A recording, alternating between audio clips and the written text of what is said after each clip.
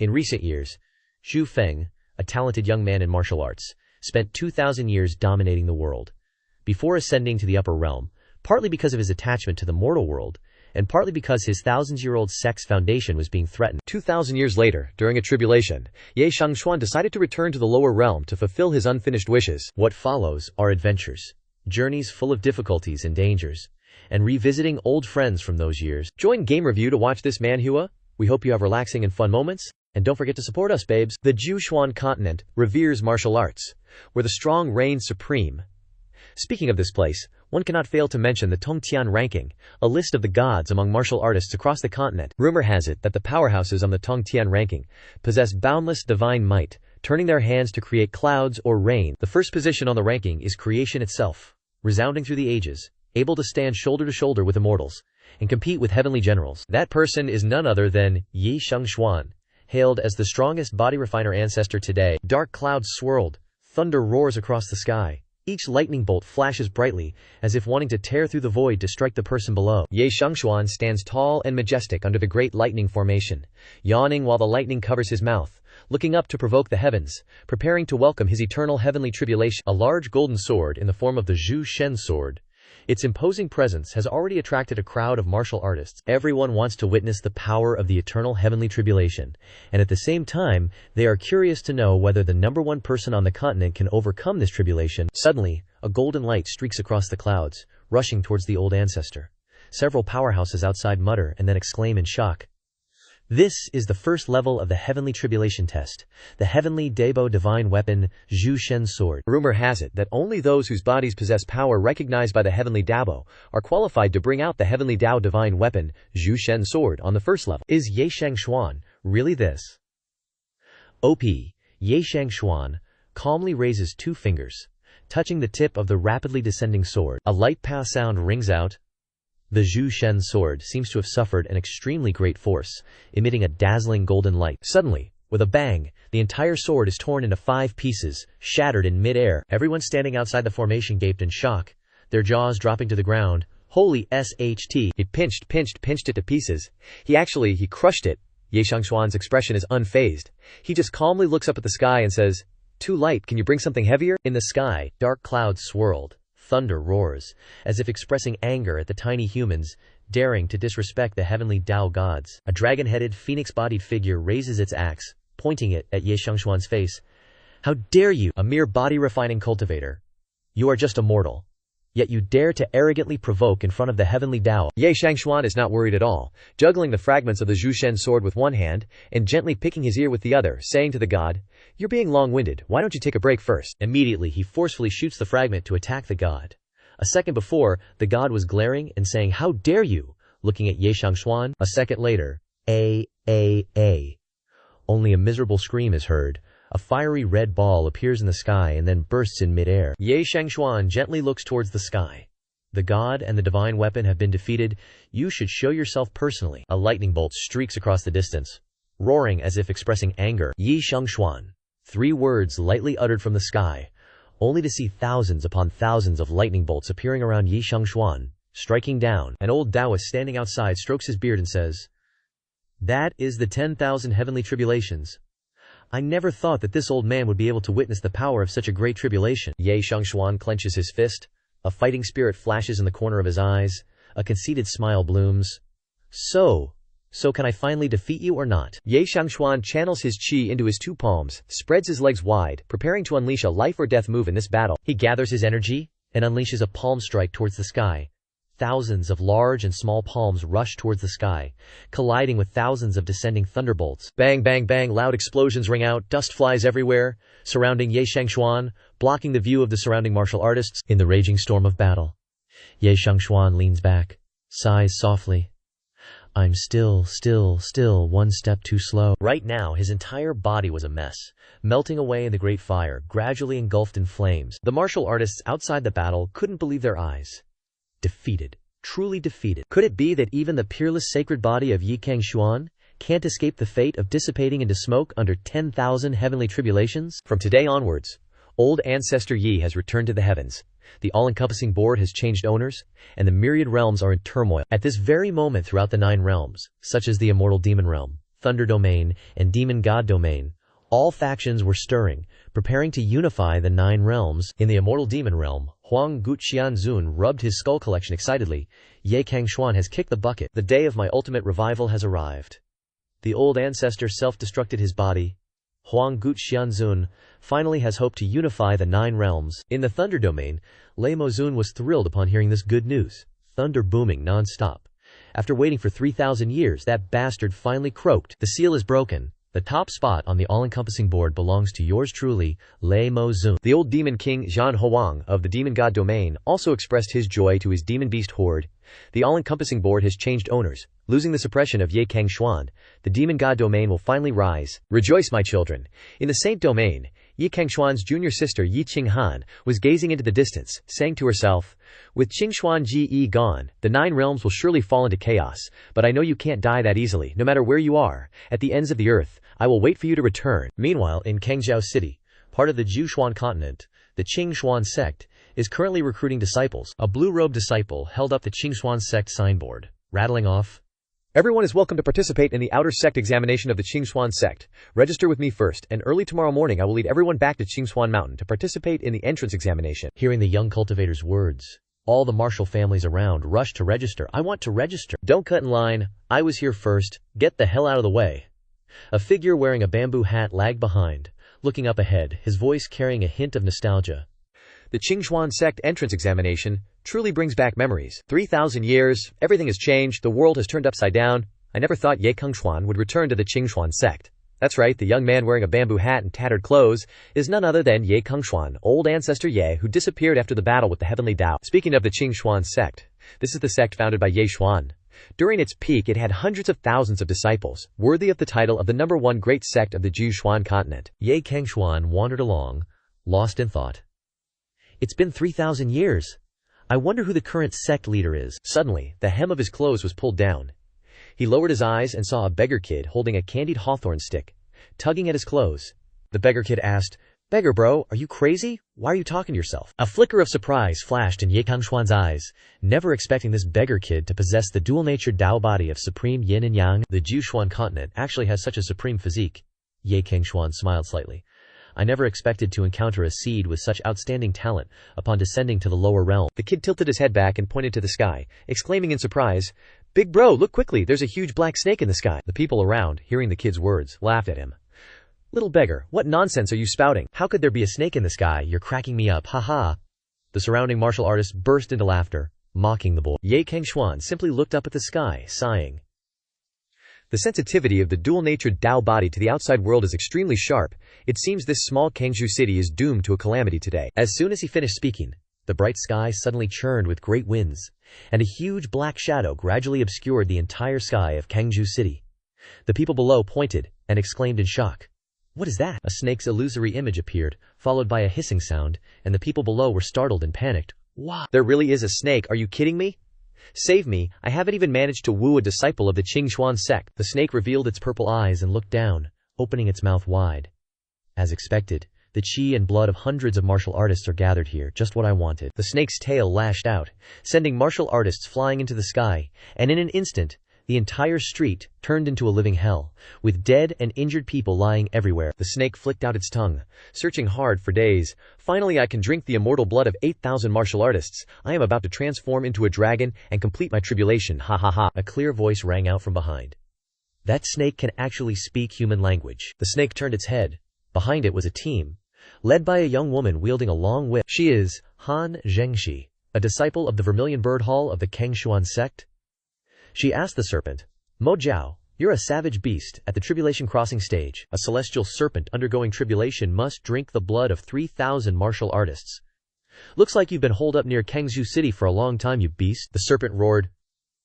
"So what if I have?" Han Zhengxi rushed forward, telling the disciples behind her, "This beast is a menace to Cangzhou city. Show no mercy, let's butcher it directly. Charge." All the female disciples following Han Zhengxi charged forward, attacking the serpent. The serpent opened its massive maw. "A bunch of little girls, easy pickings, you really don't know your own limits." With a single roar from the serpent, the Vermilion Bird Hall's female disciples swayed left and right, crying out in pain. Han Zhengxi, breathing heavily, said to her junior sister behind her, "This dark Jiao is about to transform into a celestial serpent. We are no match for it. Quickly seek help from our senior brothers and sisters at the Cangxuan sect. Yes, senior sister Han. The female disciple behind her quickly replied. She raised her hand high, and a signal flare blazed across the sky. This is the Cangxuan sect's signal flare. The serpent roared. It's useless no matter who comes. This seat will swallow all of you whole.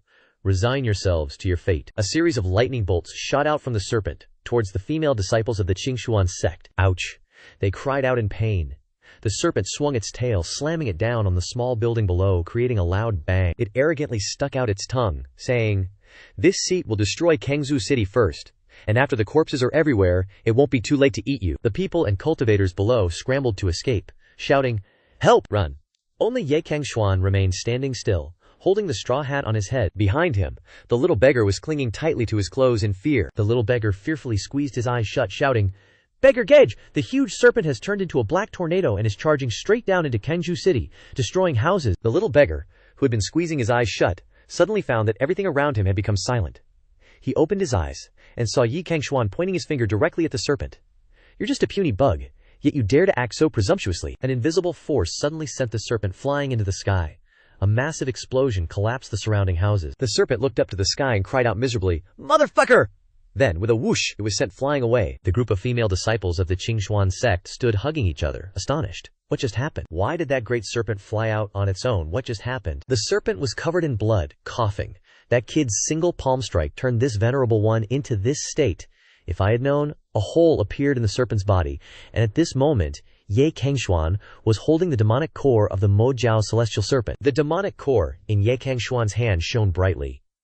The beast core of a savage demon at the tribulation crossing stage actually has such a powerful aura. Could it have been raised by a martial artist? It seems someone intends to plot against the Cangxuan sect and brought this bug here. The little beggar pointed excitedly at the demonic core. "Big brother, the little serpent in your hand is so cute." Ye Cangxuan tossed the little serpent into the little beggar's hand. "This serpent is useless to me. I'll give it to you. By the way, tell me, what's your name?" The little boy excitedly thanked him.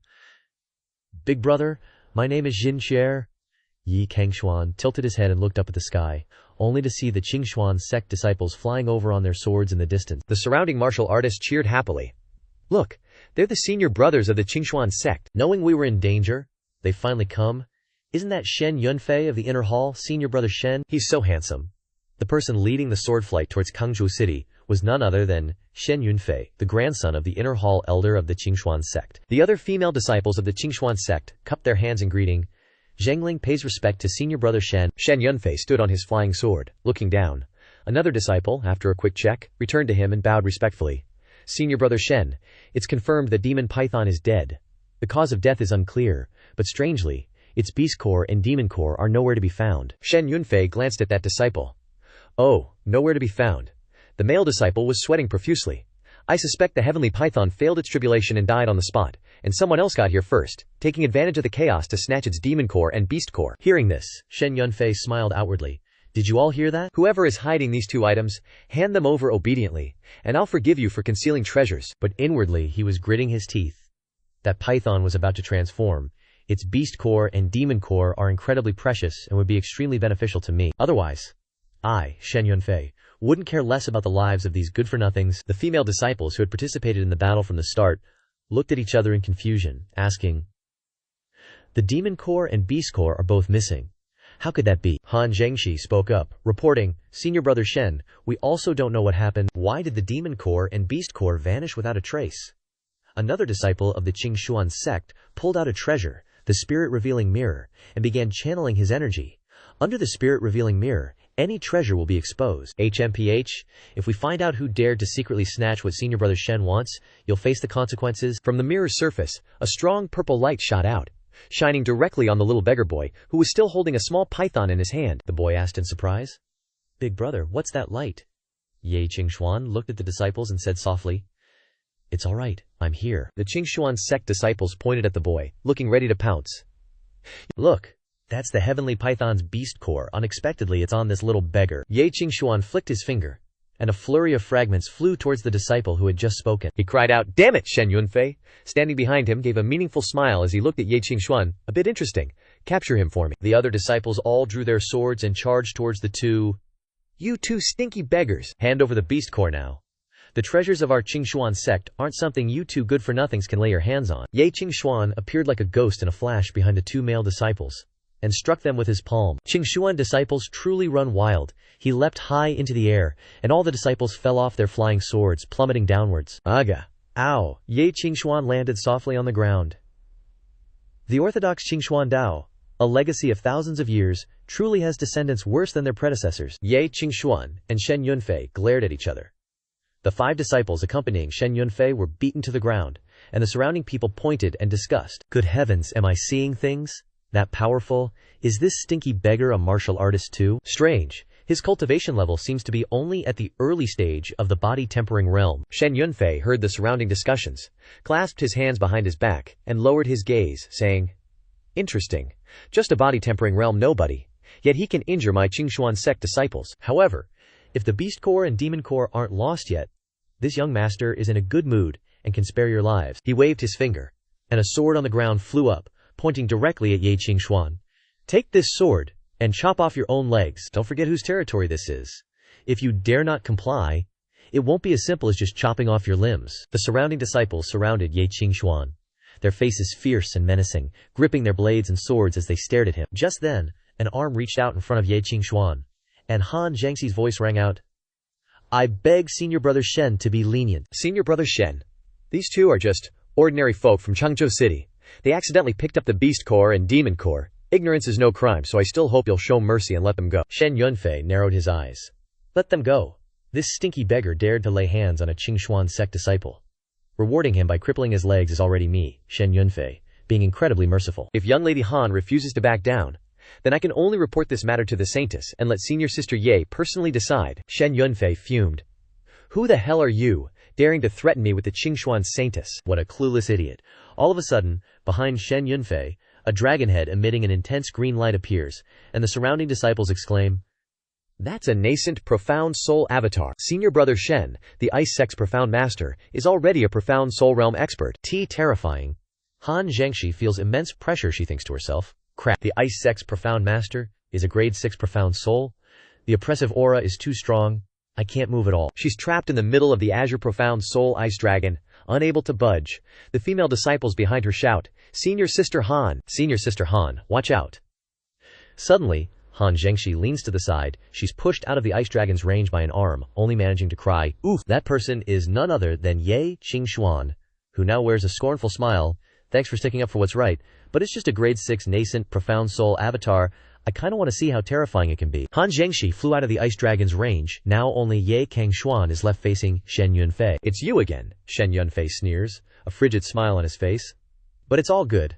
Let your stinky beggar ass witness the difference between martial artists and mortals." Ye Cangxuan takes off his hat. "Oh really?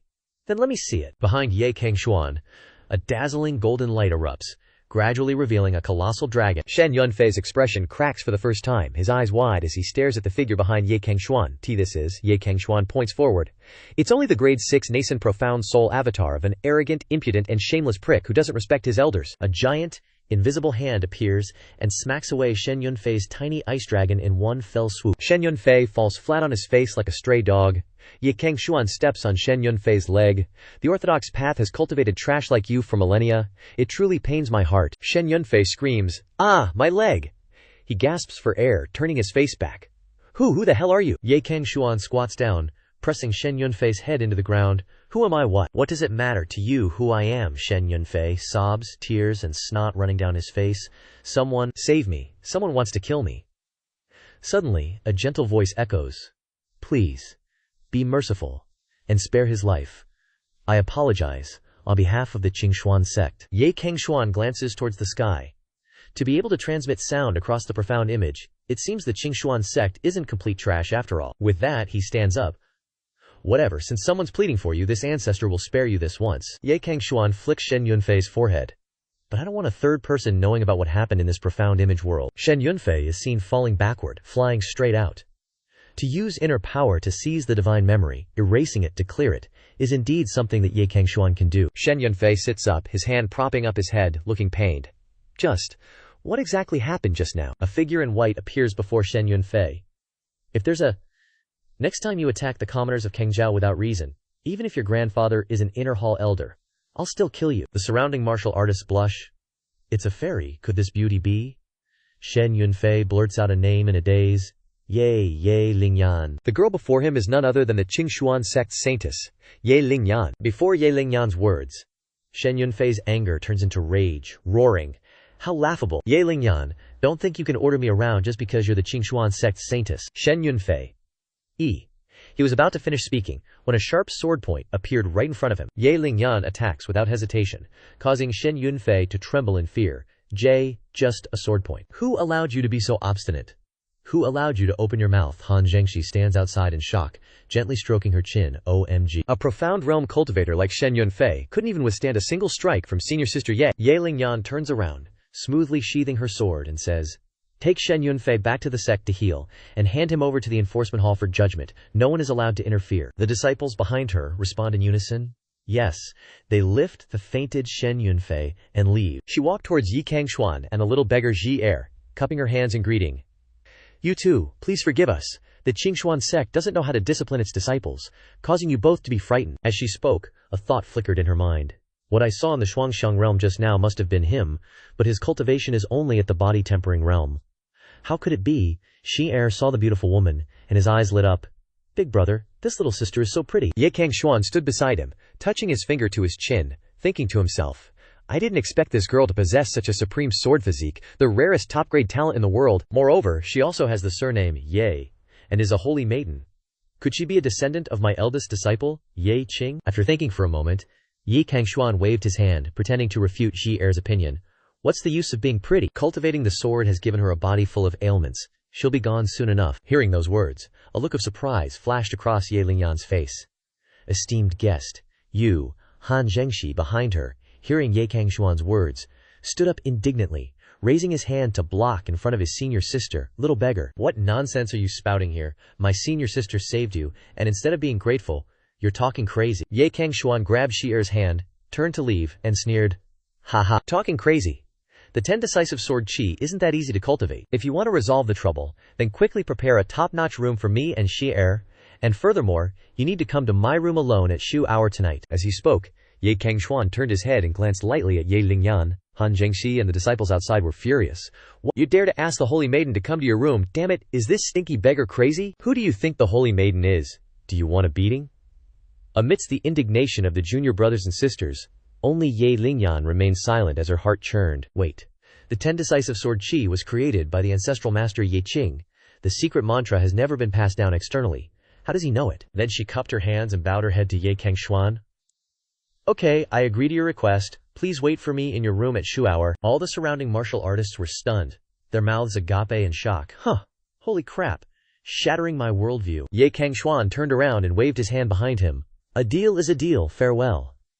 Earlier at the hotel, the table was full of empty dishes, with only bones remaining. Shi Er held a small cup next to Ye Cangxuan, enthusiastically inviting, Shi Er, come on little girl, have another drink. Okay brother Ye. Following that was the sound of gulping down alcohol. Setting the cup down on the table, he rested his chin and observed the small beast core, and then exclaimed, Oh brother Ye, inside this little snake seems to be a figure moving around. Indeed, inside the beast core was the silhouette of an old man with a hooded head, wearing a black robe, holding a scepter, pointing outwards. 2 ignorant brats courting death. Quickly release this old man. By Shu hour, it was long dark outside. Shi Er had already collapsed on the table, fast asleep, emitting a rattling, snoring sound. A light footstep entered the room. Ye Lingyan saluted. Shu hour has arrived. Lingyan has come as promised. Ye Cangxuan, still holding a wine cup, kept his eyes closed, and did not raise his head to look.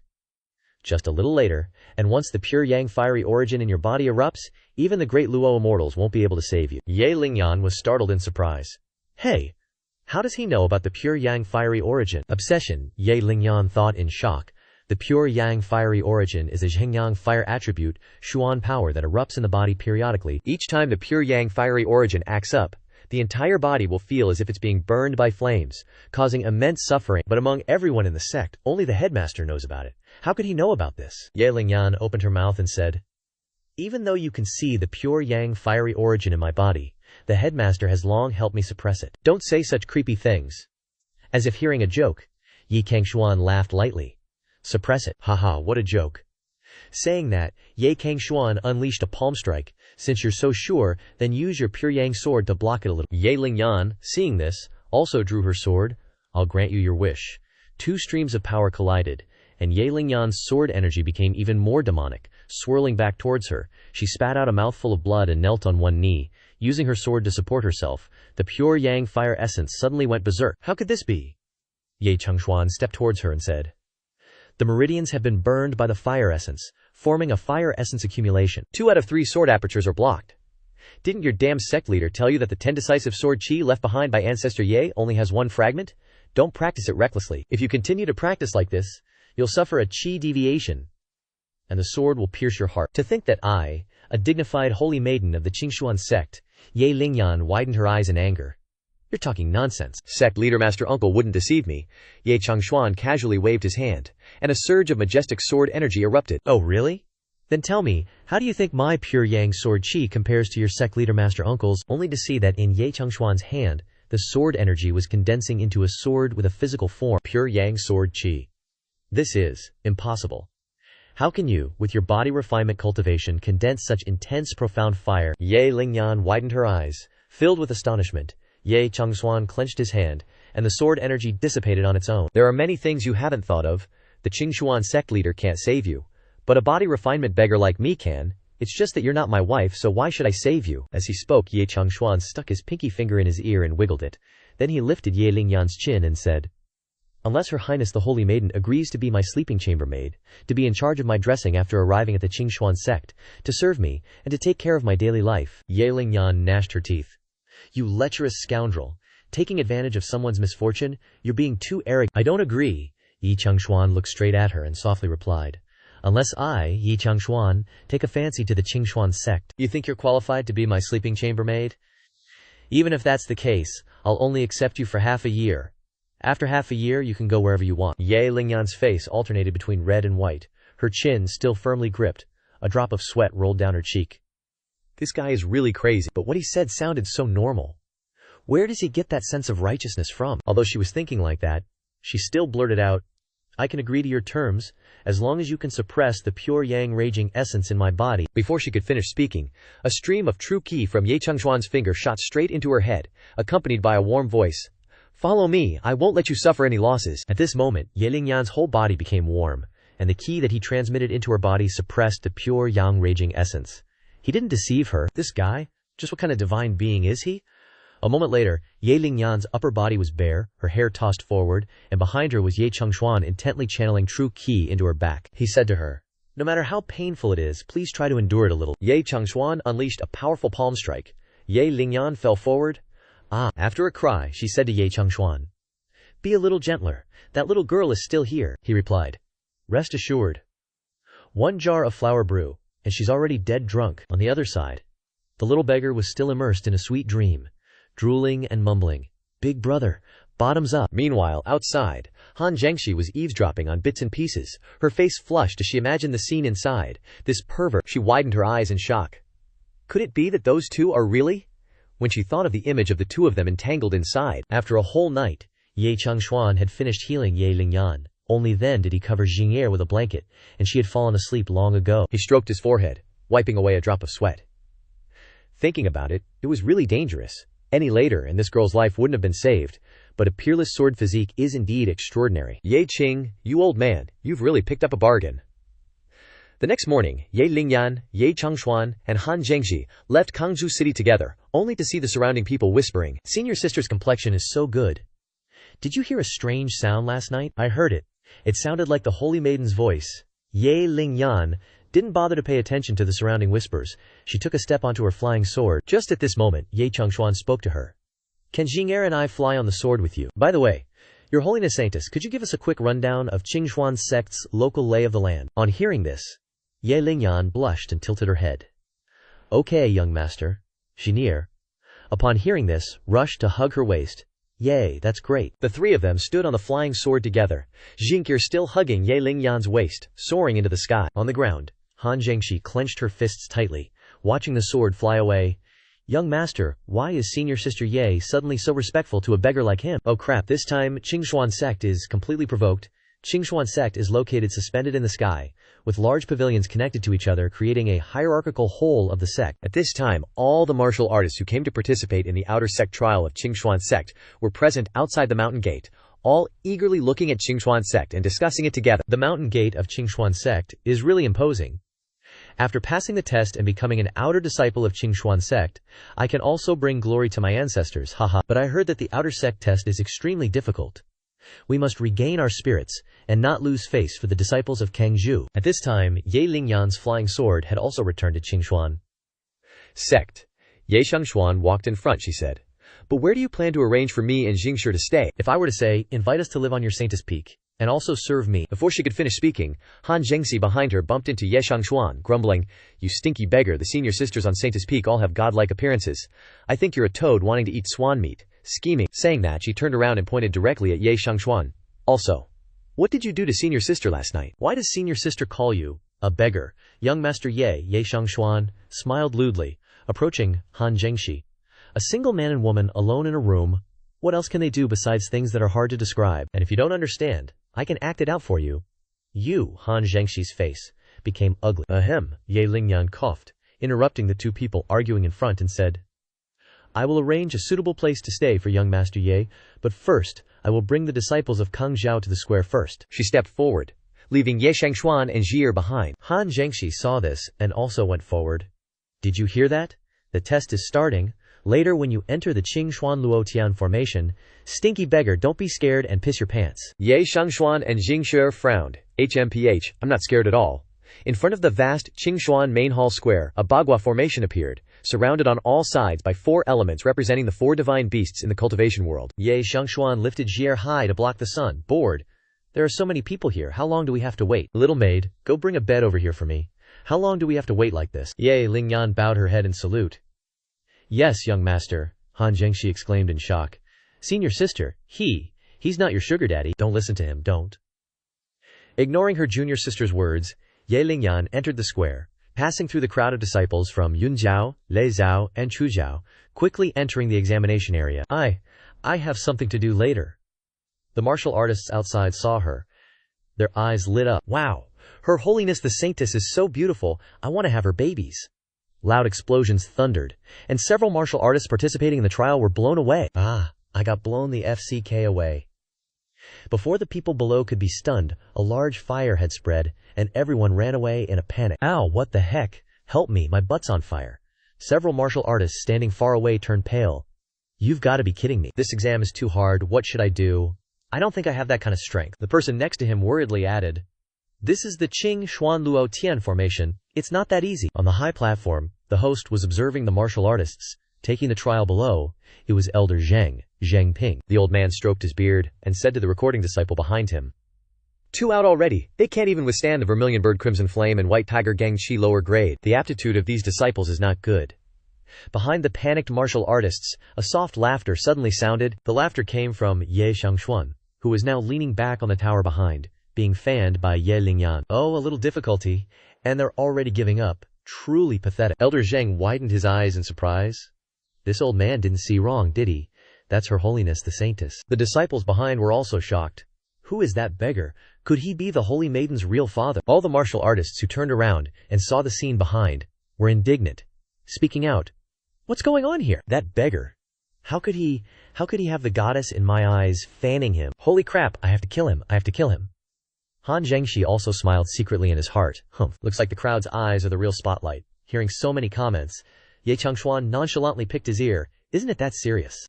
After all, this girl is 3,000 years younger than me, serving an old geezer like me. Could it be? Isn't that right? What kind of logic is that? An energy ball flew towards Ye Qiangshuan. Letting out a shout, feet stepped out of the energy ball. And a person took the lead and said, Ye Shiji is the Holy Maiden of Cangxuan sect. The outer sect. 3 heroes of the Cangxuan ranking came to participate in the test, precisely because of the Holy Maiden's beautiful appearance. How could a stinky beggar like you gain the Holy Maiden's trust? Are you really tired of living? The 3 people who just came down are the outer sect 3 heroes on the Cangxuan ranking, namely Lei Tao, Yun Longji who is speaking, and Chu Jiangfeng. Elder Zheng stroked his beard and thought secretly, Get fired up, good. Worthy of being the outer sect. 3 heroes, Their talent is so outstanding, and they can withstand the test of the four symbols' power. After seeing the three people, the outer disciples whispered, "These three guys have monstrous talent, and have been spotted by the inner sect elders. It is said that they can exceptionally become inner sect disciples." Han Zhengxi stood to the side, covering his mouth and laughing secretly. "These three are the representatives of the strongest disciples this year. Stinky beggar, you're showing off too much. In front of Ye Shiji, I'll see how you end this." Ye Cangxuan still held the wine cup leisurely, without the slightest worry. Not that simple. But one incense stick's time was enough to break the Cangxuan Luotian grand formation. Yun Longji grinned and said, "You're too kind. You're too kind." Lei Tao clasped his hands arrogantly. "It's nothing." Chu Zhangfeng covered his mouth with a fan. "You're too polite." Yun Longji stepped forward to provoke Ye Cangxuan. "To be taken care of by the holy maiden like that. Maybe your strength isn't simple either. Why don't you go up there and try it out so we can broaden our horizons, stinky beggar?" The martial artists outside were excited. Everyone was disgusted by Ye Cangxuan. It's coming. It's coming. This is getting interesting. Next, let's watch the stinky beggar make a fool of himself. Ye Cangxuan glanced at the outer sect, three heroes with disdain. "Go up and try." "Is it just a tattered formation that mortals can't break? I really don't know what skills you guys have." Hearing this, Lei Tao flew into a rage. "What did you say? Even mortals can break it. This stinky beggar dares to speak so arrogantly." Chu Zhangfeng folded his fan and reached out to block Lei Tao. "Lei Qiong, why be so angry? What are you doing, this stinky beggar? If he dares to speak so boastfully, of course he has someone backing him up. Therefore, if even mortals can break it, then why don't you go up and show us a bit, so we can broaden our horizons?" As he spoke, he spread his fan, covering his provocative smile. Yun Longji next to him also chimed in. "Jiang Feng is right. Stinky beggar, you're so arrogant. Why don't you go up and show us a bit? Don't tell me you don't dare." Hearing this, Ye Cangxuan gently waved his hand, causing Yun Longji to lean back. "Even mortals can break it, but I'm not a mortal, so how can I let me perform?" After saying that, he turned to Ye Lingyan beside him. "Girl, a maid should act like a maid. Can't you see that the wine in the cup is empty? Why don't you quickly fill it up?" Ye Lingyan nodded slightly. "Yes, understood, young master. But inside, she's burning with anger. Fanning is already too much. And now I, the holy maiden, have to pour wine for you in front of so many people, and you even straight up call me your maid." Despite thinking that, she still raises the wine jug, smiling at Ye Cangxuan, young master. "Is it really true that even ordinary people can break the Cangxuan Luotian grand formation?" Hearing Ye Lingyan's words, Ye Cangxuan indifferently asks back, "Even a little maid like you doesn't believe what I say." Ye Lingyan waves her hand. "No, I'm just curious." But in her heart she thinks, even ordinary people can break it. How is that even possible? After all, this is a fifth-order profound formation. Finishing his cup, Ye Cangxuan flicks the cup behind him. "Forget it. If even you are curious, then I'll broaden your horizons a bit." The surrounding martial artists are instantly excited. He's finally making a move. I'll see just how amazing he is. That's right, and he treats our holy maiden like that. Ah, so admirable. Ye Cangxuan beckons the little girl playing with pebbles over. "Jinier, come here," and whispers into her ear. Waiting for later to enter the formation, the little girl scratches her chin as she listens, her expression as if she understands. After listening, the little girl runs towards the grand formation, then turns around and waves at Ye Cangxuan. "Big bro, I'm off." Ye Cangxuan behind her also smiles and waves back. "Have fun." The people outside are all gaping with wide eyes. Have fun. Does he think entering the formation is for fun? Moreover, he's sending a child. Is he crazy? Ye Lingyan also steps forward and says to Ye Cangxuan, "Young master, are you really planning to let Jinjier break the formation? Jinjier hasn't even cultivated yet." Hearing that, Ye Cangxuan not only isn't worried, but also leans back on the chair behind him. Perfect timing. If Jinjier has cultivated, then wouldn't she not be an ordinary person anymore? Lei Tao is also extremely astonished.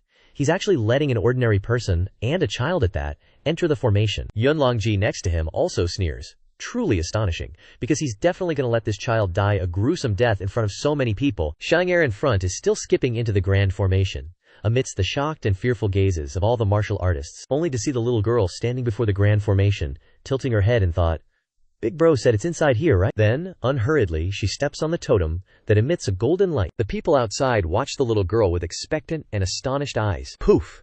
A massive golden light erupts. Enveloping the little girl, she blankly looks at the light that just appeared, wondering, this is the magic formation that Big Bro was talking about. So magical. Entering the grand formation, the little girl immediately recites what Ye Cangxuan taught her.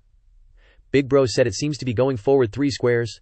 The little girl immediately jumps forward 3 squares, then goes up 4 squares. The little girl turns and flies forward 4 squares. At this moment, the phantom of a massive beast appears above her. with 3 small horns and scales all over its back. It roars because someone dared to enter the grand formation and challenge the authority of the divine beast. The people outside exclaim, "It's here! The 4 symbols power." The first symbol, Xuanwu, has appeared. Ye Lingyan worriedly turns her head to speak with Ye Cangxuan, young master. Although Xuanwu is slow, its attack range is very wide, and Xinye has no cultivation. Is it really not dangerous? Ye Cangxuan remains calm. Watch and you'll know. The martial artists outside suddenly point at the grand formation.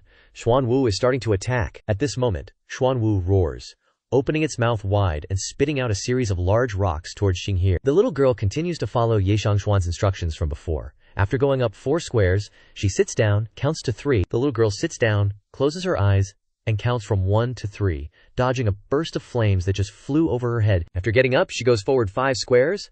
After counting, she gets up and skips happily forward, then stops, covers her eyes, and counts to 4. When the little girl starts covering her eyes and counting from 1, a ring of rocks falls all around her, but she is unharmed. Yun Longji rubs his eyes, as if not daring to believe the scene he's seeing. Covering her eyes in the Luotian Grand Formation, how is that possible? Even Lei Tao gotta slap himself. No way this is real. Chu Jiangfeng pinching his cheek.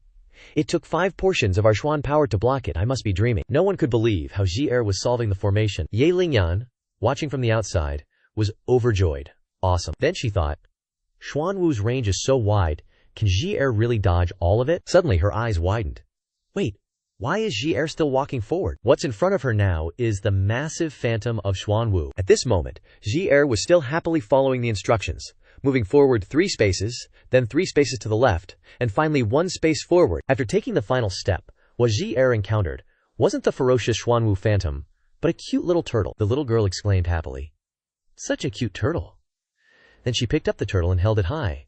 "Wanna play with me, little turtle?" The turtle turned its shell to face Ji Er, who squealed, "Letting me touch your shell means you agree." The martial artists outside collectively facepalmed, clutching their heads and screaming, "There's a way to break the formation like this. No way, no freaking way. And it hasn't even been an incense stick's worth of time, right?" She broke through the Xuan Wu power of the first statue. Could even a mortal do that? Is this for real?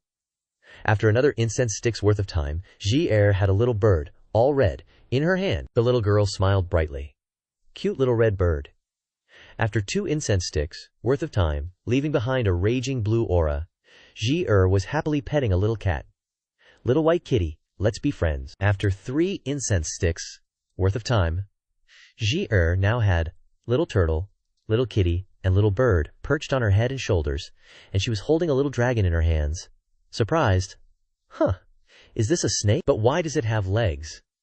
And just like that, Ji Er passed through the entire grand formation. The grand formation collapsed, and the little girl stepped out with the 4 little animals, happily shouting to Ye Cangxuan, "Big bro." There really are 4 cute little animals inside. The entire place was shocked, especially the outer sect. 3 heroes, eyes wide, mouths agape, unable to believe what was happening before their eyes. The 13 enforcement disciples around were all dumbfounded, exclaiming in unison, "She's out! She actually broke the formation. How the heck did she do that?" Ji Er approached Ye Cangxuan and asked quietly, "Big bro, can I keep these little animals?" Ye Cangxuan didn't really care, petting the little cat, and replied, "If you want to keep them, keep them." This Cangxuan Luotian Grand Formation was obsolete 1,000 years ago. Using 5th grade Beast Core formations, there are too many flaws. Even a mortal can do it. There's basically no point in testing it. The 3 heroes were outraged when they heard that he dares to say that. This is a 1,000-year-old inherited formation, but that little girl just passed through it. Ye Lingyan gently poured more wine into Ye Cangxuan's cup. Young master says that. But wouldn't it be better to replace Cangxuan sect's formation? Ye Cangxuan took the wine cup, frowning slightly. "You guys are really calculating, putting all your attention on me." Ye Lingyan giggled to make amends. Young master is joking. Young master is so amazing. Setting up a higher level formation is as easy as pie, right? Ye Cangxuan waved the wine cup around. "Don't try to provoke me here either. Just serve me well, make me comfortable, and maybe I'll casually set up a formation for you." Ye Lingyan clasped her hands and smiled happily. "Young master." Then it's decided, but her heart was ablaze with anger, wishing she could chop Ye Cangxuan into a million pieces. "You're really pushing it, aren't you?" Ye Cangxuan just quietly gazed into the distance, thinking to himself, "Can't believe the Cangxuan sect still treats this kind of trash formation like a treasure after 1,000 years. This is basically just a simple, casually created formation I used to catch birds with. It's about time I gave them a better formation."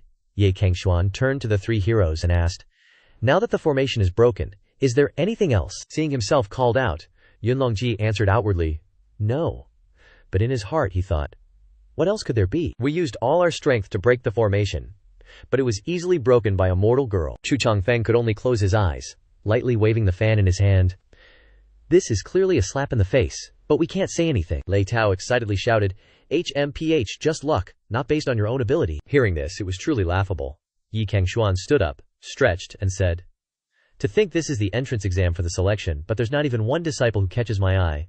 Every single one is arrogant. How boring. Hearing those words, Lei Tao could only stare blankly at the person in front of him, unable to retort at all. Ye Cangxuan walked forward, waving to Ye Lingyan and Xier behind him.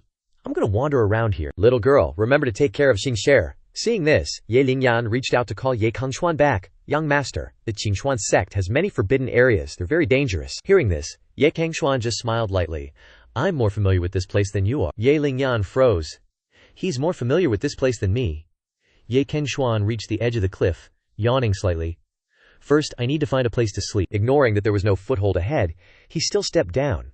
However, he didn't fall as expected, but a small vortex immediately appeared under his feet to support him. Ye Cangxuan zoomed away. Ye Cangxuan lightly landed in a small courtyard. In front of him was a row of wine jars. He exclaimed in surprise, I didn't expect the Cangxuan sect to still have someone brewing spirit nectar. Saying that, Ye Cangxuan sat down right away, opening the lid of a wine jar. But how it's brewed, I have to taste it to know. Before he could pour the wine into his mouth, Ye Cangxuan's hand was grabbed by another hand. An old man suddenly appeared in front of him, wrenching his hand back, and shouted, Hey kid, you dare steal my wine? The old man held tightly onto Ye Cangxuan's hand, roaring, Brat, quickly put it down for me. Ye Cangxuan sneered, What if I don't? Hearing that, the old man flared up with anger. I'll kill you. The old man put all his strength into gripping Ye Cangxuan's hand, intending to break it. But he couldn't move it at all. The old man was secretly surprised. This kid has such strength. Outwardly, he asked Ye Cangxuan, You bastard, which peak are you from? Ye Cangxuan tossed the wine jar from one hand to the other, sneering, Why do you care which peak manages me? I've already set my sights on Jiangxuan Peak. I'll be hanging around there from now on. Saying that, he tilted the jar and poured the wine into his mouth. The old man truly exploded. He poured his strength into his hand, unleashing a palm strike towards Ye Cangxuan. Who the hell taught you that? Daring to look down on people like that? I'll discipline you properly in place of your master. Hearing this, Ye Cangxuan smiled lightly. Such a hot temper. Then, whoosh, he disappeared before the old man's eyes. The old man froze in astonishment, then turned his head back vigilantly. Without knowing when, Ye Cangxuan, hugging the now emptied wine jar, was sitting behind him. He still spoke in an arrogant tone. Old man, you're behind the times. You're only drinking a little spirit nectar on your mundane path. The old man's eyes widened. On this mundane path? What, you little punk? Say whatever you want, but you dare call my spirit nectar ordinary. I'll fix that foul mouth of yours. A surge of golden true energy erupted around the old man, enveloping him. The old man's eyes were bloodshot, exploding with immense power. I'll cripple you, then make the person next to you my little servant boy. With that, he struck out with his palm toward Ye Cangxuan. Despite the old man's outburst, Ye Cangxuan remained seated, completely unfazed. A drunkard with a temper quite similar to mine, huh? Ye Cangxuan gently pushed the wine jar in his hand. The jar shot straight towards the old man. I don't mind taking in an old wine addict servant at Jiangxuan Peak to keep me company. The old man just let out a cry, his whole body flying backward. His jacket exploded into shreds, revealing a body covered in scars, and he spat out several mouthfuls of blood. Ye Cangxuan was surprised. Oh, this old dude's skills aren't weak, but he has too many injuries, he can't display his full power. A faint aroma drifted from the main hall ahead. Ye Cangxuan twitched his nose, thinking, There's still wine in this dilapidated hall. Ye Cangxuan followed the scent, cupping his hands as he entered the main hall. Seeing this, the old man was stunned and raised his hand to stop him. Young hero, please stop, there's nothing in there. Ye Cangxuan turned his head and told the old man, Old man, without my permission, you're not allowed inside. If I see you once, I'll beat you once. With that, he continued forward, Goodness kid, he even brewed this. This is high-grade lingru. By now, Ye Cangxuan was standing before a large bronze cauldron, hands clasped, facing the cauldron that emitted a rich fragrance. Ye Cangxuan mused, I can't believe this old man can even brew high-grade lingru. This is the 9th rank of wine. There are only a few people in the world who can brew something like this. Ye Cangxuan lightly jumped onto the cauldron's rim, opening the lid with a joyful laugh. Hope the taste of this high-grade lingru won't disappoint me. Ye Cangxuan's eyes suddenly widened. This isn't the demoness from the demon imprisonment hall, is it? How could her soul run out now? Inside the cauldron, there was a little girl, lying asleep, drooling a little, gently floating in the wine. Hearing the noise, the little girl half opened her purple eyes and asked, Who is it? Why are you disturbing my nap? Seeing the unfamiliar man in front of her, the little girl suddenly woke up, shooting into a sitting position. Oh no, I've been found out. Saying that, the little girl shot out of the wine cauldron like a wisp of smoke, quickly running outside, vanishing completely. Cangxuan only smiled faintly. This little brat sure runs fast. But will it work? Can she escape from me? The immortal chi of this high-grade Lingru has been mostly sucked up by that brat's soul. Without the immortal chi, the flavor would be reduced by at least 90%. He jumped down from the cauldron's rim. To do such a wasteful thing, I absolutely have to punish this little brat. Outside in the courtyard, the old man was lying face down on the ground, wailing, "My wine, I brewed it for over 40 years to get the best kind. It's all gone. Lost. It's all truly lost." A foot appeared in front of the old man. Instinctively, the old man flinched, only to see Cangxuan looking down. "Relax, there's still some inside. Right now, I have a few things I want to ask you." Hearing this, the old man sat up with a slight sigh of relief. Good if there's still some. He pointed straight at Cangxuan's face and asked, "You stinky brat, who exactly are you?" Cangxuan's face darkened. "I'm the one asking you right now." The old man suddenly felt immense pressure, scared by Cangxuan's terrifying aura. "Ah, you go ahead and ask." "Cangxuan," asked the old man, "other than you, is there anyone else at this Jiangshuan Peak?" The old man replied, "Nope. Jiangshuan Peak was already considered a deserted area thousands of years ago." "Then do you know if this Jiangshuan Peak has any forbidden areas?" Cangxuan continued to ask. The old man waved his hand. Nope. I've lived here for nearly 100 years. If there were a forbidden area, how could I not know? Apart from being big, there's nothing strange about Jiangshuan Peak." Hearing this, Cangxuan turned and left. "Alright, I got it. I still have things to do. You take your time and chill." Watching Cangxuan's figure walk far away, the old man pondered, "This brat looks really familiar. Who on earth is he?" Cangxuan was now standing in front of the true martial hall. He gently pushed open the main door and looked around. Looks like the old man was telling the truth. "I'm afraid no one has entered here for over 2,000 years. No wonder that demoness's soul could run out." Cangxuan was standing in front of his own large statue. The statue's base was covered in cobwebs. No one has entered for 2,000 years. The formation protecting the demon imprisonment hall must have long since run out of its mystic power. He walked around, then stomped his foot in one spot. "It's here." As soon as Cangxuan stomped his foot, the ground slowly split apart, revealing a long staircase leading straight down. In front of a sealed door, Cangxuan descended the stairs, and the door in front of him automatically swung open. He stepped inside. This was a jail that had existed for a very long time, with only dry skeletons remaining. Cangxuan stood before one skeleton, reading the words left under its fingers. 2,000 years. Cangxuan sect has no martial virtue. Mistreating prisoners. I'm about to starve to death. Someone come and kill me. I'm in too much pain. Cangxuan chuckled. Cangxuan chuckled. Cangxuan chuckled. Cangxuan chuckled. This bandit died of hunger too. And this one? Cangxuan stepped over the skeletons, going deeper inside, when a voice suddenly echoed from within. "It's been 2,600 years. You haven't returned since you left. Have you truly forgotten about me? After using sweet words to trick me into coming here and locking me up, fine. But you should at least come stay with me, right?" The person speaking was none other than the little wine-stealing brat Cangxuan had just met. The little girl's name was Tang Yuyu. Tang Yuyu was currently slumped on a table. Her eyes were shimmering with tears. "Right now, this Jiangshuan Peak only has one old man, but his yang energy is super strong. My soul can't even get close. I can only secretly sneak up to absorb a little spiritual chi every day. But it's completely not enough. If this keeps up, I'll definitely starve to death here sooner or later." The little girl waved her limbs, smashing things. "Stinky man. Darn man. Even if you left, why did you lock me in this cursed place? At least someone should bring me food." While smashing things, the little girl suddenly heard footsteps, opened her eyes wide, and ran towards the cell door. "Someone's coming!" Finally, a Cangxuan sect disciple has discovered this place. The little girl gently blew a breath towards the approaching footsteps. Cangxuan saw a stream of energy floating in the air, thinking, "This brat is still here trying to bewitch people. It really was the right decision to seal this place again before I went to the upper realm.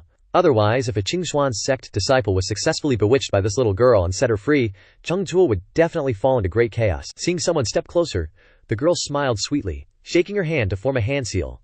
They fell for it, putting the very last bit of mystic chi onto this spell. With a boom, a flash of light enveloped the entire room. When the smoke cleared, a stunning beauty appeared. "Cangxuan, it's all your fault. I won't let go of this chance. You locked me up for 2,800 years.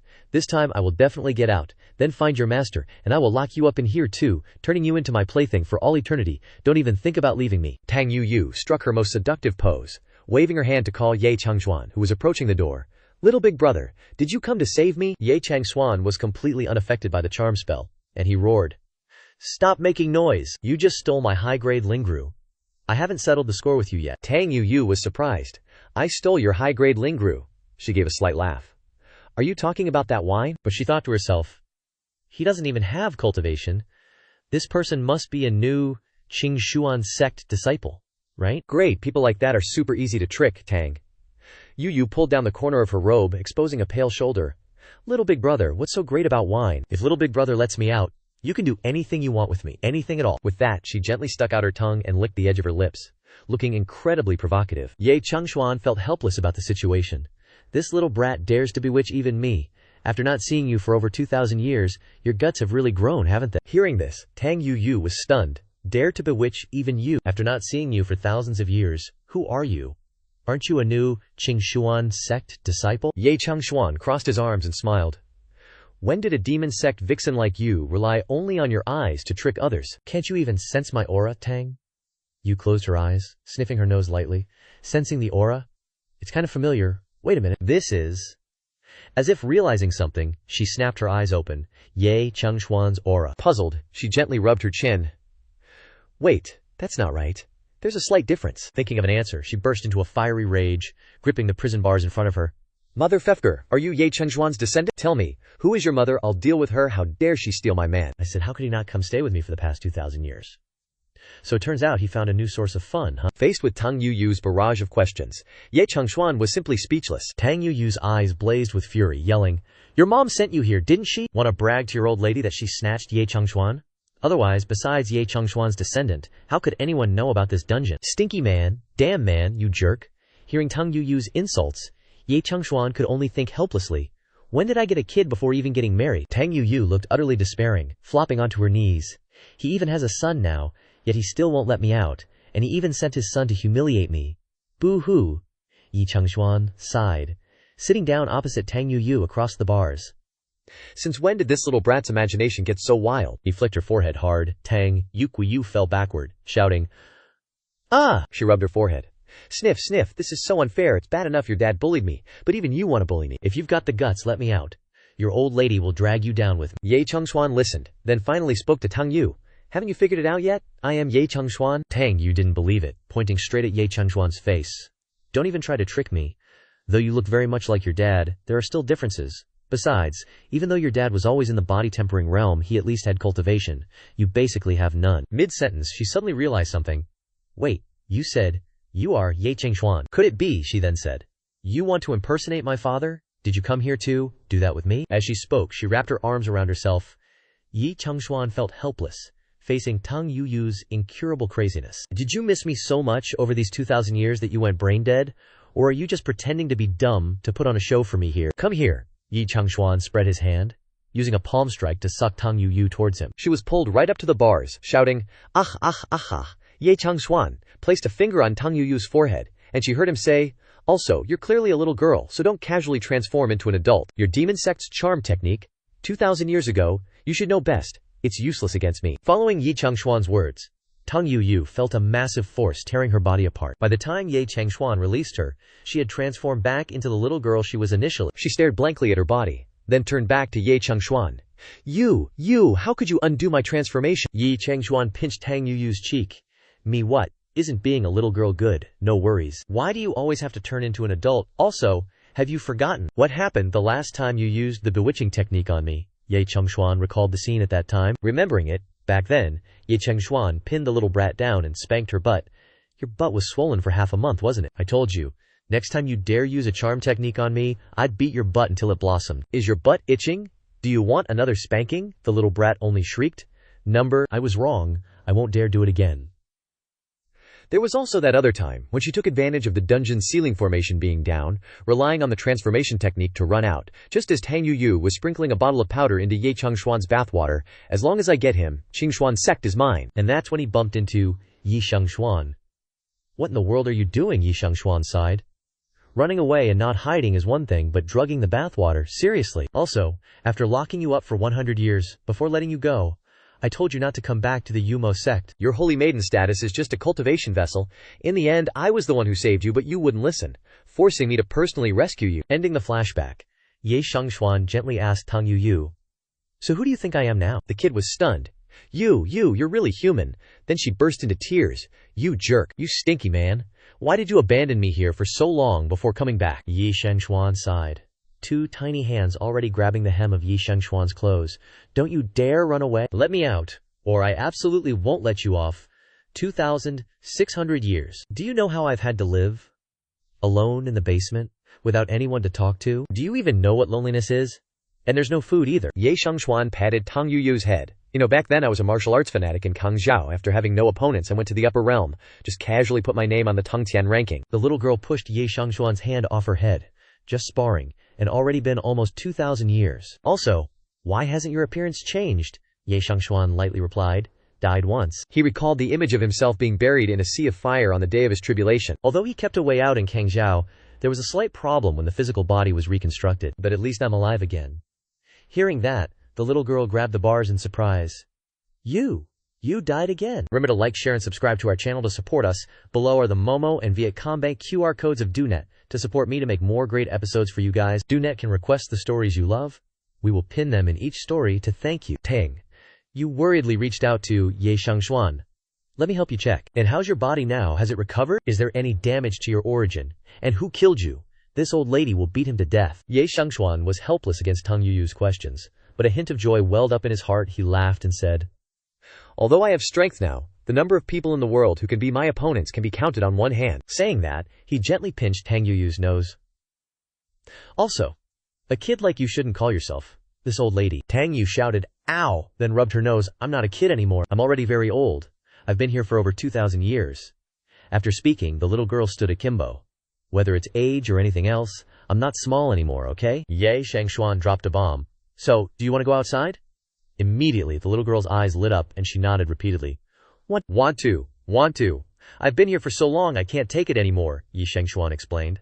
Locking you up before was because I wasn't here. You would definitely cause trouble, plus your naturally charming appearance is easy to cause problems. Now that I'm back, I don't need to worry about that anymore. In his heart, he thought, locking up a little girl for over 2,000 years is indeed a bit cruel. Ye Shengxuan said to Tang Yuyu. But I have 3 conditions. Tang Yuyu nodded immediately.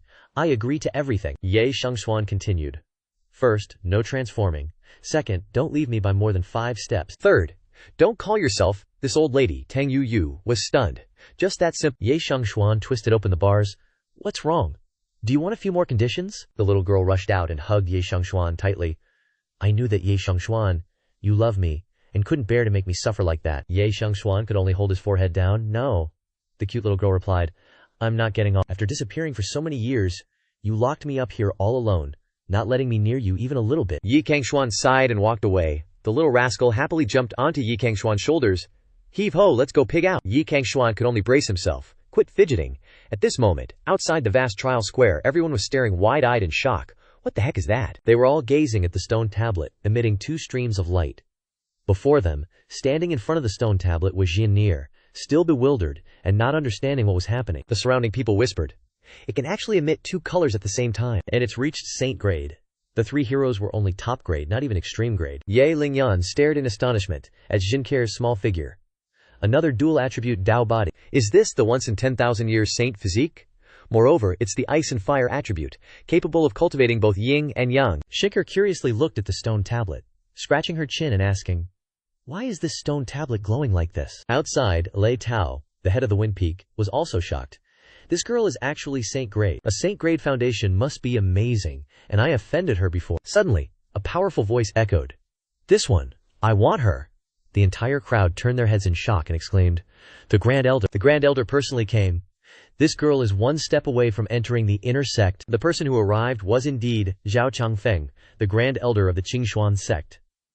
The old man stroked his beard. Unexpectedly, this sect entrance examination would reveal such a powerful physique. Another crisp, clear laugh shattered everyone's shock. A female voice echoing in midair. Old Zhao, don't even think about hogging all the fun. The Grand Elder turned his head back, slightly frowning. These guys sure are fast, aren't they? The 3 who arrived included 1 woman and 2 men. The female voice belonged to Uswan Elder, the peak lord of the Saintus Peak, she said. Such a good seed. And a girl at that, of course she belongs to my Saintus Peak. The 2 men behind Uswan Elder immediately spoke up. The old man in the red robe, Xie Tongtian, who is the peak lord of the Reaching Heaven Peak, said, Your Saintus Peak already has a Saintus. This seedling should come to my Reaching Heaven Peak. The scholar-like old man beside him, Lu Shibei, who is the peak lord of the Falling Star Peak, immediately chimed in. My Falling Star Peak is a scholarly sect, the best place for you. Seeing this, the Grand Elder got annoyed. Shouldn't there be some order to this? Clearly I came first, all three Peak Lords said in unison. Get lost, Uswan. Elder continued. You're not a Peak Lord, yet you want to snatch disciples from us. Tongtian Elder also added. Besides, what use would you have for her if you took her in? You don't even have any resources. The Peak Lord of Falling Star Peak also said, Old Zhao, although your strength is high, it's your fault for liking freedom and not wanting to become a Peak Lord. The Grand Elder widened his eyes, pointing at the three of them and cursing. What the all you grandsons. When snatching the position of Peak Lord, each and every one of you told me how tiring the Peak Lord position was, telling me not to compete, so it turns out you were playing me here. Stop arguing. A gloomy voice echoed from behind the elders. This girl, I'm taking her. The voice came from the air, and a scarlet figure slowly appeared. This girl, I'm taking her. The newly arrived old man repeated to the elders below. Some martial artists were looking up, wondering, who is that? He looks so arrogant. His teammate next to him pulled his arm, making a shush gesture, and said, be careful. He is the supreme elder of our Cangxuan sect. The Grand Elder stroked his beard and laughed. Looks like I don't have a share in this disciple either. The three Peak Lords. Expressions turned ugly. Bad luck. Isn't he in secluded cultivation? It's so hard to find a good seed. The person who appeared before all the martial artists now is Taishang, the supreme elder of the Cangxuan sect. The old man said. To think that I just finished my secluded cultivation, and I would encounter such a good seed. The old man stroked his long beard. With these bones he can definitely inherit my mantle perfectly, even surpass me. The three Peak Lords and the Grand Elder bowed in unison. Greetings, Grand Elder. The Grand Elder returned the greeting politely. This time, I'm still snatching a disciple from you all. Of course, if you have any objections, you can speak up. The Grand Elder clasped his hands. Grand Elder, you're too kind. It's a great thing for you to take a disciple. How could we have any objections? Saying that, the Grand Elder turned his head to look at the three Peak Lords. The three Peak Lords definitely don't have any objections either, right? But in his heart, he was thinking, humph, you guys wanted to kick me out just now. Now it's good. No one gets to take a disciple. The three Peak Lords clasped their hands in unison. Elder Zhao is right. Congratulations to the Grand Elder for gaining a new disciple. Congratulations, congratulations. The Grand Elder stroked his beard and laughed loudly. You're all too kind. Saying that, he swooped down. Go, I'll take you to meet my good disciple. The elders landed on the ground together. Ye Lingyan saw them, and immediately bowed. Greetings, Grand Elder. The Grand Elder waved his hand. Lingyan, you don't need to be so polite in front of me. Outside, Yunlongji gritted his teeth, thinking, Why? Even a little beggar like her can attract the Grand Elder, just because she has good talent. The more he thought about it, the angrier he became. I'm clearly the main character of this assessment. I'm clearly the one who should be the center of attention. The Grand Elder walked in front of Jinjer. Child, I am the Grand Elder of the Cangxuan sect, and I will be your master from now on. Hearing this, Xuanker just blankly said, But Big Brother said he would be my master, and Big Brother said that apart from him, no one in the Cangxuan sect is worthy to be my master. The Grand Elder was stunned, Big Brother. The Grand Elder walked in front of Jinjer. Child, I am the Grand Elder of the Cangxuan sect, and I will be your master from now on. Hearing this, Xingfer just blankly said, But Big Brother said he would be my master, and Big Brother said that apart from him, no one in the Cangxuan sect is worthy to be my master. The Grand Elder was stunned, Big Brother. Immediately, the Grand Elder stood up straight, looked at Ye Lingyan, and asked, Who is this Big Brother she's talking about? Before Ye Lingyan could speak, Yunlongji immediately interjected. He bowed to the Grand Elder. Greetings, Grand Elder. I know a few things about the Big Brother this little girl is talking about. Hearing this, the old man glanced at Yunlongji. Then tell me about it. A look of jealousy flashed in Yunlongji's eyes. That person, to be exact, is an extremely arrogant beggar, completely without any cultivation. I don't know where he crawled out from, but I once asked him to go on stage to prove himself in the assessment. But he gave all kinds of perfunctory excuses, and the reasons he gave were extremely arrogant. Moreover, our Holy Maiden personally served him, so it's inevitable to suspect, could this be the Holy Maiden's outside lover? Hearing this, the Grand Elder glared. Is there such a thing? Saying that, he turned to Ye Lingyan. Lingyan, is what this person said true? Are you really serving a beggar? Ye Lingyan stammered and waved her hands. It's true, but it's not what you think, Grandpa Grand Elder. A surge of red true energy erupted around the Grand Elder. The old man was really angry. So it's true after all. Someone with no cultivation dares to speak recklessly in my Cangxuan sect, and even make a holy maiden like you personally serve him. I don't know what relationship you have with that guy, but this matter has really disgraced the entire Cangxuan sect. Ye Lingyan only knew to lower her head and listen. The Grand Elder roared again. This person must not be allowed to stay. Ye Lingyan widened her eyes in surprise. Oh, who can't stay? Tell me. A voice rang out from behind everyone. It was Ye Cangxuan and Tang Yu who had returned. Tang Yu excitedly clung to Ye Changxuan's neck and said, Eat meat, eat meat. Jimir turned back and waved. Big bro, Ye Lingyan also said, Young master, you're back. Yun Longji smirked to himself. He's back. Perfect timing. Yun Longji quickly reported to the Supreme Elder. Reporting to the Supreme Elder, this person is the arrogant beggar I told you about. The Supreme Elder tilted his head.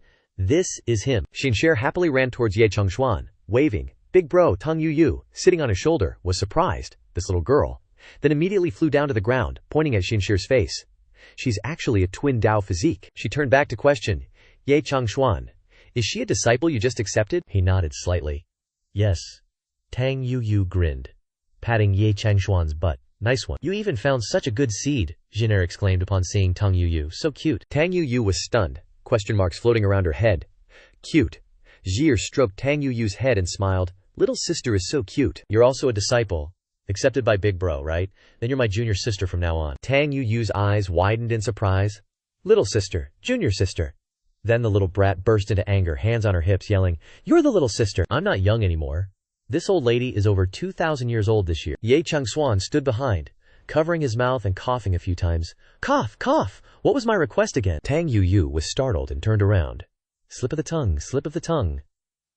Seeing how the two interacted, Ye Lingyan scratched her cheek lightly, thinking, Young master and this little girl seem to be old acquaintances. Xin'er was very surprised to see this, and said to Tang Yu, Aren't you a little sister? But you're obviously smaller than me, Tang. Yu, hearing this, put her hands on her hips, puffing out her chest towards Xin'er. Where am I small? I'm obviously very big, okay? You leaned over and patted Xin'er's head. And another thing, kid. To be precise, you should call me Martial Ant. Xin'er was confused. Martial Ant. Martial Ant, Ye Lingyan, was shocked, covered her mouth, and thought, Young master, you're even making moves on such a young child. Ye Cangxuan annoyedly smacked Yu's head. Don't talk nonsense. Tang. Yu turned around, her eyes glistening with tears. Am I not your woman? You've kept me locked up for so long, done everything, and now you want to abandon me. Ye Cangxuan was helpless. Yun Longji sulked, thinking to himself, This stinky beggar even has other women, and why has the Supreme Elder suddenly stopped moving? He immediately clasped his hands and said to the Supreme Elder, Supreme Elder, he doesn't even spare such a young child. This person is definitely a lecher, and for such a lecher to enter the Cangxuan sect, this is basically a great humiliation to our Cangxuan sect. At this moment, the Supreme Elder didn't even bother to pay attention to Yun Longji's words. The old man was staring at Yu, his eyes wide with fear. This is the demoness. Why did she appear here? Wasn't she already executed by the ancestral master? The Supreme Elder then recalled the past, being extremely infatuated with Yu's beauty, willing to kneel at her feet, abandoning all cultivation and morality. Back then, wherever Yu went, she was surrounded by men willing to kneel down, shouting Yu, 10,000 years. May she reign forever and unify Cangzhou. Yu, 10,000 years. May she reign forever and unify Cangzhou. And the Supreme Elder, when he was young, was called Tai Kang, and was a loyal follower of hers. Yu looked at the people below and smiled contemptuously. This old lady's little bit of bewitching magic? You don't even remember who your fathers are. What a bunch of slaves. The Supreme Elder tiptoed away, thinking as he walked, that demoness has reappeared. No, I have to leave immediately. I can't let this demoness discover me, otherwise, if others find out about the stupid things I did, then my prestige as the Supreme Elder will be ruined. Suddenly, a hand grabbed the corner of the old man's robe. It was Yun Longji, still trying to hold him back. Supreme Elder, no. You can't just leave. We absolutely can't let this kind of bum stay. The Supreme Elder, feeling guilty and scared, said, I have urgent business. Please, let go. In his heart, he wanted to curse 1,000,000 times. Arg, why is there someone else causing trouble? Let me go, quick! A crisp voice rang out. You're here too, Zhao Shengsheng. As she spoke, Tang Yu went towards the Supreme Elder with her hands clasped.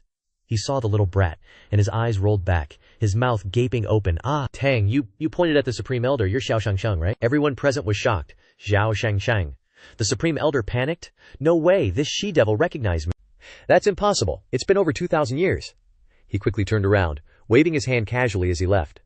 You've got the wrong guy. You looked over at Ye Lingyan, pointing at the Supreme Elder. Isn't he Tai Shang? Ye Lingyan cautiously replied. The Supreme Elder is indeed Tai Shang. The little brat proudly stroked her nose. I knew it. I never mistake people. My nose is super sensitive. I used to follow my little bro around. I still remember his scent. With that, she excitedly pointed at the Supreme Elder, who was now sulking. Little Shangshang's doing pretty well, huh?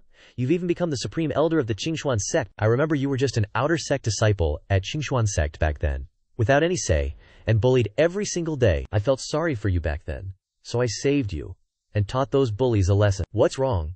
Now that you've become the Supreme Elder, you don't want to acknowledge this big sis anymore. Ye Lingyan exclaimed. Grandpa Taisheng, you used to get bullied. Seeing this, the Supreme Elder could only cover his face and turn away. My millennium of reputation, ruined in one moment. The Tongtian Peak Master was overjoyed. Is this true? Awesome. Elder Yuxuan covered her mouth and laughed. The Supreme Elder actually went through something like that. The Vantin Peak Master excitedly waved his brush. I definitely have to record such an interesting story. The Supreme Elder teared up. My little grandma, please save me some face, he thought to himself. All my hard work was for nothing. Before, I felt lucky to see such a good seed to inherit in this family, and just meet right after getting out, I should have stayed inside better. Ye Lingyan couldn't believe it. Is that really true? She turned to ask, Ye Cangxuan, young master, who exactly is this girl? In her heart, she thought, what is the background of this person? She actually knows a person from the same era as the Supreme Elder, and their relationship isn't ordinary either. Ye Cangxuan softly explained. Her name is Tang Yu. I consider her a close friend, but she just likes to cause trouble. Tang, you angrily ran over. When did I cause trouble? You were the one who didn't distinguish between right and wrong, and locked me in that small, dark room. Ye Lingyan thought. Is that true again? The Supreme Elder curiously pointed at Ye Cangxuan. Yu, who exactly is this? He thought. This person was able to lock up Tang Yu for over 2,000 years. Just who is he? What exactly is his purpose for coming to my Cangxuan sect? Tang Yu was surprised and pointed at Ye Cangxuan, saying to the Supreme Elder, Little Shang, you don't know him. The Supreme Elder was puzzled. Should I know him? The little brat scratched her head and said, That's right, you were just a small, outer sect disciple back then. You didn't have the qualifications to meet such a big shot. It's normal not to know him, she clearly introduced. He is. Immediately, Ye Cangxuan interrupted. Yu, she was surprised. Huh. Then she thought, Cangxuan doesn't want me to reveal his identity. She immediately flew up and hugged Ye Cangxuan's neck. That's right, he's my husband. Ye Lingyan and the Supreme Elder were both stunned, exclaiming in unison, Husband! Tang Yu acted cute, pointing her finger at Ye Cangxuan's face. This husband of mine is really too cruel. He abandoned me for so long, I was almost about to turn into a stone statue waiting for his return. So she turns to Ye Lingyan and says, Little girl, listen up. Being his servant isn't a big deal. But do not fall for this guy, he's ruthless. Ye Cangxuan sighs. Are you done yet, Tang? Yu giggles. Yep. Ye Cangxuan. I suddenly feel like locking you up again, Tang. Yu whines. Ow, wow, hubby. Cangxuan, no, I just got out. The little rascal waves excitedly at the Grand Elder. Little Shang, hurry up, take me to eat. Bring out all the good food Cangxuan sect has. I'm starving. Ye Cangxuan sighs helplessly. If I knew it would be like this, I really shouldn't have let this brat out. The Grand Elder quickly says, this way, please. The whole group leaves together, with Tang Yu still shouting, A feast! Ye Lingyan hurries after them. Young master, wait for me. Yun Longji stands there, grinding his teeth in anger. That beggar is such a gigolo. In such a short time, he's not only charmed the holy maiden, but also a big shot like that. And I'm being overshadowed by a guy like him. No way, how can anyone notice me? With him around, I have to find a way to deal with him. Soon, whispers about Ye Lingyan spread throughout Cangxuan sect. Hey, did you hear? The holy maiden is now someone else's servant. Yeah, and that guy's already married. The holy maiden is serving a guy like that. She must be forced. My heart aches. At this moment, two figures are lurking mysteriously in the bamboo forest, Yun Longji and a Cangxuan sect disciple in blue. Yun Longji whispers into the disciple's ear, I'm going to tell you a secret, but you can't tell anyone else. Our holy maiden is being blackmailed by a bad guy. He's forcing her to do all sorts of things every day. The disciple exclaims upon hearing this, Unforgivable, I'll go save the holy maiden. After speaking, the disciple draws his sword and runs off. Yun Longji stands there smugly. What an idiot. In a few days, 100 disciples will spread the word everywhere. The news will spread throughout the Cangxuan sect. I don't believe this won't solve you. Who told you to steal my thunder and get so close to the holy maiden? Haha. So the rumors spreading throughout Cangxuan sect are being spread by Yun Longji. A disciple in blue robes rushes into a room, tripping and falling as he shouts, Young master, this is bad. In front of him is a young master, in purple robes with silver hair, gently skimming the tea foam from his cup. How many times have I told you, we cultivators need to be calm, in mind, body, and spirit. With your rashness, once a mental demon appears, you'll have a 1 in 10 chance of survival. This young master is Liang Feifan, the son of Peak Lord of Yunha Peak. The disciple kneels immediately and says, But young master, this involves the holy maiden. Hearing Ye Lingyan's name, Liang Feifan immediately asks with concern, What happened? The disciple continues to report, Young master, I heard that during this entrance examination, there was an extremely arrogant disciple. This disciple seems to have found the holy maiden's weakness and made her his servant, forcing her to do all sorts of things. Liang Feifan's eyes widen as he hears this, stopping his tea drinking and sending his cup flying. What did you say? His palm strike sends the disciple tumbling backward. Liang Feifan growls. A newly entered disciple dares to threaten the holy maiden and make her his servant. He's asking for death. With that, Liang Feifan waves his hand and walks out. Prepare the sedan. I'm gonna deal with this guy myself. Yes. At this moment, in a room, 4 people are sitting at the dining table, with Ye Lingyan standing by to serve. All one sees is Ji and you. You are 2 little girls eating like starving wolves. Nom nom, I'm starving. Nom nom, so yummy. While munching, Ji looked up at Ye Cangxuan. Big bro, you're not eating. Ye Cangxuan chuckled. It's alright, I'm not hungry. Seeing this, Yu, who was gnawing on a chicken leg, waved her hand, casting a spell. Shi zoomed upwards, then sat down in Yu's spot, while Yu sashayed over to Shi position. Shi switched places with her Xinyang. Whoosh! She lightly landed on the chair, grabbed Ye Cangxuan's hand and placed it on her head, giggling and saying, Cangxuan, I'm starving. With 24 lightning-fast moves, Yu whined, opening her mouth. Cangxuan, I'm hungry. Ah, Yi Cangxuan grimaced. You want me to feed you again? With that, he grabbed the chicken leg and shoved it straight into the little girl's mouth. Eat it yourself, Tang Yu. Yu held onto Ye Cangxuan's arm, opened her mouth wide and took a bite. Ulawa, Ye Cangxuan, startled and pulled his hand out of her mouth. Hey, just eat, don't do that, okay? No way. Yu, with the chicken leg in her mouth, propped her chin up with both hands, looking adorable. Everything Cangxuan feeds me tastes better. The Supreme Elder sitting next to them, drinking his wine, thought, is this demoness actually being serious? I thought she was just playing around before. This kid must have something special. How else could he make the demoness so obedient? Could he be some hidden big shot? In front of the room, 2 disciples were carrying a sedan chair, inside which Liang Feifan was holding his sword, out to settle the score with whoever bullied his goddess. The disciple said, Young master, we're here.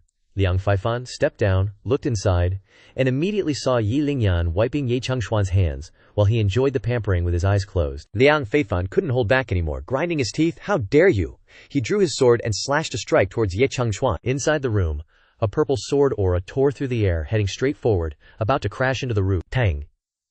You nonchalantly turned to Ye Cangxuan. Someone's attacking. Ye Cangxuan glanced at the sword aura, then quickly pulled the chicken leg out of Yu's mouth and shot it towards the source of the sword aura. Yu was dumbfounded. My chicken leg. The chicken leg pierced through the sword aura, shooting straight towards Liang Feifan. The chicken leg flew too fast. Liang Feifan only managed to tilt his head. The chicken leg flew behind him, pierced through the trees, creating a loud explosion, smoke and dust everywhere. The chicken leg had also cut off Liang Feifan's sword aura that was about to strike. Both disciples and Liang Feifan were shocked.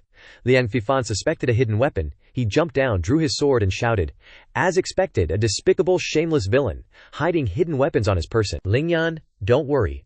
I'll immediately take care of this despicable villain and return your freedom. Inside the room, Tang Yu was pouting, pulling on Ye Cangxuan's sleeve. Why did you throw my chicken leg away? I wasn't done eating it yet.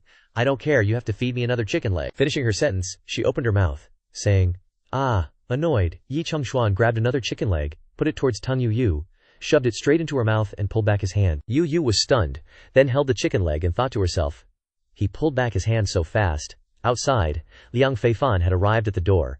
He held his sword with a majestic and imposing manner, declaring loudly, Lingyan, I'm here to save you. Ye Lingyan looked out the door in surprise. Seeing that the person was Liang Feifan, Ye Lingyan was extremely surprised. Turning around and seeing both Yi Cangxuan and Tang Yu looking at her, she hurriedly waved her hands. Young master, this person is the son of Peak Lord Yungxiao Peak. There's probably some misunderstanding. I'll go take care of it. Ye Cangxuan waved his hand, signaling. Go on. Ye Lingyan walked out of the door. Seeing her come out, Liang Feifan said, Lingyan, you finally come out. Lingyan, don't worry. Even if he has some kind of weakness over you, as long as I'm here, he definitely won't hurt you. Ye Lingyan quickly waved her hands, explaining. You're misunderstanding. I don't have any weaknesses in his hands. Hearing this, Liang Feifan got angry.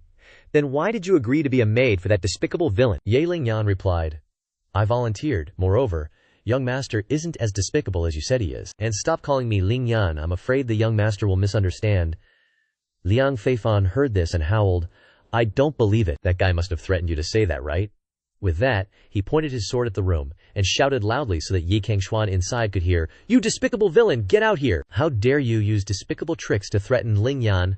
Let's see if I don't chop off your legs. Ye Lingyan looked at Liang Feifan in front of her, not believing her explanation and just yelling at the room.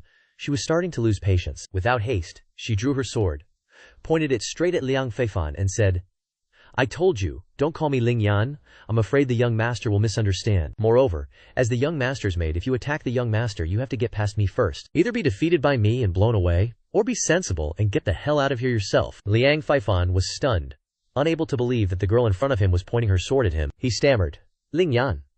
Not wanting to hear another Ling Yan from Liang Feifan, Ye Ling Yan swung her sword. A blue sword aura swept past Liang Feifan, forcing him to lean aside to avoid it. You, he blurted out, Ye Ling Yan said. I deliberately missed just now, but if you continue to call me Ling Yan, this sword aura won't miss anymore. Liang Feifan gritted his teeth. Ling Yan, are you attacking me for this guy's sake? However, in his heart, he was secretly thinking, to be able to make Ling Yan so loyal, I must get this weakness into my hands. Ling Yan is mine. Liang Feifan then took a step back, raised his sword, and channeled his energy, the purple sword aura surrounding him showing his fighting spirit. 3 years ago, after the intersect competition, you and I haven't fought yet. Then let me see if Yan Solaire has improved in these 3 years. Ye Ling Yan scorned Liang Feifan. She utterly hated this yantra way of addressing her from him. Don't want to then scram, yet you choose to compete with me. Then I'll grant your wish.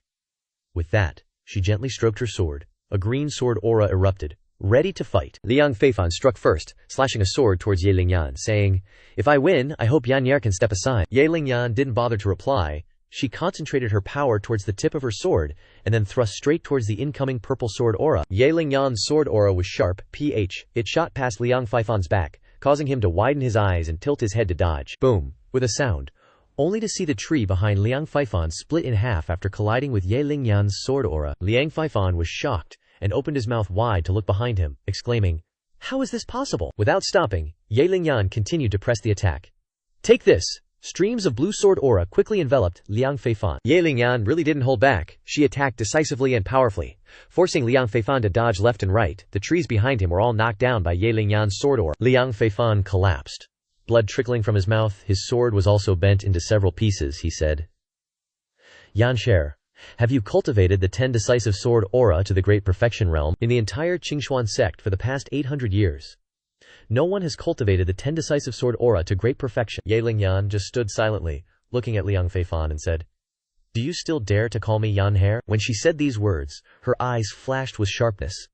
Liang Feifan was shocked to see this, and quickly threw away his sword and knelt down, shouting, Holy maiden, I was wrong to call you that. Seeing this, Ye Ling Yan sheathed her sword and said, Scram, then turned around and went back into the room. Liang Feifan stood up, extremely angry, unable to understand why Ye Ling Yan was suddenly so strong, damn it, thinking to himself.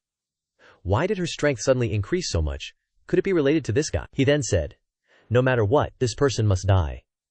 As he said these words, he held his sword and slashed a sword aura straight towards the room. The sword aura suddenly passed by Ye Ling Yan, more than she had expected. Not having time to be alert, she only had time to cry out in alarm, Young master. Inside the room at this time, Tang Yu was still snuggling with Ye Cangxuan. I want to eat braised pork. Ah, Ye Cangxuan helplessly said.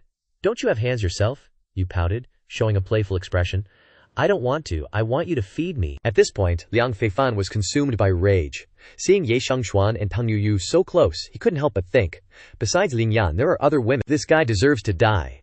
How dare he enjoy such blessings?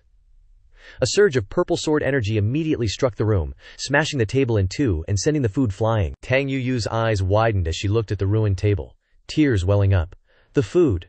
My food. Beside her, Ye Cangxuan was holding the wine bottle and cup in his hands, sighing in relief.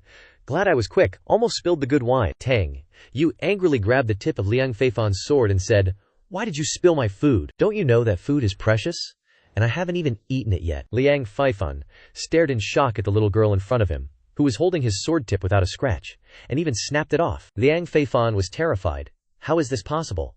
This was my full power strike, and this is a rank 4 Xuan weapon. She noticed Liang Feifan wasn't even responding to her, only caring about his broken sword. Tang Yu angrily channeled her energy, a surge of true Q swirling around her. I don't care about your full power strike, or what rank 4 Zhuan weapon. She slammed one hand onto the floor, and then, to everyone's horror, pried up a corner of the stone floor shaped like a table. Turning to Liang Feifan with eyes blazing, You spilled my food, you must die. Chapter 27. Tang Yu lifted the stone table, holding it in front of Liang Feifan. Her true ki manifested as a fox, bearing its fangs and claws. Liang Feifan was shocked and horrified. What is this pressure, Tang? You immediately smashed the table towards Liang Feifan. Here's for spilling my food. She swung her arms repeatedly, hitting Liang Feifan. Here's for spilling my food. Here's for spilling my food. Liang Feifan swayed left and right, beaten beyond recognition, only able to cry out, ugh. After a few hits, Tang Yuyu shook the brick in her hand, which had already shattered, leaving only a small piece. Why is this thing so easily broken?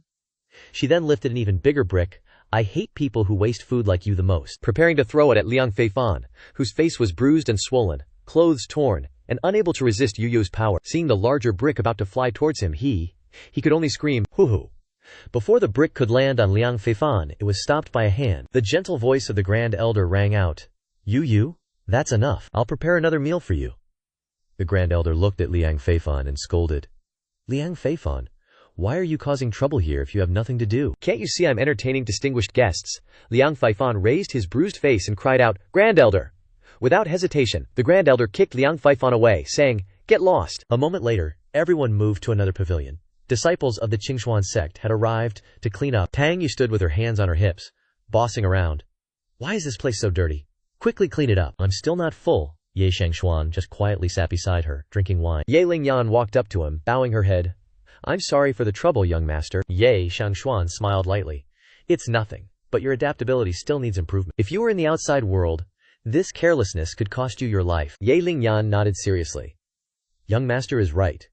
The Grand Elder looked at Ye Shangxuan, thinking, Liang Feifan's sudden arrival was also for me to test this person's skills. In the end, it wasn't even his turn to act. Apart from this demoness, even Lingyan is respectful to this person. Just, who is this guy? What's his background? What's he after? The Supreme Elder stroked his beard, saying to Ye Lingyan, That's right, Lingyan, when did you master the 10 decisive sword chi? Ye Lingyan respectfully bowed. Esteemed Supreme Elder, well, it was thanks to this young master's help. The Supreme Elder was astonished. Thanks to this young master's help, Lingyan, are you kidding me? How did this young friend help you? Could it be that he also knows the 10 decisive sword chi? Ye Changxuan leisurely poured wine into his cup. I actually do know it. The Supreme Elder glanced over. Where did you learn this from? That is the 10 decisive sword chi, Cangxuan sect's supreme sect-protecting art. Right then, Tang Yuyu, who was beside him, angrily pointed at the Supreme Elder. I taught him, so what? Just a rank 6 martial skill, and it dares call itself a supreme sect-protecting art. If it wasn't for my good man cultivating it, I wouldn't even bother with this trash martial skill. The Supreme Elder was shocked, then chuckled placatingly. My great-grandma, even if you look down on this martial skill, you can't just teach it randomly. Tang, you crossed her arms, annoyed. What, I'm teaching my husband martial skills. Do you have a problem with that? Want to interfere, little Changxi? Long time no see. Didn't expect you'd grow so bold. The Supreme Elder turned his face away and said, Elder Sister Yumyu is joking. Elder Sister you can teach whoever she wants. How would I dare have any objections? At that moment, 2 Cangxuan sect disciples carried in a table of food. After setting it down, the Supreme Elder waved his hand. You may leave. The 2 disciples bowed. Yes, Supreme Elder Tang Yuyu and Jintir continued to rush forward to gnaw on the chicken legs. Seeing this, the Supreme Elder asked, Elder Sister Yu, has it been a long time since you've eaten? You answered while eating. It hasn't just been a long time. I was about to starve to death. The Supreme Elder picked up his wine cup, pondering.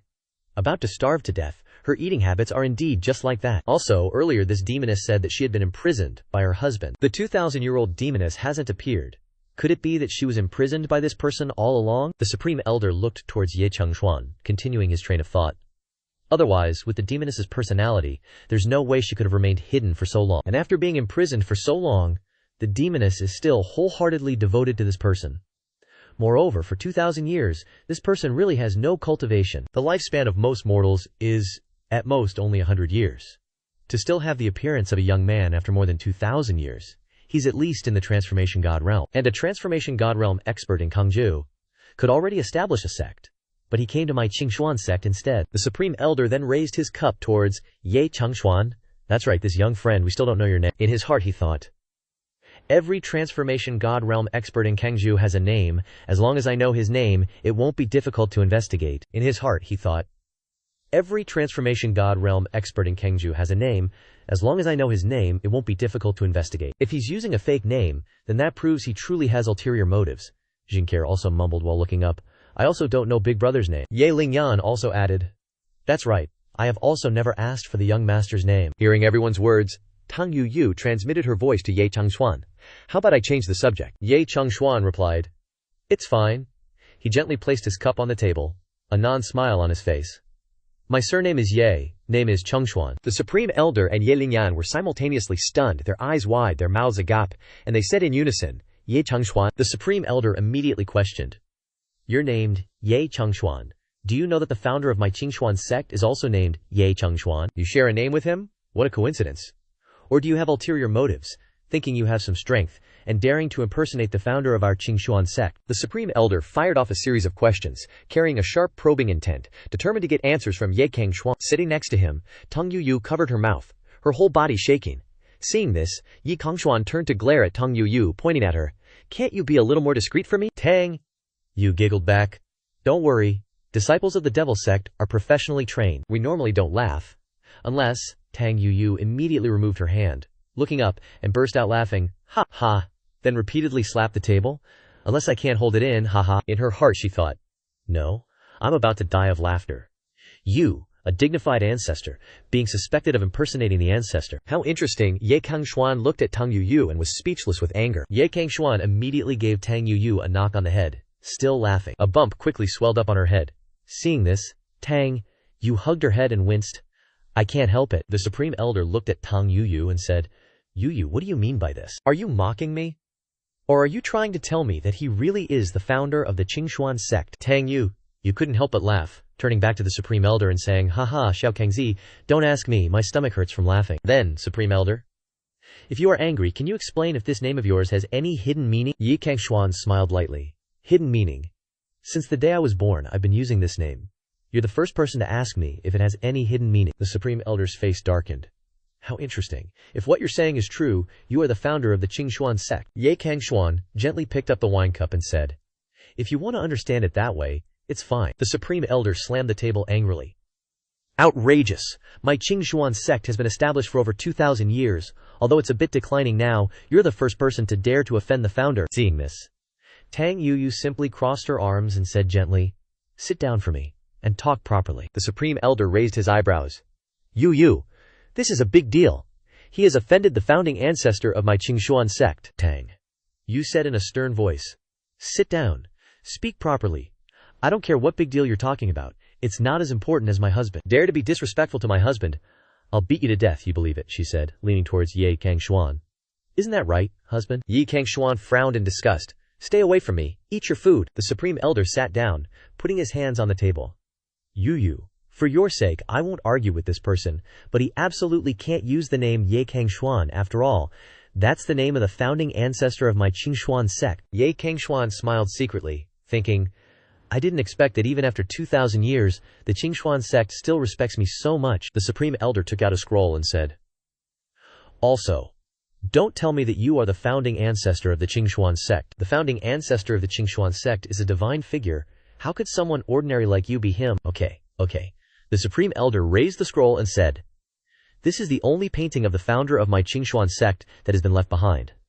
Only the Supreme Elder of each generation can hold it, and every 100 years the sect leader will be replaced and used to worship the founder. Then he took out the scroll. After you see this painting, you will clearly see how stupid it is to offend the founder of my Cangxuan sect. The founder of the Cangxuan sect is Ye Cangxuan, a heaven-shaking figure, not someone that ordinary people can offend. Chapter 29. Ye Cangxuan thought to himself, I'm not dead yet, and they're already worshipping me. Tang Yuyu on the side exclaimed, look at the painting. In the painting is a young man wearing a blue Taoist robe standing next to a peach tree, holding a small wine cup, with a handsome and unrestrained demeanor. The Supreme Elder frowned. See? This is the appearance of the founder of my Cangxuan sect. How could this kind of aura be impersonated by ordinary people? Then he pointed directly at Ye Cangxuan's face and said, you can't even imitate a fraction of our Cangxuan sect founder's looks and aura, and you have the nerve to say you're Ye Cangxuan with that common face of yours? Tang Yuyu tilted her head in surprise at the painting, then back at Ye Cangxuan, before clutching her stomach and bursting into laughter. This is you. Haha, that's hilarious. You were so handsome before. How come I didn't know? Haha. Ye Cangxuan frowned in annoyance. Who drew this painting? Then he nudged Tang Yuyu. Stop laughing. Tang Yuyu could only cover her head. I'm just surprised. She gently snuggled up to Ye Cangxuan. Hubby, were you really this handsome before? Ye Cangxuan was speechless. Ye Cangxuan pushed Tang Yuyu's head out of his hand and asked the Grand Elder, who drew this painting? The Grand Elder replied, what's wrong? You doubt the authenticity of this painting. Let me tell you, don't even think about it. This painting was drawn by Qing Ye, Ye Cangxuan's first disciple and the founder of Cangxuan's sect. It's been passed down to this day. There's absolutely no way it's fake.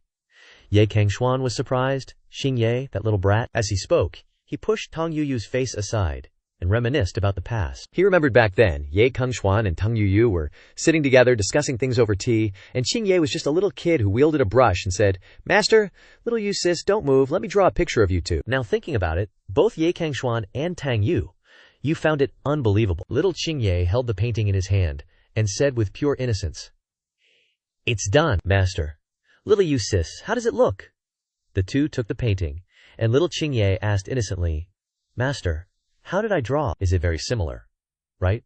All you could see in the painting was a couple, the man with a big round face, crooked mouth, and squinted eyes, the woman with a pointy chin and bulging eyes, not resembling humans at all. Ye Cangxuan looked at the painting and was speechless. "It's all right, but Xingye, don't draw any more paintings in the future." Ye Cangxuan and Tang Yuyu exchanged glances. Xingye drew this. Could Xingye draw paintings with this level of skill? Moreover, this painting doesn't look very similar. You said to the Grand Elder. "Are you kidding me?" The Grand Elder rolled up the painting. "Big sis. Yu, how could I joke with you? This is definitely the authentic work of ancestor Xingye, so the person in this painting is definitely not you, yet you're impersonating him here." "What exactly is the conspiracy?" Ye Cangxuan burst out laughing. "Conspiracy? I think I just said my name.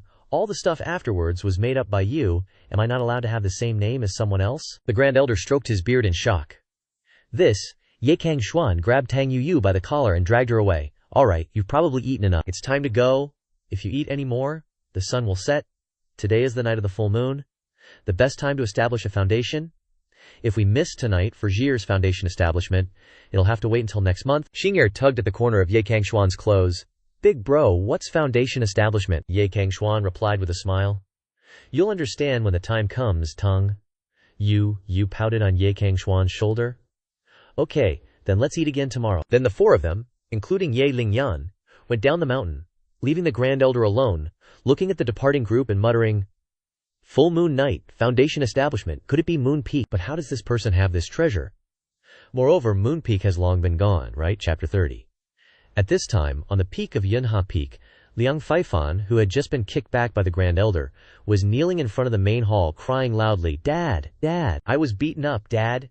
You have to avenge me, Dad, Dad, Dad." All you could see was Liang Feifan, with his face swollen like a pig's head, many lumps on his face, his eyes were black and blue, and his mouth was crooked, kneeling in front of the hall screaming, "Dad, you must stand up for me." The person sitting on the grand seat in front of the main hall, hidden in the shadows, was Yunha Peak's Peak Lord Liang Yixiao, Liang Feifan's father. Liang Yixiao looked quite young, with a radiant demeanor. Seeing his son like this, Liang Yixiao smiled with his hand on his chin. "Did you cause trouble again?" Then he stood up from the chair and said, "Investigating hasn't even been cleared up yet, and you're already causing trouble. Or should I go find someone to attend the supreme feast?" He waved his hand towards the door, and it immediately closed. Liang Yixiao, still smiling, approached his son. "Normally I let you mess around, whatever. Now is a crucial time, and you dare to cause such chaos.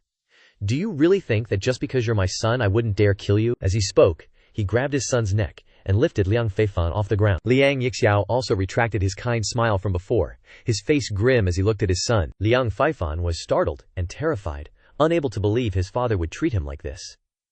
He was being choked by his own father, filled with fear, and cried out, ha, father! Father, I was wrong. I was just following your instructions to act like a rich young master, so the people of Cangxuan's sect wouldn't look down on me." Liang Feifan struggled as he spoke. Liang Yixiao's eyes blazed. "Following my arrangement to act like a useless young master, huh?" Finishing speaking, he casually tossed Liang Feifan to the ground with a thud. Liang Feifan scrambled up and crawled forward. "Father, could it be that I've done something wrong?" Liang Yixiao turned and frowned, then walked toward his son. "Done something wrong? You're just too stupid. If you weren't my son, if you weren't still useful, you'd be dead already." Liang Yixiao's kind smile closed in on Liang Feifan's face. Looking at that smile made him fear his father more than ever. Liang Yixiao continued to smile.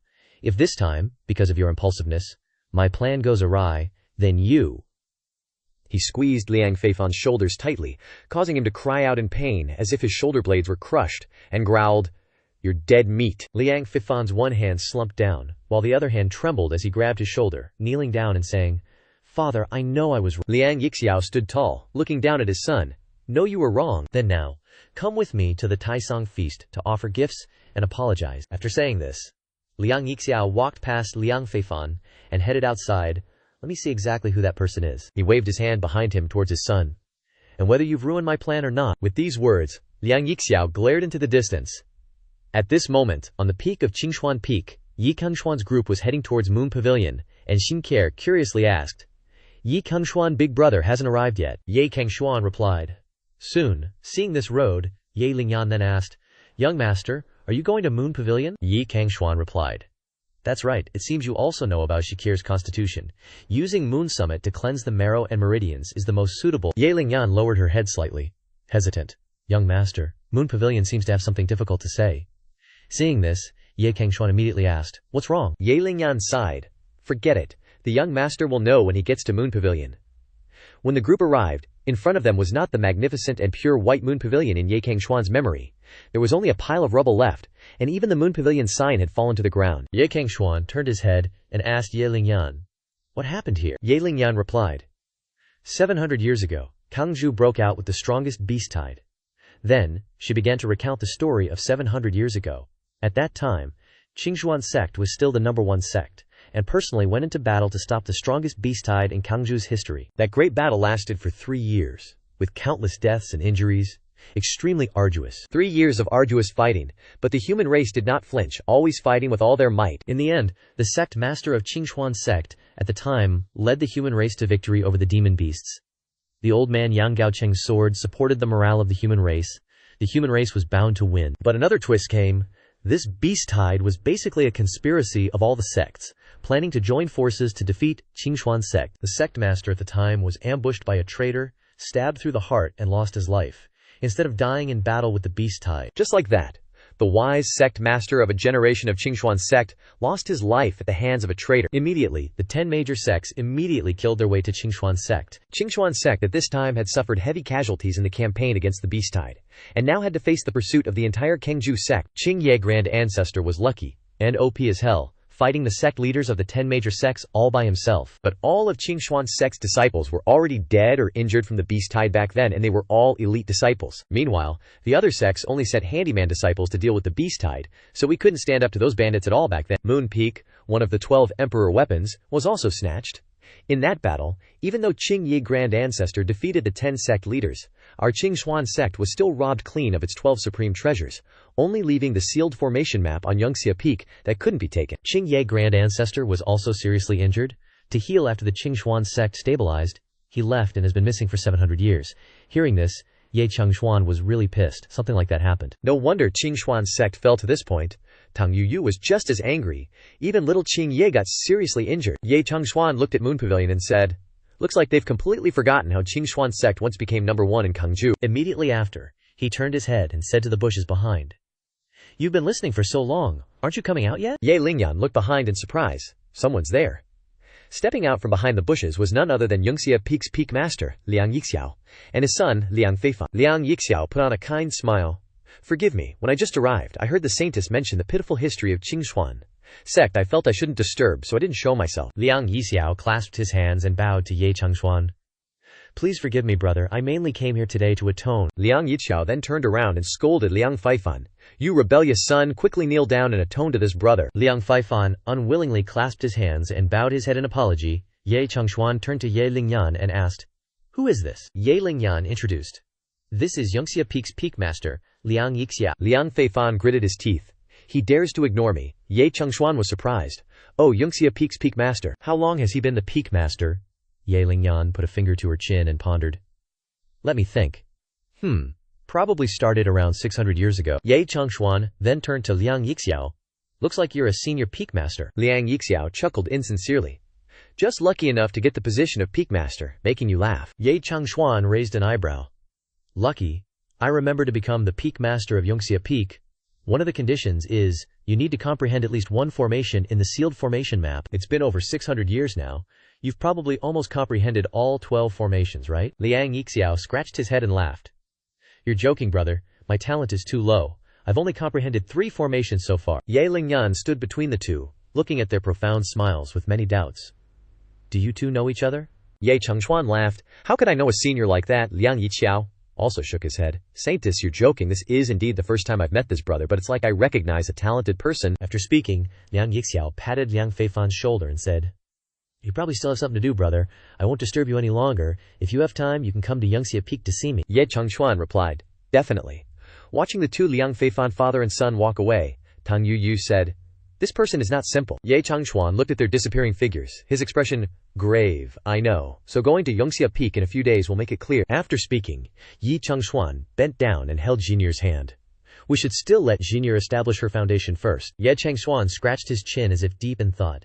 "Let's give it a try, see if my theory will actually succeed. If it succeeds, it won't be any worse than using Moon Peak to establish her foundation, maybe even stronger. Moreover, I can also find some completely new body refinement paths at that time." At this time, the two Liang Feifan father and son had already entered the forest, completely out of the sight of Ye Cangxuan's group. Liang Yixiao frowned and said, "On the first day he entered the sect, he was invited to a banquet by Tai Kang.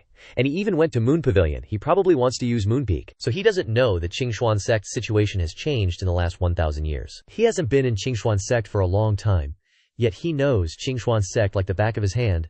This person is probably from the Cangxuan sect's founding lineage. Liang Yixiao's face darkened. "Moreover, he's already noticed me. It's obvious that this is the final year the seal formation is about to break, but this character shows up. Is that just a coincidence?" Ye Cangxuan and the others headed towards a mountain. Before they even got close, the sounds of birds and beasts echoed throughout the forest. Ye Cangxuan said, "We're here," Ye Lingyan said in surprise. "The beast hall. Could it be that young master is preparing to use beast blood for Jinir to reach the foundation establishment stage?" Ye Cangxuan chuckled. "That's right." Ye Lingyan was still worried. "But young master, although Jinir has a twin Dao physique, her twin physique is closer to a spiritual and magical body. If it's a physique for comprehension and cultivation, and not an overlord body, the beast blood is too wild. Relying on Jinir's bloodline, I'm afraid she won't be able to withstand it." Ye Cangxuan said nonchalantly, "Relax, you'll see soon enough. Foundation establishment with beast blood, there's a lot of knowledge involved, it's not as simple as you think." After speaking, he stepped into the beast hall. All kinds of animals gently crawled over when they saw Ye Cangxuan, their eyes bloodshot as they looked at the delicious prey. "Tang, you looked around at these demonic beasts with interest. Why does it feel like I'm seeing things because I'm so hungry?" Ye Cangxuan turned to Lingyan and asked, "Little girl, how do you guys feed them? Why does it feel like these demonic beasts are all starving for days?" Ye Lingyan replied, "We usually feed them once every 7 days. Demonic beasts like to cause trouble when they're full, so we usually keep them hungry and without strength so they can't rush into the seal formation." Ye Cangxuan shook his head in disapproval. "You guys are wrong to do that. Demonic beasts cause trouble when they're full, but they still have their wild nature after all. But if you feed them for a long time and treat them like livestock, not only will they not cause trouble in the future, but they'll also be very well behaved." A tiger and a snake with bloodshot eyes lunged towards Ye Cangxuan. Ye Lingyan hurriedly shouted, "Young master, be careful. The demonic beasts see you as food." Immediately afterwards, all the animals in the beast hall rushed towards Ye Cangxuan and Tang Yu, who was sitting on Ye Cangxuan's shoulder. Ye Cangxuan calmly said without worry, "You guys just let them starve like this. If there's a problem with the formation one day, it's very dangerous for the demonic beast to run out. Right now, if an ordinary disciple entered, they could only die." Ye Cangxuan smiled slightly. "Entering here can only lead to death." Then, he unleashed a palm strike upwards. The palm print radiated golden light and quickly struck towards the demonic beasts. "Luckily I came here and can help you guys clean up the mess." In the blink of an eye, all the demonic beasts that had rushed forward were sent flying in all directions. Ye Cangxuan lightly waved his hand to categorize each demonic beast. All the demonic beasts that were sent flying lay prostrate, unable to move. He gently said, "Tiger bloodlines are too violent. Move to the side. Snake's chi and blood are cold. Adding some stuff would be suitable for nurturing the body." Tang, you looked into the distance, wanting to drool. There's even a polar bear. A polar bear was running over, raising its paw high, preparing to strike down on the two of them. Tang Yu excitedly shouted, "This demonic beast is the tastiest when grilled." Immediately afterwards, she blocked the polar bear's paw with just one hand, only to see Tang Yu jump up. Whoosh! The polar bear had fallen to the ground. Ye Lingyan stood outside, her eyes wide with shock. So strong. Moreover, facing nearly 1,000 demonic beasts, she used only one hand, and even had time to classify each demonic beast. She suddenly startled. "That is?" Then, she suddenly shouted, "Young master, be careful behind you." A purple figure was quickly baring its fangs and rushing over. Tang Yu scratched her nose and pondered, "I smell the scent of a purple-gold electric eel." At this moment, a fish with a terrifying body, 2 fins like bat wings, and long whiskers was opening its mouth, aiming straight for Tang Yu. The little girl became excited when she saw it. Is it really a purple-gold electric eel? This is the demonic beast, ranked in the top 3 on the delicious food list. They even have this. Just heard a plop sound. Tang Yu actively put her hand into the eel's mouth. The fish's fangs had already touched the skin of her hand. The little girl jumped up, grabbed the eel's head with the hand that was in its mouth, and spun it around and around. The eel also couldn't have expected that it would be toyed with like this by a human. Tang. You excitedly. I didn't originally want to catch you, but you dared to come here on your own accord. Hey hey. She raised her hand, and the loach was now wrapped into a ball. She excitedly said, let's see how you can run now. Immediately after, she jumped onto Ye Xiangxuan's shoulder. Hubby, look, it's a purple gold electric eel. This little guy is not only delicious but also top-notch for making wine. Hubby, are you done dealing with things? Ye Xiangxuan responded, yeah, I'm really tired. All the demonic beasts around them had collapsed, unable to move. Ye Xiangxuan tilted his head slightly and rubbed his right shoulder. Showing mercy, can't kill them. Also have to classify the berserk bloodlines and the gentle bloodlines. It's been a long time since I've beaten up so many at once. Then he waved to Ling Yan and Xiaer. Come here, add some blood from these demonic beasts. Not too much, about half a kilo from each one will do. He pointed to one side, and then to the other. Take all the claws and horns off the demonic beasts over there, and grind them into powder. Then he instructed Ling Yan, oh yeah, remember to call more people over to make some food. If they don't eat some of their blood and queen meat, they'll lose it all. If they lose it all, raising these demonic beasts will be useless. Ye Ling Yan nodded. Yes, young master. Ye Xiangxuan produced a drop of blood from his fingertip. You asked in surprise. Hubby, are you using your own blood as a guide? Could it be you're preparing to open a formation to extract the 4 portions of divine beast essence blood that were preserved over 2,000 years ago? Ye Xiangxuan smiled. If we're using beast blood for foundation establishment, of course we have to use the best stuff, right? You also got excited. Divine beast essence blood, if Jinker can really fully absorb it. Is hubby preparing to upgrade Jinker's physique? Ye Xiangxuan laughed. Very smart. Swoosh. Bam. 4. A drop of Ye Xiangxuan's blood fell like a meteor straight onto a spot on the ground. Tang you excitedly watched the process. Here it comes. Ye Xiangxuan gently stomped his foot, and a huge force spread out from him. Ye Xiangxuan formed a hand seal and shouted, open! A vivid totem formation appeared. He continued to shout, and immediately 4 bronze cauldrons emerged from the 4 sides of the totem, each carrying the aura and pressure of a type of divine beast. Looking at the 4 cauldrons that had appeared, Ye Xiangxuan and Tang Yu peered into each one to check the amount of blood essence. Yu exclaimed in surprise. This, hubby, did you slaughter all 4 divine beasts? This cauldron's essence blood must be at least 5 kilograms, right? Ye Xiangxuan replied. How could I kill them? I just told them not to bother them for 1,000 years, so I had them donate some blood. Imagining the scene of the 4 divine beasts trembling, tears in their eyes, cutting themselves to draw blood, it's really funny. Tang, you covered her mouth and giggled. No wonder they had to give up so much essence blood, even if it greatly damaged their vitality. So it was because you threatened them. Ye Xiangxuan retorted. How can you say it's a threat? I just gave them 2 choices. Either spar with me, or donate some blood. Truthfully, I was just trying to do good for them. They are the 4 great divine beasts of Cangxu, but their strength is too weak. How can they protect Cangxu like that? Sparring with them was to upgrade their strength. Who knew they would rather donate blood than spar with me? Tang Yu choked and covered her mouth, snickering. Ye Xiangxuan frowned. Am I wrong? You could only stifle her laughter and say, right, whatever hubby says is right, it's all these 4 beasts who don't know what's good for them, and let down hubby's good intentions. At this time, Ye Lingyan approached Ye Xiangxuan and said, young master, the blood of the demonic beasts has been added. These are the claws and horns of the other demonic beasts, all ground into powder and gathered here. She handed Ye Xiangxuan 2 storage rings. Ye Xiangxuan took the rings and said, good. Next, let's have Jinker establish her foundation.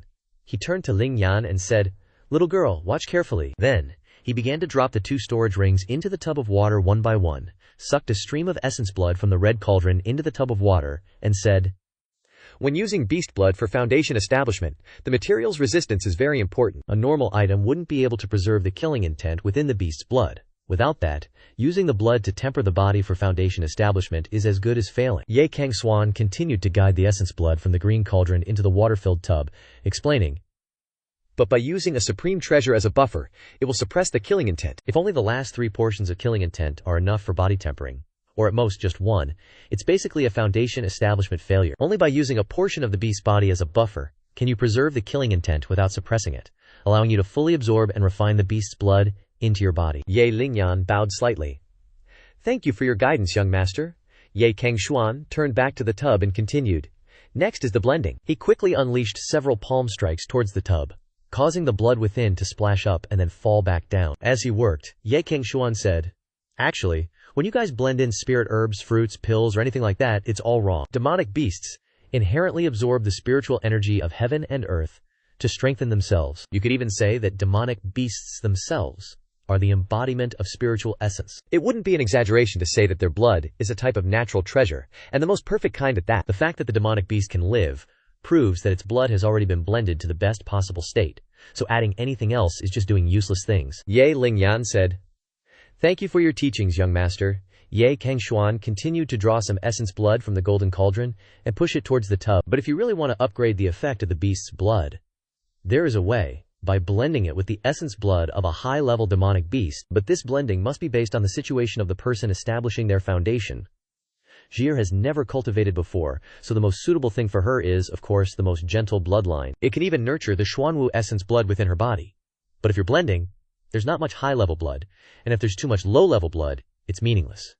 Moreover, even if it's gentle, fire-type blood, if the level is too high, ordinary people might not be able to withstand it. Having finished everything, Ye Cangxuan called to the little girl who had been trembling the whole time, "Jin Shir, come here." Jir, completely naked, wrapped in a small blanket, responded with a soft and walked over to Ye Cangxuan. He picked her up and placed her in the tub, saying, "Jinner, it'll hurt a little at first. Bear with it, it'll pass after a while. Recite the cultivation mantra I taught you." Shinger obediently nodded. "Okay, big brother." As soon as she sat in the tub, the heat surged up, causing her to wince. "Ah wow, it's so hot." Ye Cangxuan stood beside her, reminding her, "Don't get up. Start reciting the mantra." Jir nodded. "Okay," and honestly closed her eyes. Seeing that Jir was obediently in the tub, Ye Cangxuan turned his head back and said, "Having observed for so long, shouldn't you come out?" "Or do I need to invite you out?" Ye Lingyan was shocked. Someone had been peeping all along. A deep voice came from behind the bushes, and a figure stepped out. "You? Just who are you? How do you know the Cangxuan sect so well?"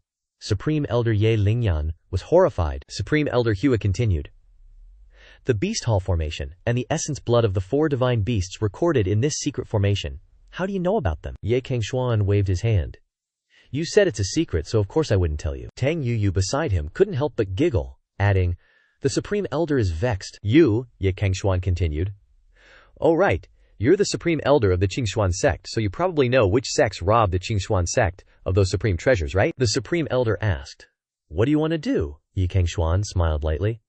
"Nothing much, just want you to call all those sects over here. I'm preparing to host the Grand Tournament of the Heavens." The Grand Tournament of the Heavens. The Supreme Elder was shocked. The Grand Tournament of the Heavens is the tournament that Ye Cangxuan used to host. This is a large-scale conference in Cangzhou, held once every 100 years. During the tournament, the sects are ranked based on the combat power of their younger generation disciples, and the sects of Cangzhou discuss solutions to the beast tide. Demonic beasts cause a beast tide once a year, and each sect must send at least 500 Xuanwang realm cultivators this time. But since Ye Cangxuan left the Cangxuan sect and it began to decline after being robbed, it's been almost 700 years, and it hasn't been held. The Supreme Elder sighed. "Even if the Grand Tournament of the Heavens is convened, what good would it do? Based on the current state of the Cangxuan sect, no sect would even bother to participate." Ye Cangxuan retorted, "You're wrong. They won't participate unless the benefits and advantages aren't enough. Just offer a bit of sincerity to move their sects, benefits they can't refuse, and they'll definitely come." The Supreme Elder didn't believe it. "Does Cangxuan sect even have anything good left now?" Ye Cangxuan said confidently, "Of course we do. For example, the weapon that the founder used to establish Cangxuan sect, the Zhaoshan sword." The Supreme Elder was shocked. Zhaoshan sword. You know where the Zhaoshan sword is? Why did the Supreme Elder rush up, grab Ye Cangxuan's shoulders, and shake him while asking? Ye Cangxuan just smiled. "Of course I know." The Supreme Elder jumped back. "You actually know? Could it be that you are a descendant of the founder?" "So, that's how it is, it must be so," the Supreme Elder excitedly said, as if finding a glimmer of hope. "No wonder your name is similar to the founder's. You must also want to become a great figure like the founder, so you encourage yourself." Tang Yu spat out a mouthful of water when she heard that, making Ye Cangxuan's face darken. Ch. 36. Tang Yu laughed loudly. "Ha ha, hubby, just admit it. You are a descendant of Ye Cangxuan." Bonk Ye Cangxuan angrily hit Tang Yu on the head and scolded. "You like causing trouble so much, you love watching the fun, right?" Tang Yu whined. "Ugh, don't hit my head. I'm still growing taller." Ye Cangxuan turned to wave his hand, ordering the Supreme Elder, "Go tell those sects that the Zhaoshan sword is here. They won't be able to resist the temptation." The Supreme Elder still said with some suspicion, "But this is the founder's weapon. Moreover, it is the Qingyu weapon of the 9 profound continent, the one and only transcendent emperor weapon. What if it gets snatched away by others?" Ye Cangxuan patted the Supreme Elder's shoulder with certainty and said, Don't worry. If I told you to take it out, I definitely have it under control. I just feel like contacting each sect is too troublesome. Let's just prepare to deal with them all at once. Speaking of the Zhuxian sword, we need to mention the history of its formation. This sword is a spirit weapon that Cangxuan made by forging the Qingjiang sword. Back then, the Qingjiang sword was originally a profound weapon, but when Cangxuan fought a life-and-death battle with the demon clan's sky-slaughtering great emperor, it was cut in half by sky-slaughtering with one punch. However, although Cangxuan was seriously injured, he successfully killed the demon emperor sky-slaughtering. Afterwards, the young Cangxuan personally reforged the Qingjiang sword, adding countless emperor materials, consuming 7,749 days. And finally, the Qingjiang sword was reforged. After the Qingjiang sword was reforged, its divinity surpassed ordinary emperor weapons, because it was bathed in the blood of demons. It became abnormal, but its combat power was extremely heaven-defying. Cangxuan changed its name to Zhuxian sword. From that day on, Cangxuan's battles increased, chopping gods, killing immortals, and massacring emperors. After bathing in that fresh blood, the Zhuxian sword successfully transformed into a transcendent emperor weapon. The Zhuxian sword was feared by countless people for 1,000 years. There was even a rumor. Whoever obtains the Zhuxian sword will become the co-ruler of heaven and earth. Cangxuan told the Supreme Elder, "Spread the news of the Zhuxian sword. The Cangxuan sect stuff can't be taken away by just anyone without paying a price. It's been 100 million years, so let them have some benefits." The Supreme Elder still asked, "Are you sure there won't be any mistakes?" Cangxuan affirmed, "Definitely." At Yunha Peak, Liang Yixiao was sitting on a chair in the middle of the main hall, leaning over and looking at the beam of light like a mirror, reflecting everything that happened in the Beast Hall. Liang Yixiao frowned, thinking, Zhuxian sword. He slammed his hand down on the armrest of the chair, his expression darkening. Who exactly is this person? He went to Yu Jie to find Yu Ding as soon as he entered the sect. Then he got the Beast Hall, and knows 4 parts of the Divine Beast's bloodline, and now he also revealed the Zhuxian sword. Could it be that this person is really like what the Supreme Elder said, a descendant of Cangxuan? Liang Yixiao stood up and denied. "Whether you are a descendant of Cangxuan or not, my plan absolutely cannot have any mistakes. I have been hiding in Cangxuan sect for 100 million years, precisely because I want to seize this Zhuxian sword. Even if you are a relative of Cangxuan, don't even think about stopping me." He personally walked to the door.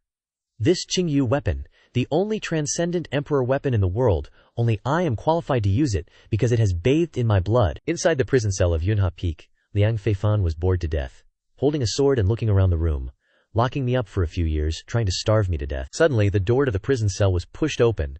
Liang Feifan turned his head and grinned. "Father, you're here." Seeing his father, wearing a sly fox-like smile, walking in, Liang Feifan skipped towards Liang Yixiao. "Are you planning to let me out?" Liang Yixiao was still smiling. "Yeah," he asked his son kindly. "Have you learned your lesson?" Liang Feifan grabbed his hand and nodded. "I know. I will definitely not be so reckless in the future." Liang Yixiao grabbed his son's shoulders and said, "It's okay. The situation is changing now. Whether you're reckless or not, doesn't matter anymore." Hearing this, Liang Feifan stretched out his finger and gently touched his nose. "Father, I know you love me the most. So, can I go out and pursue the saintess now?" Liang Yixiao turned around and laughed loudly. "Not in a hurry. You have an even more important task now. Do you know why I have a son like you?"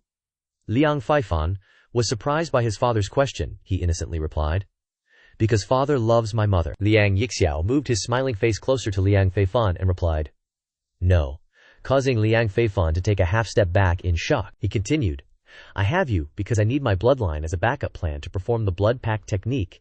The Cangxuan sect has a secret technique that can recall origins.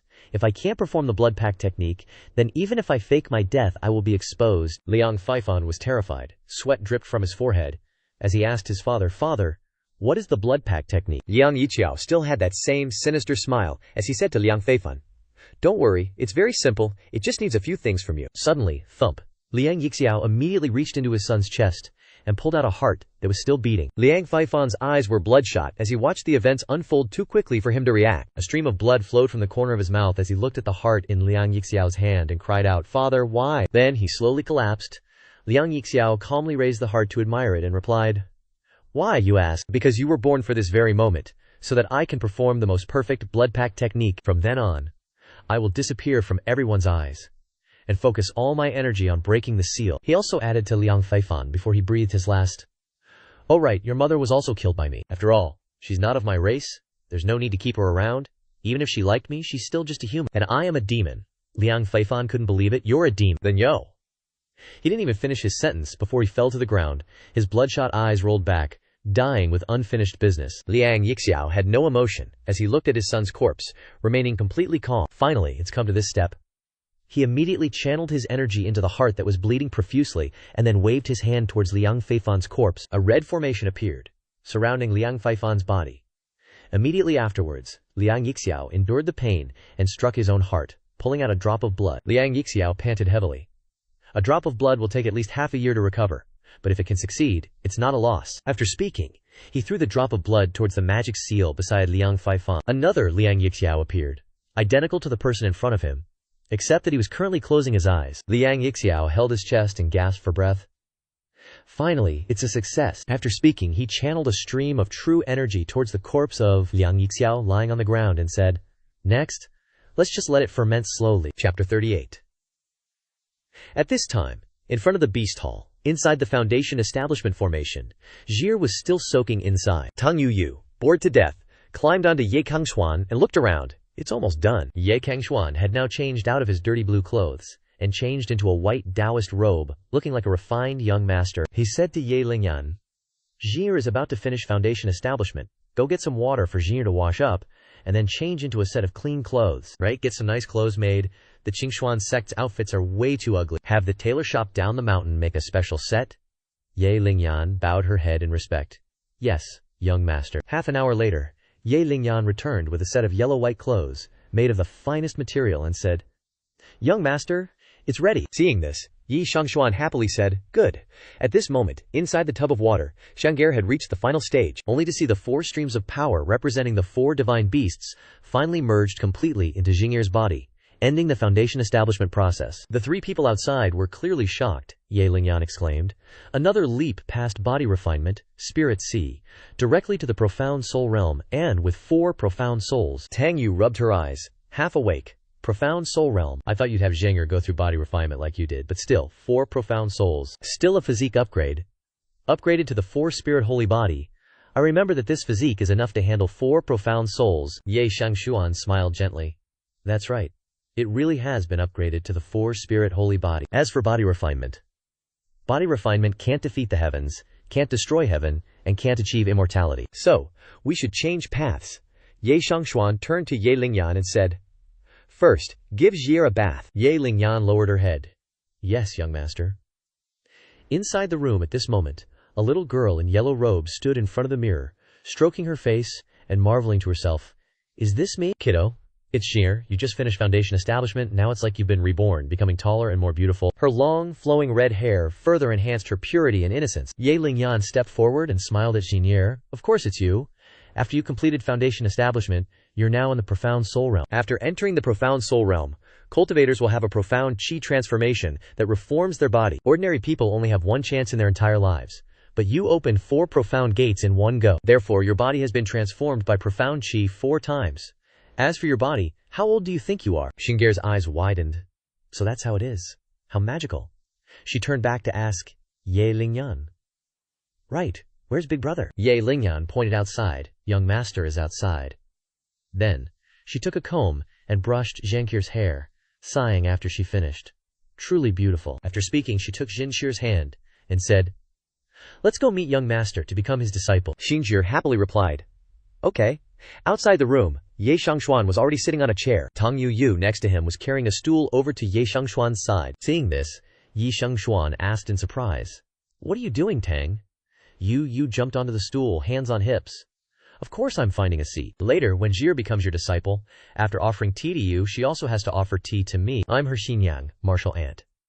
Ye Shangxuan didn't bother to answer Tang Yu's comment. The door suddenly opened, and both people looked outside at the same time, thinking, here they come. From outside, Ye Lingyan led a doll-like little girl in. The 2 people inside were shocked when they saw Xing'er, unable to believe their eyes. Ye Lingyan nudged Jir's shoulder. "Jir, go. Perform the disciple acceptance ceremony like I taught you earlier." Xing'er replied with an mm and walked towards Yi Shangxuan. Yi Shangxuan smiled slightly.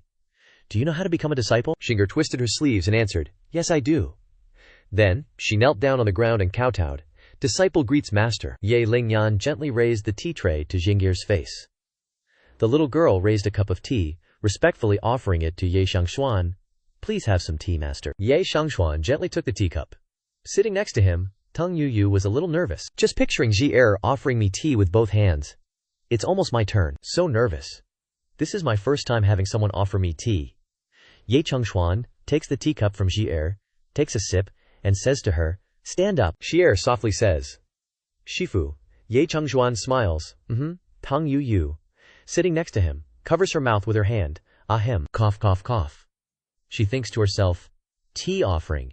You haven't offered me tea yet. Seeing this, Ji turns to Tang Yu. Elder sister, is sister okay? Is she sick? Why is she coughing so much? Ye Lingyan, standing beside her, can't help but snicker, her face turning red, thinking, can't laugh. Absolutely can't laugh. The Grand Elder once said this person is a super demon woman, it would be dangerous if she gets angry. Tang Yu's eyes blaze with anger. She stands on the chair, hands on her hips.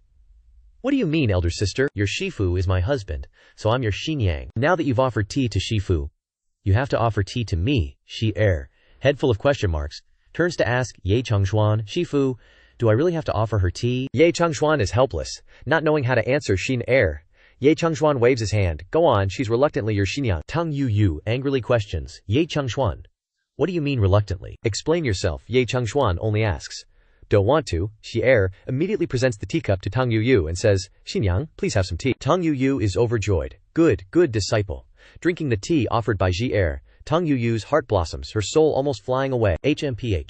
Reluctantly I can accept it, at least this guy has more or less acknowledged it. Tang Yu puts down the teacup and says to Shi stand up, I acknowledge it. From now on you'll be a good disciple of me and husband. Tang Yu turns to Ye Cangxuan, covering her mouth and giggling sweetly. Husband, now that the apprenticeship is over, let's go bow to heaven and earth. Finishing speaking, she flies up and hugs Ye Cangxuan tightly. Ye Cangxuan is angry. What are you talking about? Shi asks in surprise. Bow to heaven and earth, what's that? Seeing this, Ye Lingyan leans down and whispers into Shi ear about bowing to heaven and earth. Hearing this, Ji's eyes light up. Is that so? Then doesn't that mean I'm about to have a little sister? Ye Cangxuan frowns, unable to respond, thinking to himself, what did she tell Ji Tang Yu continues to cling to Ye Cangxuan and says, husband, if you've acknowledged me, then we should go bow to heaven and earth. Ye Cangxuan says, don't mess around, holy maiden, something bad will happen. A female disciple rushes into the room from outside. Tang Yu angrily thinks to herself, it was clearly such a good opportunity, why did someone suddenly barge in? Ye Lingyan gently strokes the female disciple's back and says, don't rush, speak slowly. The female disciple pants and utters each word, holy maiden, Yun Haifeng's Fengju, he's dead. Also, the madman, Liang Feifan from the Feng, is also dead. They were both killed. Ye Cangxuan is shocked. The Fengju and the madman of Yun Haifeng are both dead. Ye Cangxuan chuckles. Dead. Interesting. Tang Yu, sitting beside him, is also surprised. He's dead again. It's a fake. Ye Cangxuan stands up and walks outside. Whether it's real or fake, we'll know as soon as we go. At Yun Haifeng, at this time, Ye Cangxuan's group pushes the door open and enters. The Grand Elder turns his head and says, you've arrived. Ye Cangxuan nods lightly and observes the scene before him. Up ahead, Liang Yixiao's corpse was impaled through the chest by a stake, pinned straight onto the wall of Yun Haifeng Peak. Liang Yixiao died with his eyes wide open, blood pooling all around his body. Beside the corpse was written, hand over the Zhu Tian sword, or I'll wipe out your entire sect. Ye Lingyan looked at the corpse before her, shocked. He's really dead. Then, she quickly covered Zhi's eyes. Zhi, close your eyes, don't look. Ye Cangxuan turned around and said to Ye Lingyan, it's all right, Xinjie has already stepped into the cultivation world. Sooner or later she'll have to experience this, no need to shield her. Ye Cangxuan gently reached out and caught a drop of blood dripping from the wall onto his fingertip, saying, then let me rewind to the origin and see, did you really die or not? The drop of blood on Ye Cangxuan's hand burst into flames. Several rays of light shot out from the blood, directly towards Liang Yixiao's corpse, rewinding the memory. The light merged into Liang Yixiao's chest, then rushed back out, transforming into a mirror that simulated what had happened. All that was seen in the mirror, a figure kicked open the door holding a spear and stabbing straight forward. With one strike, the person opposite immediately fell without being able to resist. The man holding the spear clenched his fist, laughing gleefully. The Zhu Tian sword is mine. None of you will get your hands on it. The person lying on the ground coughed, cough, and barely managed to say, you, who exactly are you? The rewind ended there without any further clues. The Grand Elder and the other Peak Lords looked at the memory just now, shocked, each with their own thoughts. The Grand Elder said, someone really broke into the Cangxuan sect from the outside. The Tongtian Peak Lord said, how could that be? Ye Cangxuan also felt puzzled. he's really dead after all. Tang Yu beside him pointed at Liang Yiqiao's corpse, saying, "Not necessarily, there's still a possibility." Hubby, rewind to the origin and see if he's really Liang Yixiao or not. Is it Liang Feifan's father? Ye Cangxuan only said, okay, right away. Gathering qi, a stream of golden light shot out from Ye Cangxuan's hand, chanting the spell of origin, and pointed towards the corpses of Liang Yixiao and Liang Feifan to rewind them to their origin. From the two corpses, two streams of blue soul essence flew up, standing straight in front of everyone. Irrelevant to the story, so omitted. Irrelevant to the story, so omitted. After the two streams of blue soul essence flew into the air, one soul essence gradually turned golden, which was Liang Yixiao's soul. After seeing these two souls, Ye Cangxuan frowned, as if contemplating something. Seeing this, Tang Yu softly said, if I remember correctly, when rewinding to the origin, if the souls are connected to each other, it represents a blood relationship. The golden one is the elder, the parent. Ye Cangxuan nodded slightly. Right, it can be confirmed that he is indeed Liang Yixiao, and he's really dead after all. Ye Cangxuan sent a palm towards Liang Yixiao's corpse, and the two souls immediately dissipated in the air. Elder Yuxuan raised an eyebrow. It's him, Tong Tian Peak Lord also complained. Who the heck is this guy? The Northwest Peak Lord also grumbled. Rewinding memories and rewinding to the origin are these secrets that aren't supposed to be spread outside of our sect. He actually knows about it, and he's very familiar with it. Even I can't do that. The two Peak Lords leaned in and whispered to each other. Furthermore, he actually used rewind to the origin on Liang Yixiao. Liang Yixiao is the Peak Lord of our sect. That's right. Rewinding memories I can still understand, it can find the murderer, but rewinding to the origin, that's a taboo. And those words he said, he's even doubting the corpse. Elder Yuxuan tilted his head to look at the Grand Elder. Grand Elder, who exactly is this person? The Grand Elder stroked his beard, his expression serious. I'm not sure either, but he's probably related to our Cangxuan sect. At the very least he won't harm us. Besides, it was his suggestion to hold the Grand Luo Heaven Assembly this time. The three elders were shocked. He suggested it. Northwest Peak Lord looked at Ye Cangxuan and said, Grand Senior Brother, the Grand Luo Heaven Assembly is of great importance. How can we let some kid meddle with it? The other Peak Lords thought. This guy actually suggested the Grand Luo Heaven Assembly to the Grand Elder, and the Grand Elder just agreed. Just what is this kid's background? The Grand Elder immediately snapped. Enough. I have other considerations about this matter. No need to mention it again. Ye Cangxuan then said to everyone present, at this time, you're probably all wondering why we're being so heavily guarded. To prevent such a thing from happening again. After all, the news of the Grand Luo Heaven Assembly has already been released. If no unexpected incident occurs, within 3 days, 600 major sects will gather at Cangxuan sect. After speaking, Ye Cangxuan led Jin Yer and Ye Lingyan out. Passing through a forest, they arrived at a long stretch of grass, below which was a cliff. Ye Cangxuan turned back and said to Ye Lingyan and Jier, you guys wait here for a bit. After speaking, Ye Cangxuan and Tang Yu jumped down below. Landing quickly, the two stood up and looked into the distance, where Liang Yixiao had died. Tang. You asked Ye Cangxuan, darling, do you think he's really dead? Ye Cangxuan frowned. At least outwardly, he's dead. Tang Yu was excited when she heard that. Outwardly, the two of them, Ye Cangxuan and Tang Yu, then stood in a formation. A whirlwind arose, and the formation also lit up, gradually revealing within the formation the shape of a sword being sealed. Ye Cangxuan chuckled.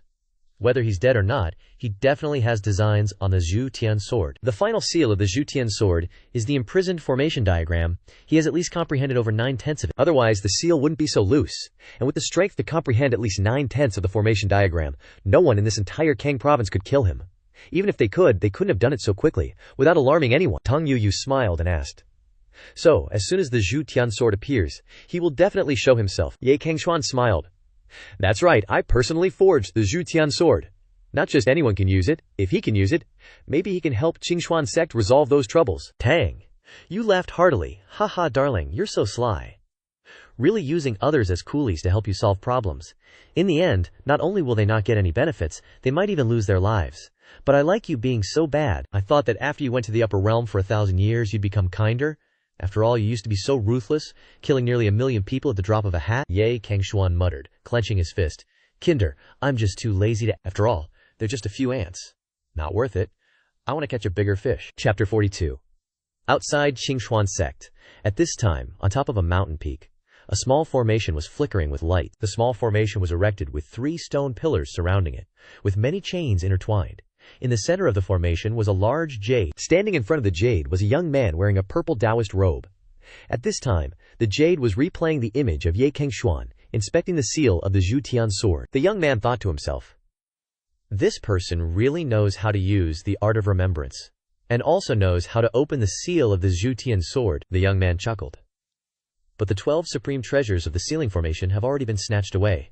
Without these supreme treasures, even if you know the sealing technique, you won't be able to seal the Zhutian sword again. The young man slapped the stone slab beneath the jade, and the entire small formation shook violently.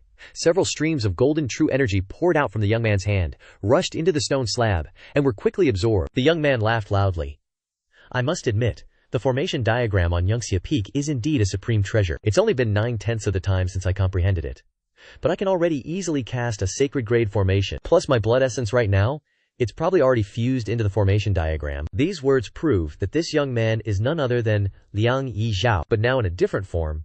He pours even more power into the stone slab.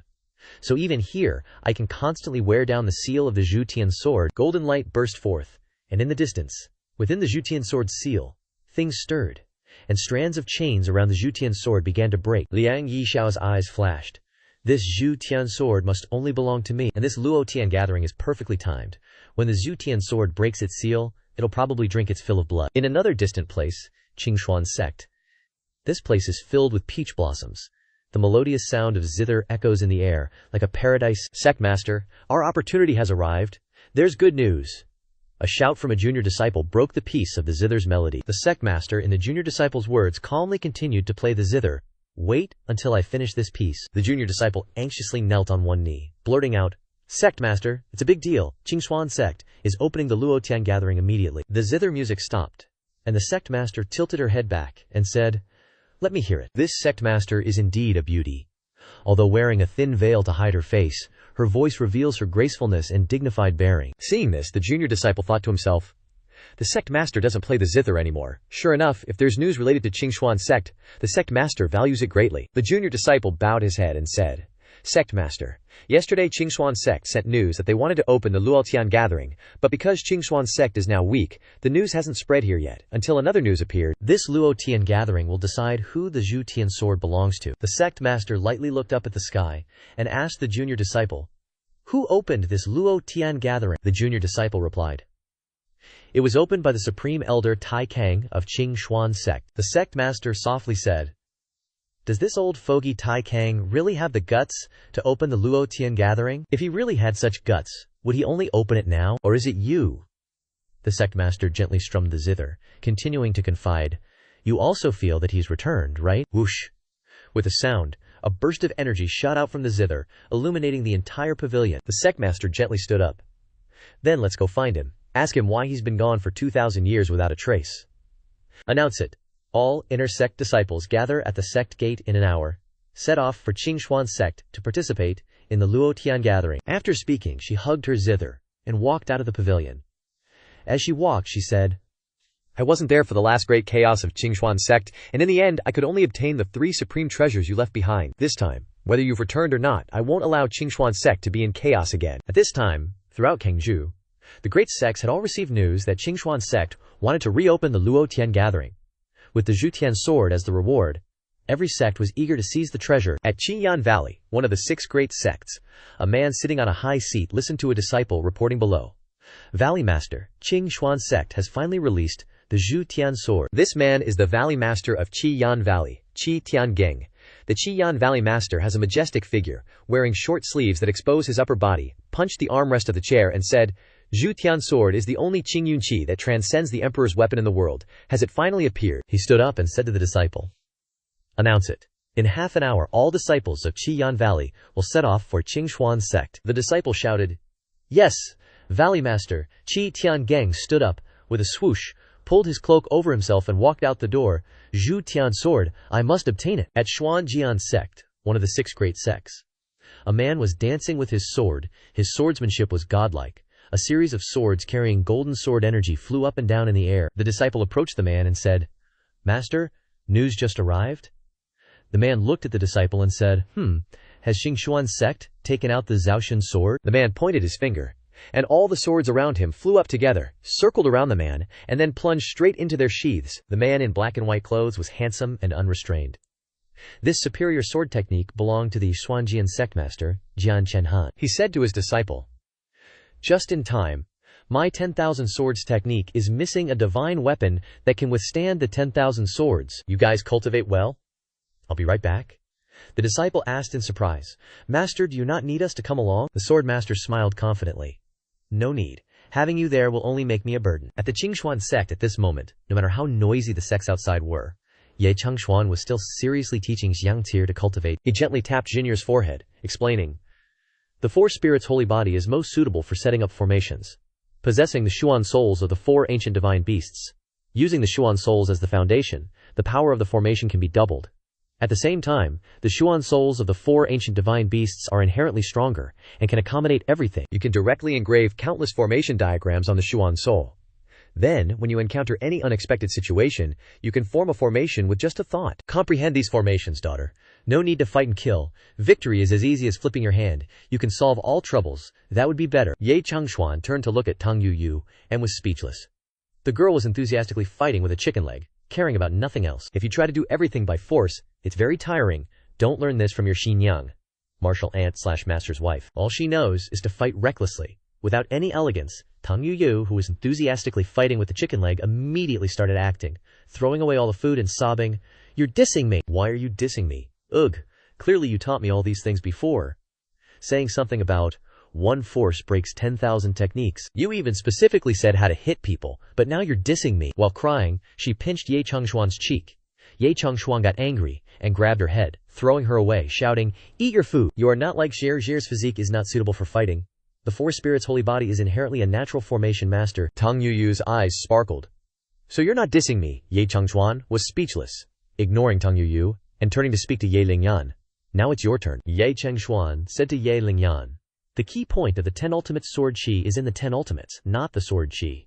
It's not just you who are going down the wrong path, but your entire Cangxuan sect will also go down the wrong path.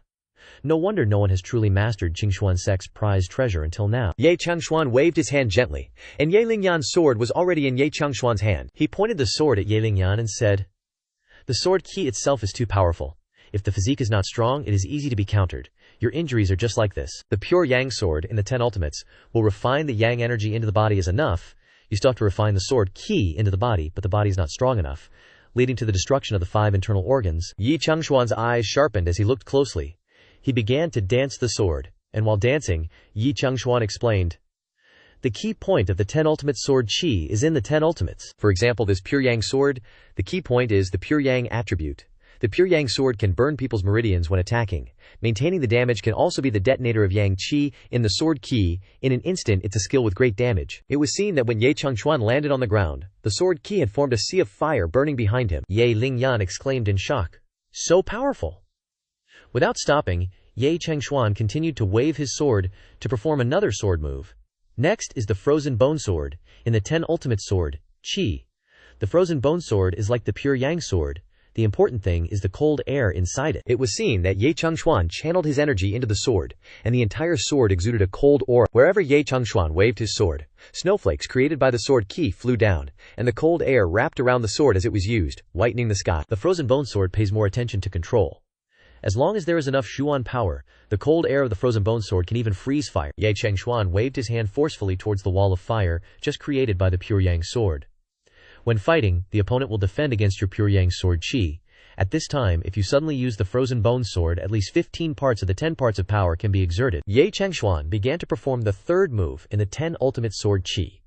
The 10 ultimate sword chi, the trace gold sword. This sword is the sharpest, and can be regarded as a killing move. The pure yang sword is mainly about eruption, the frozen bone sword is mainly about control, while the trace gold sword is a sword of punishment. One sword kills. After practicing, Cangxuan spun the hilt of the sword once, plunged the sword straight down, and landed on the ground. At the same time, the trace gold sword can also be used as a hidden weapon, because the trace gold sword is the sharpest, so no matter the speed or the damage, or as a hidden weapon, as long as you hit the enemy you will be seriously injured. Cangxuan chuckled. But when the ultimate move is about to land, since whether it's sword inscription gold, sword bone snow, or sword pure yang, they're all executed with your Xuan Qi, you can naturally change them at will, unless switching the sword aura consumes a bit of Xuan Qi. Cangxuan flicked his finger, and with a whoosh, the swords formed from sword energy all burst into flames, creating a massive force. For example, the sword aura of sword inscription gold can be changed to sword pure yang, resulting in an explosion of yang energy. Lingyan was shocked by the scene before her. It can even be like that. Cangxuan turned back and asked, Do you understand now? The key to the 10 decisions sword chi lies in the 10 decisions, not the sword key itself. It doesn't matter how strong the sword Qa you cultivate is. On the contrary, if you perfect the attributes of the 10 decisions, your combat power will double. Ye Lingyan bowed her head in salute. Thank you for your guidance, young master, Ye Cangxuan replied softly. Get up. With your talent, grasping the attributes of the 10 decisions won't be difficult. You were just going down the wrong path before. With a whoosh, he tossed Ye Lingyan's sword back, accurately into its scabbard. Ye Cangxuan instructed. Remember, the 10 decision sword chi has a total of 10 attributes, and these 10 attributes can all be combined with each other. What I demonstrated just now was only a combination of 3 of those attributes. Ye Lingyan smiled softly. Yes, young master. In the small courtyard, Ye Lingyan was frantically practicing her sword. She put all her effort into practicing, and blue and red sword Kia rippled around. Seeing this, Ye Cangxuan said, You're changing too fast. There's no need to rush. Take it slow. First, master one decision in the 10 decisions sword chi completely. Then try changing the sword attributes, otherwise it'll be useless. Ye Lingyan bowed her head. Yes, young master. She also realized that she was too impatient and needed to calm down and carefully study the 10 decisions. She started with the first technique in the 10 decisions sword chi, the pure yang sword decision. Seeing that Ye Lingyan was doing okay, Ye Cangxuan turned to Jin Ye, who was sitting in meditation, and shouted softly, Focus! Concentrate. The formation is still being comprehended. Forcing it won't do any good. You can't get good at this stuff without practice. You can grasp it, but first, study the theory of formations that I taught you. Jie opened her eyes and said softly, Yes, master. Ye Cangxuan sighed and slumped into his chair. Tang! You immediately offered a grape. Husband, open your mouth. After feeding the grape into Ye Cangxuan's mouth, the little girl chimed in. Husband, do you think we should kowtow to heaven and earth? Cough. Ye Cangxuan almost choked on the grape. 3 days later, Ye Lingyan had mastered the 10 decisions within the 10 decisions sword chi. She unleashed a move of profound sword, and blue sword Kui filled the sky, surging endlessly. She unleashed a move of bone snow sword, and the mountain rocks in front of her froze, and the surrounding air became much colder. She unleashed a move of thunder sword, immediately blasting a huge pit in the ground. Ye Lingyan excitedly asked Ye Cangxuan, who was standing beside her. How is it, young master? Ye Cangxuan replied softly. It's okay. But a set that can threaten a strong emperor-level expert, but the speed of your sword Kui change is still too slow. You need to practice more. Ye Lingyan happily clasped her hands. Thank you for your guidance, young master. Then she looked towards Jin Jie, whose body was now exuding golden true Qi, and the 4 symbols around her were all lit up. Ye Cangxuan flicked a stone towards Jin Jie. Before the stone could get close, it was blown away by the true Qi around Jin Jie's body. Ye Cangxuan was delighted. Alright, now you can plant the 6 union formation. At least ordinary Grandmaster Realm might not be able to do anything. Jin Jie can be regarded as having the power to protect herself. But, in the middle of speaking, Ye Cangxuan had to flare up and say to the little girl clinging to his back, Can you stop for a second? Tung Yu clung tightly to Ye Cangxuan's clothes and shouted, I don't care. I want to kowtow to heaven and earth, kowtow to heaven and earth, kowtow to heaven and earth. Ye Cangxuan nearly kicked Tung Yu away. Tang Yu still shouted, kowtow to heaven and earth, kowtow to heaven and earth. Ye Cangxuan sighed softly, looking towards the distant sky. Perhaps the 6 great sects have arrived in full force. Chapter 46. Outside Cangxuan sect, within 200 miles, on top of some unnamed mountain. On the top of the mountain is the formation Liang Yixiao is stationed at. Liang Yixiao, having passed through the formation, was still engrossed in breaking the seal of the Zhu Tian sword. He chuckled. The seal's almost gone, but if this Zhu Tian sword doesn't taste blood after breaking free, it'll probably backfire on me. Just in time. Cangxuan sect is spreading news about opening the Great Luo Heaven Assembly. Aside from the 6 Dao sects, tons of first-rate sects are heading over. Liang Yixiao happily flew down from the mountain peak, muttering, The essence blood of those first-rate sects ain't as good as the 6 great sects, but it'll do, and they're way easier to deal with. In the distant woods, a group of disciples in blue robes was approaching. The people of the Yi Yun sect. At that moment, a few disciples chatted happily. After traveling for 3 whole days, we finally arrived at the Cangxuan sect. Yeah, I'm beat. It's been ages since I've traveled this far in such a short time. Zhu Tian sword. I can't believe the Cangxuan sect actually dared to bring out the Zhu Tian sword this time. If we could get our hands on the Zhu Tian sword by some stroke of luck, that'd be epic. While laughing and talking, the group of disciples suddenly stopped. One of them spoke up. Who are you? I am the great elder of the Yi Yun sect, and these 3 are my disciples. We're heading to the Cangxuan sect to broaden our horizons. Are you a disciple of the Cangxuan sect, brother? A purple figure stepped out, wearing a sly grin. I'm not a disciple of the Cangxuan sect. The elder was surprised. Then are you a disciple of the 6 Dao sects? The figure still smiled. I'm not a disciple of the 6 sects either. The elder raised an eyebrow. Then it seems you're just like us, here to try your luck. If that's the case, then I can't let you live. With that, the elder placed his hand on his sword, slowly drawing it out. The Yiyun sect disciples behind him also slowly drew their swords, grinning. Interesting, we've run into a fellow traveler and one who dares to actively cause trouble for us. We can have some fun with this. The purple-clad man replied casually. You've got it all wrong. I'm not here to try my luck, I'm just here to kill a few people to consecrate a sword. That man was none other than Liang Yiqiao. He grinned with excitement, already seeing the ending of the 4 teachers and students before him. The 4 of them brandished their swords together, shouting, "Kill him!" Liang Yiqiao lightly swung a claw through the 4 of them. All 4 teachers and students fell down at the same time. The elder barely managed to lift his head and asked, "Demonic energy, are you a member of the demon clan?" Liang Yiqiao still smiled. "You guessed right, but no prize?" He waved his hand towards the 4, sucking out a ball of blood from them. Holding the ball in his hand, he frowned. Not enough. Hundreds of miles away from the Cangxuan sect, a group of disciples wearing purple Taoist robes was passing by in the barren mountains. Liang Yiqiao stood on the mountain peak, looking down. Yun's sect, huh? Although they're also considered a first-rate sect, they have quite a few people. Liu Yiqiao immediately jumped down, passing through the disciples of Yun's sect, and all the disciples fell. He continued to suck their blood, forming it into a ball of blood, but still felt it was not enough. Next, Liang Yiqiao continuously eliminated the people of the Qingxui sect, but it was still not enough. The people of the Baiyu sect, but it was still not enough. Until the people of the Wanling sect arrived. The power from the blood of the Wanling sect disciples was much stronger than the disciples of other sects. He sat on the corpses of the Wanling sect disciples and laughed. I didn't expect the Wanling sect to be so close to the strength of the 6 great sects. They're probably preparing to become famous at the Great Luo Heaven Assembly, but they've wasted quite a bit of my time. But the essence blood is finally enough. Liang Yiqiao returned to his formation. At this time there was no longer a large jade stone on the stone pillar in the middle of the formation. Liang Yiqiao took out the ball of blood that he had collected. Through the process of intercepting and killing the sects, he said happily, 700 years. The Zhu Tian sword is finally mine. He tossed the ball of blood towards the stone pillar. The ball of blood burst into a tremendous force, scattering as if to escape from the formation. He mustered his strength, raised both hands high and shouted, "Fang!" All the scattered blood gathered into a floating circle between the stone pillars. Liang Yiqiao gently pointed down, and the entire formation activated. He yelled, "Devour it all! These essence bloods are all for you."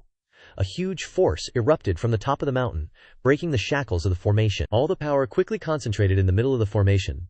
The ground rumbled, and a corner of the sky turned red. Liang Yiqiao excitedly pointed his finger at his brow and said, "I can feel it, you are very active, very excited." Immediately he drew a drop of blood from his brow, dropped it under the stone pillar and laughed. "You can go out and wreak havoc." As soon as the blood dropped onto the stone pillar, a huge burst of true energy erupted, sending Liang Yiqiao flying backwards. The impact from the formation made it impossible for Liang Yiqiao to see clearly. With a bang, the ground, starting from the stone pillar in the middle, began to crack slowly, and an ancient sword, a sharp blade, a golden hilt, and an elaborately carved body gradually emerged. Liang Yiqiao was extremely excited, quickly came to the front of the sword, placed his hand on the hilt, intending to pull it out.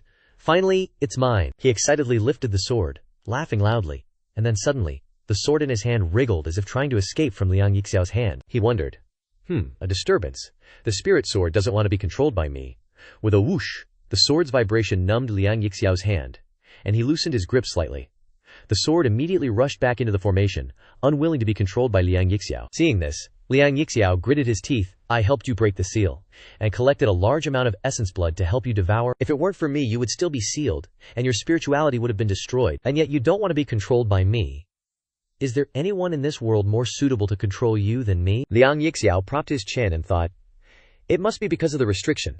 Without breaking the restriction, the Xiao Tian sword cannot recognize a master, and breaking the restriction requires going to the Cangxuan sect. At this time, at the arena of the Luotian convention, the sects were entering one after another. The sect master of the Xuanjian sect, Jianchen, alone with his sword, a blade of grass in his mouth, swaggered into the arena. The supreme elder saw Jianchen and went up to greet him.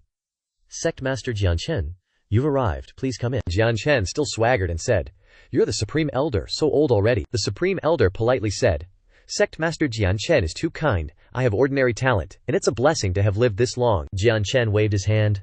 "Go greet the others. I'll find a place to sit." The supreme elder nodded. "All right." As Jianchen swaggered into the arena, a figure called out to him, "Isn't this brother Jianchen?" Brother Jianchen came alone. "Why didn't you bring your disciples?" The one who spoke was the hall master of the Juyu Hall, Ni Juyu. Another clear voice immediately chimed in. Why does Big Brother Jian Chen need to bring disciples? With Big Brother Jian Chen's strength, bringing disciples would only be a hindrance. The sect master of the Hehuan sect, Qitian Surao, covered her mouth and said, displaying her most charming posture in front of everyone. She moved closer to Jian Chen, wanting to cling to him and sway. Big Brother Jian Chen is right, isn't he? With a whoosh, Jian Chen flashed and retreated behind him, leaving Ji Qianru to stagger. Jian Chen scratched his head and smiled. Big sis, don't be like that. I'm not interested in you. Ni Juyu pointed at Ji Tianru's face and laughed. Ha ha, how many times has it been, Ji Tianru? Brother Jian Chen will never like you. Jian Tianru frowned, unable to say a word. A hearty voice came from afar. Brother Jian Chen. Brother Juyu, Sister Tianrao, long time no see. The one sitting on the back of a tiger laughed loudly and cupped his hands in greeting.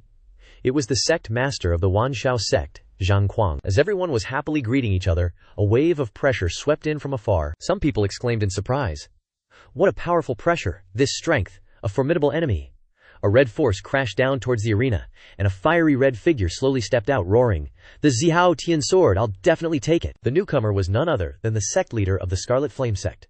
Suddenly, a surge of purple qi tore through the air, shattering the Scarlet Flame sect leader's red qi. The Scarlet Flame sect leader turned back and roared, "Who is it?" But inwardly thought, "Who could disperse my aura in an instant? This person's strength is definitely not below mine."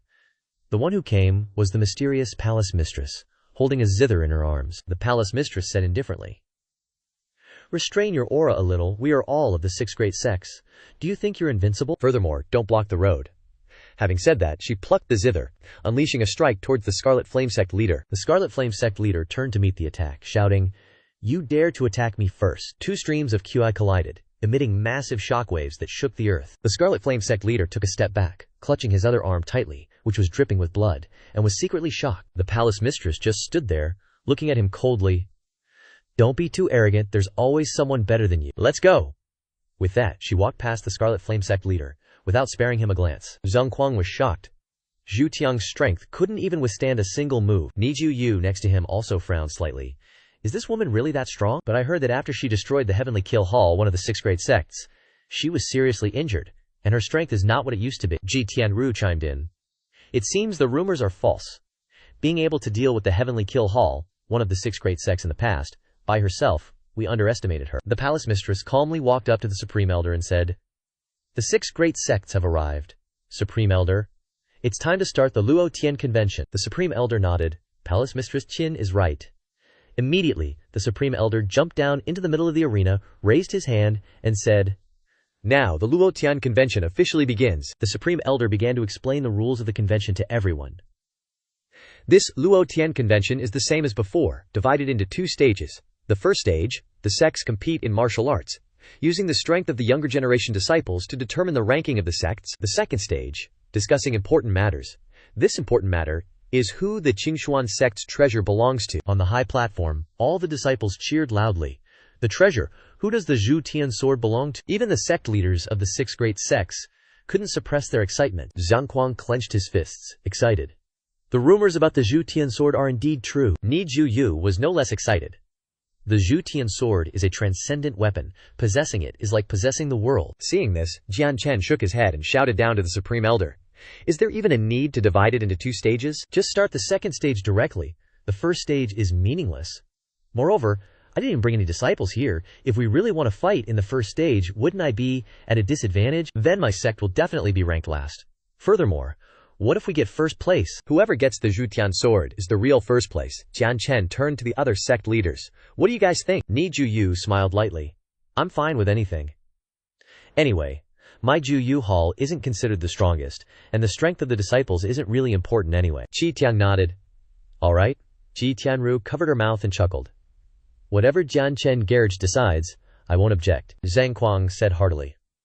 Okay, anyway, our goal is the Zhu Tian sword. Jian Chen nodded slightly when he saw that everyone had agreed. Okay, if that's the case, only I disagree. Qin Gongzhu said softly. The sect leaders sitting here all turned their heads. Disagree. Qin Gongzhu said seriously. After all, this is the Cangxuan sect's territory. They are the hosts, and you want their stuff, you should at least put on a show. Jian Chen yawned when he saw this, returning to his indifferent appearance. Alright, you make a lot of sense. Then you guys compete. I won't participate in these petty games, they're meaningless anyway. Qin Palace Master nodded. Tai Kang, let's begin then. The Supreme Elder, hearing his name called, said, Alright, Palace Master Qin, Then the Luo Heaven Grand Meet officially begins now, the Supreme Elder continued. The first round, a free-for-all. Each sect can send their disciples onto the battle stage for 1 hour, or until there are only 20 people left, at which point the free-for-all ends. With that, the Supreme Elder waved his sleeve. Disciples from each sect participating in the battle, please enter the battle stage. Need you. Yu waved to his disciples. Disciples, aim for the top 20. All his disciples responded in unison. Yes, disciples obey, Palace Master. Rest assured, we will definitely take first place. Soon, the sects had finished assigning disciples to participate in the battle stage. And they had all formed a circle, ready for the fight. The Supreme Elder lit 3 incense sticks. Good. Disciples participating in the battle from each sect have gathered. Luo Heaven Grand Meet, first round, free-for-all, begin. The disciples all rushed onto the battle stage, joining the fight. On this side, Tang Yu was still fast asleep, drooling and mumbling. So much delicious food, all mine. Ye Cangxuan flicked Tang Yu's forehead, startling her awake. Ye Cangxuan said to Tang Yu, who was still half asleep. What's up? The Luo Heaven Grand Meet has already begun. Chapter 50. At this moment, inside the battle stage, the intense confrontation had already begun, only to see 5 male disciples, broad-shouldered and thick-backed, holding sharp clubs and black maces, their eyes flashing with battle intent, roaring together. Attack! Eliminate the Jade Maiden Palace people first, and then we'll talk? The young man next to him smiled bloodthirstily. All right, as one of the 6 great sects, you're relying on a declining sect like Cangxuan sect. How embarrassing! A fat monk with large ears and a large face, plump but moving very quickly in the group, chimed in. That's right, we should eliminate them first. It's humiliating to consider them a team. In front of the group of men was a group of women, holding zithers, wearing flowing green dresses. The pink-haired girl standing in front of the group looked at the 5 men and shouted, You want to join forces to eliminate the Jade Maiden Palace? Just based on you guys. After speaking, they placed their hands on the zithers, and their fingers began to glide over the strings. Streams of blue true energy swirled around their fingers and flew out, shooting fiercely towards the men. The 5 men were hit, their bodies swaying as if rooted to the spot, their weapons all falling to the ground. Bloodstains had appeared on the bodies of these men, and some had already knelt before the sound waves of the Jade Maiden Palace disciples, they exclaimed. So strong, the burly man roared. Don't be afraid. Although they have very high damage output, they themselves are very weak. The others wiped the blood from the corners of their mouths, slowly stood up, burning with fighting spirit, and said, That's right, as long as we can get close, they're sure to die. Let's rush up together, they can't deal with everyone at once. The men then picked up their weapons again, and rushed towards the group of female disciples. Charge! The pink-haired female disciple was furious when she saw this, seeking death. After speaking, all the female disciples of the Jade Maiden Palace raised their instruments and began to play in unison. The music they played together turned into a tangible form. Streams and streams of sonic attacks transformed into sharp sword energy and flew towards the men. The group of men only had time to widen their eyes in horror. Then they were pierced by the materialized sword energy of the group of women, and fell down. What stood before the group of men now was not the weak Jade Maiden Palace, the soft persimmon that was easy to knead. They were now the Asura, hell come to claim lives. Standing outside the battle and observing, the son of the myriad beast sect master, Zhang Yang, exclaimed when he saw the scene before him. This Jade Maiden Palace is quite powerful, actually eliminating all the disciples of our sects with just their strength alone. He turned to speak to the hooded purple-clothed man beside him. Yu Ming, what do you think? The man beside Zhang Yang, wearing a purple hooded robe and carrying a large riding brush on his back, was none other than the holy son of the 9 Nether Palace, Yu Ming. Yu Ming coldly replied, What do I think? The disciples are incompetent, just trash, so they were eliminated. Zhang Yang laughed heartily. Yu Ming is absolutely right. If a disciple can be defeated so easily, they're truly useless. He immediately frowned seriously. But still, they're from our sects. Being wiped out like that is a bit of a disgrace. If we don't teach her a lesson, won't it look like we're afraid of her? Zhang Yang frowned. If we don't teach her a lesson, won't it look like we're afraid of her? Yu Ming next to him said, If you want to make a move, go ahead. This free-for-all is basically just a preliminary round. I'm not planning on wasting my profound energy here anyway. With that, Yu Ming brushed past Zhang Yang and left. Zhang Yang watched Yu Ming's departing back and thought to himself, The 9 Nether Hall's cultivation methods are the closest to those of a demonic sect. The Holy Sons never used to provoke others. Why is he so calm here? Or is he scoping out their strength, hoping they both get injured so he can swoop in and be the fisherman who profits? Zhang Yang looked seriously at the man beside him and asked, Young Valley Master, What do you think? Shin Palace Master injured your father severely. That's a great feud. Aren't you going to do anything about it? Standing next to Zhang Yang was the young Valley Master of Scarlet Flame Valley, Qi Yan. He glanced over and clenched his fist, his face twisting. After the free-for-all ends, if I meet her, I'll personally kill her. There's no point in acting now. Are we all idiots or something? Seeing this, Zhang Yang chuckled to smooth things over. Haha, young Valley Master is just joking. The young sect master of Joyful Union sect, Hua Wuchang, also chimed in. Don't try to provoke me either, I'm not interested in fighting. He licked his finger. If she's willing to cultivate duel with me here, I might consider it. Seeing this, Zhang Yang cupped his hands in a bow. Then I won't bother Hua Xiong from admiring the beauty. Although Zhang Yang said that, he was fuming inside. What a bunch of bastards. Saying they'll see their true strength. Whatever, at least I have an idea of Chu Xiaoxiao's strength. He looked at the incense burner. At this time, half of the 3 incense sticks had already burned. At this time, the sect leaders sitting on the high platform were boredly observing the situation below. Jian Chen, since he had no disciples participating, leaned back in his chair leisurely, looking relaxed as he waited for the battle to end. Suddenly, he opened his eyes in surprise. Huh, he thought. Are those people from Cangxuan sect? From afar, 4 figures slowly and leisurely entered the arena. It was Ye Cangxuan, Tang Yuyu, Ye Lingyan, and Ji Er. Seeing this, Jian Chen sat up slightly, rested his hand on his chin, and sneered. The Cangxuan sect has been declining for 100 years, and now they're making such a big show. I wonder who gave you guys something to rely on. Zhang Kuang next to him also laughed loudly. This time, the Cangxuan sect is holding a grand Luo heaven assembly and using the Zhaoxin sword as a reward. Let me see what kind of character will emerge. Ni Junyu also said. Hopefully, they won't disappoint me. Shin Palace Master paused slightly when he saw the figure entering, widened his eyes, and whispered, Is that you? Ye Cangxuan walked in and shouted loudly to the entire arena, I'm not too late, am I? Then he flicked Tang Yu, who was sitting on his shoulder, loudly. It's all your fault for waking up so late again, always sleeping in. Tang Yu pinched Ye Cangxuan's cheek in annoyance. Blame me. 52. Then she yelled.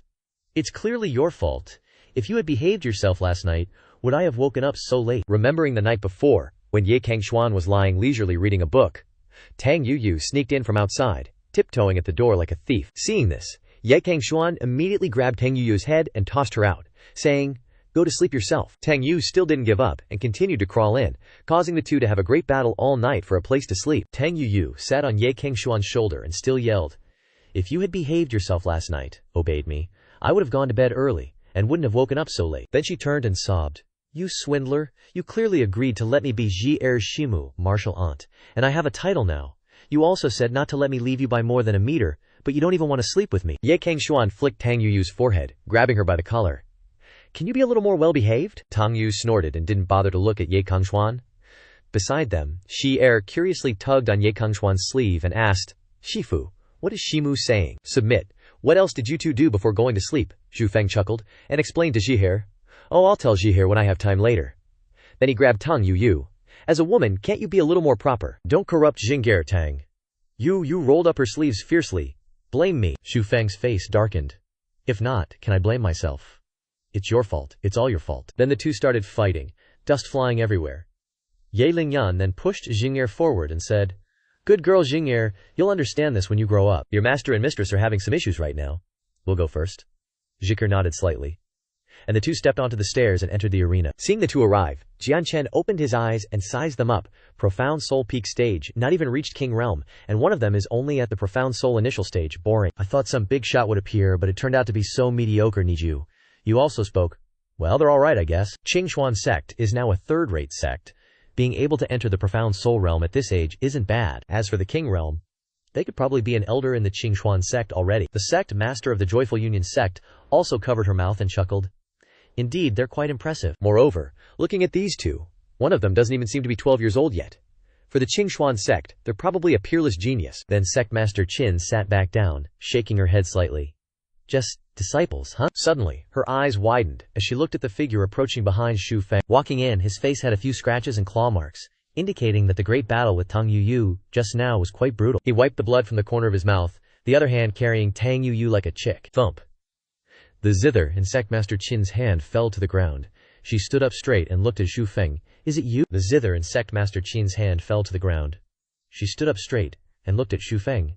Is it you? Jian Chen, sitting next to her, looked over and thought, with my and her cultivation, even if the sky falls, our state of mind shouldn't be affected. But at this moment, Sect Master Qin is very abnormal. Because of this person, a body refinement initial stage, or rather, the girl on the girl's body. Qian Chen then carefully observed Tang Yu, suddenly startled. Wait, I can't completely see through this girl's left. Sect Master Qin looked at Zhu Feng for a while, then shook her head slightly. No, it's not him. Everything is very similar, but everything is a little bit lacking, whether it's in appearance or aura. If he really came back, why would he organize such a small game like the Luo Tian Assembly? I'm afraid the 6 major sects would have been completely wiped out long ago.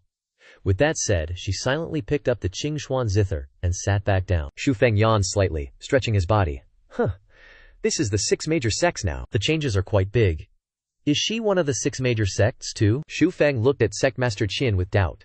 That soul-devouring demonic ink was originally something I gave her. If she wanted it, she wouldn't need to steal it at all. Zhu Feng then transmitted his voice to the Supreme Elder. But did anything unexpected happen? The Supreme Elder turned his head and replied to Zhu Feng. The power of the 6 major sects has undergone some changes.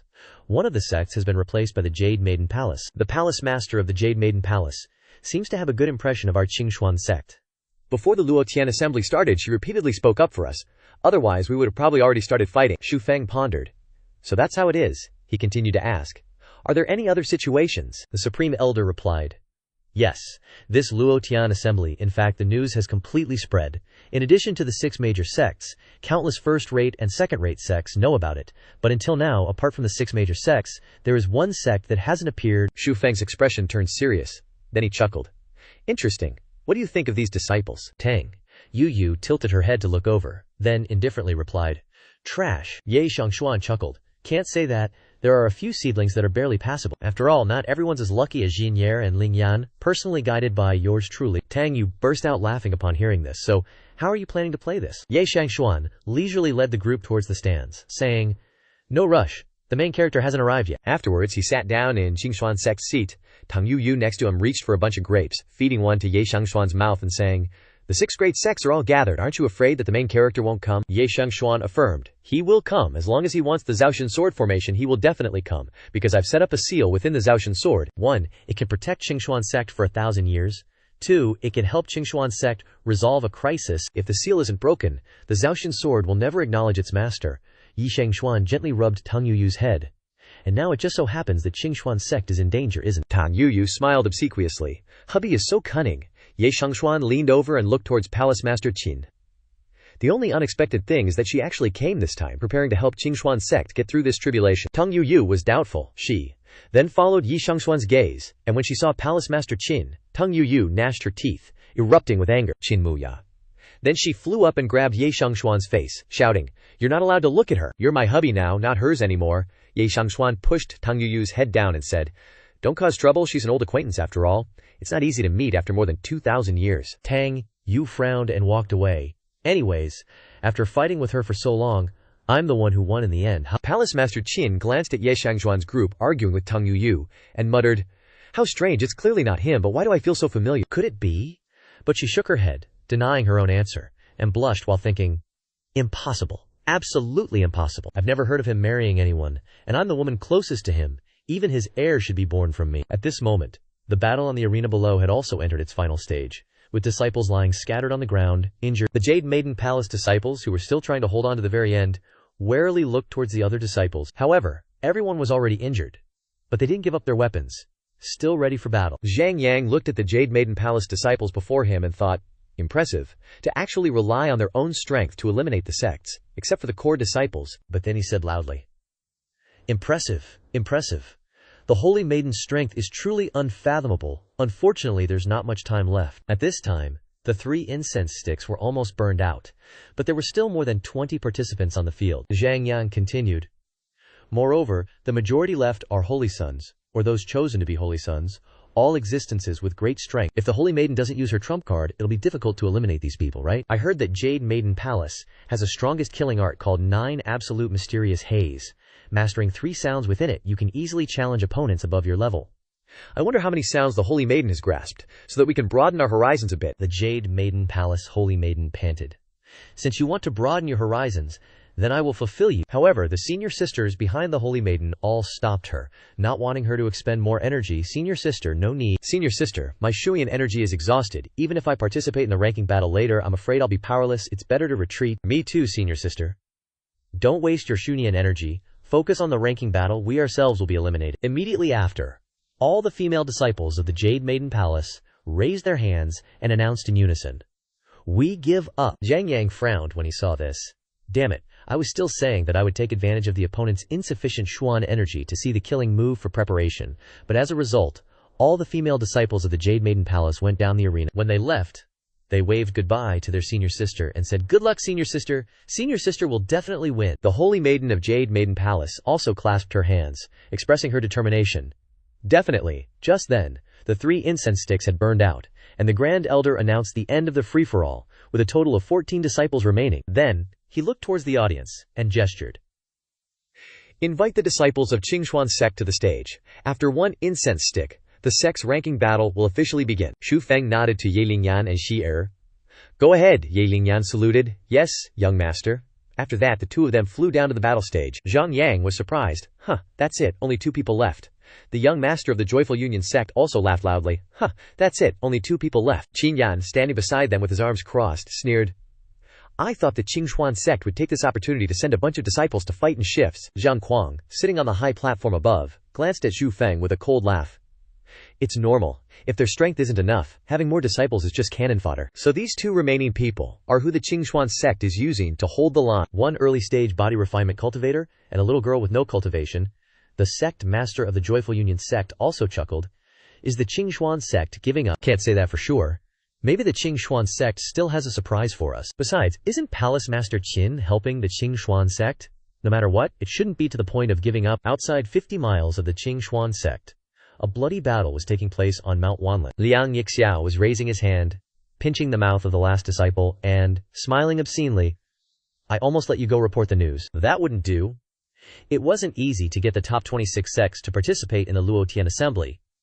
If I let you successfully report the news, and another 26 sects came, would I even get to play anymore? Relying on my own strength to deal with the 6 major sects wasn't that easy to begin with. If the Zushan sword didn't have a restriction, I would have directly returned to the demon race and scattered. With a snap, he broke the neck of this disciple.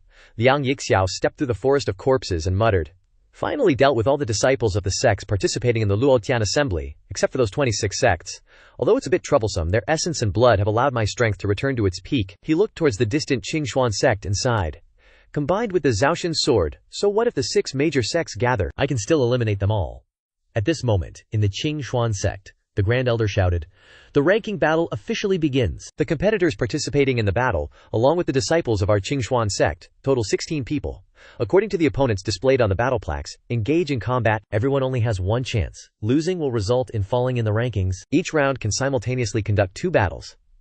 Now the ranking battle officially begins. The Grand Elder produced a hand seal, erecting a wall of true energy, dividing the battle stage in half. He continued to announce, first round, Ye Lingyan versus Song Zhao, Zhang Yang versus Yue Ming. Invite both sides to the stage. Ni Ju Yu stroked his chin and smiled.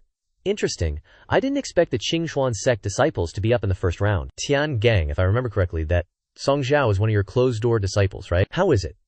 Confident in winning against the Cangxuan sect disciple, Qi Tiangang extended 3 fingers, a confident expression on his face, and said, 3 moves, guaranteed victory. Just a small, mysterious soul realm cultivator, and a disciple of the Cangxuan sect, at that. 3 moves is already me thinking highly of him. Tang. You laughed, peefed. That's hilarious, husband. Did you hear that? He's saying his disciple can win against Ling Yan in 3 moves, and that he's thinking highly of Yan Er. Xu Feng also laughed.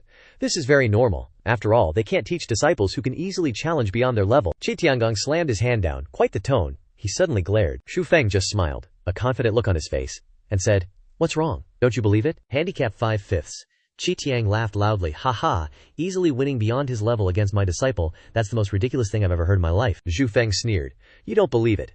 Enough talk. Are you taking the handicap? Qi Tiangang laughed heartily. Ha ha, believe it. You think I should believe that? As he spoke, he pointed directly at Ye Cangxuan's face. Right now, Cangxuan sect has already become a 3rd-rate sect. What qualifications do you have for me to believe you? Ye Cangxuan calmly replied. How about a bet? Qi Tiangang chuckled. I'm fine with it, but what good stuff can your Cangxuan sect even put up? Could you possibly hand over the Zhu Tian sword to me first? Jian Chen slightly opened his eyes, watching the conversation between the two. Zhu Tian's sword. Ye Cangxuan stared intently at Qi Tiangang, making him feel a bit apprehensive, but he didn't show it. Ye Cangxuan smiled lightly. The Zhutian sword is indeed not bad, but it's just a weapon used in the second stage of the Luotian Grand Meat, but I have no shortage of other good stuff. After saying that, a small ball of light appeared in Ye Cangxuan's hand. Inside the ball was a miniature universe spinning. Ye Cangxuan introduced the item in his hand, Emperor-grade profound treasure, the Xuantian Pearl. Inside, it contains a small world that can be used to trap enemies, help inner disciples cultivate, or for personal cultivation.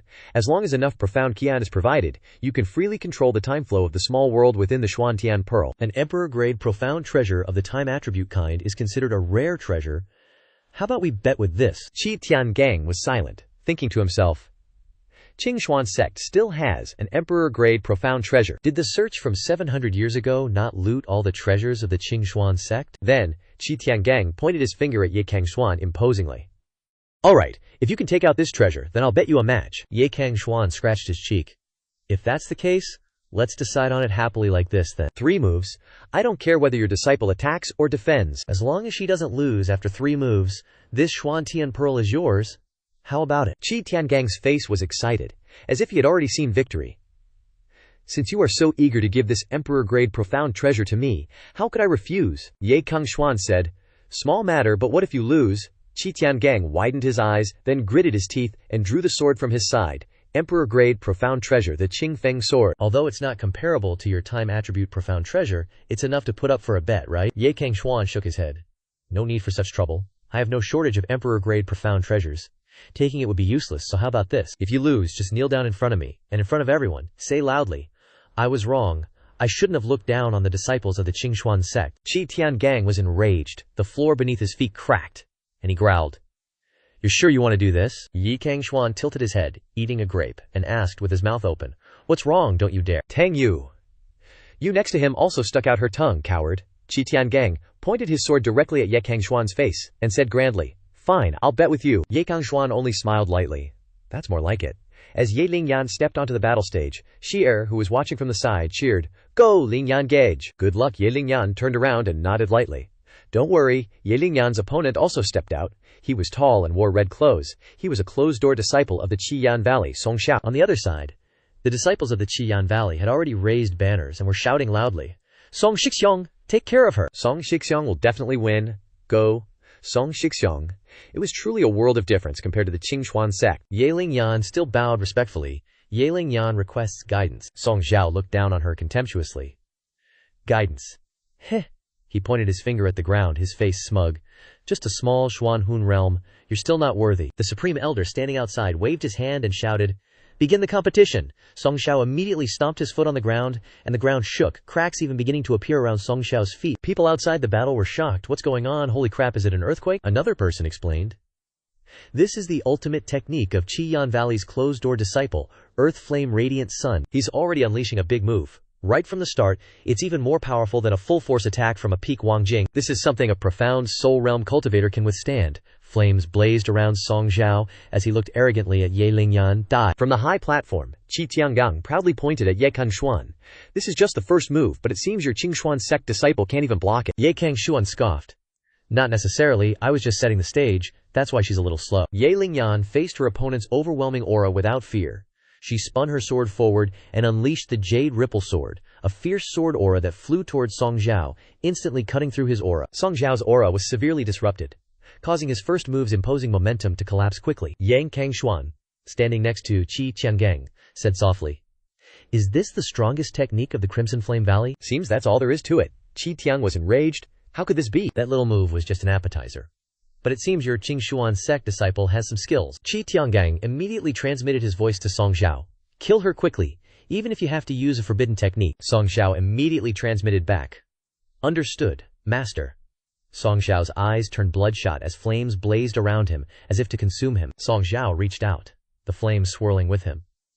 This was the Crimson Flame Valley's forbidden technique, Scorching Annihilation. Song Xiao supported his chest, preparing to unleash the forbidden technique, saying, Why did you want to? You couldn't even withstand my first move, so it seems there's no need for the forbidden technique. This move puts too much burden on the body, damaging the foundation. Once I start, I can't stop. You must die. As he spoke, the flames blazed even higher around him. Song Xiao stepped forward, his foot impacting the ground, causing the surrounding bricks to shatter. He looked at Ye Lingyan and said, Do you know how serious it is to damage my foundation? I still have to compete for the position of Holy Sun. Profound power radiated from Song Xiao's feet, forming a large ball of fire that enveloped him. The onlookers gasped. Such terrifying profound power, Song Xiao darted towards Ye Lingyan, radiating an aura of death. The Crimson Flame Valley disciples outside cheered. Senior brother Song is so powerful. This attack is on par with the Yellow Realm, right? Victory is assured. The opponent is just a profound Soul Realm cultivator. Even if she self-detonates, she can't stop this attack. Qi Tiangdang turned and glared at Ye Cangxuan. Are you still confident now? Ye Cangxuan scoffed. Why wouldn't I be? Your eyes are only on your disciple. Why don't you pay attention to what's happening above? Qi Tiang raised an eyebrow. Above. He looked up. But Qi Tiang was immediately horrified. This lightning power is absolutely comparable to the Yellow Realm. How did she do it? In the sky above. Profound power swirled, lightning crackling, surrounding the profound power in a lightning vortex. The surrounding martial artists exclaimed in horror. Is she really a profound Soul Realm cultivator? This must be fake, right? Ye Lingyan silently looked up at the sky, at the lightning she had created. At this moment, Song Xiao seemed to be completely unaware, still focusing all his profound power into the ultimate move, ready to kill Ye Lingyan. He shouted and struck out at Ye Lingyan. At this moment Ye Lingyan also drew her sword, shouted, drew, and thrust her sword toward the sky. The lightning power above followed Ye Lingyan's sword intent, rushing down, striking directly at Song Xiao and his forbidden technique. Song Xiao was enveloped in lightning power, and only had time to scream, "Ah ha!" Even the power of his forbidden technique was shattered by the lightning. Song Xiao flew out, crashing and shattering the floor tiles. The onlookers were shocked. This profound Soul Realm cultivator is truly powerful. Isn't the Cangxuan sect a third-rate sect? How can just one profound Soul Realm cultivator be so strong? Does the Cangxuan sect have such powerful skills? Ye Lingyan just stood there quietly, looking at Song Xiao lying motionless in the distance. Ye Shengxuan asked Qi Tiang. That was only the second move. Qi Tiang gritted his teeth. There's one more move. What's the rush? Besides, I remember our bet was 3 moves. If Song Xiao doesn't lose, then I win. In his heart, Qi Tiangong was thinking, if I can't beat Song Xiao, can't I at least defend? Meanwhile, Song Xiao was struggling to get up, and there wasn't a single intact spot left on his body. He couldn't believe what had just happened. Cough, cough, how is this possible? I can't lose. All the disciples from the other sects standing outside watching the battle exclaimed in astonishment. So strong. Yeah, losing 2 advantages in just 2 moves? How can anyone block that? Ye Shengxuan smirked, holding up 3 fingers and saying to Qi Tianggang, it's almost the 3rd move, how about surrendering and admitting defeat? Surrendering only means losing half. Qi Tiang glared. HMPH, admit defeat. He crossed his arms, his face full of smugness. Prepare your emperor-grade profound treasure, I'm taking it for sure. The techniques of my Scarlet Flame Valley are not only strong in attack, but even stronger in defense. The disciple participating in the battle from the Cangxuan sect is only at the profound soul cultivation level. He looked down at the battle stage and said, that one lightning strike just now probably exhausted all his profound power, right? Still want to win, Qi Tiang said confidently. Ye Shengxuan acted as if nothing had happened, leisurely popping a grape into his mouth and saying, then just wait. Below the battle stage, Ye Lingyan looked directly at Song Xiao, who was kneeling on one knee on the ground, and said, just give up. Song Xiao raised an eyebrow. Give up, heh heh heh. I admit you're very strong, but you're just at the profound soul realm. How much profound power do you have left? Now, I can't beat you, but blocking a few moves is no big deal. As he spoke, Song Xiao struggled to stand up. Ye Lingyan vaguely thought to herself, something's not right. He clearly knows he can't win, but he still wants to hold on until death. She then tilted her head and looked towards the battle stage. Could it be the bet with young master? She saw Ye Shengxuan standing above, smiling slightly. Ye Lingyan caught the signal, confirming her guess. It was indeed the case. She then turned to look at her opponent, turning her sword sideways to prepare for the final move. Then I'll have to ask you to leave the stage. After speaking, she rotated her divine sword, releasing profound power for the final strike. Opposite her, Song Xiao gritted his teeth and raised an eyebrow. Ask me to leave the stage, just based on you. Then he braced his hands on the ground, golden profound power like flames erupting around him in a powerful manner, the earth and rocks around Song Xiao slowly floating up, surrounding his body. In an instant he had created a cocoon of earth and rock around himself, the outside flashing with profound power. He sat inside the cocoon and laughed loudly.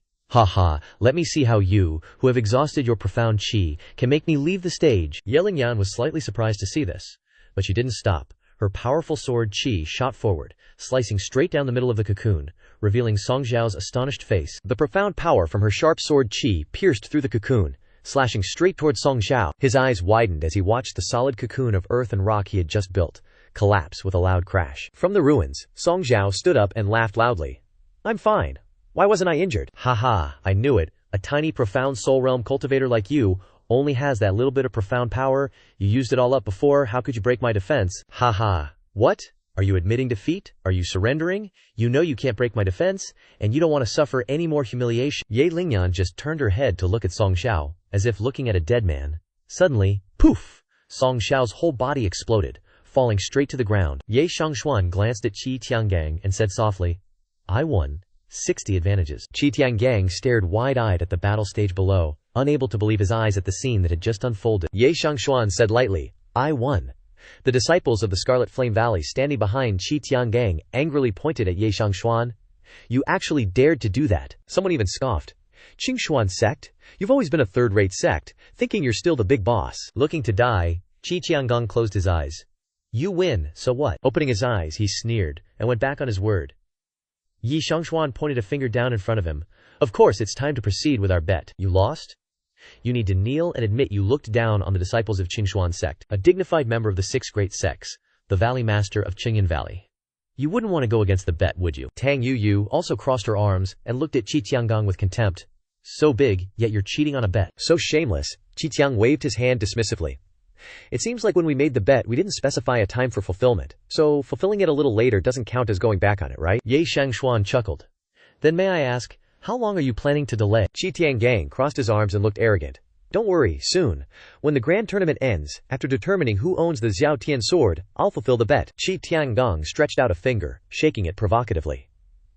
But if you accidentally die before then, that would be a pity. When 2 sides bet, if one person dies, the bet naturally loses its value. Hee, Tang Yu clutched her stomach and laughed.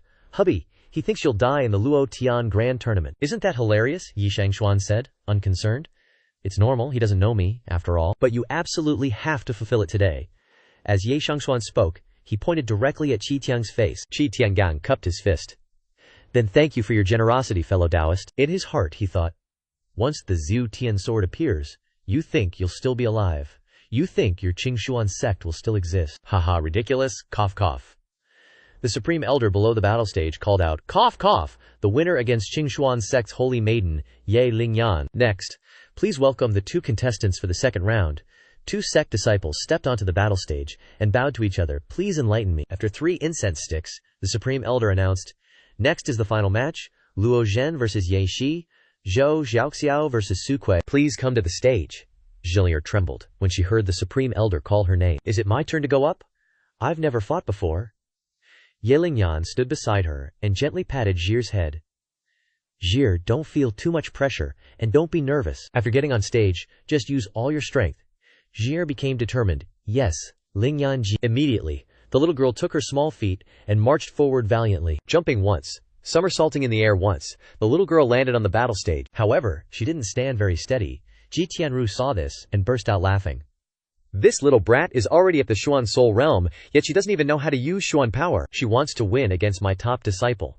How laughable. Has Cangxuan sect run out of disciples? Is Ye Lingyan the only one you can cultivate with all your effort? Finishing speaking, she turned to Ye Xiangshuan. Little brat, how about you bet with me this time? Ye Xiangshuan sneered. No bet. There aren't many women who are qualified to bet with me. You're not worthy. Ji Tianru angrily spat out each word. I'm not worthy, Tang. You crossed her arms and laughed loudly. Of course you're not worthy. What kind of person is my hubby? She then turned around, clung to Ye Xiangshuan, and pouted.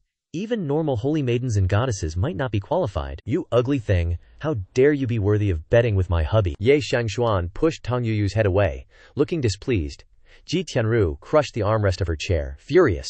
You dare call me ugly. The thing a woman hates most in this life is someone calling her ugly, so Ji Tianru was extremely angry at this moment. Tang! You turned back, smiling provocatively. Isn't that so? Your looks aren't even as good as that Chin brat. If you're not ugly, then what are you? Ji Tianru gritted her teeth, wanting to rush up and fight Tang Yu, but wary of the fact that the 6 great sects wouldn't take kindly to children fighting, so she had to swallow her anger and not charge forward. The palace master Qin, standing beside her, thought strangely. Chin brat.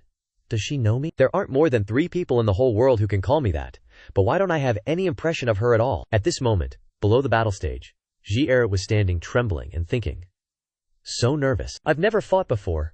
A purple figure flashed and flew down, landing upright in front of Zhi. He is her opponent, the great disciple of the Joyful Union sect, Wu Dao. Zhi saw her opponent and seriously bowed her head, saying, Hello, I am Ye Shi. Please guide me.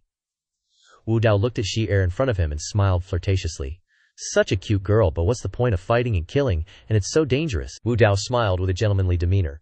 Moreover, everyone's cultivation doesn't come easily. If the foundation is injured, who knows, you might even fall in realm, and getting hurt is very painful. So how about we change to a different kind of competition, a way that doesn't get you hurt, and can even advance your realm? Ji-Er was surprised. Can it be like that? Wu Dao laughed. Of course it can. This is a competition method that only my Joyful Union sect has. We'll carry out dual cultivation, and see whose cultivation advances more within 3 incense sticks. Then that person wins. Ji-Er asked again. Dual cultivation? Wu Dao had a sinister look on his face. That's right, it's dual cultivation. Not only is it not painful, but it's also very comfortable, he thought to himself. As expected, she's a little girl who hasn't experienced anything. So easy to fool, Shi-Er exclaimed. But no, Ling Yanji has already said, she told me to use all my strength from the start. Wu Dao continued to persuade. You can't think like that. Your main purpose is to win, isn't it? But you're only at the profound soul initial stage. But I'm a profound king, 1 realm higher than you. Under such circumstances, apart from dual cultivation, you basically have no chance of winning me. As he spoke, he sinisterly thought. So young, yet she possesses the profound soul realm. If I obtain her Ying essence, I can definitely become a profound emperor and compete for the position of Holy Sun again. Ji-Er tilted her head in confusion. Why do you say I can't win you? I've clearly already won you. Wu Dao's face was full of question marks. You've won. If little Sasis doesn't understand, then let me teach you what the difference in realms is. He then lifted his foot and took a step forward. But immediately the ground beneath his foot lit up. He immediately fell out, having unknowingly fallen into a formation. The formation emitted 4 rays of light, immediately surrounding Wu Dao. He looked towards Ji-Er, gnashing his teeth. This is formation hold 62. Ji-Er stood calmly in the distance looking at him, explaining his previous question. That's right, from the start, I've already set up the formation, just waiting for you to go in. Ji-Er looked up at the sky, spreading out her fingers and counting as she thought.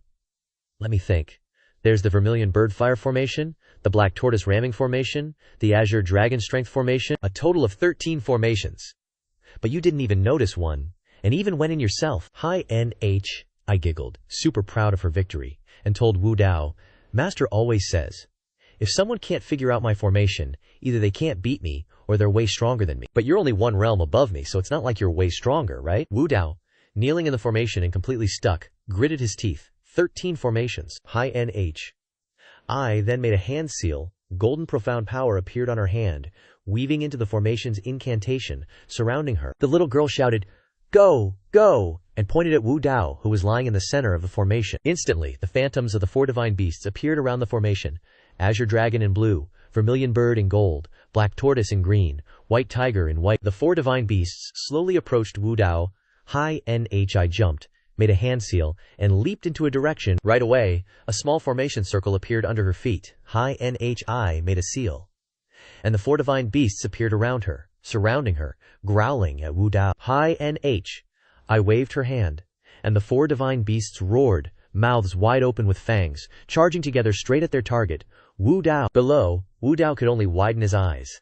Instantly, a huge explosion rang out, the ground filled with dust, making it impossible to see anything. Hi NH. I stood outside, staring blankly ahead, then scratched her head, wondering, where'd he go? Ye Lingyan stood below the stage, calling up to, Hi NHI, come down. Hi NH.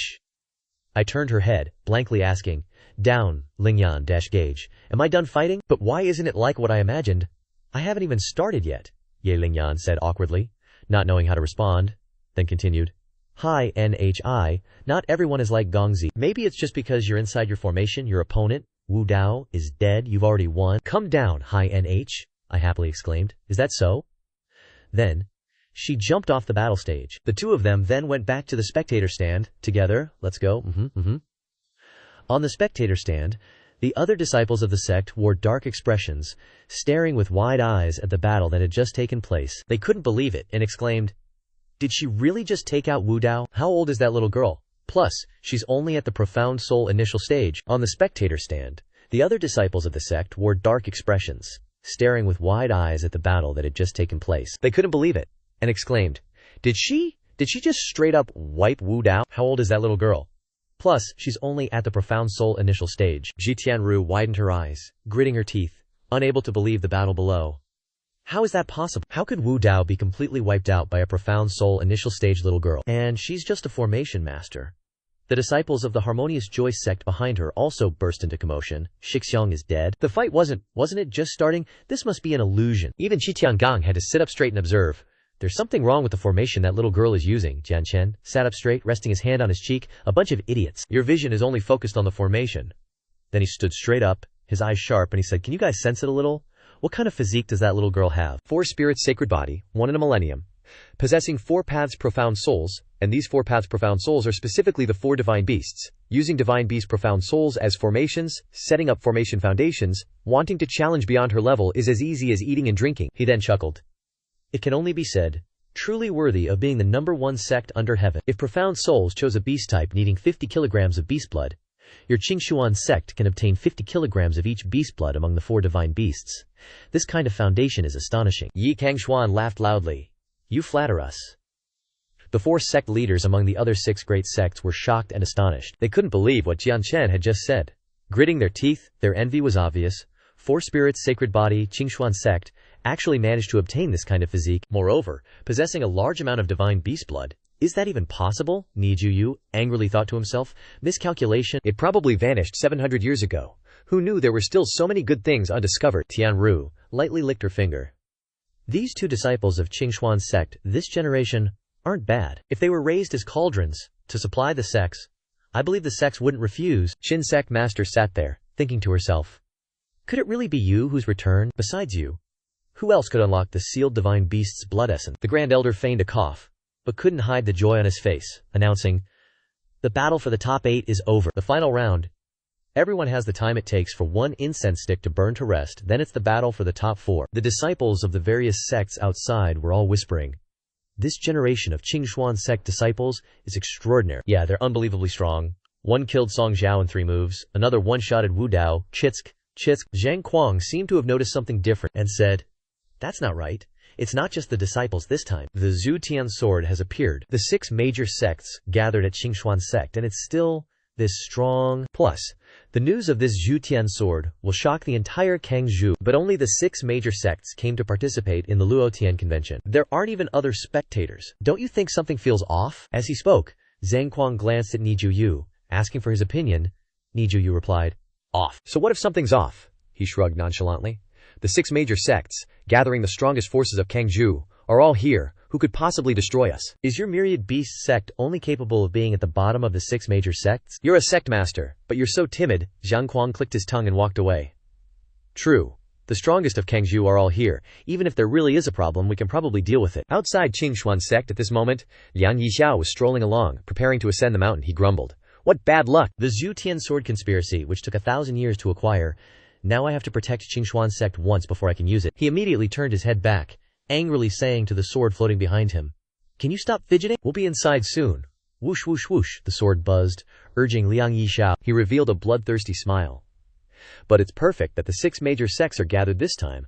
Let's take care of them all in one go. Then leaving a reputation for Cangxuan sect and making it a target is also good, so I can avoid the eyes of many people and do some other things. Liang Yixiao reached into the air, channeling his profound power to create a mask. Pleased. He looked at the mask and laughed. This was originally a method to seize the Zhu Tian sword, but now that I've obtained the Zhu Tian sword, it's perfect to use this method now. He put the mask on his face, self-satisfied. Cangxuan sect, your old ancestor has returned. Instantly, Liang Yixiao's face transformed into Ye Cangxuan's. However, the wretched smile on his face didn't change at all. He stomped hard on the ground and soared towards Cangxuan sect. Ye Cangxuan turned his head to look into the distance, as if sensing something. Finally here. Tang Yu, sitting on Ye Cangxuan's lap, asked in surprise. What's finally here? Ye Cangxuan replied. Nothing. He looked up at the sky and sighed. It's just that the most important person of this La Tian gathering has finally arrived. Tang Yu was excited, her face full of fighting spirit. Really? So I can finally make my move. I'm about to lose it. Ye Cangxuan flicked Tang Yu's forehead hard. What's with a girl fighting? Take it easy. Watch the show first. See how they perform. Tang Yu rubbed her forehead and pouted. Okay. The Grand Elder stepped forward and said, an incense stick's worth of time has passed. Next, the battle of the 4 powerhouses officially begins. The rules remain the same. Decide the winner within 3 incense sticks worth of time. A draw if the score is tied.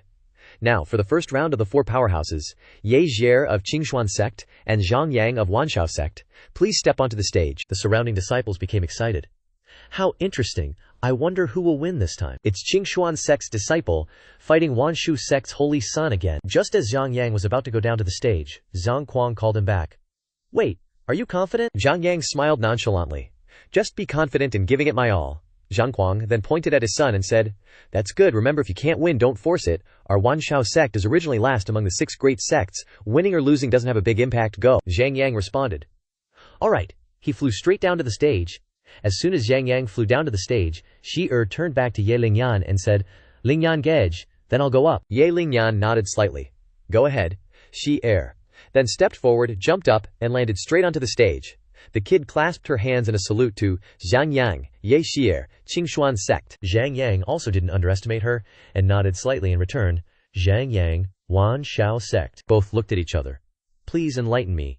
Ji immediately formed a hand seal and shouted, Formation, activate! Around her body, formation patterns flashed, and a formation diagram appeared under her feet instantly. Zhang Yang also immediately circulated his Xuan Qi, Go my beast kings. Golden halos appeared around Zhang Yang's body. A space was opened, and Zhang Yang's demonic beasts stepped out through the halos. Appearing first was a rhinoceros, with a completely green body and a terrifyingly large horn, its movements causing the ground to shake continuously. Immediately after, there was a plethora of bears, snakes, scorpions, and lions, all coming out in unison, making the scene before them grander than ever. Ji was very surprised to see the horde of beasts in front of her. These are demonic beasts. How strange. Zhang Yang then pointed forward and shouted, Go! Defeat her! All the demonic beasts obeyed Zhang Yang's order and charged towards Ji in unison, each and every one of them extremely ferocious. Shi stood before the horde of beasts looking very small, but she didn't flinch or retreat even a little. Above the platform, the disciples of the other sects were shocked to see the scene created by the holy son of Wanshao sect.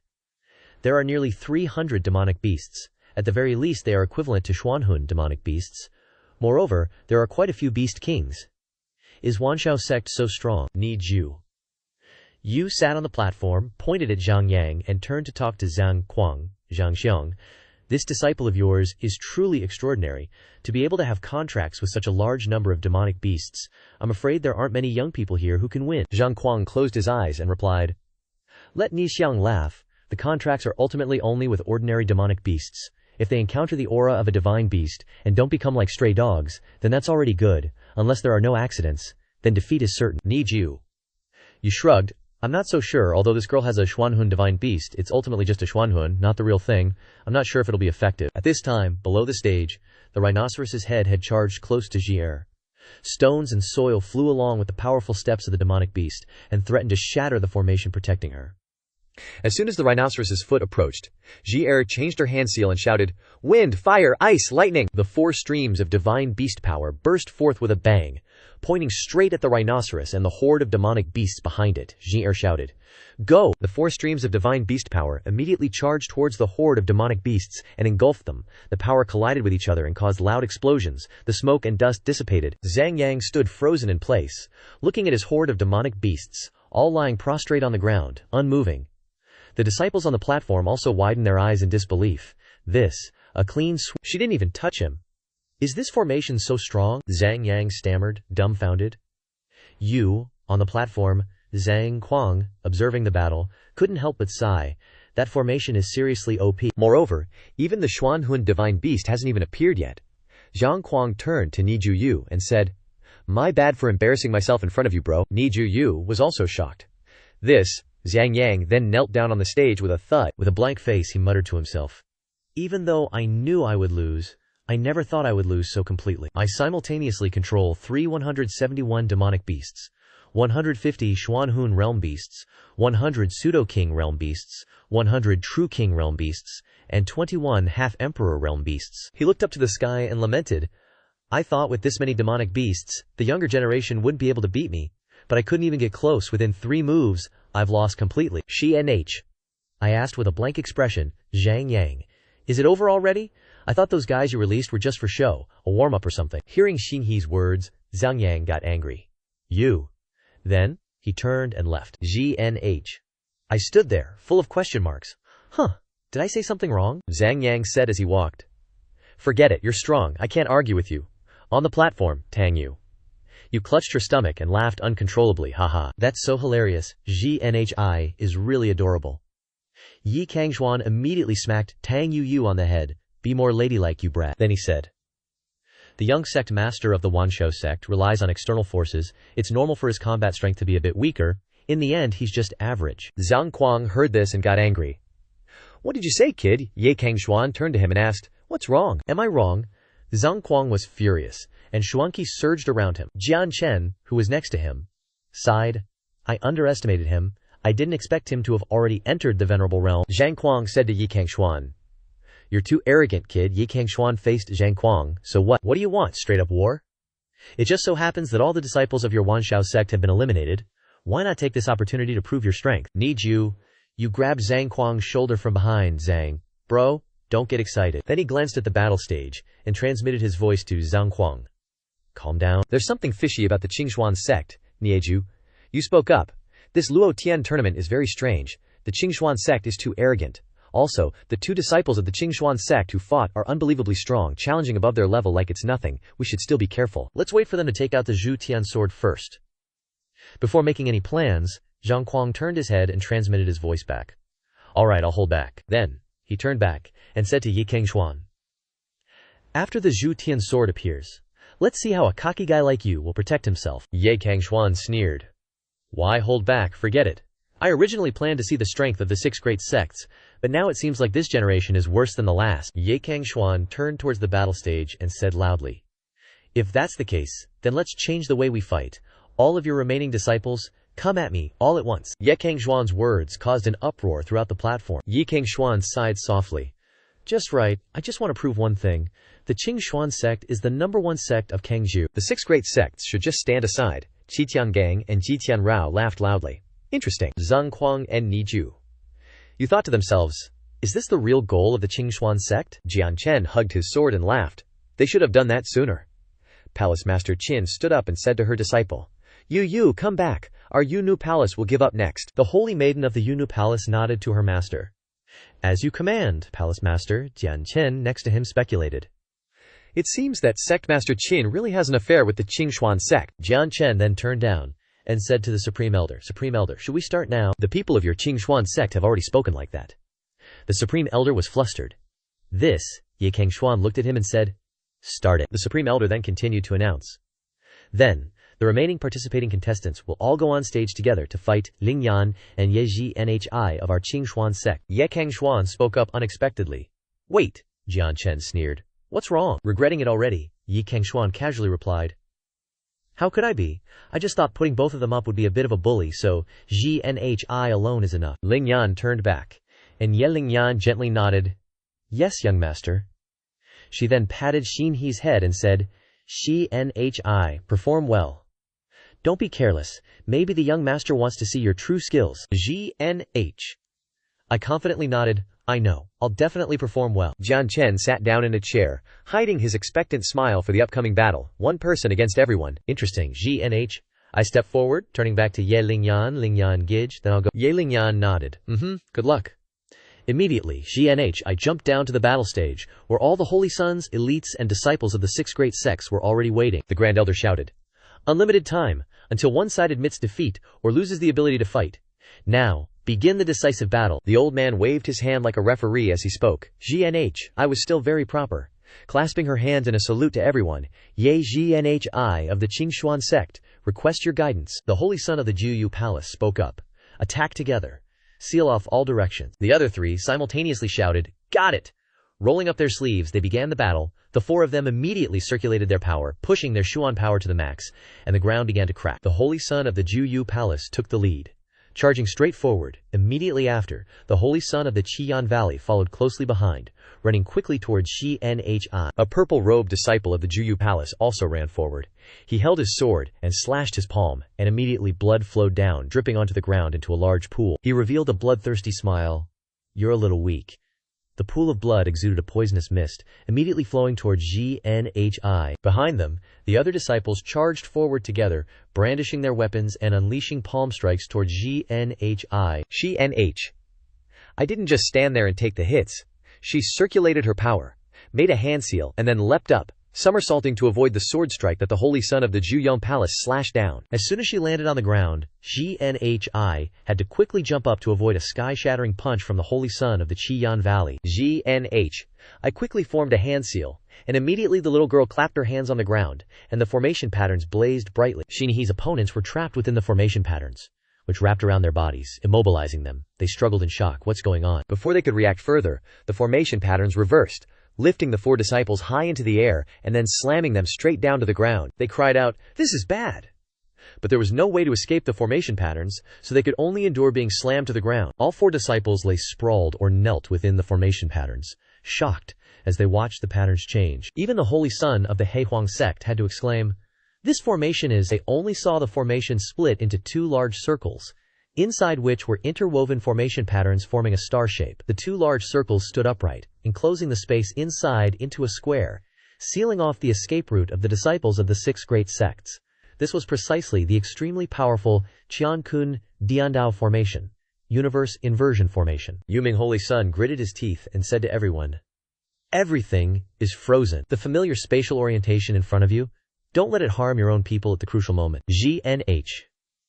I heard this and said with a smile, "It's best not to stop it, because turning on the fly mode is very tiring." After speaking, she floated into the air, manipulating the formation patterns.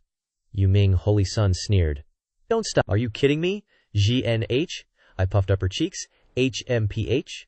Believe it or not, remember to like, share, and subscribe to our channel to support us. Below are 2 QR codes, Momo and Vietcombank DoNet, to support me in making more awesome episodes, guys. DoNet can request the series you guys love. We'll pin them to each series as a thank you. Yuming Holy Sun angrily thought, "Just what is this brat up to? Can't lose? If we lose, we'll really lose face." This was the thought of all the disciples in the formation at this moment.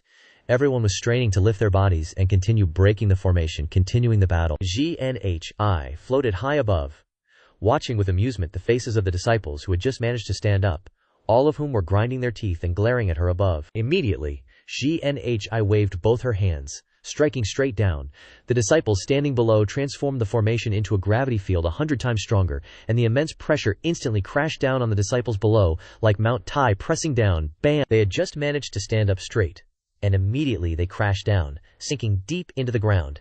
They only had time to exclaim, "This is bad." Dumb! Just when they thought they'd had enough of the thrills, Heiji keeps casting spells and shouting like a maniac, sending the disciples flying again. But this time, as they soar into the sky, the entire ground gets flipped over with them. With no gravity to hold them, all the rocks and dirt come crashing down right on top of the disciples. Seemingly enjoying the game, Heiji keeps chanting and casting spells. Flip-flop, flip-flop, flip-flop. She hops around, making the disciples feel like they're stuck in a never-ending spin cycle, with no time to catch a breath. The disciples are pale as ghosts, collapsing on the ground, unable to resist.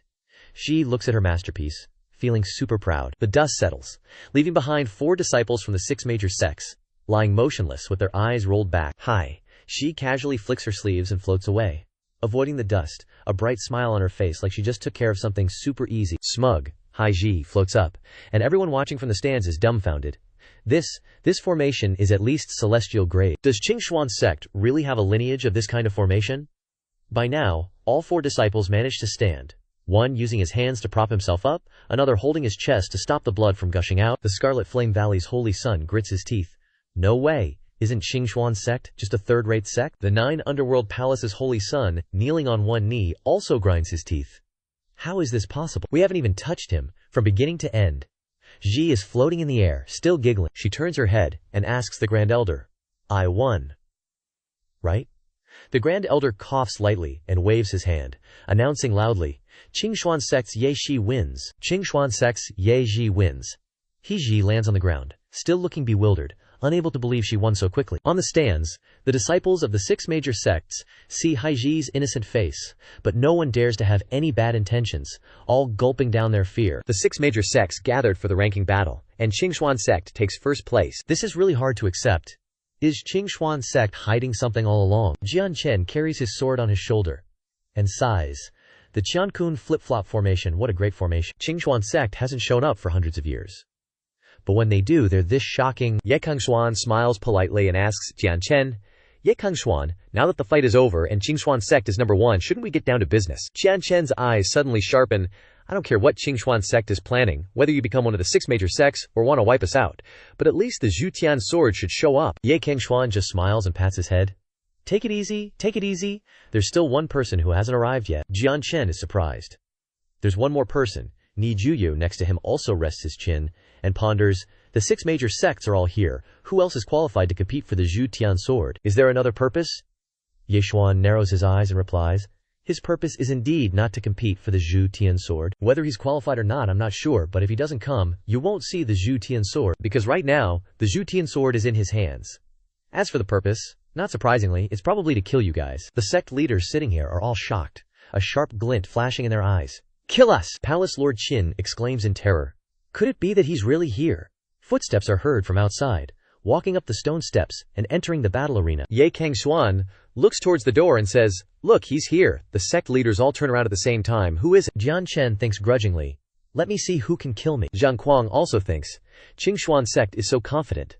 Could this person's cultivation be very powerful? Tian Rao only cared whether this person was male or female. Palace Master Qin, trembling while holding her zither, asked, is that you? Everyone harbored different thoughts, but all eagerly anticipated the person about to enter. A purple figure leisurely entered, Chu Tian sword in hand. This person was none other than Liang Yixiao, now wearing Yi Cangxuan's face. The purple figure leisurely entered, Chu Tian sword in hand, his face identical to Ye Cangxuan's, but his eyes still flashed with a cunning that was worlds apart from the original. He raised his head, his voice booming. Long time no see. The entire audience stared blankly at Liang Yixiao before them, unable to believe their eyes. Jian Chen muttered. The Cangxuan sect's founding ancestor, Ye Cangxuan.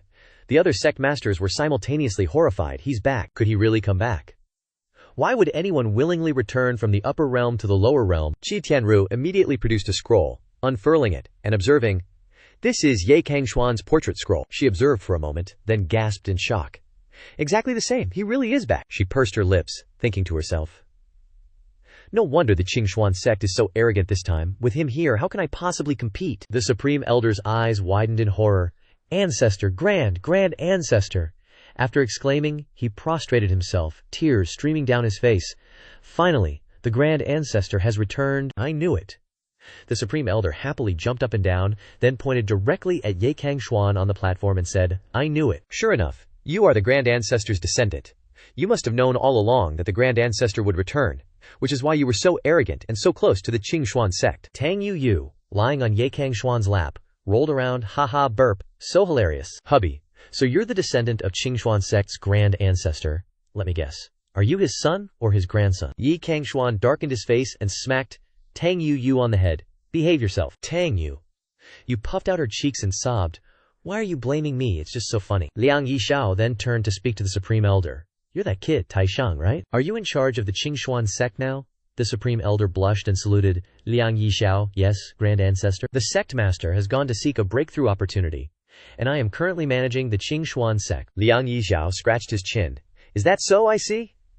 Then he waved his hand and said to the Supreme Elder, you step back first, I'll take over next. Liang Yixiao then raised the Chutian sword and shouted, let them understand who really rules Cangzhou. The 4 sect masters within the 6 great sects simultaneously changed their expressions. Haha, Tang Yu's wide-mouthed laughter suddenly erupted, seemingly relaxing the tense atmosphere. Liang Yixiao, his face sullen, looked towards Tang Yu. What do you mean by that? Tang Yu, still clutching her stomach and laughing, said, nothing, just thought of a funny joke, hee hee. Tang Yu turned her head and pointed directly at Liang Yixiao while snitching to Ye Cangxuan. Hubby, he's impersonating you, and he looks quite similar. Ye Cangxuan propped his chin on his hand, observing, and said, really similar. Why don't I feel that way? Qin Tiangang zoomed out of the platform, flew straight to the battle stage, clenched his fist and said, Ye Cangxuan, the founding ancestor of the Cangxuan sect, was once the number 1 under heaven who went to the upper realm, so what? Qi Tiangang then pointed directly at Liang Yixiao's face and shouted, he's just an old man from over 2,000 years ago. Moreover, he returned. Maybe he couldn't survive in the upper realm, so he got the hell down here. What's there to be afraid of? You used to be number 1 under heaven. That's because you didn't meet me. Qi Tiangang jumped a few more steps down, facing Liang Yixiao, pointed directly at his face and said, Cangzhou is not up to a washed-up person like you to call the shots. Liang Yixiao's face darkened. Washed up. He then waved his hand to both sides and laughed loudly. It's been a long time since anyone dared to talk to me like this. A mere venerable like you who hasn't even reached the saint realm. How audacious. As Liang Yixiao spoke the last 2 words, he also exerted force, releasing Xuan Qi that struck directly towards Qi Tiangang. The Xuan Qi stream blasted towards Qi Tiangang, forcing him to take a step back to counter it. Suddenly, his eyes widened as he looked ahead. Liang Yixiao had already swung his sword, his Xuan power solidifying around him. Whoosh! Several rings of purple light were about to slam into Qi Tiangang. Liang Yixiao's pressure was immense, like Mount Tai looming overhead, ready to crush Qi Tiangang at any moment. Qi Tiangang was terrified now, gulping hard as he thought to himself, "This is definitely Saint Realm, maybe even beyond. Only that level could produce such an aura." Liang Yixiao raised his hand and chuckled, asking, "What's wrong? Aren't you going to attack? Didn't you say I was washed up? Didn't you say I wasn't worthy of bossing you around? Didn't you want to snatch the Zhu Tian sword? You win against me, or you kill me." As he spoke, he stroked the sword's body. "This Zhu Tian sword is yours then." Qi Tiang dropped to his knees, saying, "You." His Xuan power began to erupt with crimson flames, as he thought, "No way, I don't believe you still have your full power." After coming down from the upper realm, Qi Tiangang clenched his fist, massive flames erupting around him. "If you hadn't lost anything, why wouldn't you have returned to the lower realm in thousands of years? Even if you are a saint, your strength is still so-so. I'm not necessarily going to lose to you." Qi Tiang roared. "Then let's go all out." Qi Tiang immediately gathered his strength, whirling his hands around, forming a massive vortex of fire that shot towards Liang Yixiao. Liang Yixiao just silently held his sword, watching the dangerous fireball hurtling towards him. The fireball immediately crashed over, carrying a terrifying aura. Liang Yixiao still smiled calmly, then raised his sword and slashed horizontally. However, Liang Yixiao's slash only reduced the fireball's momentum a bit. The fireball instantly engulfed Liang Yixiao, surrounding him. "Inside," Liang Yixiao muttered, "trying to block my vision. Slim chance." Not too fast, not too slow, he immediately circulated his energy. Green Xuan power burst forth from Liang Yixiao's hand, waiting in anticipation. Unexpectedly, behind the large fireball, which really only served to blind, was Qi Tiangang, launching himself forward to fight Liang Yixiao. Liang Yixiao just said softly, "The fire clone is here too." A figure of fire thundered over, bringing immense force and burning intensity. Liang Yixiao just smiled lightly. "You think you can beat me with these child's plays?" Immediately afterwards, he twisted his hand, and the Shuyan power in his hand moved accordingly. Boom! He struck hard towards the figure of fire rushing towards Liang Yixiao. A palm strike from Liang Yixiao, carrying immense Xuan power, enveloped Qi Tiangang's fire figure, immobilizing him. Qi Tiangang was injured by Liang Yixiao's Xuan power. His meridians were struck directly by the Xuan power, as if about to explode. Qi Tiang struggled to resist, using all his strength to kick towards Liang Yixiao. However, Liang Yixiao just flicked his hand lightly, and Qi Tiangang crashed to the ground with a bang. The reaction force from the battle stage also caused the surrounding disciples to stagger and brace themselves. Some were even accidentally injured due to their weak abilities. Qi Tiangang continued to stand up, kicking towards Liang Yixiao. He still calmly reached out to block and said, "This is all your strength. It's truly disappointing." Qi Tiang was extremely angry. He roared, "Shut your trap!" and continued to kick towards Liang Yixiao. Qi Tiang flew up high, looked up at the sky, and took a deep breath. Immediately afterwards, he blew out a large stream of fire straight towards Liang Yixiao, a move called Dragon Breath. The large fire rushed towards Liang Yixiao, and the entire battle stage below was submerged in flames. When the flames dissipated, Qi Tiangang stared in shock at Liang Yixiao, who was standing below unharmed, without taking any damage. Qi Tiang thought angrily. From beginning to end, he didn't even draw the Zhu Tian sword, and only used his left hand. He roared, "Are you really looking down on me that much?" With that, Qi Tiangang exerted his power, compressing all the Xuan Qi in his body into a ball of fire in front of his chest. He interlocked his hands into a triangle shape, his eyes blazing with fire, and roared, "Die!" Immediately after, that small but immensely powerful flame shot straight towards Liang Yixiao. This move was Qi Tiangang's strongest, called Immortal Extermination. The intense heat radiating from the technique caused the audience in the stands to lean away to avoid it. Right after, when they turned back, they were horrified and shouted, "The battle stage is gone." Where the battle stage once stood, there was now only a large, deep pit. Qi Tiangang stood above, laughing maniacally. "Dare to underestimate me." He stood proudly in the air, imagining his victory. Below, Nie Juyu frowned, looking towards Qi Tiangang. "The power of this move has reached the Saint Realm." Zhang Kuang added, "Definitely.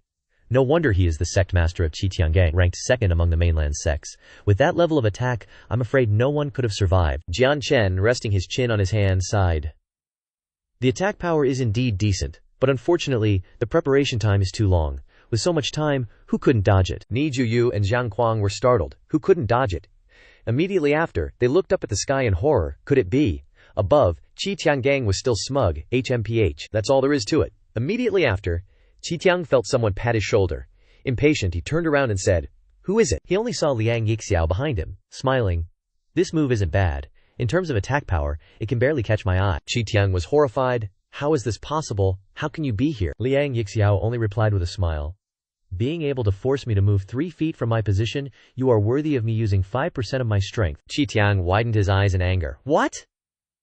Immediately after, Liang Yixiao unleashed a finger strike, sending Qi Tian flying straight towards the wall of the stands, causing bricks and stones to fall in a rumble. Qi Tiangang lay in the pile of bricks and stones, staring blankly at Liang Yixiao, unable to move. Liang Yixiao stood high above, looking at Qi Tiangang like an ant beneath his feet, and said, "This won't do." Liang Yixiao gently landed on the ground, looking towards Qi Tiangang sitting in the rubble, constantly spitting out blood, and sighed. Is this the current strength of the 6 great sects in Cangzhou? Is it a little too weak? He then looked up at the stands and smiled. Don't tell me you guys are just as weak as him. Immediately, the whole venue exploded. The disciples all stood up angrily, shouting to the heavens, "How dare you! Daring to insult our sect master, kill him." Zhang Kuang gritted his teeth. He's really strong. Ji Tianrao stared intently below, exuding battle intent. What do we do? Niejuyu roared. Let's attack together. All right, the other two said in unison. Immediately after, the 3 of them flew down to the stage, forming a triangle around Liang Yixiao and Qi Tiang's corpse. Liang Yixiao looked at the 3 who had just flown down and smiled slightly. 3 against 1 is fine too. He then raised his sword and said, "If you can force me to draw the Zushan sword, then I might spare your lives." The 3 of them roared together. Enough talk.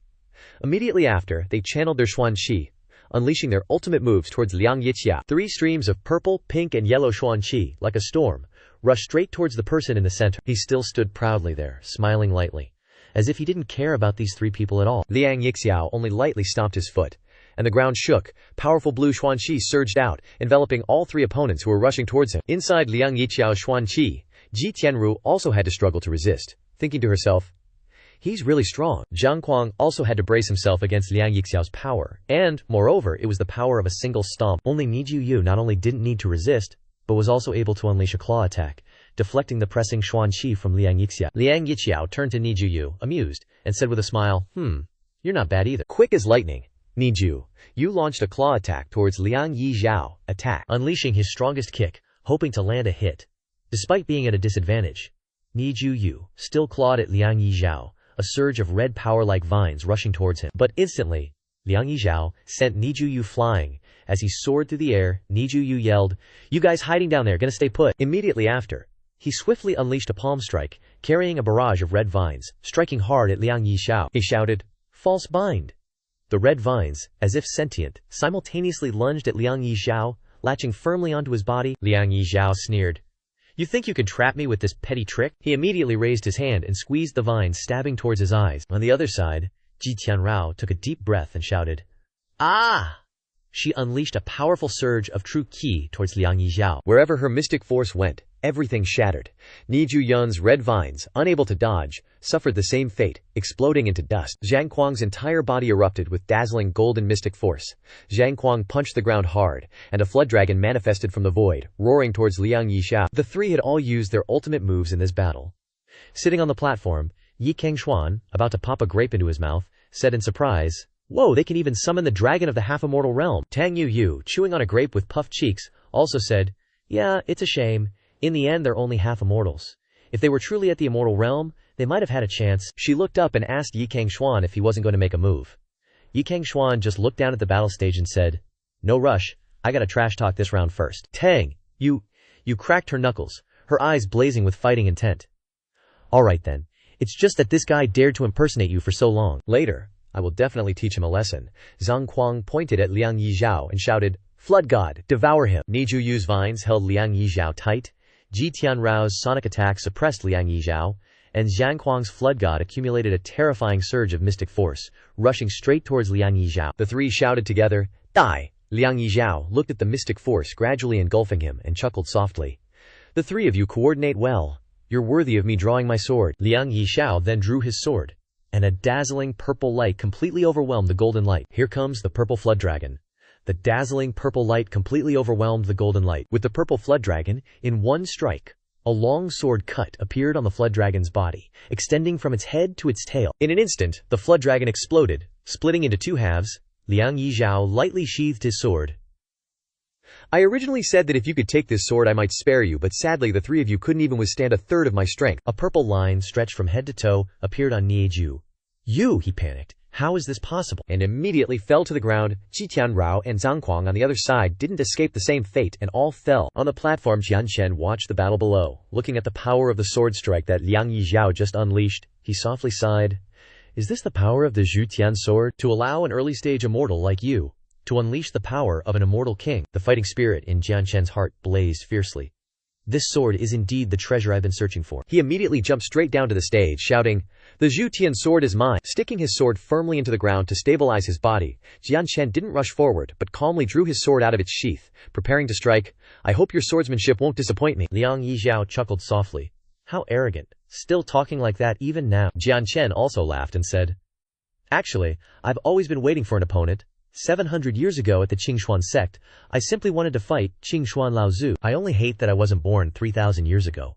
Rising up in the chaotic world, competing with countless peerless talents for the Ascension Gate, the road to the upper realm. If you are truly the legendary Yi Cangxuan, the number one under the heavens, then your combat power will definitely satisfy me. After speaking, Jianchen shot up, slashing a sword at Liang Yixiao. Liang Yixiao had to step back, thinking. So fast, Jianchen didn't stop, reversed his grip, and continued to slash another blow at Liang Yixiao from above. Liang Yixiao had to spin the Zhu Tian sword to parry, and a thunderous explosion erupted between them, with surging Xuan energy colliding against each other. Liang Yixiao, while blocking Jianchen's sword, said, You haven't even entered the upper realm yet. How can you have already stepped into the immortal realm? A red dust immortal prodigy. A talent unseen in 10,000 years. Both flew backward from the exchange. Liang Yixiao stroked his sword and said, You're worthy of me using the Zhu Tian sword. Pointing his sword directly at Jianchen, Jianchen's fighting spirit erupted even more intensely. Bring it on. Jianchen immediately threw away the sword in his hand and shouted, Ziyun. Another sword instantly flew into his hand, and the two rushed towards each other again, their swords colliding, beginning their duel. The moment the two swords clashed, Jianchen's sword immediately cracked and shattered into many small pieces. Jianchen was astonished. It broke. Immediately after, as if nothing had happened, he discarded the broken sword. No wonder it's called the Zhu Tian sword. It's truly formidable. Jianchen continued to summon another sword, his fighting spirit still blazing. Once again, Liang Yixiao also didn't expect his opponent to be so difficult to deal with. He slashed at Jianchen, and the sword in Jianchen's hand immediately broke, the sword key even cutting through Jianchen's hair. Jianchen stared blankly at the falling strand of hair. Jianchen immediately flipped backward twice, twirling the strand of hair in his fingers. That was close. A little more, and it wouldn't have just been my hair that got cut. Then he clenched his fist, summoned another sword, and laughed loudly at Liang Yixiao.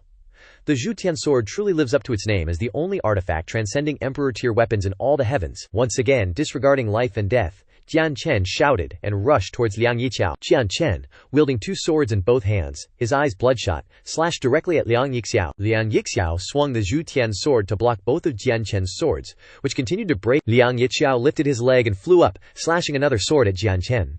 Raising both broken swords, Jianchen tried his best to resist, chanting, Dao Yi Yongji, to the fifth strike, using all his strength to slash towards Liang Yixiao. The sixth strike was again a slash, and the sword continued to break. With each slash, Jianchen's sword continued to break, and another sword appeared in his hand, and he continued to slash down. Strike 118, 4394. A series of sword moves continued to slash straight at Liang Yixiao. Jianchen was now slashing with bloodshot eyes. Liang Yixiao still raised the Zhu Tian sword to block each sword strike that Jianchen slashed down. Tianhe, Guiren, Yao Xin, to the 710th strike. 83,026 sword moves becoming increasingly dense. If it weren't for Jianchen's constant attacks, the audience on the platform wouldn't be able to count how many swords he'd slashed. Strike 999. Exterminate immortal sword. Jianchen roared, unleashing his last sword move, which was also his strongest. With this one sword slash, immense power that nothing could stop. Exterminate immortal. This final sword strike contained all of Jianchen's power, striking directly at Liang Yixiao. He raised the Zhu Tian sword to block this sword strike. Jianchen, with bloodshot eyes, pushed his Xuan energy into the sword strike, striking directly at Liang Yixiao. Liang Yixiao then spun his sword, slashing horizontally and cutting off Jianchen's sword key. A stream of blood flowed down from the corner of Liang Yixiao's mouth. He gently wiped away the blood and said, Impressive. As a red dust immortal, this move of yours is only a little short of reaching the immortal king level. Immediately after, he suddenly stared blankly at the scene before him. He saw Jianchen standing in mid-air, surrounded by thousands of swords, transformed from sword kia. Thanks for the compliment. Next is strike 1000, also my strongest strike. So this is Jianchen's strongest move. Sever heaven, Jianchen roared, unleashing all of his Xuan energy. All the swords of the disciples below the stage simultaneously flew into the air. The disciples below the stage were terrified. My sword. Thousands of sword points swirled around Jianchen, forming a huge vortex of sword ki. Tang Yu sat below, looking up, holding a grape and pointing upwards, asking Ye Cangxuan, "Can this move break the barrier?" Ye Cangxuan calmly opened his mouth to eat the grape that Tang Yu tossed into it. If it were 2,000 years ago, then sure. Could even force open the immortal gate? This guy is seriously OP. Too bad he was born in the wrong era. Liang Yixiao also had to frown at Jianchen's sword technique, chop. Right after Jianchen shouted this out loud, a huge sword aura with earth-shattering power immediately struck down towards Liang Yixiao. Liang Yixiao, standing below, only sighed softly. Didn't expect Shang Zhao to have a character like this. To win against this move, I have to use the power of my plot armor. Lost a few more chapters this time. He gently closed his eyes, frowning tightly. Immediately after, Liang Yixiao opened his eyes and shouted, "Demon Chop!" Liang Yixiao's entire body immediately burst with thick black aura. "Accept 80 demon chops!" Liang Yixiao shouted loudly, his entire body erupting with intertwined red and black mysterious force. The mysterious force burst forth powerfully, surging non-stop. Liang Yixiao immediately swung a sword towards Jianchen's heaven severing. The two sword auras collided with each other, creating an extremely loud explosion. The aftershock from the collision of sword auras terrified the entire arena. Disciples hurriedly retreated to avoid the mysterious force from the spreading sword aura, and rocks exploded. The two sword auras were still colliding non-stop, Liang Yixiao chuckled, forming hand seals to output more mysterious force. Immortal King Peak. Colliding into each other, Ye Cangxuan created a golden shield around his seat, continuing to observe the battle and said, "Interesting. These two guys are powerful. Even if it's the end of days era now, they can still forcibly open the immortal gate." Ye Cangxuan turned to face Qin Palace Master with a slight surprise. Didn't expect she once forced open the immortal gate in the end of days era. On the other side, Qin Palace Master had also created a purple protective circle to protect herself and the disciples around her from the aftershock of the sword auras. After the loud explosion passed, the two colliding sword auras had also dissipated, along with the collapse of the battle stage. Jianchen coughed, blood coming from his mouth, gently kneeling down, one hand holding his shoulder. The arm on the other side was nowhere to be seen. Jianchen still smiled while coughing. This match was indeed a pity. Still couldn't win against you. After speaking, his eyes closed, Jianchen directly fell straight to the ground. Lying on the ground, Jianchen looked up at the sky and sighed. Moreover, fighting at this level, the immortal gate still hasn't opened. I definitely won't be able to ascend to the upper realm. Liang Yixiao held his sword and walked towards Jianchen, chuckling. "You were not bad, but compared to me, you're still a bit lacking. As for the immortal gate, you still have a chance." After speaking, he turned his head and said to everyone in the audience, "Now probably no one wants the Zhu Tian sword in my hand anymore, right?" Qin Palace Master spoke up. "I originally had no interest in the Zhu Tian sword." Liang Yixiao nodded. "That's good then." But immediately after, Qin Palace Master continued to say, "But why are you impersonating Ye Cangxuan?" Hearing this question from Qin Palace Master, Liang Yixiao was shocked and widened his eyes, not expecting that there would be someone here who could expose him. Liang Yixiao looked straight at Qin Palace Master and thought to himself, "Is this person familiar with Ye Cangxuan? Is that possible? People from the same era as Ye Cangxuan have probably died long ago." Liang Yixiao then laughed heartily. "Qin Palace Master, don't joke around. I am Ye Cangxuan. How could you say I'm impersonating him?" Qin Palace Master also looked straight at Liu Yixiao, pondering and said, "Joking. I don't know who you are, but you suddenly appearing to resolve the crisis for the Cangxuan sect once was originally a good thing, but you shouldn't impersonate Ye Cangxuan. With your strength, not impersonating Ye Cangxuan wouldn't be a big deal. Therefore, you have other sinister intentions to drag the Cangxuan sect into this battle. Again, you have to explain this to me." After speaking, she pointed straight at Liang Yixiao's face and questioned him. Qin Palace Master said with a stern face, "As for playing around, I am Ye Cangxuan's woman. How could I not even recognize my own man?" Every disciple on the platform was simultaneously shocked. Palace Master Qin is actually Ye Cangxuan's woman. Is that for real? Tang Yu immediately clung to Ye Cangxuan's shoulder, calling out softly, "Hubby." She twisted Ye Cangxuan's head to the side and glared at him. "Is she telling the truth? You're married to her." Ye Cangxuan had a headache and couldn't explain.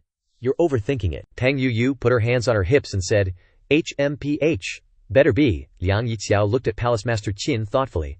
"She's actually Ye Cangxuan's woman. Are there still people from that era alive? Even demons probably don't have that long of a lifespan, let alone humans." Palace Master Qin flew down to the arena, standing opposite Liang Yixiao and said, Furthermore, my man is definitely not as weak as you. Holding the Zhu Tian sword to deal with a Hongchen immortal and still getting injured, Liang Yixiao bit his teeth, unable to say a word. Palace Master Qin continued. Even if my man just stood there and let you hit him, he wouldn't even be slightly harmed even if he got tired. Every word of Palace Master Qin stabbed straight at Liang Yixiao, leaving him unable to respond. Palace Master Qin continued to scornfully say, "Great saints, Hongchen immortals, immortal kings, they're all just trash." Palace Master Qin placed her hand on the Xuan Qin, beginning to pluck the strings. Xuan energy began to move around the instrument and she sighed softly. 1,000 years ago I was a Hongchen immortal. I've waited for him for over 1,000 years. I don't want to wait anymore. Palace Master Qin let go, and enormous Xuan energy burst out. After that, I broke through to the immortal king realm, opened the immortal gate, and ascended to the upper realm to find news of him. Palace Master Qin continued to play the instrument, narrating as she played. 700 years ago in the upper realm, it wasn't easy for me to find news of him, learning about the Heaven Reaching Board, only to receive news that the Cangxuan sect was in trouble. Cangxuan sect is his sect. I couldn't not save them, so I went back, but I was still one step too late. More than half of Cangxuan sect was destroyed. But I also discovered something strange. 6 great sects. Even trash like you, who couldn't even establish your own sect, could destroy the Cangxuan sect. What a joke. She hugged the instrument, tilting her head as she told Liang Yixiao the story. It's been a long time since she shared these thoughts with anyone. Furthermore, besides Cangxuan sect, even the portrait of the ancestor Ye Cangxuan within Cangxuan sect had changed. At that time, I knew someone was plotting something against Cangxuan sect, so I've always been waiting to see what exactly that person wanted to plot. Turns out, after waiting 700 years, it was you, wasn't it, the mastermind behind it all? The more Palace Master Qin spoke, the more terrified Liang Yixiao became. Palace Master Qin continued to expose Liang Yixiao. In order to obtain the Zhu Tian sword, you laid in wait for 700 years and finally opened the seal to obtain the Zhu Tian sword, but you didn't expect that there was still a restriction on the Zhu Tian sword. If you want to use it, you must go to Cangxuan sect, so you came, impersonating Ye Cangxuan, preparing to plunge Cangxuan sect into war once again. Liang Yixiao took a few steps forward and asked Palace Master Qin, "Who exactly are you?" In his heart, he thought in terror, "I've never discovered there was such a character before." Palace Master Qin replied softly, "Who I am isn't important. On the contrary, aren't you going to reveal your true form, still wanting to hide your strength?" The disciples on the platform all stood up in shock and anger. Is that true? This person isn't the old ancestor of Cangxuan's sect. He's an imposter. What exactly is his identity, and how is he so strong? Each exclamation rang out, striking towards Liang Yixiao, as if wanting to expose his true colors. Liang Yixiao laughed loudly, then raised his hand to his face and peeled it off. So meticulously planned, unexpectedly I overlooked someone from the upper realm. But aren't you being a little too arrogant? Not knowing that I'm scheming for the Zhu Tian sword, and still giving the Zhu Tian sword to me? Do you really think that after I obtain the Zhu Tian sword, and unleash my true strength, I won't be your opponent? Palace Master Qin said confidently. "You can try and see." Liang Yixiao laughed loudly. "All right then." Immediately afterward, he looked up to the sky, erupting with power. "Then I'll let you have a taste." Suddenly, a horn sprouted from his forehead. His fingernails grew rapidly, his ears elongated, his eyes turned completely red, his white hair flew wildly, and his upper body exploded from his transformation, revealing powerful muscles. Palace Master Qin frowned slightly. "Are you a demonkin of the demon race?" Liang Yixiao laughed loudly. "Scared, that's right. I'm not just any demonkin, but the new master of the demon race, Di Sha Tian." Palace Master Qin burst out laughing. "Scared? Ridiculous. 2,500 years ago, my man could kill the master of the demon race, and I can do it today too." Liang Yixiao twisted his body, clenching and unclenching his fists. "It's been so long since I fully unleashed the seal, it feels so good." He slammed the Zhu Tian sword into the ground and laughed. "With my current strength, even if you're from the upper realm, I won't be afraid, not to mention I still have the Zhu Tian sword." With that, Liang Yixiao charged straight towards Palace Master Qin, slashing down with his sword. This strike was incredibly powerful, but to everyone's surprise, there was no explosion. The tip of the sword was blocked by Ye Cangxuan's 2 fingers. Liang Yixiao tried to increase his strength even further, but the tip of the sword didn't budge an inch. He exclaimed in shock, "How is this possible?" Then he roared, "How can you block it with one hand?" Ye Cangxuan stood there smiling. But in Liang Yixiao's eyes, he was an incredibly terrifying existence. He grabbed the hilt of the sword with both hands, trying to pull it out, but to no avail. Immediately afterwards, he stared wide-eyed as Ye Cangxuan flicked the tip of the sword, sending Liang Yixiao flying backwards, staggering several steps. After stabilizing himself, Liang Yixiao asked, "Who exactly are you?" Ye Cangxuan ignored Liang Yixiao and turned to look at Palace Master Qin, gently stroking her head. "Thank you for taking care of Cangxuan's sect all these years. If it weren't for you, Cangxuan's sect, even if it had persevered through the war 700 years ago, would have been swallowed up by other sects." Palace Master Qin opened her eyes wide in disbelief, looking at the young man in front of her. Is it you? Ye Xiangshuan nodded slightly. It's me, I'm back.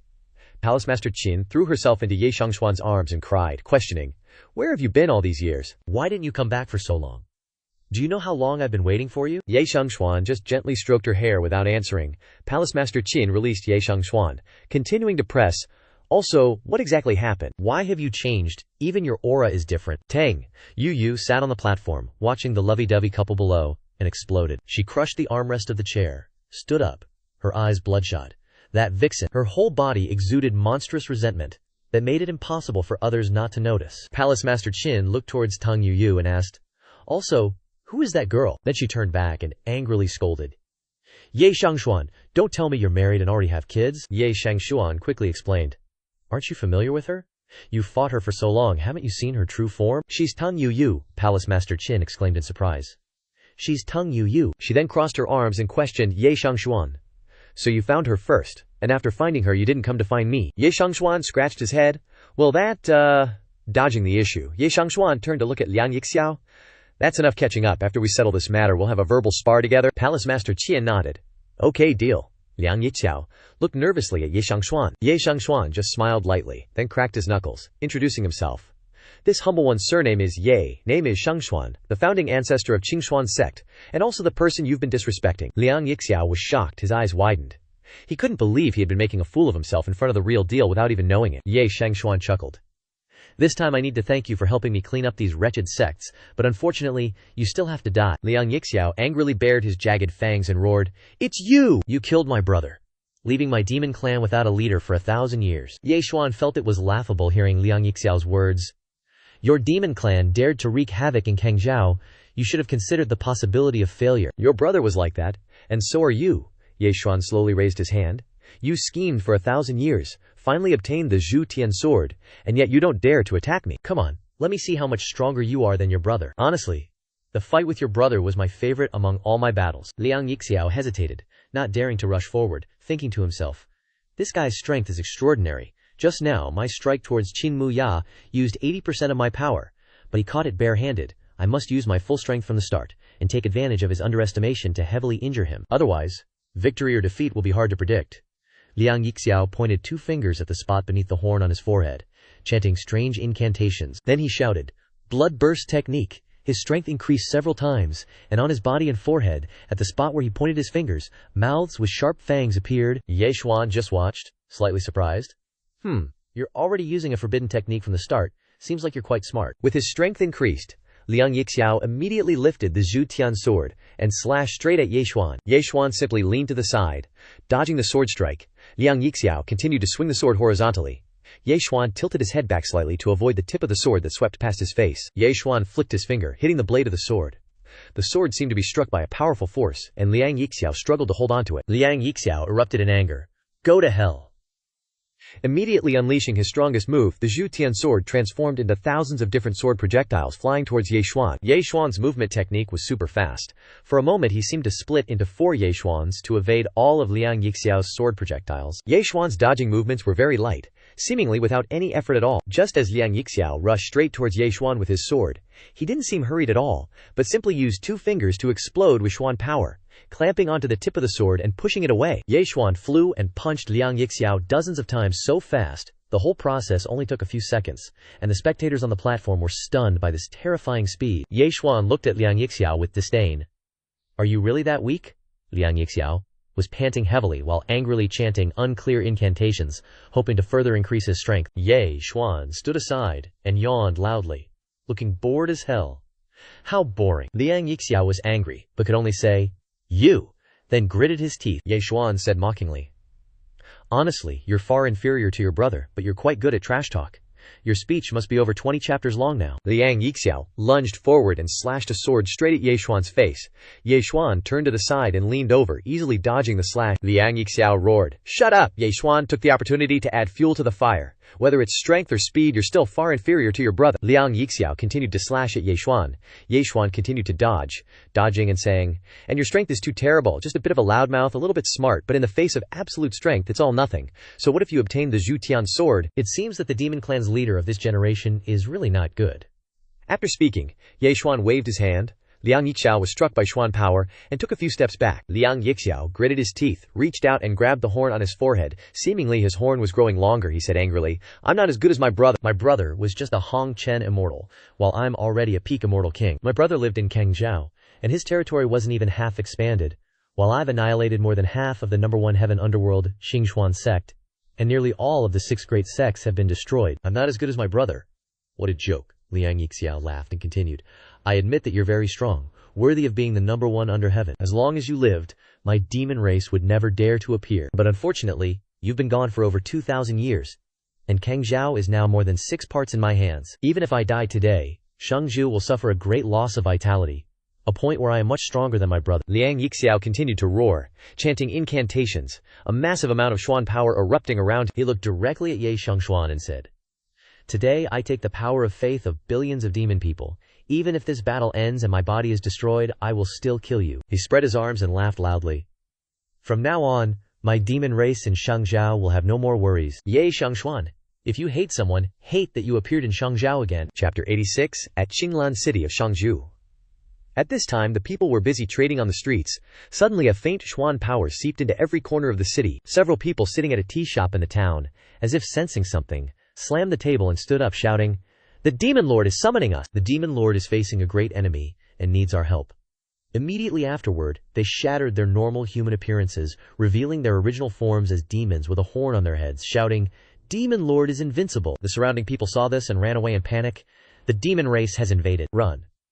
This scene is not only happening in Qinglan City, but also in many places throughout Shangzhou. In Shanhai County, the demons, sensing the Demon Lord's call, simultaneously shed their disguises, together releasing Xuan power pointing straight to the sky, shouting, Demon Lord is invincible. Demon Lord is invincible. In Taiyun village, 2 farmers planting rice, seeing streams of red Xuan power flowing in one direction, also transformed immediately, ready to contribute Xuan power, shouting, Demon Lord is invincible. Demon Lord is invincible.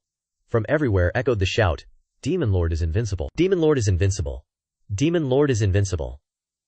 At the Cangxuan sect's dueling arena, it was as if it had turned into hell, with massive Xuan power from all directions rushing straight towards Liang Yixiao. He was like a bottomless pit, sucking up all the Xuan power. Xuan power swirled around Liang Yixiao's head, forming a giant vortex. Liang Yixiao's eyes were bloodshot, and he laughed loudly. Devouring Shanglan, Qin Muya worriedly exclaimed, He's breaking through to the peak God King realm again. Tang Yuyu immediately followed up. Breaking through again, God Exalt realm. Tang Yuyu looked at the sky in horror. God Exalt. Even in the upper realm, such a realm could become a hegemon of one side. Liang Yixiao condensed a huge ball of power. Receiving such a large amount of Xuan power, he then strengthened himself. Gradually, Xuan power surrounded Liang Yixiao, quickly forming a suit of armor, wrapping Liang Yixiao inside. He stretched out his hand, having strengthened his iron armor, and grabbed the Zhaoshan sword, arrogantly looking towards Ye Shangxuan, looking down from above like looking at an ant. Ye Shangxuan looked at Liang Yixiao's transformation, his eyes gradually showing a hint of gravity, no longer as frivolous as before. Liang Yixiao looked at his entire strengthened body, clenched his fist slightly and said to Ye Shangxuan, Only able to break through to the half-step God Emperor realm, what a pity. If the body was strong enough, perhaps it would completely step into the God Emperor realm, even have the opportunity to come into contact with the threshold of the Great Emperor. Liang Yixiao looked straight at Ye Shangxuan, then swung his sword and pointed it at his face, and laughed loudly. Now do you still dare to say I'm weak? Palace Mistress Qin worriedly wanted to rush towards Ye Shangxuan, shouting, Shangxuan! Tang! You immediately stopped her. Don't mess around, trust hubby. Palace Mistress Qin glanced back. Seeing Tang Yuyu floating in the air, glared at her and said, It really is you. Immediately afterwards, as if remembering something, she shouted, Wait, did you call him hubby? Tang Yuyu leisurely stretched. That's right, he is now my hubby. Humph. In the end, I still win. A little brat like you, even if the mistress saves you later, you can only be a concubine. Ha ha. Palace Mistress Qin was furious. Ye Shangxuan closed his eyes and said softly, Half-step God Emperor, opened his eyes to look at Liang Yixiao and smiled. Just half-step? Even if you are a God Emperor, so what? In my eyes, you are still just a weakling. Liang Yixiao gritted his teeth. Still just a weakling, arrogant. Even in the upper realm's 9 provinces, a God Emperor is definitely a top hegemon.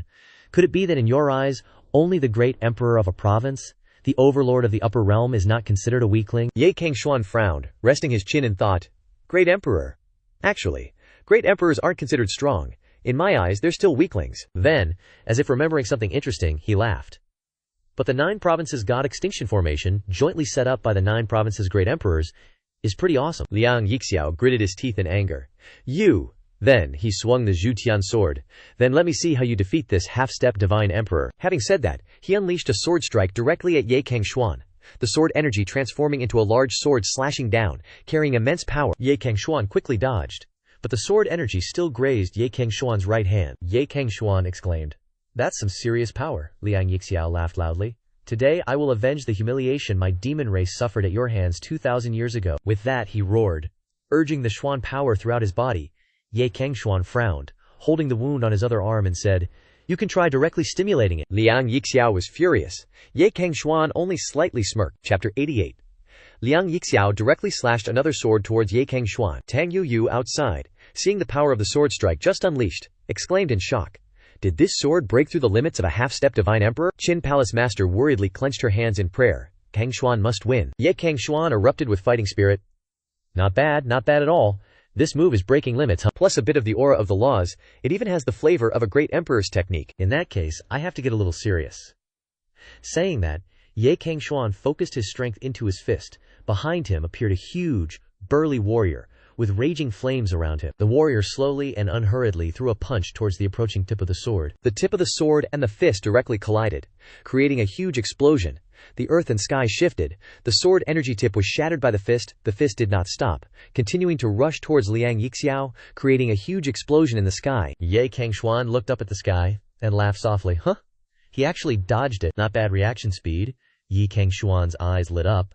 Too bad, not enough strength, it's all for nothing. Immediately afterwards, the tip of the sword rushed towards the back of Ye Cangxuan's head, but it was blocked by Ye Cangxuan grabbing it. Liang Yixiao had rushed close to him and asked through gritted teeth, "Just what kind of strength do you possess?" Ye Cangxuan only smiled and replied, "I'm just a common rider, cough cough, a body cultivator passing by." Liang Yixiao tried to pull back the sword, but Ye Cangxuan held it tightly, unable to pull it out. Ye Cangxuan said softly, "I'm just a normal body cultivator." Liang Yixiao was shocked. "Body cultivator? No way!" he roared. "Absolutely impossible." Ye Cangxuan picked at his ear and said, "All right, it's time to end this." Saying that, Ye Cangxuan threw a punch towards Liang Yixiao. Liang Yixiao could not dodge, directly receiving a punch and flying straight down, falling onto the battle stage motionless. Ye Cangxuan raised his finger and exclaimed, "Chisk! Chisk!" I didn't expect it to be pierced, only to see on his finger was a tiny wound cut by the sword.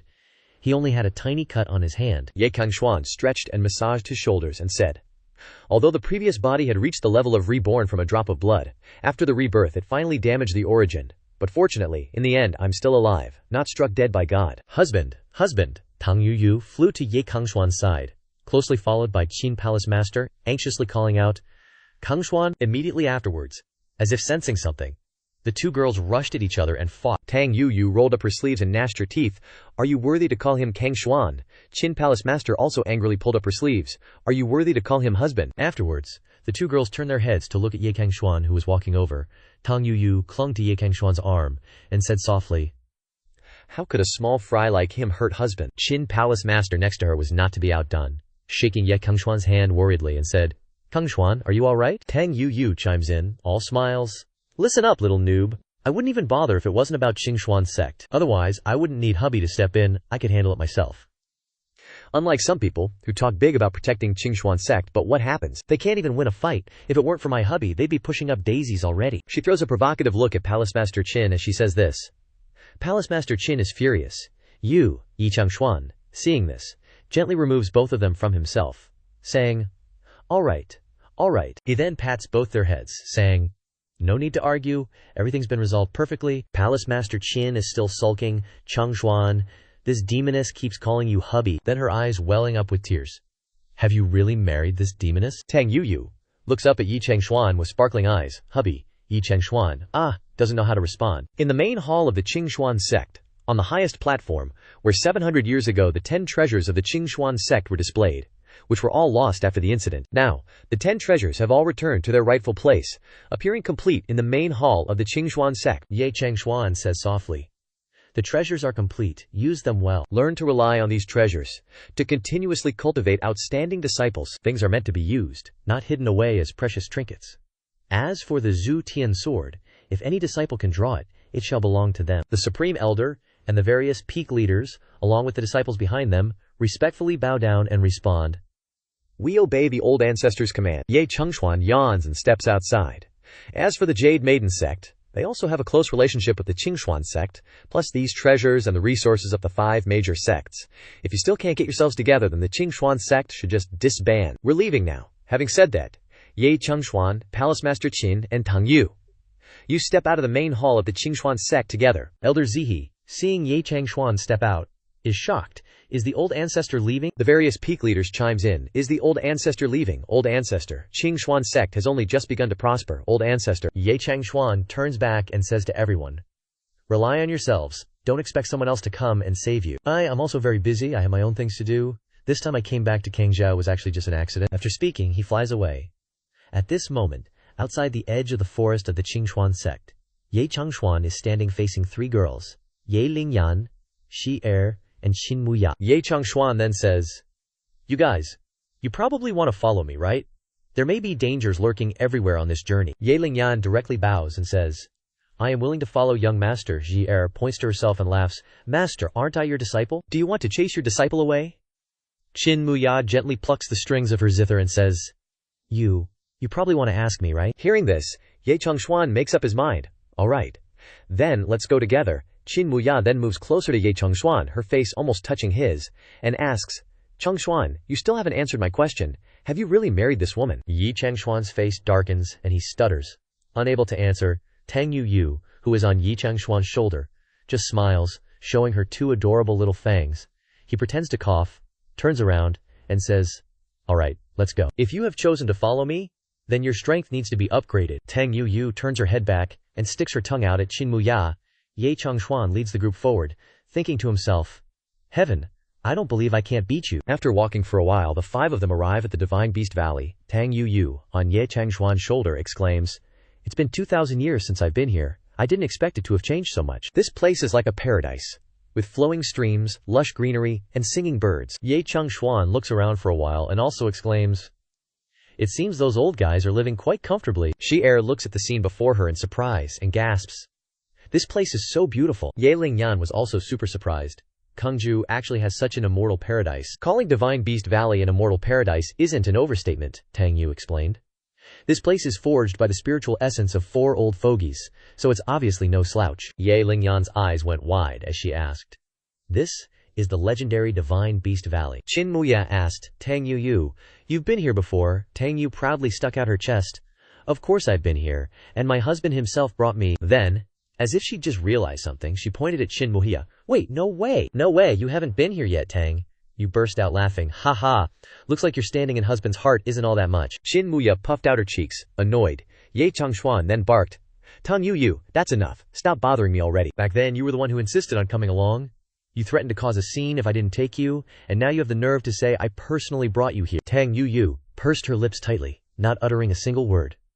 The group continued forward when suddenly, Ye Cangxuan raised his hand and batted away a sneak attack. Ye Cangxuan stretched out his hand and slashed, unleashing a torrent of green mystic energy that slammed into the cliff face, causing a massive explosion. Immediately, the area in front shattered into countless floating fragments. Turns out there was an invisible barrier in front of them. What Ye Cangxuan just did was break right through it. Ye Lingyan and Shi Ni stared blankly at all the novel sights. Ye Cangxuan chuckled, let's go. Time to introduce you to a few old fogies. In the distance, 4 magnificent beasts were lounging leisurely by a massive waterfall. A dragon was soaking beneath the falls, completely unfazed by the torrent crashing directly onto it. A phoenix perched on a precarious cliff right at the edge. A turtle was submerged in the water, and a white tiger was lazily yawning on the grass nearby. The bored tiger lay sprawled on the grass, wondering to itself, how long have we been here anyway? The soaking turtle, eyes half closed, replied, Lao Si, you still haven't found your inner peace.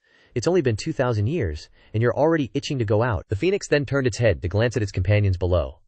Just now, some juniors mentioned something about the Cangxuan sect having trouble. Should we go out and lend a hand? Hearing that, the tiger immediately perked up, stood, and roared, Really? Let's go! The turtle lazily responded, Nah, not a good idea. We haven't even finished bickering.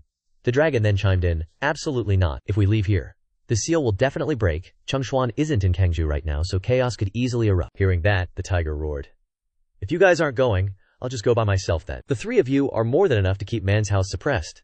Cangxuan sect was built by Cangxuan with his own 2 hands. How can we just stand by and watch something happen to it? The phoenix then landed on the grass, looking at the dragon, and said, We also watched Cangxuan grow up. Now that he's gone to the upper realm, We should help his sect if we can. The dragon sighed. Fine, fine, Baihu. You go give them a hand then, the tiger joyfully exclaimed. No problem at all. I'm heading out right now, you old fogies. A voice rang out behind the four beasts.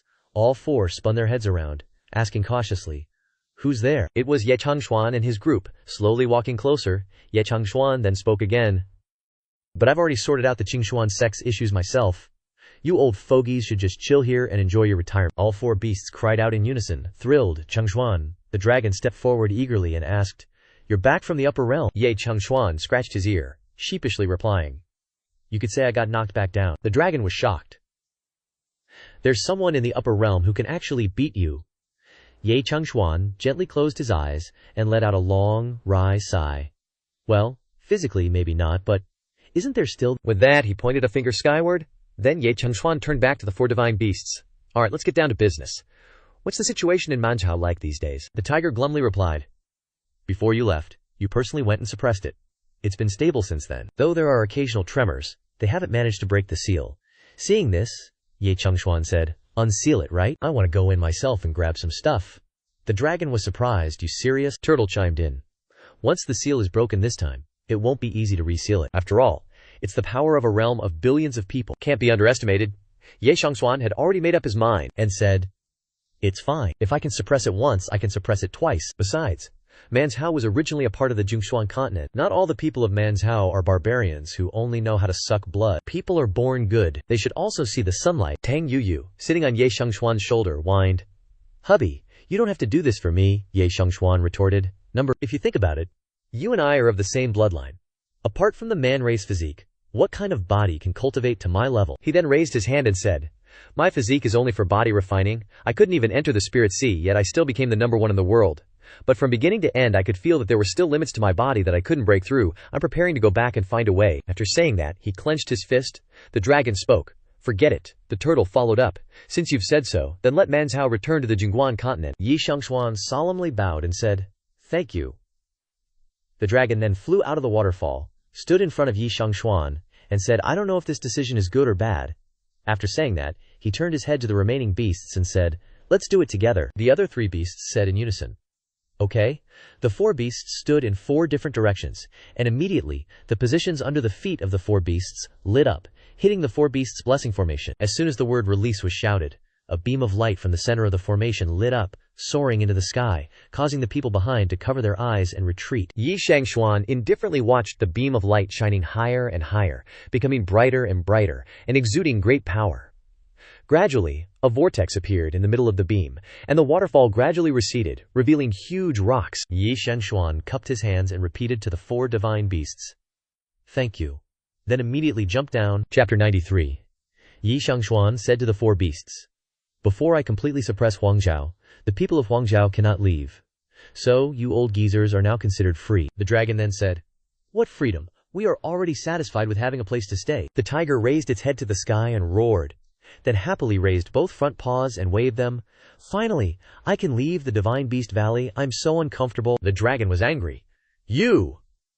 Immediately afterward, the dragon swung its claws towards the waterfall, splashing a splash of water on the face of the happy tiger, who froze in place after the sudden and violent splash. Tang Yuyu, sitting on Ye Cangxuan's shoulder, laughed loudly. Ha! Ye Cangxuan simply said to the four divine beasts, Take care, everyone. I won't bother you anymore. After saying that, he led the group forward. Let's go, you guys go see Huangzhou, where I was born. In a barren desert, the land is dry and cracked. The dry trees do not grow leaves, and only a few divine lizards live on the ground. The people here still live in simple camps with tents and bonfires. This is the scene of Manhua at this time. Man Li, the tribal chief of the Bailey tribe, one of the 8 great powerhouses of Manhua, is looking up at the sky and muttering, The Manhua seal has been released. He was extremely surprised, and immediately ran back to the castle-like building behind him. This place cannot be underestimated. I must report back to Wu Huang. Ye Cangxuan's group had arrived in Manhua. She near looked around and asked blankly, Here, is this Manhua? Immediately afterward, the little girl happily jumped up, running around to explore everywhere. It's so magical I can't even see a tree. It's all sandstone. This is the first time I've seen this place, Chinmuya said. Because this place is barren. Ye Lingyan continued. So that's why it's called Manhua. Tang Yu then jumped down from Ye Cangxuan's shoulder, her face changing. That's not right, the change is huge. Tang. You said a little lost. I remember that although this place used to be very barren, it was still a continent after all. She quickly cheered up again. She raised a finger to her chin and explained Ye Lingyan's question just now. As for this place, why is it called Manhua then? because compared to other places, we love to fight. We're all about being brave, fierce, conquering, and pillaging. What we support the most is the strong bullying the weak. The weak will probably be enslaved and dependent on the strong. So from ancient times until 2,000 years ago, the Cangxuan continent was never at peace until hubby took action to suppress Manhua. After that, the seal calmed the Cangxuan continent for these past 2,000 years. Ye Cangxuan lowered his head, rubbed Tang Yuyu's head, and said, "Actually, there are different types of people, like you. Although you were stirring up trouble back then, you didn't encounter any massacres. You were basically just playing around and accidentally left Manhua for a place where you could play even bigger games." Tang Yu just giggled. Then, Ye Cangxuan stepped forward. "Alright, let's go. Let's find a place to ask about the current situation in Manhua and then figure things out." Chapter 94. Ye Cangxuan led the group forward. At this time, in the castle, Man Li had just recounted the events he had discovered to Wei Qua, who was sitting on the throne in the shadows. "That's the situation. Man Emperor, Man Li, the king of the Man tribe, sitting on the throne, his claws gripping the armrests of the chair, pondered Man Li's words. He said, 'The seal is broken. Looks like that person is back. That person?' Man Li asked in surprise. The Man Emperor then cleared Man Li's doubts. The person who personally suppressed Manhua and sealed Manhua 2,000 years ago. He stood up, brandished his blade, and shouted, 'Let's go! Summon the 8 great warriors!' Man Li saluted and shouted, 'Yes, Man Emperor.' The Man Emperor sat back on his throne and wondered, 'Ye Cangxuan, is it really you who's returned? But if I'm being honest, I have to thank you. If you hadn't used your own power 2,000 years ago to suppress all of Manhua, plunging it into chaos, I wouldn't have been able to rise. Now Manhua is ruled by me, and I have gathered billions of great powers, which I use to transform into karmic fire, constantly forging my physical body.' He stood up, clenched his fist, and looked into the distance. 'But from beginning to end, I've been missing an opponent to help me break through to the final stage of the physical body. I hope your strength won't disappoint me.' He swung his blade forward. 'Greetings, Man Emperor.' The 8 great warriors of Manhua had gathered and knelt on one knee, bowing before the Man Emperor. The Man Emperor pointed directly forward. 'Some outsiders have broken into Manhua. Go and deal with them.' 'Understood.' The earth-shaking shouts of the 8 great warriors resounded in unison. Ye Cangxuan's group was still moving forward. Tang Yu, sitting on Ye Cangxuan's shoulder, asked in surprise, 'Has Manhua changed this much? We've been walking for so long, and we haven't even seen a single person,' Ye Lingyan asked. 'But are the Manhua people like us?' Shi tugged on Ye Cangxuan's sleeve. 'Maybe not everyone is as short as Xinyang, right?' Everyone stopped at Shi words. Ye Lingyan could only cover her mouth and burst out laughing. Qin Mushenya also laughed. 'Right, you is really small, so your previous form was just a disguise, so your true form is this adorable.' Tang Yu's eyes flashed, and she immediately stood up straight and pointed at Qin Muya's face. 'What did you say?' Shi eyes widened in fear. 'Xinyang, why are you angry? Did I say something wrong?' 'Tang, you did a 360-degree turn, turning to smile kindly at Ji Er. Ji Er is a good girl. How could Xinyang be angry with you?' Then she turned back to smirk at Qin Muya. 'I'm Shi Xinyang after all,' Qin Muya said angrily. Ye Cangxuan stepped forward to end this internal strife. 'Alright, what's with all the arguing? If we're being honest, I consider myself more of a Manhua person anyway. Looks like we're approaching their settlement.' He pointed a finger toward the distant tents. Tang Yu also stood up, raising a hand to shield her forehead as she observed the front. 'There really are people there?' Ye Cangxuan asked Tang Yu. 'Perhaps you also know the Manhua language.' Tang Yu excitedly said, 'Of course I do.' The whole group then proceeded towards the tent area ahead. As they got closer, they realized just how large the area was. With tents densely packed together like mushrooms, Manhua people were busily working and walking around, and in front of them seemed to be a Manhua market. The group was surprised. 'It's changed this much.' Ye Lingyan then spoke up. 'Gongzi, I have a suggestion. The sandstorms in Manhua are quite strong, and this trip will inevitably involve some fighting. Before we enter the Man tribe area, let's change into more suitable clothes. I've prepared everyone's outfits in my storage pouch.' With that, she took out a small ball and placed it on Ye Cangxuan's hand. 'Lingyan, you're so thoughtful. You've really thought this through. Let's quickly change and set off.' The remaining 3 said in unison. Okay.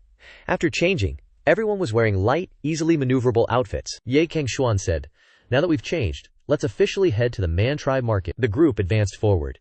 As they entered the market, they saw bustling trade, with people packed together like sardines, and even watermelons being sold at roadside stalls. Ye Cangxuan softly said to Tang Yu, It seems Manhwa is going further and further down this path. Compared to the previous seal, now even the physical bodies of ordinary residents can clearly feel the power contained within, a power that could explode. Observing the man tribe residents on the street, Cangxuan thought to himself, before, during my tribulation, I could vaguely sense the limitations of the physical body. At first, I thought it was an illusion. But it wasn't until the tribulation that I realized my body hadn't been fully unlocked. Cangxuan said to everyone, hopefully we can find the problem with the physical body in Manhwa this time. Otherwise, even if I go through another longevity tribulation, I'm afraid I still won't be able to beat that heaven. Cangxuan said to Tang Yu, go listen for information, I'll take them for a stroll. Tang Yu nodded. Okay. Immediately jumping off Cangxuan's shoulder, she ran ahead. Very quickly, she became acquainted and chatted with many of the locals, from fruit vendors to passers-by. Cangxuan turned back and said to everyone, come, let me take you to see the customs and culture of Manhwa. In front of them, a hand wrestling match was taking place between two burly men, surrounded by a large crowd shouting, go, go, go. Whoever wins, I'll marry them. Start. The man with the high ponytail immediately pinned his opponent's hand to the table. The opponent couldn't resist and quickly lost. He stood up, raising his hand to celebrate his victory, and the people around him shouted, Mucha, long live! Mucha, long live! Cangxuan watched the fight and exclaimed, interesting, using traditional methods to compare strength. Then he stepped into the wrestling ring. Can I also have a match? Mucha looked at the young man before him and said disdainfully, you sure you want to fight me? My trash talk is strong. Cangxuan just smiled. That's not certain. Mucha then pointed directly at the table, gesturing an invitation. Cangxuan also clasped his hands in return. The two came to the table, interlaced their hands, and a man outside, acting as a referee, shouted, ready! The people outside looked on with disdain. How boring, why is there someone who doesn't know their own strength coming to join the match? Mucha, win quickly. I'm still waiting for you to challenge the chieftain, the referee shouted. Start. The two opponents began to gather strength. Chapter 96. The referee shouted, start. Mucha strained with all his might, eyes blazing. Ugh. Yet, no matter how hard he pulled, Cangxuan's hand didn't budge an inch. Mucha thought in horror. How is this possible? It feels like I'm trying to move a mountain. The power is on a completely different level. Cangxuan smiled gently at him, asking, have you used all your strength? Now it's my turn. Instantly, Cangxuan pulled Mucha's hand and slammed it onto the table with a thud. Mucha was shocked but couldn't resist at all.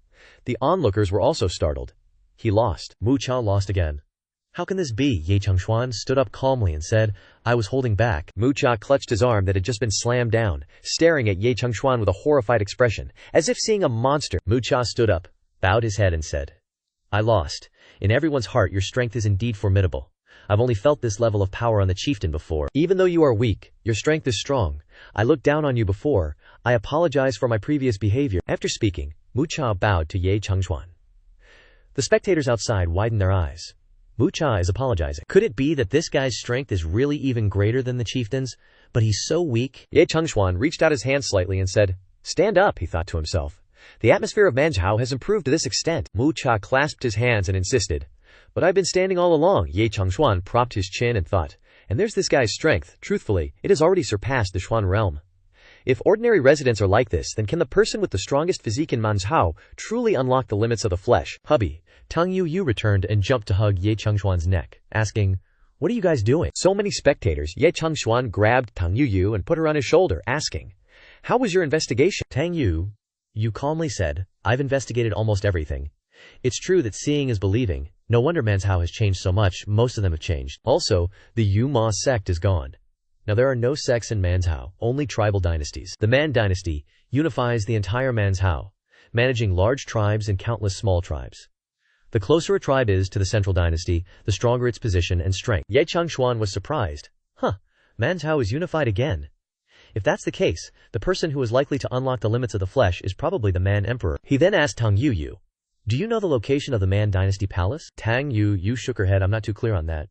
The class division in Manhwa is very strict now. It seems that only a few people know and can enter the Man dynasty. Elsewhere in the immortal demon realm at this time, in the lake of reincarnation of the reincarnation sect, a disciple was knocked high up and fell straight into the lake, sinking into the pool of blood without surfacing at all. The person who knocked the disciple into it was the sect master of the reincarnation sect, Li Suoming, who shook his head dejectedly. Too little, the power of the blood is not enough. It's not convenient to kill mortals in the upper realm. Useless people with strength have no background. Although Cangxuan is dead in the lower realm of Cangzhou, another Cangxuan has appeared. I'm afraid there are many people targeting Cangzhou. Although it is said that the lake of reincarnation can swallow infinite flesh to provide the power of blood, Relying on these things can only catch a few rogue cultivators to eat. When will I be able to get on the path to heaven rankings? He looked into the lake in surprise. A new domain has appeared in the lower realm. Chapter 97. A new domain has appeared in the lower realm. The power of blood in this new domain is equal to some rogue cultivators in the upper realm. If all the mortals in this domain are refined, how could I? No, I must become number 1 on the path to heaven rankings. Li Shuming smiled as he looked up at the sky. At this time, in the demon god hall of the demon god realm, an old man sitting on the throne said, "The man tribe of Manzhu has appeared in the lower realm again. As expected, with Ye Cangxuan's death, the seals in the lower realm are gradually loosening. The man tribe of Manhua has the densest essence blood. Swallowing 1 person is equivalent to 10 people. Swallowing 100 people can transform." The old man roared, "Go, destroy Manhua!" All the beasts around the old man had bloodshot eyes and roared loudly. At the sacred domain of the Azure Sea Heavenly Palace, a woman sitting on an ice throne was pondering. Manhua has appeared once again. Manhua, in the lower realm, is probably going to face a big problem. Lower realm? You guys head back to Manhua and stop the indiscriminate killing of the innocent. The female disciples replied in unison. Understood.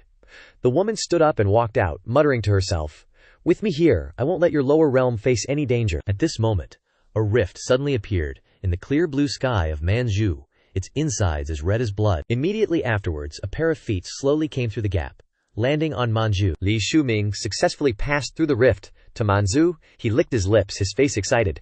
"This is Manzhu." Didn't expect the lower realm to have such a desolate place. On the contrary, it's good. A desolate place like this, if a few people die, probably not many people will care. With that, he shot off into the distance like a fiery arrow. At this time, a slight change also occurred in the sky near where Ye Cangxuan and Mu Cha were competing. A huge vortex gradually appeared, revealing many different strange-shaped demonic beasts, preparing to rush through the vortex and set foot on Manzhu. Ye Cangxuan looked up at the sky and smiled slightly. Looks like an acquaintance is about to arrive. I wonder what changes have occurred in the upper realm during the time I've been gone. Tang.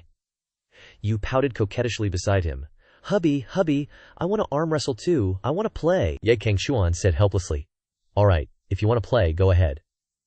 Then he said to the crowd, "Is there anyone else who wants to come and compete a bit?" A person in green, tall and sturdy, pushed through the crowd and stepped out. Then he flexed his muscles all over his body, and the Xuan energy running in his body made a crackling sound like electric sparks. HMPH. In the far distance, a warrior holding a large hammer looked at the crowd, looking towards the Man Tribe market, where Ye Cangxuan and his group were, and said, "Didn't expect that outsider to come to my tribe." This warrior is named Man Dao, one of the 8 warriors under Man Huang. Man Dao stomped his foot, then jumped up, and when he landed, the ground shook, and everyone around who was happily trading staggered. By the time the aftershocks passed, everyone had fallen, and the fruits and vegetables had been spilled all over the ground. Ye Cangxuan turned his head in surprise. Tang Yu asked blankly, "Is this an earthquake?" Ye Cangxuan then said to Tang Yu, "Looks like you can't arm wrestle." Tang Yu was still excited. "It's okay, there's an interesting one coming anyway." Man Dao stood from afar and raised his hammer high, then smashed it straight down on the ground, and the ground cracked into a long line that stretched straight to Ye Cangxuan's group. The man tribesmen behind the group saw the crack rushing towards them, and scattered and ran away, leaving only Ye Cangxuan's group standing still. Ye Cangxuan then stepped forward, unleashing a palm strike to block the power of the crack on the ground rushing towards them, while creating a protective circle, protecting everyone inside. Man Dao slammed his hammer into the ground and shouted, "Outsider, come out!" The man tribesmen who were half standing and half kneeling around the crack excitedly shouted, "Great King! The Great King is back! The Great King is back!" Ye Cangxuan's group was safe and sound, without any damage. Standing on the ground, the crack automatically split into 2 paths, passing through both sides of everyone. Qin Mukia asked angrily, "The outsider is looking for us." Then she said, "I'll go take care of it." Ye Cangxuan raised his hand to stop her. "No, your strength is still a bit lacking." Great King is one of the 8 great strongmen of the Man King dynasty. With that, he rushed towards Man Dao, running and saying, "The ordinary people of Manzhou have already surprised me. I wonder if great strongman you can give me any surprises." Far away, a group of ugly demonic beasts were rushing down towards a tribe of the Man tribe. They excitedly shouted, "I can feel it. The essence blood here is so strong. As long as I can swallow 3 of them, I can definitely advance to a demon king." Charge. With that, they all rushed straight towards the tribe. Chapter 99. A sharp spear, carrying immense power, pierced straight into the swarm of demonic beasts diving down. With a single thrust, it skewered 3 beasts at once, only giving them enough time to let out an "Ah, Greya?" A screech echoed before they instantly plummeted, the spear still crackling with what sounded like electric sparks. Immediately after, a barrage of spears with similar power hurtled towards the demonic horde. Before the beasts could even react or retaliate, They were instantly impaled by the incoming spears. The tribesman below roared. We've run into a beast tide again. It's been ages since I had a proper feast. Wipe them out. We can eat for a whole year. Instantly, another volley of spears soared up, piercing through the demonic beasts. They didn't even have time to flee before being struck. The demonic beasts howled in terror. This is terrifying. What kind of people are these? We're half-step demon kings, equal to the saint realm on the mainland. How can the weapons of ordinary people injure us? The tribesmen below excitedly hoisted the spear-ridden demonic beasts onto their shoulders, gleefully chattering amongst themselves. This is all meat. Finally, we can eat our fill today. Li Suming, standing high above, witnessed everything that had just transpired. He sighed. Tisk tisk tisk. This Qan blood. Can mortals really kill saints so quickly? No wonder the lake showed that the residents here can normally devour so much. I should investigate this further. He shot off into the distance. If ordinary residents have such power, it's inevitable that some formidable figures will emerge. If there's foul play, that's no fun. Back at the Man tribe market, Mantao, leaning on his hammer, stood opposite Ye Shuangshuan's group across the chasm. Mantao's frame was tall and imposing, radiating power. In contrast, Ye Shuangshuan's group looked tiny. Shi gasped. He's so tall, Qinmuya also said with concern. The pressure is intense. She thought, Manzhao truly lives up to its name. Even though it's in the lower realm, the people here might be stronger than those in the upper realm. Tang Yu pointed at Mantao and said, looks like being sealed for 2,000 years hasn't weakened Manzhao. On the contrary, they've found a better way to temper their physical bodies. She jumped to the ground and laughed.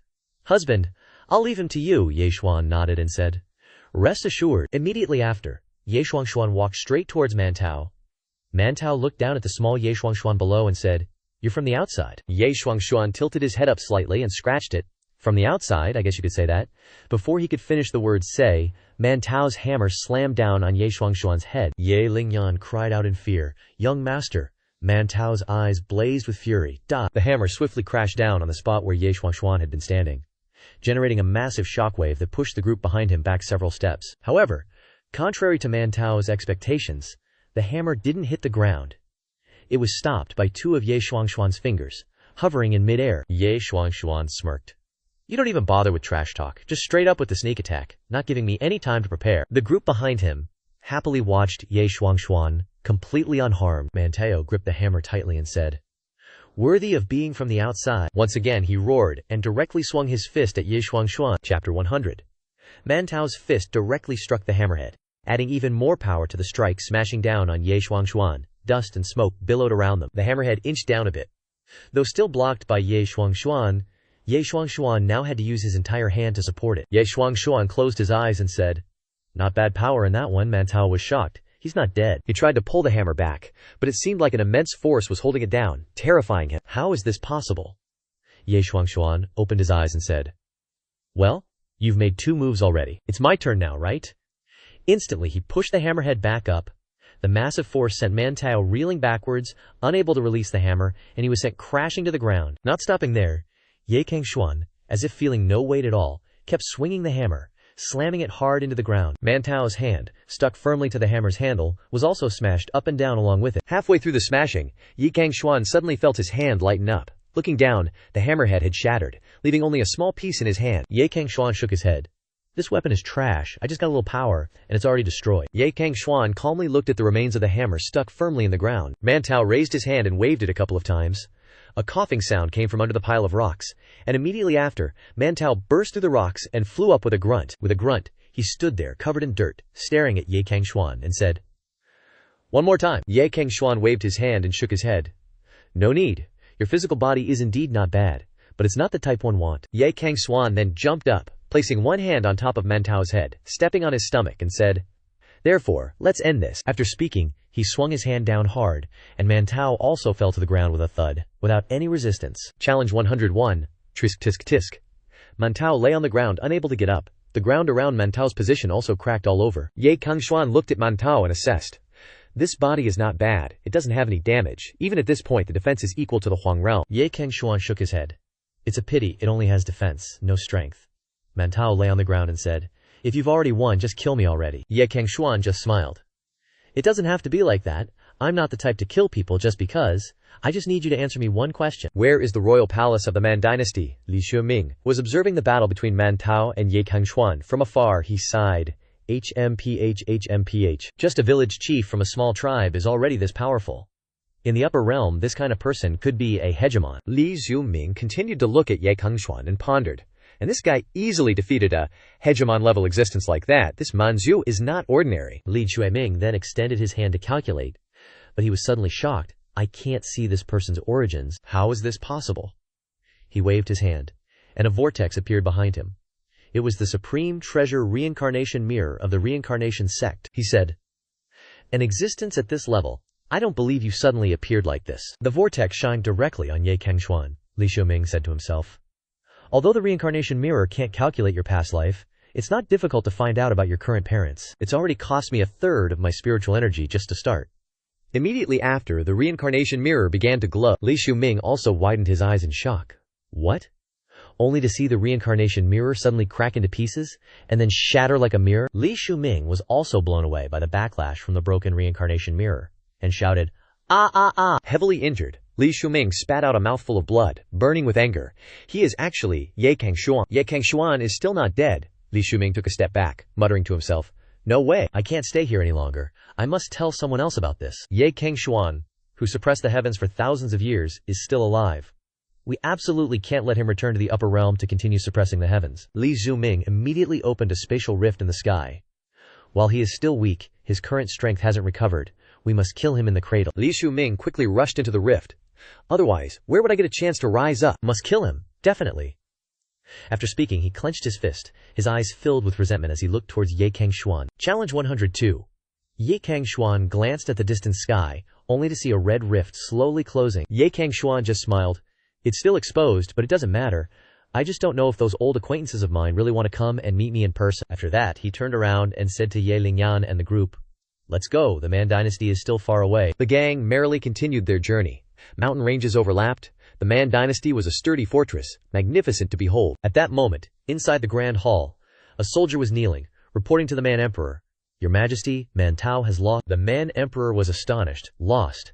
The 8 great warriors have no use for losers. The soldier below immediately lowered his head and said, Ali Li understands. Ali Li took his leave. The Man Emperor waved his hand. Go, get that soldier out of my sight. He rested his chin on his hand, muttering to himself, now this is getting interesting. The legacy of the previous Man continent. If he couldn't even break Manteo's physical body, then it wouldn't be fun at all. But your strength has reached the standard. On the other hand, how could it not? Don't disappoint me. Saying that, he slowly stood up, then looked up to the sky and laughed loudly. Just one step away from breaking the limit. Hopefully, some smack talk with you will allow me to take that step. At that moment, in the reincarnation sect, on Corpse Mountain Blood Sea, a rift in space suddenly opened. Li Xiuming stepped out of the rift, immediately kneeling on one knee, spitting out several mouthfuls of blood, pressing his hand on his chest, frowning and muttering, luckily, I made it back alive. To have my reincarnation realm probing destroyed in one go, his strength, he's definitely Ye Cangxuan. But he didn't stop me from returning to the upper realm. Could it be that his strength is truly invincible now? Li Xiuming slowly stood up, his whole body trembling, but his eyes burned with hatred. This is great, great! The top spot on the sky ranking wasn't easy to come by. If you've already died once, then just die for real. It's time for someone else to take the position of Lord of the Upper Realm. He then pulled out a round jade pendant and raised it high into the sky. The jade pendant emitted a golden light, followed by countless runes of different characters, continuing to spread out. Li Xiuming looked up to the sky and laughed loudly. At the Demon God Palace, an old man with a sharp face stroked the python at his feet, his eyes flashing with scheming as he laughed. Chapter 103. The old man scratched his head with his 10 sharp nails, then looked up to the sky, his eyes wide with laughter. You're still alive. But your strength isn't that high. Then let me kill you with my own hands. He laughed loudly and moved out of the cave. Below him, there were no legs, only a terrifying mass of tentacles. In the upper realm, in the holy domain, a golden light shot straight into the grand hall. The woman sitting on the ice throne lightly touched her finger to the golden light. Then, the face of Li Xiuming appeared. He shouted, Ye Cangxuan is still alive and he's in the Man continent, but his strength has increased. The woman's face was immediately filled with tears. After hearing this news, she joyfully looked up into the distance. I knew it. You must still be alive. Suddenly she stopped, horrified. Wait, Ye Cangxuan's strength has increased. Then, she clenched her fist. This is bad. I fear that only a few others know this news as well. They definitely won't let Cangxuan have a chance to get stronger. I must go help him. Saying that, she strode straight out. After taking a few steps, she stopped abruptly. No way. The holy domain must be guarded by me. If I can't suppress the outer passage of the demonic devils, but if I leave, what if something happens? I didn't go on the day of tribulation. Am I going to just watch everything happen again this time? Her whole body trembled, making a difficult decision. She clenched her fist again and raised her head. Screw it! No one can stop me from seeing Cangxuan. Yay, Cangxuan. Wait for me. After saying that, she flew away. Elsewhere, standing in the middle of a formation, a man who had just destroyed the formation by waving his hand laughed excitedly. Ye Cangxuan, I knew you weren't dead, only I can kill you. At this moment, in Manzhou, Ye Cangxuan's group was heading to a desolate desert. Above them, flocks of birds flew back and forth, fleeing. Ahead, a tornado was rumbling towards them. Xin Ye, Ye Lingyan, and Qin Muya had to tilt their heads to avoid the power of the swirling wind. Ye Cangxuan calmly said, just come out directly. Why hide like a coward? Chapter 104. The tornado continued to rush towards Ye Cangxuan's group without stopping. Seeing this, Ye Cangxuan raised his fist and said, You think you can win against me with these petty tricks? Immediately after, he threw a punch into the tornado. After the punch, the tornado gradually dissipated, revealing a tall, muscular figure with twin blades, disheveled hair, and bloodshot eyes. Ye Cangxuan immediately recognized this as one of the 8 great warriors, named Manquang. Manquang, with a burly physique, long sharp fangs, hair like a lion's mane, and bloodshot eyes, stared at Ye Cangxuan and said, Not bad, no wonder you could beat Mantao. Manquang then laughed loudly. But Mantao is just one of the weakest of the 8 great warriors. Don't think that defeating Mantao means you can dominate Manzhou. Ye Cangxuan twitched his lips, speechless, thinking to himself, Mantao is just one of the weakest of the 8 great warriors. On the contrary, I want to know how strong the strongest person's body really is. Moreover, how much has the body of the person in front of me developed? Manquang roared. Outsider, considering it wasn't easy for you to gain such strength, I can give you a chance. Manquang immediately adopted a stance, continuing, If you don't want to die, become my little bro. Being able to beat Mantao, you're qualified. At that time, I'll ask Wu Huang.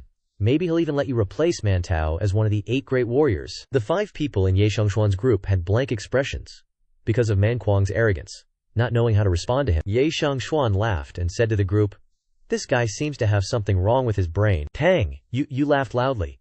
This guy is so arrogant, let's beat him up first. The other 3 also nodded. I agree. Manquang was so angry that he trembled after hearing the previous discussion of Ye Cangxuan's group. He swung a blade at them and roared, Hit me! Unbelievable! Looking at Manquang's muscular body, his speed was shockingly fast. Everyone was startled, looking around for Manquang's figure. Suddenly, the group heard the sound of wind tearing behind them, Manquang's figure swinging his blade, rushing down on them. Chapter 105. Manquang flew straight down into the middle of the group. A blade swung out with great power. Ye Cangxuan's group, as soon as Manquang touched down, quickly split to both sides, avoiding his blade. Seeing that he missed his target, Manquang's eyes turned bloodshot, preparing to strike again when suddenly a fist came flying, hitting him straight in the face. Manquang was caught off guard, knocked flying by the punch, spinning around a few times, then falling straight to the ground, stuck in the dirt without moving. Ye Cangxuan looked at Manquang, then rotated his wrist, laughing. Why are you stuck in the wall? You can't even take one of my punches. Your strength is probably not even as good as Mantao, and you want to take me as your little bro with that? Manquang, hearing those taunts, angrily stepped out of the rubble, swinging his blade and roaring, You're courting death. Manquang's eyes were bloodshot, looking at the small figure in the distance. His body couldn't help but tremble slightly. Manquang stood up straight, his body surging with emerald green Xuan power.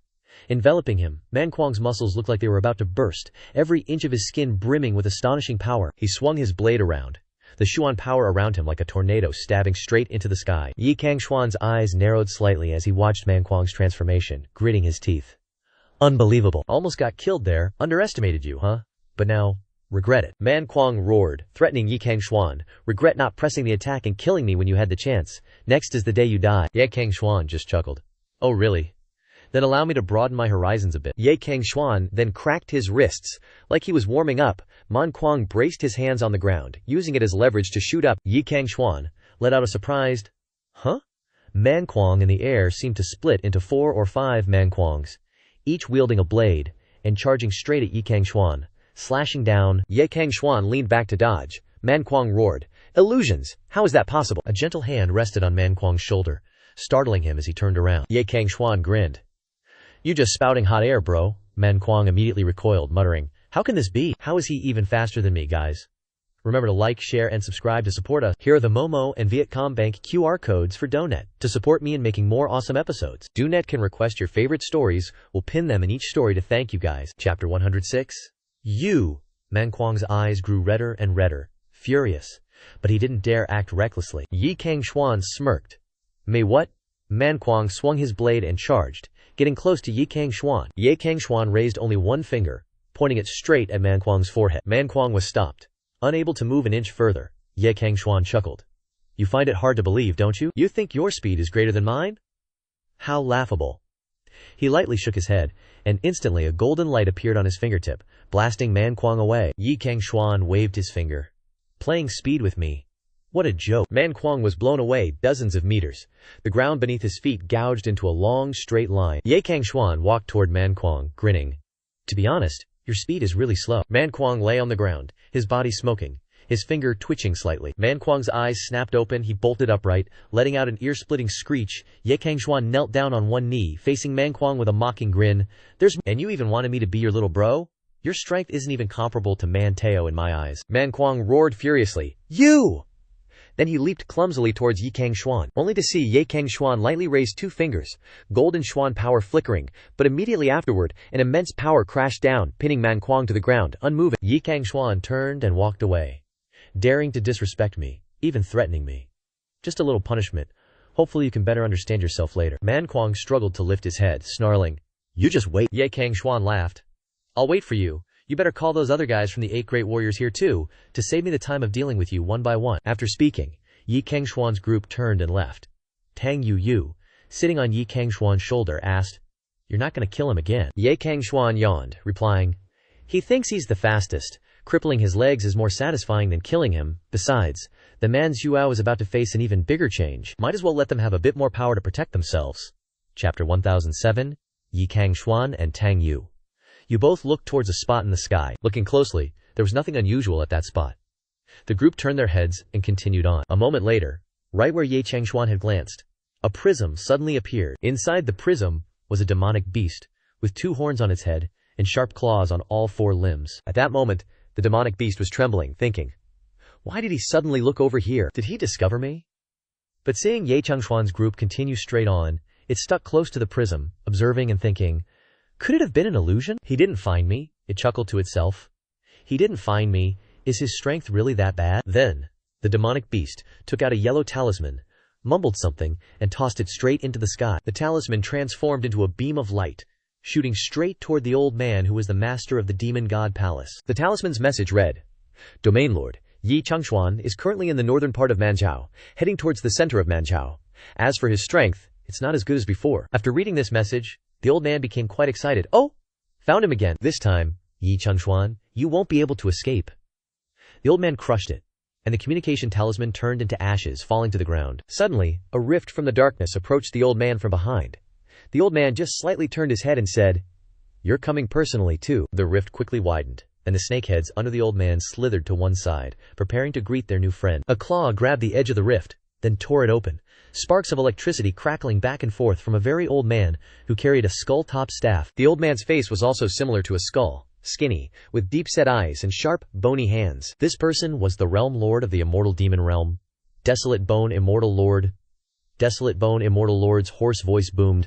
Personally, is the name Yi Cangxuan worth me coming here? The old man, the demon god domain lord, crossed his arms and said, That's true, if he doesn't die, can we be at ease? Having said that, both old men wanted to tear through space and enter Manzhou, but were stopped by a force. The demon god domain lord then said, What a pain.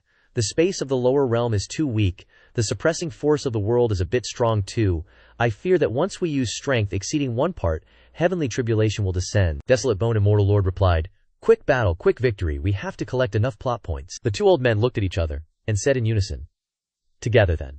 Suddenly, they shot away. Behind them, the holy domain mistress arrived. Just in time to see them going together, she worriedly said, Even they are coming personally. I will definitely protect you. She also transformed into a point of light, heading towards the distant horizon. Chapter 108. Ye Cangxuan's group advanced together. When passing by a place full of upright stones, Ye Cangxuan signaled everyone to stop. He softly said, Finally arrived. Tang, you disdainfully said, 5 people. It seems like they're still underestimating my husband. They haven't all come. Yi Lingyan thought in surprise. Someone's coming. Jir looked around. Where are they? Qinmuya also thought in shock. I didn't detect anything at all. Ye Cangxuan looked ahead and said, there, aren't they? Are all 5 of you coming at once? Or are you coming one by one? 5 people slowly stepped out from behind the stone pillars. One bare-chested guy with a long, X-shaped scar right in the middle of his face stood opposite, arms crossed, tilting his chin at Ye Cangxuan. Just you. Still not worthy of us making a move. This scarred guy is one of the 8 great Manwu powerhouses. Behind him, the one wearing the bull-headed mask is one of the 8 great Manhun powerhouses. The one holding the wine gourd drinking is one of the 8 great Manhun powerhouses. The one wearing the hooded cloak is one of the 8 great Manyin powerhouses. The one with many thorns all over his body and a scar on his right eye is one of the 8 great Manqiang powerhouses. Manwu stepped forward alone, his feet stomping on the ground, also causing the ground to shake. He twisted his hands together, warming up, and said, I alone am enough. Why would outsiders dare to barge into Manhua without permission? Barge in without permission. Yi Cangxuan put Tung Yu down and chuckled. My bad, truth be told, this is my turf, but well, it's been a millennium or so. Don't know if you guys have heard of this name, Yi Cangxuan. Manwu scratched his chin. Ye Cangxuan, that name rings a bell. Manhun, who was leaning against a rock, spoke up. He's the one who unified Manhua 2,000 years ago and then sealed us. Manhua, it was Ye Cangxuan. The other 3 were all shocked. It's him. Ye Cangxuan patted his shoulder lightly. Yep, that's me. Manwu spread his legs wide, hands on his knees, ready to fight, he shouted. How dare you, daring to seal us Manhua for 2,000 years. With that, Manwu leapt up, aiming a kick at Ye Cangxuan. Die. Ye Cangxuan directly raised his hand and blocked Manwu's kick. He chuckled. Just you. You can't do it. With that, he pushed, and Manwu stumbled backward. Manwu took a few steps back, thinking to himself. That physique is strong. Even stronger than Mantao. That kick almost broke my bones. Without stopping, Manwu somersaulted and flew down quickly, intending to stomp Ye Cangxuan into paste. Ye Cangxuan looked up at Manwu flying towards him, and simply said, that kick isn't bad. Too bad. It seems you can't control that speed. Manwu roared. Who says? Then he tilted, changed direction, and swung his leg horizontally towards Ye Cangxuan. Ye Cangxuan had to lean back to avoid the blow. Point 109. Seeing his sweeping kick miss Ye Cangxuan, Manwu roared, all you can do is dodge. Then he raised his leg high and chopped straight down. Ye Cangxuan took a step back, dodging the attack. Manwu continued to roar, raging sky severance. Then he continued to stomp his foot hard on the ground. Ye Cangxuan, standing far away, shook his head slightly. Dodging. I just feel that it's a little embarrassing if I get hit by such attack, but since you put it that way, then I'll play with you. Ye Cangxuan then threw a palm towards Manwu. Xuanqi from Ye Cangxuan's hand shot out, turning into sharp shards that struck straight towards Manwu. Ye Cangxuan squeezed his hand slightly, saying, watch closely. This is what you call an attack. He then flew, and in a flash, he was right in front of Manwu's face. Manwu swallowed, looking at the person who had just been far away now appearing right in front of him. Ye Cangxuan whispered to Manwu, not even knowing your opponent's strength, yet attacking recklessly like that is really stupid. Ye Cangxuan opened his hand and slapped Manwu's face. Manwu immediately flew out, spinning a few times. Ye Cangxuan then flew into the air, saying, just now, I only used a fraction of my strength, and you couldn't even block it. You should really work on your defense. Ye Cangxuan raised his leg and slammed it straight down on Manwu, who was still lying flat from the impact of the slap. Manwu spat out a mouthful of blood, falling straight to the ground without any resistance, not moving at all. Ye Cangxuan touched down on the ground, asking, Manwu, can you still get up? Manwu swallowed hard, then said, he actually scored 2 points. So strong, looks like this won't be easy. Manwu coughed and stood up, saying, not yet, I will definitely score another point. Manwu roared. Ye Cangxuan didn't say anything more, and threw a punch straight at Manwu. Manwu flew again, this time falling behind the other strong men. Manwu smashed straight into the rock, stuck to it, unable to move. Ye Cangxuan wiggled his ears and shouted, what's with that? If you're all psyched up, then go take a nap. You think being loud increases your combat power? Manwu fell from the rock, kneeling on one knee, saying, ugh, aren't you gonna attack? Manmuka then said, actually I'm not confident, so I didn't want to attack. Manmuka waved his hand back, and the rock shattered, all the stones were lifted up. Manmu softly said, forget it, it's the Wu Huang's order anyway, can't go against orders. With that, he prepared to channel his power, and hurl the pile of rubble at Ye Cangxuan. Chapter 110. Go! Manmu roared and waved his hand, all the pebbles following Manmu's gesture, flying towards Ye Cangxuan in unison. Ye Cangxuan looked up at the incoming stones, slightly surprised. To be able to execute this move without relying on spiritual energy, Ye Cangxuan then flew up, standing right in the center of the stones to feel it for a moment. Then he laughed. Interesting. Force manipulation. Controlling the power of one's own body to make an object attack, somewhat similar to sword control. After saying that, he landed on the ground and excitedly stomped his foot. Let me try it too. A series of rocks and dirt followed Ye Xiangshuan's stomp, rising up in unison. Ye Xiangshuan pointed forward. Go! The stones behind him shot forward, straight towards Manmu's incoming stones. The two streams of force and stones collided, creating a loud explosion in the air. Manmu cried out in alarm. My secret technique, this guy actually learned it. Ye Xiangshuan gently rested his hand on his chin. The power isn't great. That's right, after all, it's all the power scattered out. This kind of move only gets half a point, not nearly powerful enough. Suddenly, Man Yin, covered head to toe in a hood, charged straight towards Ye Xiangshuan, who was currently lost in thought. Qin Muya cried out in fear. Xiangshuan! Man Yin's blade only pierced through Ye Xiangshuan's clothes before being stopped, as if Man Yin were stabbing a boulder instead of human flesh. Cracks immediately spread from the tip of the blade. Man Yin jumped back, looking down to see that he was only holding the hilt. The entire blade had shattered, he exclaimed in shock. How is this possible? This is a sacred weapon, bestowed by Wu Huang, capable of easily breaking defenses. Tang! You laughed loudly. Even the Zhu Tian sword couldn't break my husband's defense. You think a cheap weapon like yours can do it? Ye Xiangshuan then moved in front of Man Yin and said, Not bad footwork, your breathing is also well concealed. I didn't even detect your movements and killing intent. Too bad. He then raised his hand and placed it on Man Yin's head. Your attack is too weak, it doesn't even get enough points. Then unleashed a palm strike. Man Yin flew into the air without any resistance. Man Mu, who was standing outside, was also pushed back by Ye Xiangshuan's palm strike. Chapter 111. Ye Xiangshuan stroked his chin and muttered, You guys? One fighting skill can get 7 points. One using strength can get 8 points, and the other can get 9 points. In front of Ye Xiangshuan were Man Mu and Man Yin, who had been knocked flat on their faces and couldn't get up. Ye Xiangshuan continued, If the abilities of the three of you were combined, it might make me fight seriously. Too bad. The three of you are too weak when separated like this. Ye Xiangshuan shook his head and waved his hand. You, Manwu, gnashed his teeth, his eyes blazing with anger as he stared at Ye Xiangshuan, and he spat out a mouthful of blood from excessive anger. Ye Xiangshuan kindly advised, Manwu is already seriously injured. Don't be angry anymore, the wound will get even worse anyway. No matter how angry you are, you can't beat me. Manwu collapsed in frustration, losing consciousness. Ye Xiangshuan then looked at the two great strength warriors who hadn't made a move yet. What about you guys? Are you still not making a move? Memhun continued drinking and laughing. You guys fight. I'm just here to fill out the team. I'm not interested in fighting. Drinking is still the best. Man Sheng then stepped forward. Then let me, Ye Xiangshuan smiled. Are you confident in beating me? Man Sheng didn't say anything, immediately channeled his power and shot forward, throwing a punch at Ye Xiangshuan, the powerful force causing Ye Xiangshuan to raise his hand to block, his eyes gradually becoming serious. Man Sheng threw more punches, all of which Ye Xiangshuan perfectly avoided. With a bang, the two of them clashed head-on, palm against palm, causing explosions all around them. Releasing his hand, Ye Xiangshuan laughed. Interesting. Your skill in using strength is not much worse. The two continued to charge at each other, throwing punches of tremendous power, carrying incredible strength. Ye Xiangshuan was also having a great time fighting.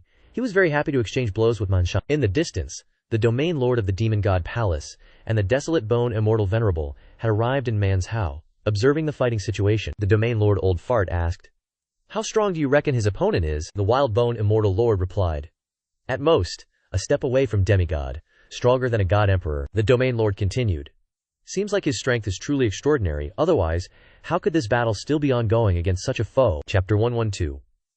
While fighting, Ye Cangxuan would occasionally glance into the distance, towards the spatial rift where the domain lord of the demon god palace and the wild-boned immortal lord were observing the battle. Ye Cangxuan mused, I've concealed my strength this much, and you still don't dare to make a move on me. You guys are such cowards. If you don't seize this opportunity to eliminate these two now, it'll be troublesome when you're all gathered. After all, my strength hasn't fully recovered yet. Man Kang, noticing that Ye Cangxuan wasn't focused on the fight at all, roared, You dare to be distracted while fighting me. You're underestimating me a bit. With that, Man King charged forward and threw a punch straight down at Ye Cangxuan. Ye Cangxuan stretched out his hand to block the punch, but Man Kang's fist wasn't stopped at all and continued downwards, forcing Ye Cangxuan to lean back to evade. Ye Cangxuan raised his hand, which was scratched from blocking Man Kang's punch earlier, and said, You didn't use your full strength in that punch just now. Man Kang roared, You still dare to be distracted, seeking death. With that, Man Kang continued to swing his fist at Ye Cangxuan. Ye Cangxuan was forced to lean back and then flip backward to evade the attack. Man Kang huffed. You actually dodged that. With that, he stood up straight seriously, forced to exert all his strength. This move was originally reserved for Man Li. After all, I want to become the leader of the 8 great warriors. Now it seems I'll just have to use you as a test. With that, Mankang's entire body erupted with power. Mankang strained. Every muscle and fiber of his being seemed to contain immense strength. The air around Mankang vibrated, and the rocks behind him shattered simultaneously. Mankang's body seemed to become larger, appearing before Cangxuan. Cangxuan exclaimed in surprise. The density of your physical body is really strong. You can condense it into this form in an instant. Seems like you were just warming up earlier, to make your whole body more comfortable. Mankang sneered. Seems like you know quite a bit, Cangxuan continued to ask. The 8 great warriors, right? Just a quick question.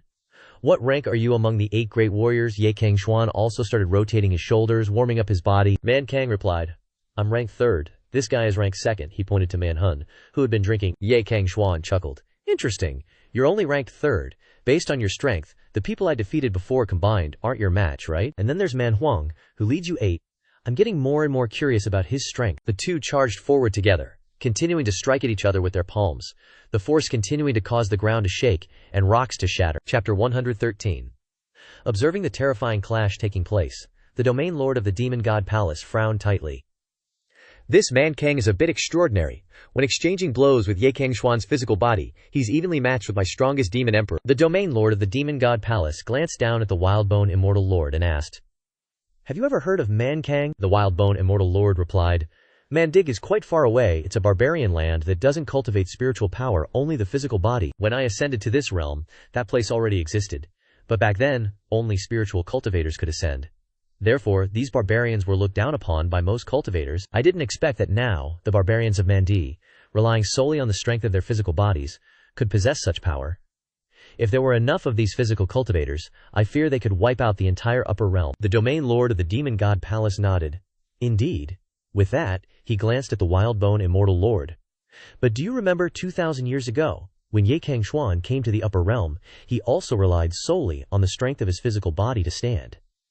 It seems Cangxuan and Mankang have an unusual relationship. The Wildbone immortal lord also nodded. That's right, it's perfect to let them fight each other, and in the end, we'll be the ones who reap the benefits. We might not even need to make a move against Cangxuan. Below, Cangxuan and Mankang separated after a series of thunderous punches collided. Cangxuan laughed loudly.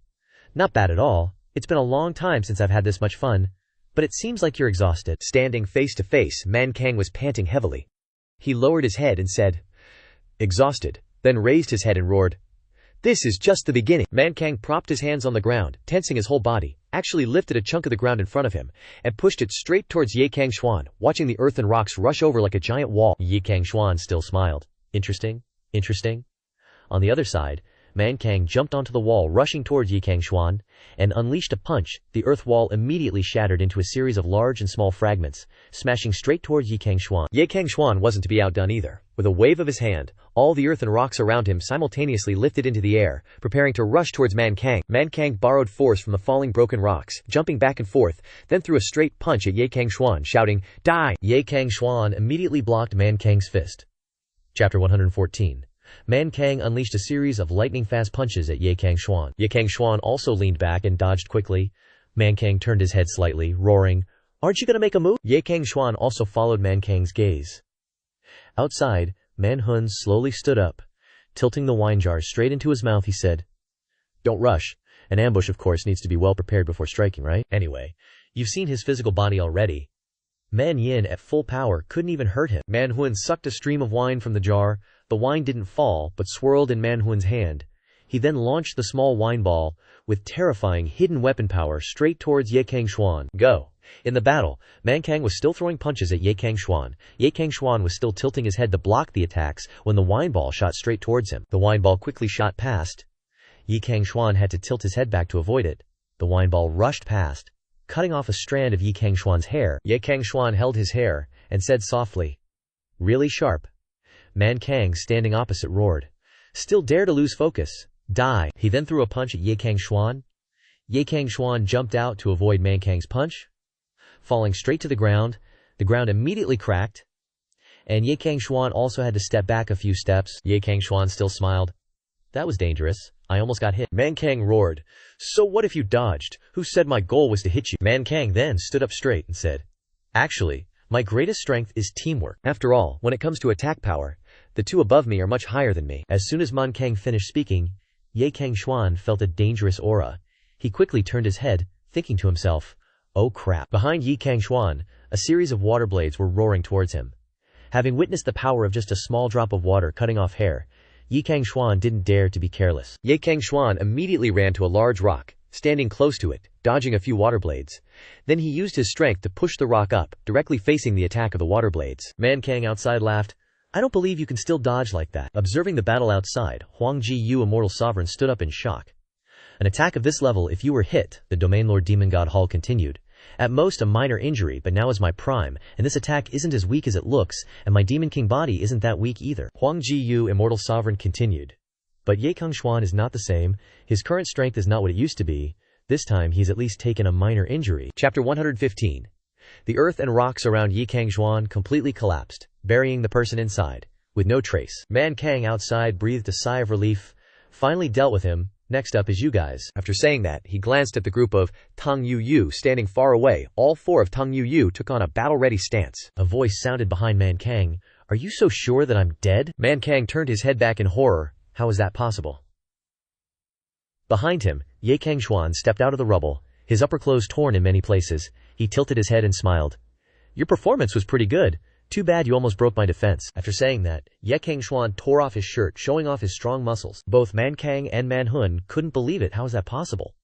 Their attacks were so terrifying that they only tore Ye Cangxuan's clothes and didn't hurt his skin at all. He didn't suffer any damage at all, both of them exclaimed a few times. Huang Ji Yu, Immortal Sovereign, sitting high up, observing the battle, had to crush the skull on the armrest of his chair in excitement. This body, no wonder he dared to go through the eternal life heavenly tribulation. The Domain Lord Demon God Hall also spoke up. His strength might not be enough yet, but when it comes to the body, he might have already surpassed that step. The two elders exchanged glances, reaching a consensus. They definitely couldn't let him live. Tang Yu Yu, watching from the sidelines, had a nosebleed. Hubby's body is so hot, I want to take a bite. Qin Muya, standing next to her, also blushed. But it feels like Cangxuan's gotten thinner. He must not be living well in the upper realm. Ye Cangxuan stretched, showing off his muscles. I was just saying that for fun anyway. I still have more important opponents to deal with, but you guys have pushed me this far. If I don't fight you, I'd really be disrespecting you. Let's start from the beginning. Warm-up's over. Ye Cangxuan lowered into a fighting stance. Man Chang rolled his eyes back. Warm-up, Tang! Yu Yu shouted from the side, yay, hubby's finally getting serious. Instantly, Ye Cangxuan shot off, disappearing from his original spot. Before Man Chang could observe Ye Cangxuan's movements, Manhua behind him yelled, Dodge! Quick! He's behind you. But the warning was too late. Man Chang barely managed to turn his head, and in his pupils reflected Ye Cangxuan's powerful fist, already close. Chapter 116. Immediately, Ye Cangxuan's punch landed squarely between Man Chang's eyes. Man Chang was sent flying, smashing into a rock behind him, and slumped down, unmoving. Ye Cangxuan shook his hand. An attack has to be like my attack. If it's that weak, you can't even scratch me, let alone a ranged attack. The attack power itself is reduced, you know? As he said this, Ye Cangxuan grabbed Manhua's shoulder. No one knew when he had teleported behind Manhua. Attacks have to be up close. With the greatest power, Manhua immediately jumped away, but Ye Cangxuan had already snatched the wine gourd from his waist. Ye Cangxuan poured the wine into his mouth, taking large gulps. Manhua was horrified. That speed is insane. He got behind me without me even noticing, and even had time to take my wine gourd. Ye Cangxuan finished drinking, shook the gourd, and asked, But your wine isn't bad, how's it brewed? Manhua roared, Give me back my gourd.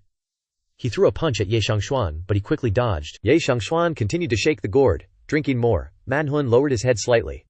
Kill me, chop me, whatever, why do you have to humiliate me like this just because you're strong? Ye Cangxuan just laughed. I'm not humiliating you, I really think this wine is good. I haven't had anything that suits my taste in years. How about you come with me? He tossed the gourd back, returning it to Manhua.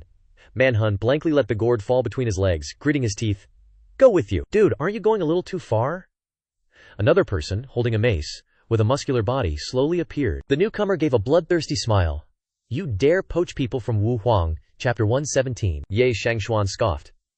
Don't make it sound so bad, how can you call it poaching? It's called birds of a feather flock together. Zhuang Junji, the new warrior, crossed his arms and said, Can only say you live up to your name, the one who unified Manzhu Jiao 2,000 years ago. Ye Cangxuan, right? Not only that, but your strength can't be underestimated either. Easily defeated all of the 8 great warriors except for me, no wonder Wu Huang values you so much. Ye Cangxuan asked. You're the leader of the 8 great warriors. The warrior nodded. That's right, I am Man Li. Ye Cangxuan pointed directly at Man Li. So, after I defeat you, your master, that Man Huang, will personally appear, right? Man Li looked up at the sky and said, You can understand it that way. But before that, I have to take care of these other guys first. He waved his hand. pulling up a rock. You are, after all, a member of the Man tribe. The conflict between you and me, even with Wu Huang, can be considered an internal dispute of Manzhu. Man Li waved his hand, throwing the rock into the sky. Of course, it's not up to those short-sighted profit-seekers who forget the bigger picture. The rock flew straight towards the two elders who were secretly observing the battle from afar, forcing them to dodge. Man Li roared. You're still hiding! The two elders appeared, standing in the sky. Man Li looked up and said to them, I don't know what your intentions are for coming to my Manzhu, but I will definitely take care of you sneak thieves. The two elders in the sky were shocked.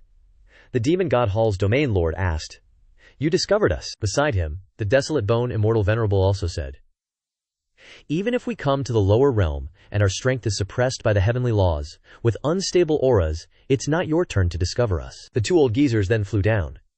The demon god palace master said, Forget it, since we've been discovered, let's just make our move directly. The desolate bone immortal venerable replied, Just an ant. Even with heaven-defying talent, how could he possibly deal with us? They both laughed loudly and landed, standing opposite Ye Cangxuan's group. Ye Cangxuan scratched his head, thinking, Here I was, pretending to be weak to lure them out, but who knew this kid's words would force them out instead? Nice one. The demon god palace master crossed his arms, his face full of disdain. Unexpected, isn't it, Ye Cangxuan? The dignified number 1 on the sky ranking, suppressing the upper realm for 100 years with no one able to oppose you. How have you fallen to this? Is your current strength only 1/10? Or 100th? The desolate bone immortal venerable slammed his staff down, coldly laughing. Why say so much? Ye Cangxuan, today is your death day.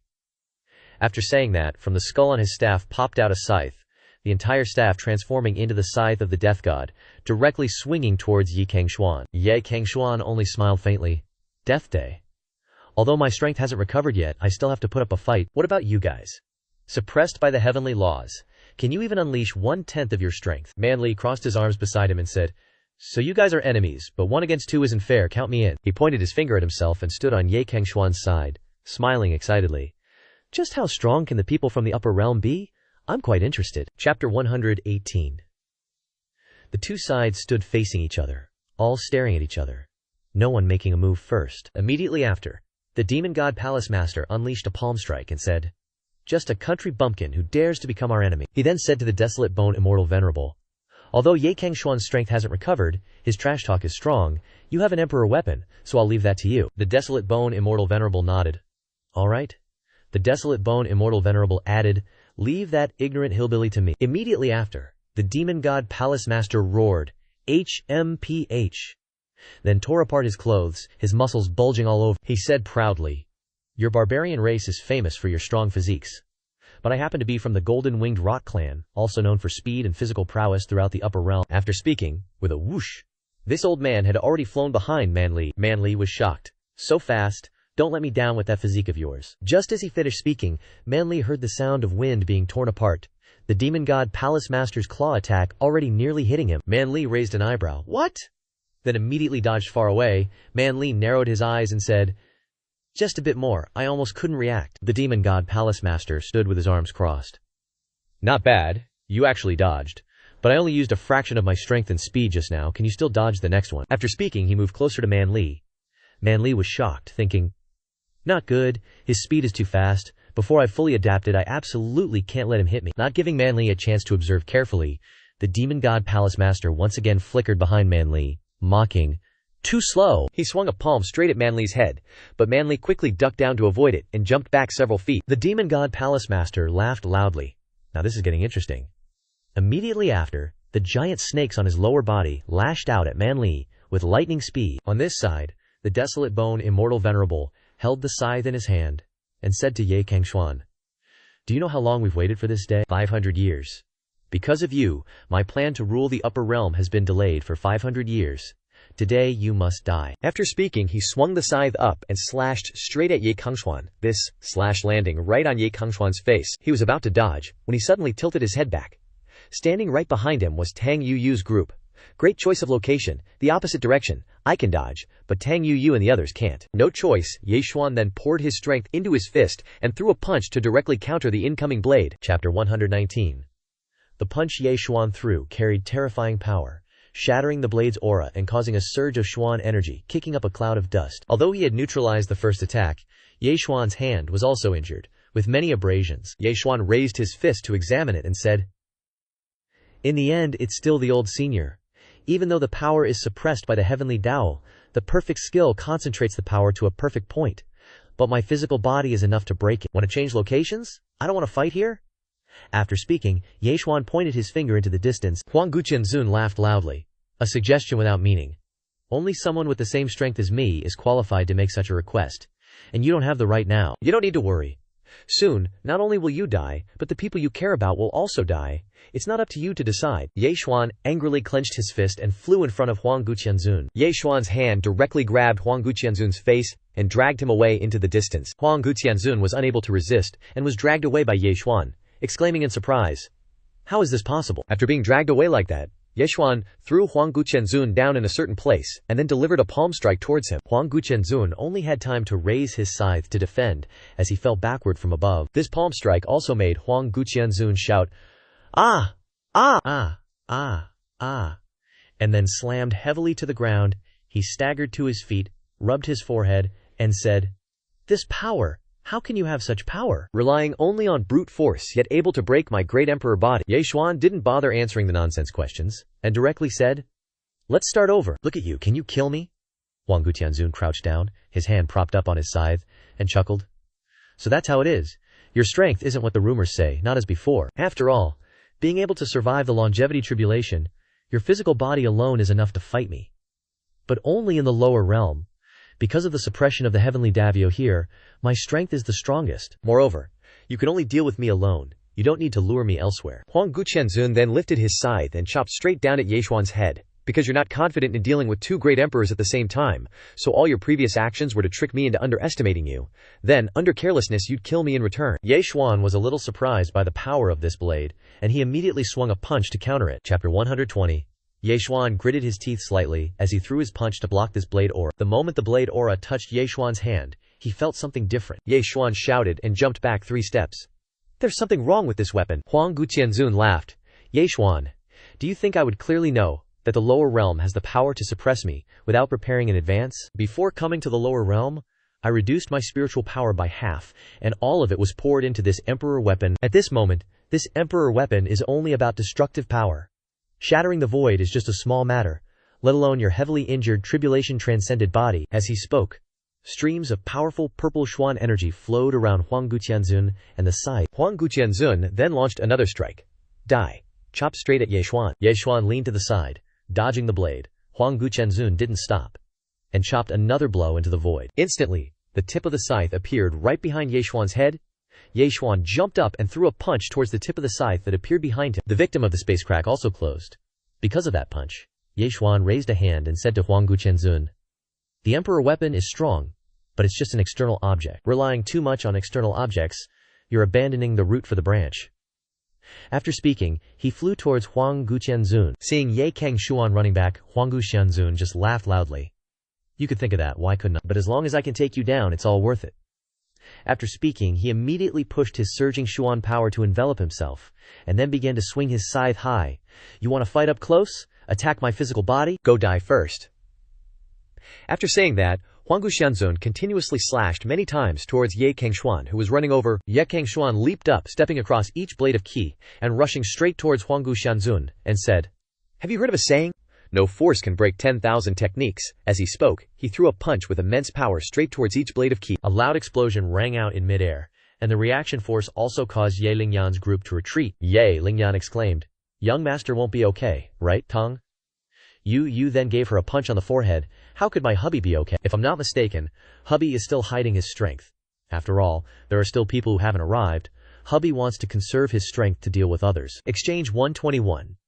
Both Huang Guqianzun and Cangxuan flew towards each other. Cangxuan's fist and Huang Guqianzun's imperial weapon continuously collided with each other, emitting a huge explosion. The surrounding rocks exploded, and the reaction force also caused the spectators to retreat a few steps. Cangxuan and Huang Guqianzun, 2 golden and red figures, continuously collided with each other from the ground to the sky. Cangxuan continuously threw punches, intending to strike directly at Huang Guqianzun's physical body. But Huang Guqianzun was no pushover either. He swung his imperial weapon to continuously block Cangxuan's attacks. Huang Guqianzun became more and more horrified as he fought. He thought, "Even though I am in the lower realm, I have an imperial weapon to assist me, but I am still at a disadvantage. Just how strong was Ye Cangxuan before he transcended the tribulation? I absolutely can't let him leave here. Huanggu Xianzun then rushed into the sky. Even if I have to use my origin power and deplete my foundation, I must eliminate him in this place. Otherwise, when he returns to the upper realm, where will I have a place to stand? Ye Cangxuan stood below and shouted up, "Hey, didn't you want to kill me? Then don't run." Huanggu Xianzun stopped in midair, then turned his head. He swung his scythe, condensing the power from the skulls on top of the scythe, and a stream of Xuan power gushed out and condensed into a wailing skull. Huanggu Xianzun roared, "Go die, Ye Cangxuan, demon scythe, absolute heaven." Seeing Huanggu Xianzun's technique condensing above, Ye Cangxuan was also surprised. Origin power. Ye Cangxuan quickly jumped up to avoid the blade of ki that was slashing over. Just one slash caused the ground to crack into many lines. Ye Cangxuan looked at the changes before him and smiled slightly. Impressive. You, as a member of the Huangquan race, rely on origin power to live. One drop of origin power requires 99,801 years of cultivation. You have been an emperor until today, and have gone through countless great battles. How much origin power do you have left? Is it worth depleting your foundation like this just to deal with me? Moreover, this is the lower realm. Under the suppression of the heavenly Dako, your origin power will only be suppressed more severely. Even if it hits, it can only injure me at most. If you want to kill me, you might even run out of origin power. You and I have no grudges to begin with. Why do you have to do this? Huanggu Xianzun laughed loudly. The number 1 on the Tongtian board, these 5 words represent everything. It's worth it. As long as I can successfully become number 1 and command the upper realm, under the construction of countless resources, it won't be difficult for me to replenish my origin power. Huanggu Xianzun continued to swing his demon scythe, erupting with more origin power, and slashed towards Ye Cangxuan. Demon scythe, double absolute severing heaven. 2 streams of blade quickly rushed downwards. Ye Cangxuan solemnly looked at the blade quick slashing down, and while dodging he said, "Why won't you listen to advice? My goal has never been the number 1 on the Tongtian board. I don't know who made this board, you can have it if you want." Ye Cangxuan then threw a palm directly against Huanggu Xianzun's blade of ki. The power of the collision erupted continuously. Exchange 122. After a period of resistance, unexpectedly, Ye Cangxuan's palm wind shattered Huanggu Xianzun's blade of ki and directly struck towards Huanggu Xianzun, who retreated in surprise to avoid the incoming palm wind. How is this possible? Ye Cangxuan stood below and laughed loudly. Why is it not possible, I told you? In the lower realm, your origin power will be suppressed even more severely. Do you really think the heavenly Tao doesn't exist? Even the prime me couldn't survive the Changsheng tribulation when the heavenly Tao descended. You still want to escape the suppression of the heavenly Tao? After saying that, Ye Cangxuan threw a punch at Huanggu Xianzun. The powerful force from the punch shot straight at Huanggu Xianzun, accompanied by Ye Cangxuan's words, "Dream on." Huanggu Xianzun immediately raised his demon scythe to block Ye Cangxuan's attack. He had to take a few steps back. Huanggu Xianzun widened his eyes and shouted, "Open!" Then he reversed the demon scythe, slashing a blow that shattered Ye Cangxuan's attack. He said angrily, "I don't believe it. So what if there's heavenly Tao suppression? So what if my origin is exhausted? You're just a body recovering from tribulation. Can you block all my origin attacks?" After saying that, he slashed continuously at Ye Cangxuan. But right when Huanggu Xianzun was still talking, Ye Cangxuan had already flown up, condensing all his strength and rushing straight towards Huanggu Xianzun. I may not be able to block it. But, as he flew, Ye Cangxuan punched repeatedly, shattering the saber energy, adding, "As long as I hit you before I can't block it." Huanggu Xianzun was still raising the demon scythe high, preparing to strike down when Ye Cangxuan appeared before his eyes. Huanggu Xianzun's eyes twitched, his hands seemed to freeze, unable to slash the demon scythe down in time. Ye Cangxuan clenched his fist, slamming it hard into Huanggu Xianzun. "Looks like I'm one step faster." The punch carrying immense power directly struck Huanggu Xianzun. He yelped and was immediately sent flying. Huanggu Xianzun was directly sent crashing through several rocks before slamming into the ground. Ye Cangxuan landed on the ground, saying, "What a pity. Almost. You could have seriously injured me." Several cuts also appeared on Ye Cangxuan's body. He also had to raise his hand to hold his shoulder. Huanggu Xianzun lay on the ground coughing, cough, cough, cough, cough, then struggled to raise his head, gnashing his teeth. Still not making a move. Zhan Huang, hearing this name, the expression of the domain lord of the demon god palace in the distance, also changed slightly. "Dude, Zhan Huang?" It seemed Ye Cangxuan had somewhat forgotten who he was fighting with. Man Li in the distance, he turned back only to see the domain lord of the demon god palace, Zhan Huang, punching repeatedly at Man Li, who could only passively take the hits. Zhan Huang chuckled. Game over. Before Man Li could understand what was happening, he had been struck by hundreds of punches that pierced through his body. Man Li fell powerlessly to the ground, smoke rising from his body, covered in wounds. Zhan Huang just smiled. "If I hadn't been waiting for an opportunity, I would have taken care of you a long time ago, you country bumpkin." "You think you can fight me?" Zhan Huang didn't bother with Man Li, turning to look at Tang Yu and the others. Now it's your turn. After saying that, he flew towards Tang Yu and the others. Tang Yu was shocked. Not good. The four of them immediately adopted a defensive stance, taking a few steps back. Tang Yu said, "Insidious old man, trying to sneak attack us to distract my hubby. Let me tell you, this mama ain't easy to mess with." From the distance, Cangxuan roared, "Zhanhuang, you dare!" Then he immediately flew back towards Tang Yu and the others. Holy crap. Huanggu Xianzun stood up from the ground, laughing loudly.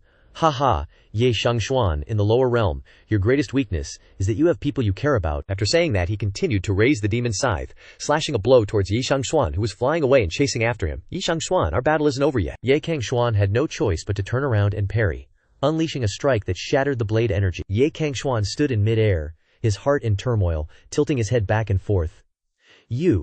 Huanggu Xianzun, the tribulation-stealing deer, rose from the ground, laughing loudly. "Ha ha! Want to go provide reinforcements? Not so easy?" He took out a green bead, waving it in his hand, and said, "Actually, you're really strong. Even though your tribulation recovery isn't complete, you still forced me to use an emperor-level weapon to heal." He then threw the green bead straight into his mouth and said, "This emperor-level weapon can only be used once every 100 million years." Swish swish. Huanggu Xianzun's whole body was filled with red mystic energy. His entire body seemed to be resurrected. With the power after swallowing that bead, Huanggu Xianzun laughed loudly and immediately swung the demonic scythe to slash, but this time he didn't slash at Ye Cangxuan but at the group of Tang Yu who were still staring warily at Zhanhuang. Ye Cangxuan waved his hand to strike at the blade energy, trying to break it, but only managed to break a little. Huanggu Xianzun laughed loudly. "Maybe you can block this move, but can the people you care about block it? Once you actively receive this attack, you won't have any spare strength to block other attacks. So Ye Cangxuan, what will you choose? Come kill me, or actively receive the attack?" Ye Cangxuan was forced into an extremely difficult situation, but without waiting long to think, Ye Cangxuan quickly rushed straight towards the blade energy, unleashing a punch, to shatter the blade energy. Chapter 124. After shattering the blade energy, Ye Cangxuan also fell to the ground. He had to prop himself up with one hand to stabilize his body, and now he had more wounds on his body. Huanggu Xianzun slowly descended to the ground, laughing loudly. "Ha ha, you've been temporarily stopped. Facing my full force attack, it's not easy to deal with, right? But the uncomfortable part is still behind." He swung the demonic scythe, laughing gleefully. "Right, Zhanhuang?" Zhanhuang also laughed loudly. "Of course. Based on your body, I still can't guarantee that I can kill you in a short amount of time. But if I kill the people you care about at this time, to distract you, if I slowly torture you to death compared to attacking you now, it's even more secure." He excitedly laughed loudly and rushed towards the group of Tang Yu. Ye Cangxuan turned his head, frowning tightly, and said, "Zhanhuang, you're courting death." Zhanhuang didn't bother with Ye Cangxuan's threat. He immediately threw a punch straight at Tang Yu in front of him. "Go die." Tang Yu widened her eyes in shock. So fast, just as it seemed the fist was about to smash her head, a hand appeared, blocking the fist. Zhanhuang was also surprised. A tall man, holding a large broadsword, wearing a bullhorn on his head, held Zhanhuang's fist and said, "Little girl, don't be afraid, I'm here. He won't hurt you." After speaking, he flicked his hand, and Zhanhuang was also pushed back a step. Zhanhuang roared, "It's that country bumpkin from Manhua again. You're really asking for death. Sooner or later, this old man, will destroy Manhua Zhao." After speaking, he threw a punch at the man in front of him. The man laughed loudly as if he had heard a joke. "Destroy my Manhua? Based on you? You should change to another place first, to avoid distracting my fellow clansmen." After speaking, he swung the mace straight towards Zhanhuang. Zhanhuang had to jump backwards to avoid the blow. The man turned to Ye Cangxuan and said, "You don't need to worry. I'm here. This person won't hurt the people you care about. But are these people from the upper realm, using tricks when they can't win? Really?" After speaking, the man stuck the broadsword into the ground, leaped up, and flew towards Zhanhuang, disgusting others. While speaking, the man clenched his hands, aiming a straight punch at Zhanhuang's back. This old guy also quickly turned around, waving his hands to block the two punches, colliding straight with each other, causing the two to fly away and then land on the ground. Zhanhuang frowned. Damn it. Chapter 125. Ye Cangxuan looked at the man in surprise, asking a little uncertainly, "Manhuang?" Then he clasped his hands in a salute. "Many thanks." Manhuang waved his hand politely. "It's not easy to wait for this fellow clansman to take action. How can I let you die before I fight?" Zhanhuang roared, damn it. After roaring, he flew towards Manhua. While running, he said, "Clearly there was only a little bit left. Ye Cangxuan would definitely die." Manhuang ain't no pushover either. The moment Zhanhuang charged, Manhuang was already ready. As Zhanhuang approached, Manhuang threw a punch. The two immediately dove into battle together. Manhuang threw a punch. Zhanhuang tilted his body to dodge it instantly, followed by a kick. Zhan Huang also raised both hands to block the attack. Zhan Huang wasn't just passively taking hits. He unleashed a flurry of punches, directly countering Manhua. Manhua fought with increasing ferocity, laughing loudly. Gotta say, even though your methods are dirty, the strength of you upper realm folks ain't bad. Ye Cangxuan, observing the fight from afar, yelled, "Then don't you dare lose, at least before I take care of this guy." Ye Cangxuan turned his head to look at Huanggu Xianzun. The two on this side were throwing punches non-stop, dodging, and then diving back in to fight again. Man Huang laughed loudly. "Ha ha, lose. You're underestimating me too much." With that, he unleashed a palm strike, forcing Zhan Huang to retreat a few steps. Man Huang tilted his head slightly to look at Ye Cangxuan and asked, "How about we make a bet? Bet on who takes care of their opponent first?" Ye Cangxuan laughed. "I'm in." Man Huang cracked his knuckles and said, "You're gonna lose for sure." Ye Cangxuan shrugged.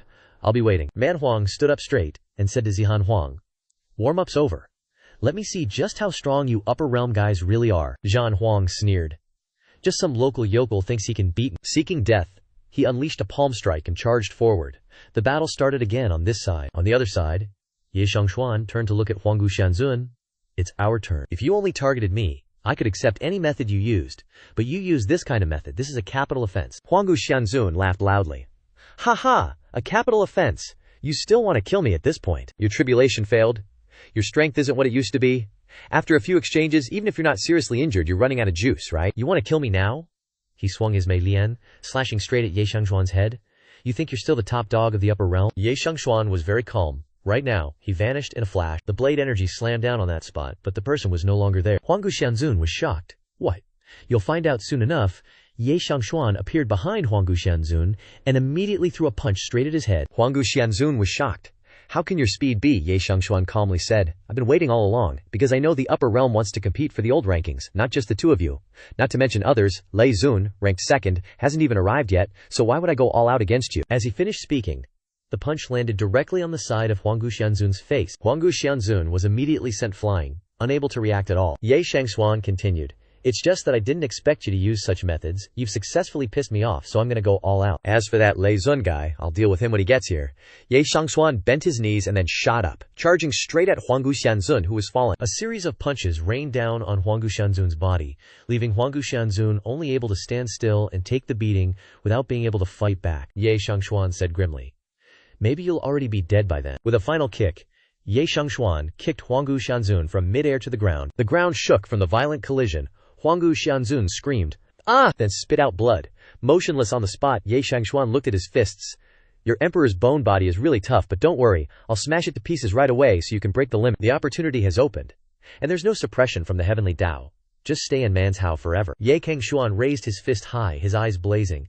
Desolate Bone Immortal Exalted is now sensing the breath of death. He immediately turned his head towards Zhan Huang and yelled, "No way! Why aren't you coming back to help me? Even if you block a breath for me, I can temporarily recover and forcibly break through the suppression of the heavenly Tao." Zhan Huang heard Desolate Bone Immortal Exalted's call and thought disdainfully, "Help you block it. Are you worthy? If you die, the first place on the sky ranking will be one less competitor for me." He then roared at Manhua, "Quickly get out of my way," and clashed head-on with Manhua. Zhan Huang was pushed back, and he turned to Desolate Bone Immortal Exalted and said, "Sorry, old Jiao, the locals here are really powerful. I'm afraid I can't help you block it. But don't worry.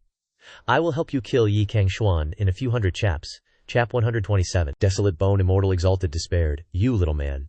At this moment, Ye Cangxuan's fist, carrying powerful profound strength, directly smashed down, die. However, a bolt of lightning descended from the sky, and immediately a hand firmly grasped Ye Cangxuan's hand, blocking his punch. The owner of that hand spoke, "Ye Cangxuan, I've finally met you. This person is the master of the upper realm. Thunder Domain, Thunder Lord." Ye Cangxuan jerked his hand away and retreated, shaking his wrist. "As expected, you've come too." Thunderlord smiled. "Knowing that you are still alive, how could I not come? 300 years ago I almost lost to you by half a move, so the top one on the sky ranking belongs to you." "I haven't taken revenge for this yet." Thunderlord pointed straight at Ye Cangxuan's face. Ye Cangxuan closed his eyes, recuperating, and said, "You want to fight me? Want to take back the top spot on the sky ranking? Maybe. Wait until I kill him and then we'll start." Desolate Bone Immortal Exalted got caught in the crossfire. Thunderlord shook his head. "That won't do. He is, after all, the master of the immortal demon domain. He must at least last for 50 chaps. Moreover, such a large domain, is very troublesome if no one manages it." Desolate Bone Immortal Exalted clasped his hands and said, "Thank you, Thunderlord." Ye Cangxuan frowned. You want to stop me? Thunderlord continued. You came to the upper realm quite late. You can't become a domain lord, of course. It may be because you don't bother, you're not particular. After all, your strength is completely sufficient. But you have probably seen the chaotic cultivators and residents of the upper realm for thousands of years, living such miserable lives. I don't want to watch you turn the immortal demon domain into such a state. Thunderlord then looked down at Desolate Bone Immortal Exalted and transmitted a stream of profound strength to wrap around him, healing him and throwing him far away. Rest for a while. You really did wrong this time. You must apologize to him. After Cangxuan calms down. Desolate Bone Immortal Exalted nodded. Thank you, Thunderlord. Definitely. Ye Cangxuan stood outside, angry. Looks like there's no room for negotiation. Then I'll defeat you first and then kill him. Ye Cangxuan raised his fist and took a fighting stance. As for whether the immortal demon domain will be chaotic, great heroes emerge in chaotic times, and it can be unified sooner or later. Thunderlord put his hands on his hips. Why do that? Even if there is heavenly Tao suppression in the lower realm, you can't beat me now. The reason I haven't appeared for so long is because your wounds haven't healed yet. I don't want to take the opportunity to harm you. I want to fight you with all my strength. Thunderlord also raised his hand in preparation for the fight. Ye Cangxuan smiled. I can't beat you, just try it and you'll know.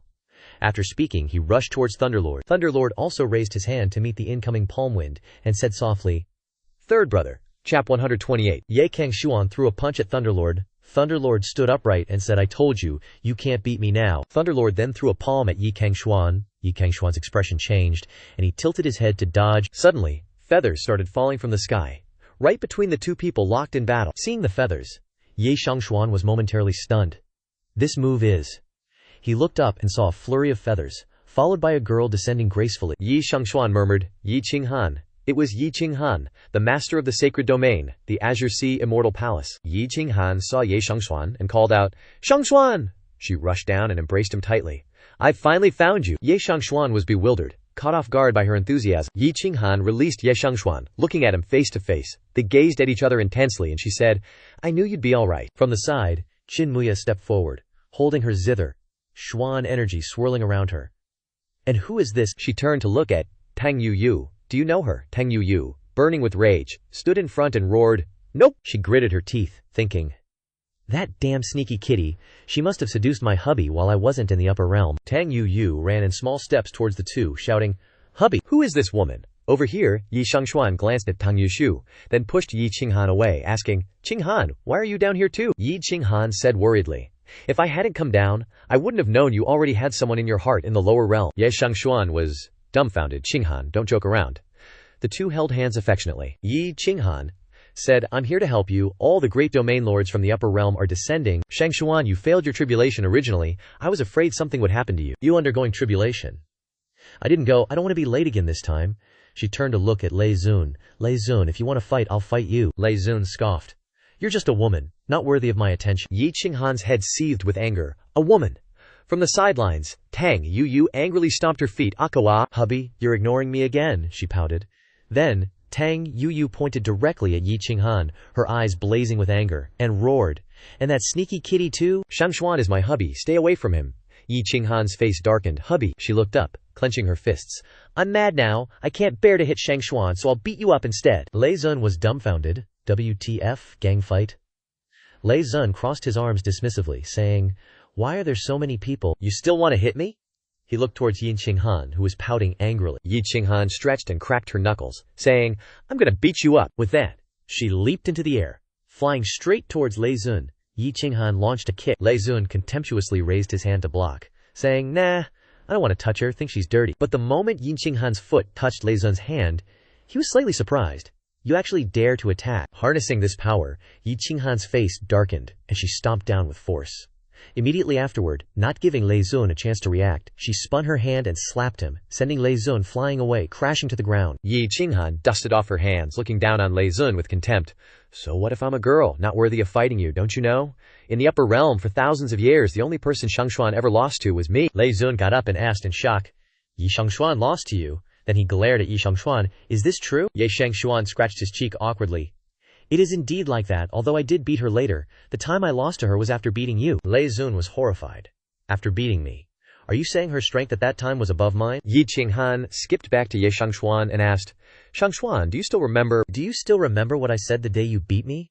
Her face flushed, her eyes gazing at Ye Cangxuan adoringly. Yi Cangxuan hesitated. This, Yi Qinghan continued.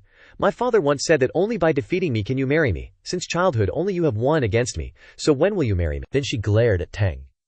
You clearly said you would marry me, but why does someone else call you husband? Tang Yu was startled, and widened her eyes. Husband said he would marry her. Qin Muya, standing beside her, was also shocked. Marry her. Another one, chapter 130.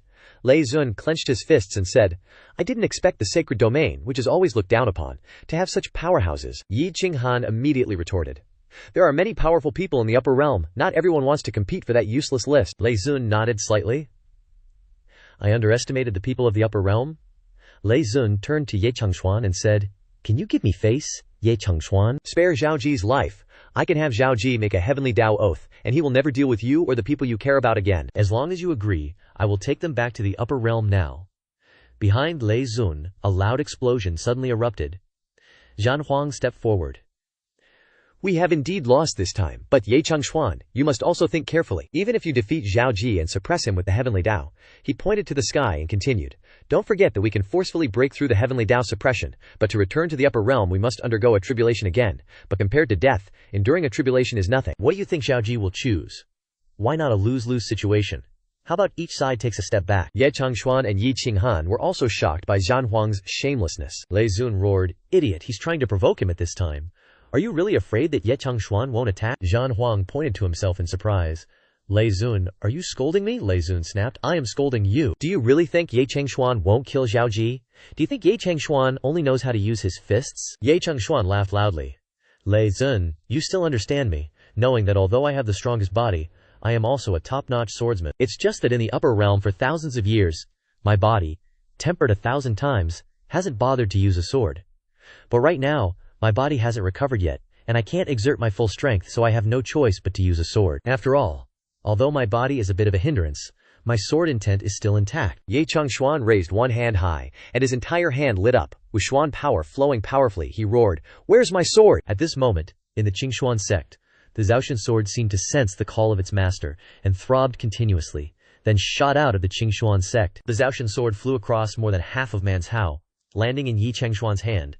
Yi Cangxuan then grasped the Zhaoshan sword tightly. Zhan Huang frowned. Can't you give me any face? Ye Cangxuan then said.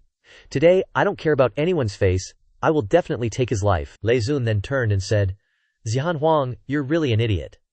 Lei Zun quickly smashed open a spatial rift, then grabbed Zhan Huang by the neck and threw him into it, saying, A fool like you should get back first. Zhan Huang only managed to let out a cry. Before disappearing, Lei Zun turned back to Ye Cangxuan and said, Ye Cangxuan, I'll be waiting for you in the upper realm. Immediately afterward, he also disappeared behind the rift. Ye Cangxuan smiled slightly. I won't keep you waiting long, just a few thousand chapters. Lei Zun only managed to say all right. Before completely disappearing, Ye Cangxuan then swung his sword and called out, Xiao Ji. Chapter 131. Ye Cangxuan advanced straight towards the desolate bone immortal venerable, his eyes sharp and cold, saying, Now it's your turn. The desolate bone immortal venerable gritted his teeth.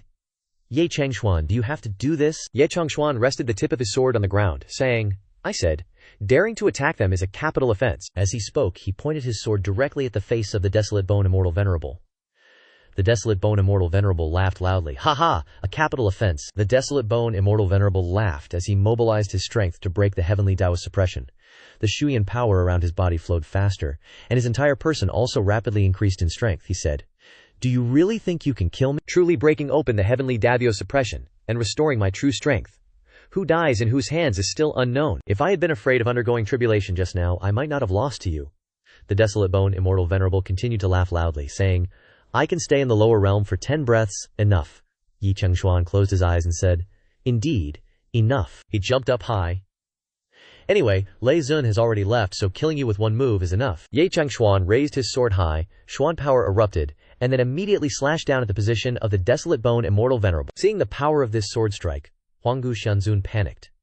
How can you still possess such strength? With no time to dodge, Huanggu Shanzun was trapped in the sword aura, passively bracing for the strike. A loud explosion echoed, cracking the ground beneath Huanggu Shanzun's feet as he managed to scream of, Ah, ah, ha. After the explosion, the dust settled, leaving only massive fissures. Huanggu Shanzun's corpse was gone, vanished from the world. Ye Cangxuan landed, and Tang Yu immediately jumped up to hug his neck. Yay, I knew hubby killing that old geezer would be a piece of cake. Qin Muxia stood aside, her face yearning, thinking, If only I could do that too. Yi Qinghan also happily came to congratulate him. I knew that even with your body not fully recovered, not just anyone could provoke you. Is it all over? Manhuang's booming voice echoed as he approached, arms crossed, looking at Ye Xiangxuan and saying, so the people from the upper realm are indeed formidable. That sudden burst sent me flying. I didn't expect everything to be over when I got back. Manhuang then patted Ye Xiangxuan's shoulder, saying, Ye Xiangxuan, right? You truly live up to the reputation of being a senior of my Manhua. How did you manage to piss off so many powerful guys? He pointed a thumb up. So, am I next? Yi Qinghan, Tang Yuyu, and Qin Muya were all shocked. Huh. Yi Xiangxuan stepped forward, waving his hand with a smile. It's okay. Yi Xiangxuan looked directly at Manhuang and said, if I'm not mistaken, you're probably like me. Your physical body is at its limit. You clearly know you can get stronger, but you haven't been able to break through. Manhuang nodded. I don't understand these things, but maybe you do. Ye Xiangxuan also nodded. That's right. Manhuang then adopted a fighting stance. You really get it. So fight me. A pure physical brawl. I think I might discover something. Chapter 132. Manhuang clenched his fist and raised it. Come on, I've been waiting for this day for so long. Ye Xiangxuan waved his hand. Wait a sec. Then he raised the Zhu Tian sword and whispered to it. Go home, my good partner. The Zhu Tian sword slowly floated up. Ye Xiangxuan smiled. Take good care of Cangxuan sect for me. The Zhu Tian sword seemed to understand Ye Xiangxuan's words, shook its blade a few times, and then flew off into the distance. Ye Xiangxuan also turned around and said to Qin Muya and Tang Yuyu, step back a little to avoid getting caught in a crossfire. Ye Xiangxuan turned back to smile at Manhuang. You're of the same tribe as me, and your physical body is also complete. I've been waiting for this day for a long time too. Don't worry, nothing will happen. Our goal isn't to fight to the death, but to find a way to break through the limits of our physical bodies. With that, Ye Xiangxuan unleashed his physical power, breaking through, causing his body to become larger, like the people of Manhua. Tang Yu said with an expressionless face. Uh-huh. Beside her, Yi Qinghan was watching, when suddenly, a jade ring flew out of her chest. She said, huh, and looked at the jade ring for a moment. Then she said, something's happened in the upper realm, I have to go back first. Yi Qinghan then walked to Ye Xiangxuan's side and placed her hand on his shoulder. Her hand carried a warm stream of profound energy, which immediately enveloped Ye Xiangxuan's entire body, making him feel more comfortable. She said, your physical body failed during the tribulation, leaving behind tribulation energy. I can't completely cure it, but helping you recover to your peak state is no problem. Yi Xiangxuan tried clenching his fists, feeling the power flowing through his body, and smiled. Say thank you to Yi Qinghan for me. Yi Qinghan also smiled. It's nothing. She immediately flew up into the spatial rift, calling down, I'll be waiting for you in the upper realm. Ye Xiangxuan nodded. Yeah, in a few thousand chapters Ye Xiangxuan turned to look at Manhuang and started walking. Manhuang nodded. All right. The two sides immediately charged at each other, unleashing direct punches in the most primal way, the immense power causing the surrounding ground to explode continuously. After hundreds of punches, the two separated. Manhuang laughed loudly, ha ha. Phew. It's been so long since I've had such a satisfying fight. Again, Ye Xiangxuan also smiled. That's right. Just using the physical body to fight. Engaging in the most primitive battle, without skills, without dodging, this is the real physical body battle. Once more, the two continued to charge at each other. Tang Yuyu stood outside, smiling lightly. It's been a long time since I've seen husband so happy. Muya, standing beside her, also nodded. That's right. After exchanging so many moves in the 133rd exchange, the two separated and panted heavily. Manhuang laughed loudly. Haha, well done. In all of Manzhou, no one has exchanged so many moves with me. To become stronger, one really still needs an opponent. Ye Xiangxuan also smiled. Your physical body is so close to mine, you're the first person I've met. But too bad, even so, you still haven't found a way to break the limit of your physical body. Suddenly, the ground started to shake violently. Ye Xiangxuan was surprised. Earthquake. The ground quickly cracked into large fissures, with deep, bottomless holes forming huge cavities below. Manhuang, standing beside him, stepped forward and said to Ye Xiangxuan, have you felt it yet? I can feel it intensely. As long as I go in, my physical body will definitely be able to break through its limits. Ye Xiangxuan hesitated slightly. I feel it too. But this aura feels off. From the cracks in the ground, streams of purple smoke carrying Xuan energy rose up. Not good, Ye Xiangxuan continued. It seems to be the aura of extraterritorial demons. With a bit of shock, Ye Xiangxuan frowned at the answer he gave. Manhuang, not paying any attention, laughed and said, who cares if they're demons or not? If you're not going in, then I'll go in. Having said that, Manhuang jumped straight down into the fissure. Manhuang shouted, no one can stop me from breaking the limits of my physical body. Husband, what is this fissure? Behind him, Tang Yuyu's group arrived. Ye Xiangxuan replied, not sure, but if nothing unexpected happens, it's probably related to me. Or the entire Man tribe? And even Manjiao, the entire Cangxuan continent? Why is it that only Manzhao cannot produce spiritual energy? Why is it that only the people of Manzhao cannot cultivate? These reasons might be inside here. Tang Yuyu was eager. Then let's go in and take a look. Ye Shengxuan chuckled. Yeah, let's go in, but can you get me a set of clothes to change into first? Ye Lingyan nodded slightly. Okay, I'll go get them for young master. After changing his clothes, Ye Shengxuan said to the group, You guys go, but remember, you can't leave me by more than 3 meters. Tang Yu nodded repeatedly. No problem. The other 3 also nodded. Okay. With that, the whole group jumped down into the fissure. Seeing the commotion from above, Manhuang turned around and said, As expected, you came down too. Ye Shengxuan replied, A matter concerning a breakthrough. Of course I have to come down myself. Suddenly, the sound of footsteps emanated from inside, shaking the ground. Ye Shengxuan immediately turned his head sharply. There are living things. Manhuang was also surprised. A demon beast. With 2 long horns, a muscular brown body, sharp teeth moving on 2 legs, roaring at us. Ye Shengxuan was shocked. A demon beast? I've never seen such a demon beast on the Cangxuan continent. Chapter 134. A huge monster slowly revealed itself before everyone. Not just one, but many emerging from the cave. They had no eyes. The most striking thing was a set of sharp and jagged teeth. As if sensing the scent of humans, they opened their mouths wide and charged towards Ye Shengxuan's group. Manhuang charged forward, saying, Let me try it out first. He threw a punch straight at the demon beast, rushing closer. The demon beast was sent flying by the punch. Manhuang shook his wrist, looked at the back of his hand with some scratches, and said with a serious expression, Too hard. Basically not like a demon beast. More like refined essence from 1,000 hammerings and 100 refinements. The demon beast that had been punched away fell to the ground and immediately bounced back up. Manhuang was surprised. It's not hurt at all.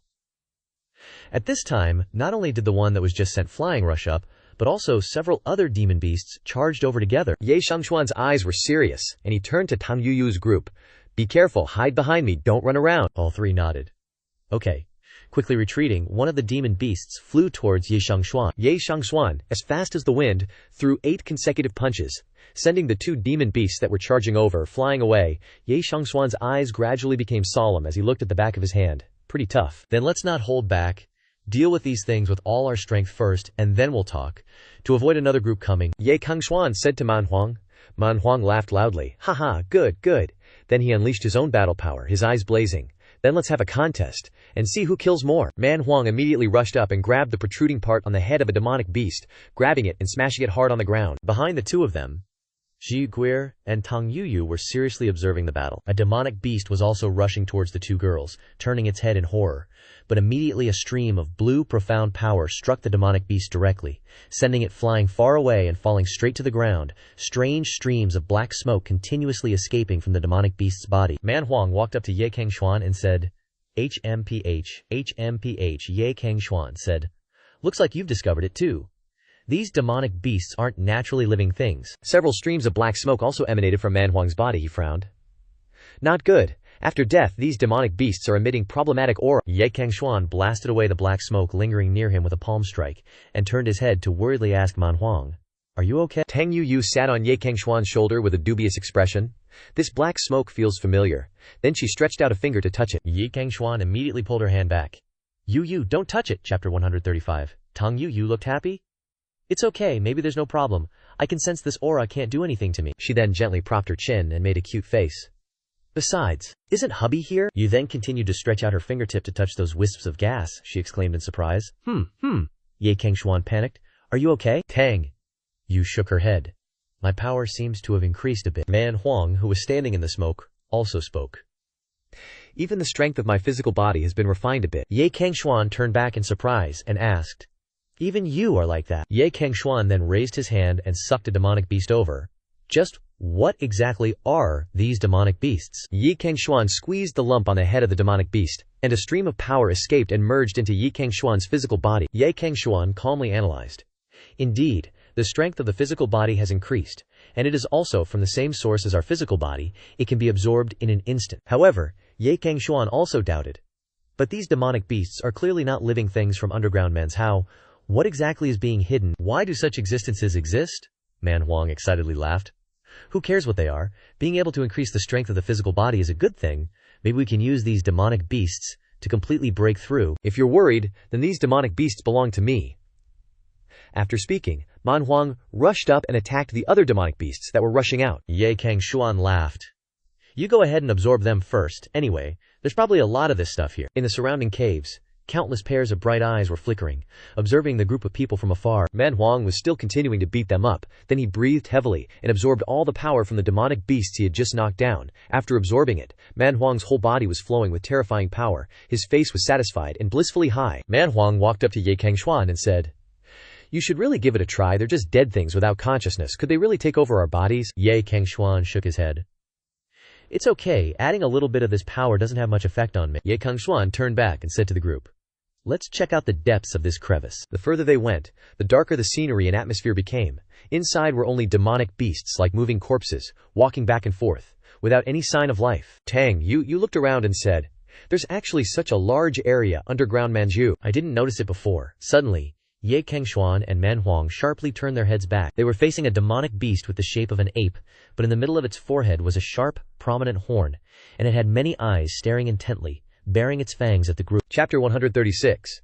This demonic beast is really extremely huge. When it stood up straight and swiped its claws at Ye Cangxuan's group, the claws almost covered everything. Ye Cangxuan then unleashed a palm strike that sent the monster flying backwards. Tang Yu was stunned. There are demonic beasts this big. They're active here, but Manzhao doesn't have any movements. Ye Cangxuan frowned. This place is strange. It can't be judged by common sense. Manhua laughed boisterously. Who cares? A demonic beast this big will definitely have a better effect if we beat it to death. After saying that, Manhua charged into battle with the demonic beast. Ye Cangxuan, if you're not planning on absorbing the energy that's released after this demonic beast dies, then don't you dare try to snatch it from me. Ye Cangxuan chuckled. Suit yourself. Manhua jumped high up in the air. Ha, thanks a bunch. Then I won't hold back. He finished speaking and threw a punch straight at the demonic beast's head. With this punch, the demonic beast stuck out its tongue and fell down. But the force sent Manhua flying upwards, then he flipped back down. Manhua shook his hand. Damn, that's tough. But without stopping, Manhua continued to jump onto the demonic beast's body. Let's see how many of my punches you can take. After saying that, Manhua punched the demonic beast repeatedly. As if hearing the commotion outside, several demonic beasts that looked exactly like the one being fought outside raised their heads and charged out. And outside, Manhua continued to rain down earth-shattering punches on the demonic beast. After the demonic beast died, a crystal appeared. Manhua picked up the crystal and said in confusion, "It's completely lost its breath and turned into a crystal after it died. Can this thing even be absorbed?" Manhua heard some movement and turned his head back. Two demonic beasts were charging at him. Just as the demonic beast was about to charge over, Ye Cangxuan appeared before him, kicking the demonic beast away, immediately followed by a series of punches and kicks. The demonic beast was flattened on the ground. The energy dissipated from the demonic beast crystallized into a crystal. Ye Cangxuan put his foot down on the ground and said to everyone, "Be careful. This place is very strange. Don't be careless." Chapter 137. Manhua laughed loudly. Ha, thanks. Manhua noticed the danger, narrowed his eyes, and stomped hard on the ground. A rock shot up from the earth. Manhua kicked the rock straight towards Ye Cangxuan.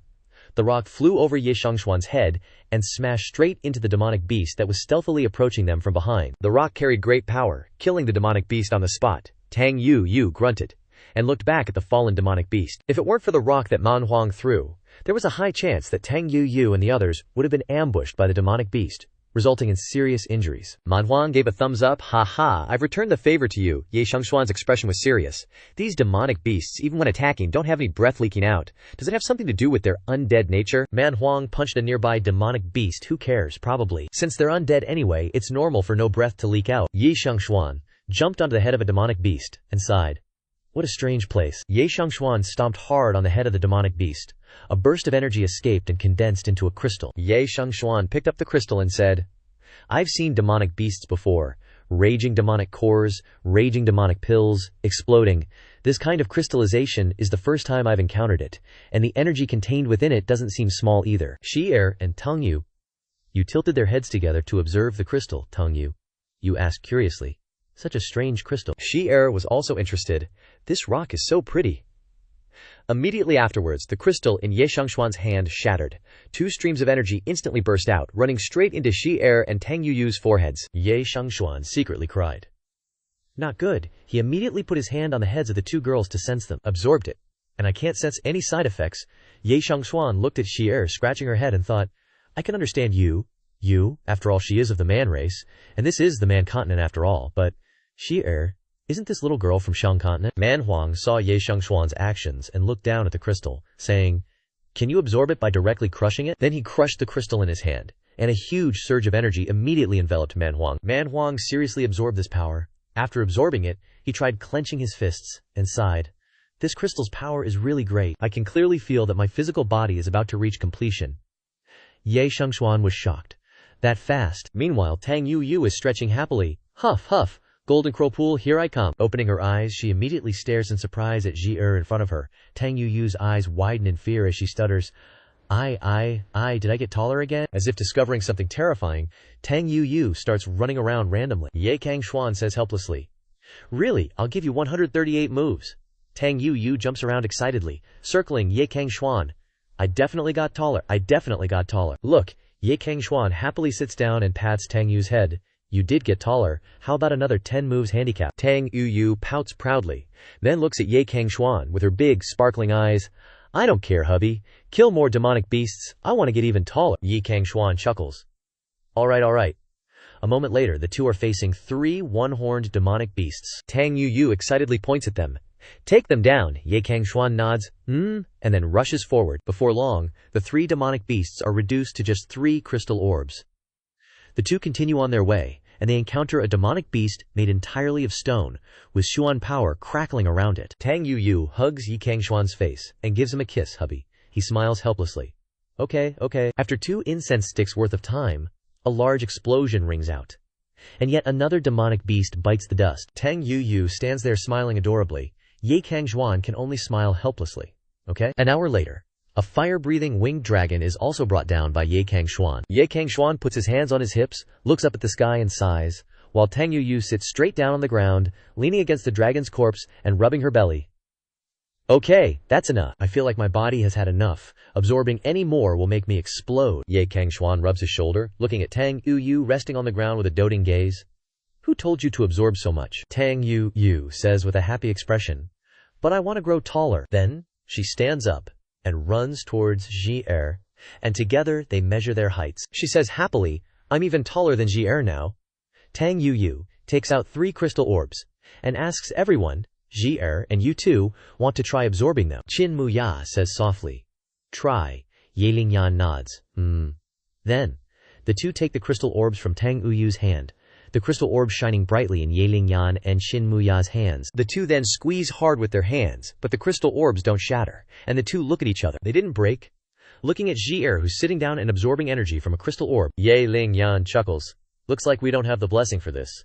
Qin Muya also nods. Indeed. Meanwhile, the Manhua is absorbing the crystal's energy and suddenly opens his eyes wide, as if discovering something. Move 139. Manhua opens his eyes, looking seriously at the crystal orb that has been completely drained of energy and says, I can feel it, just a little bit more, and I could break through the limits of my physical body. However, the power contained in this crystal orb is useless for my physical body. He looks toward Ye Cangxuan and says, keep going, let's see what's hidden in here. Standing before them is a towering mountain peak, surrounded by jagged rocks, with absolutely no other path to be found. Manhua asks in surprise, this is the end. Ye Cangxuan examines the ground around the base of the mountain a bit and says, no, the soil around here is clearly looser, indicating an opening in the back. Ye Cangxuan concludes, this large mountain must be blocking the original path. Immediately after, a small stone falls from above.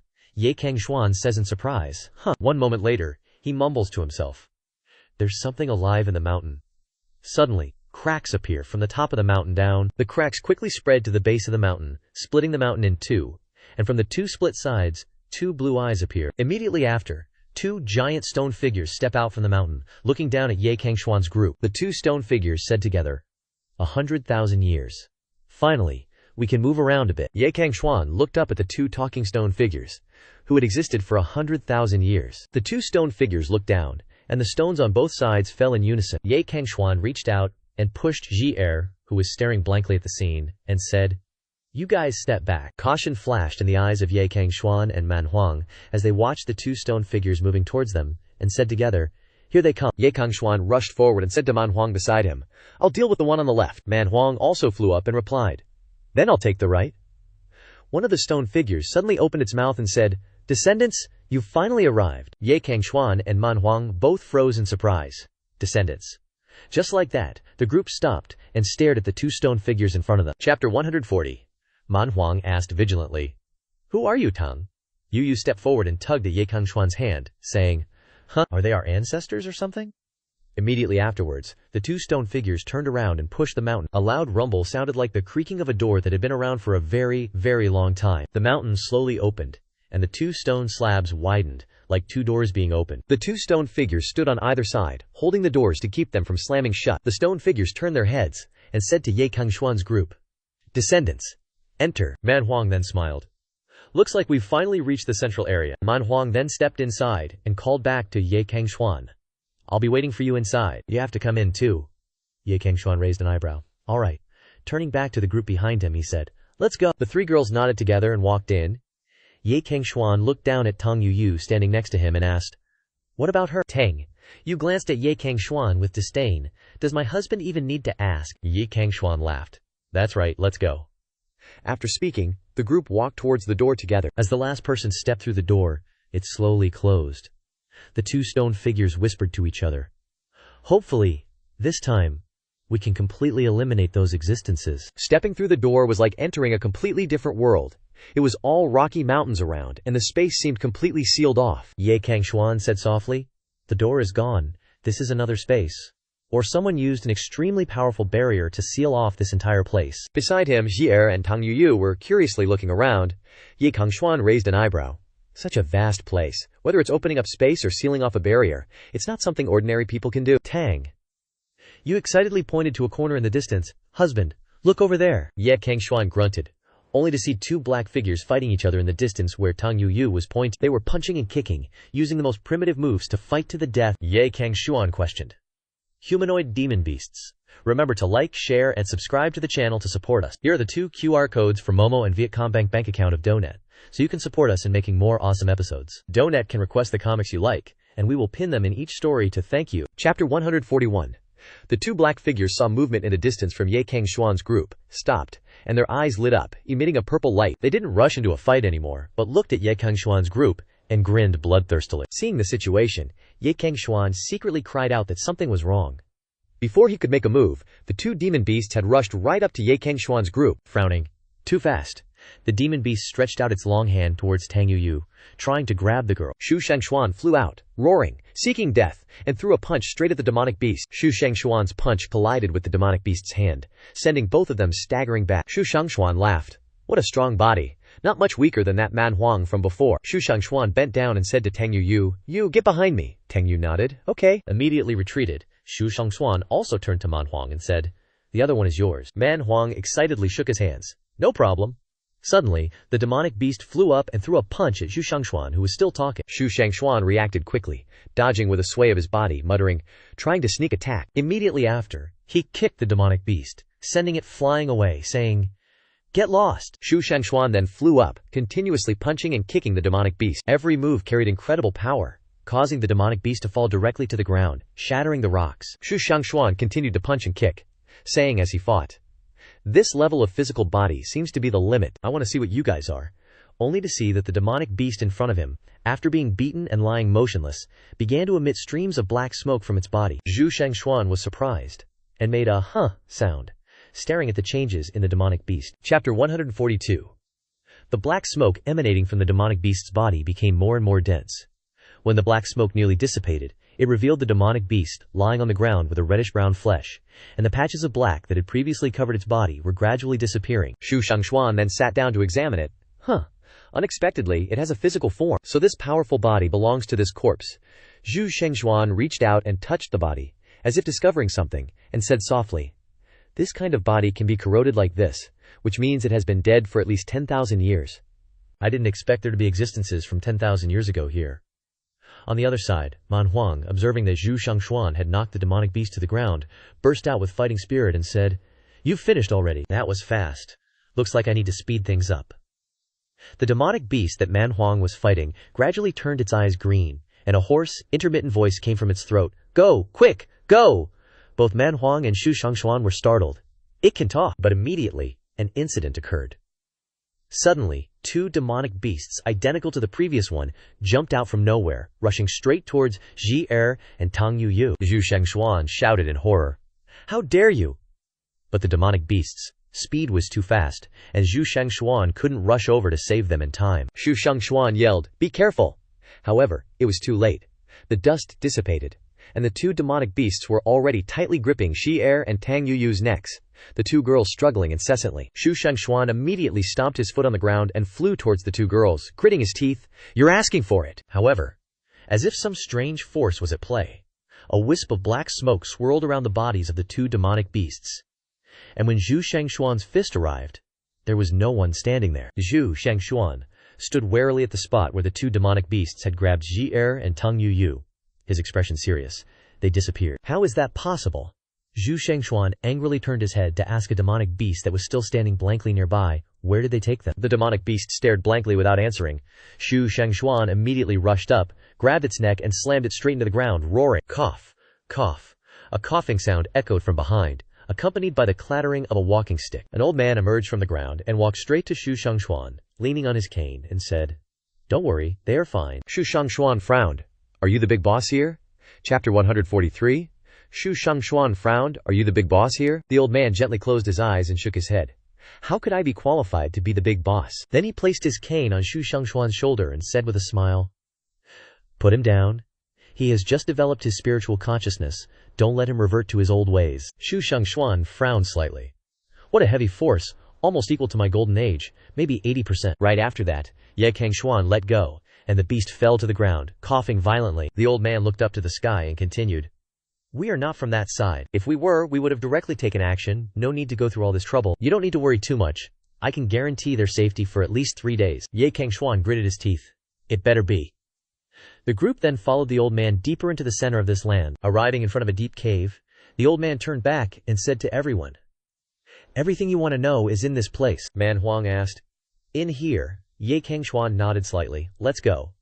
Then he led the group into the cave. The deeper they went into the cave, the more surprised Ye Cangxuan and the others became. On both sides of the cave walls were rows of square compartments, and inside each compartment was a different skeleton. Ye Cangxuan stopped in front of a golden skeleton, slightly astonished. Golden body of the Buddhist sect.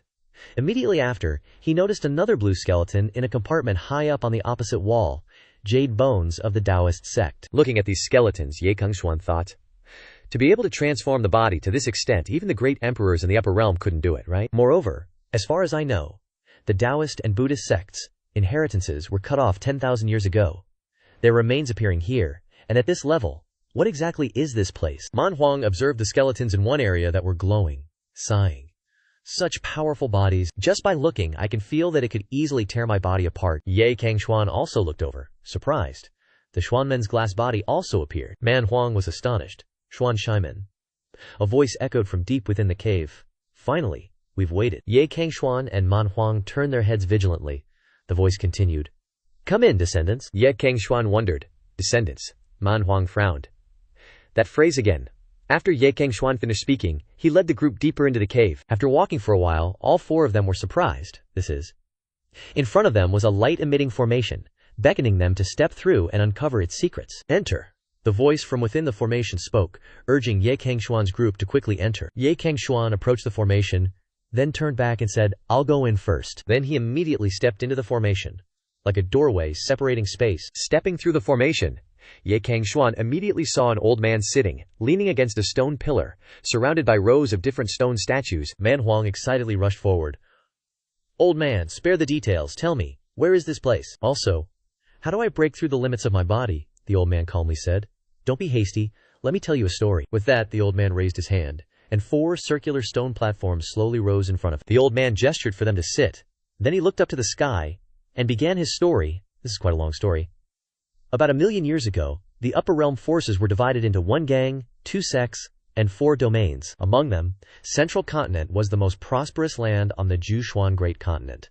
Hundreds of Emperor Realm experts gathered in Central Continent, vying for the Tao, all for the sake of breaking through the 9th level of the Emperor Realm, completely escaping the restraints of heaven and earth within the Zhuchuan Great Continent, and becoming the legendary transcendent beings. However, there were also those with other intentions.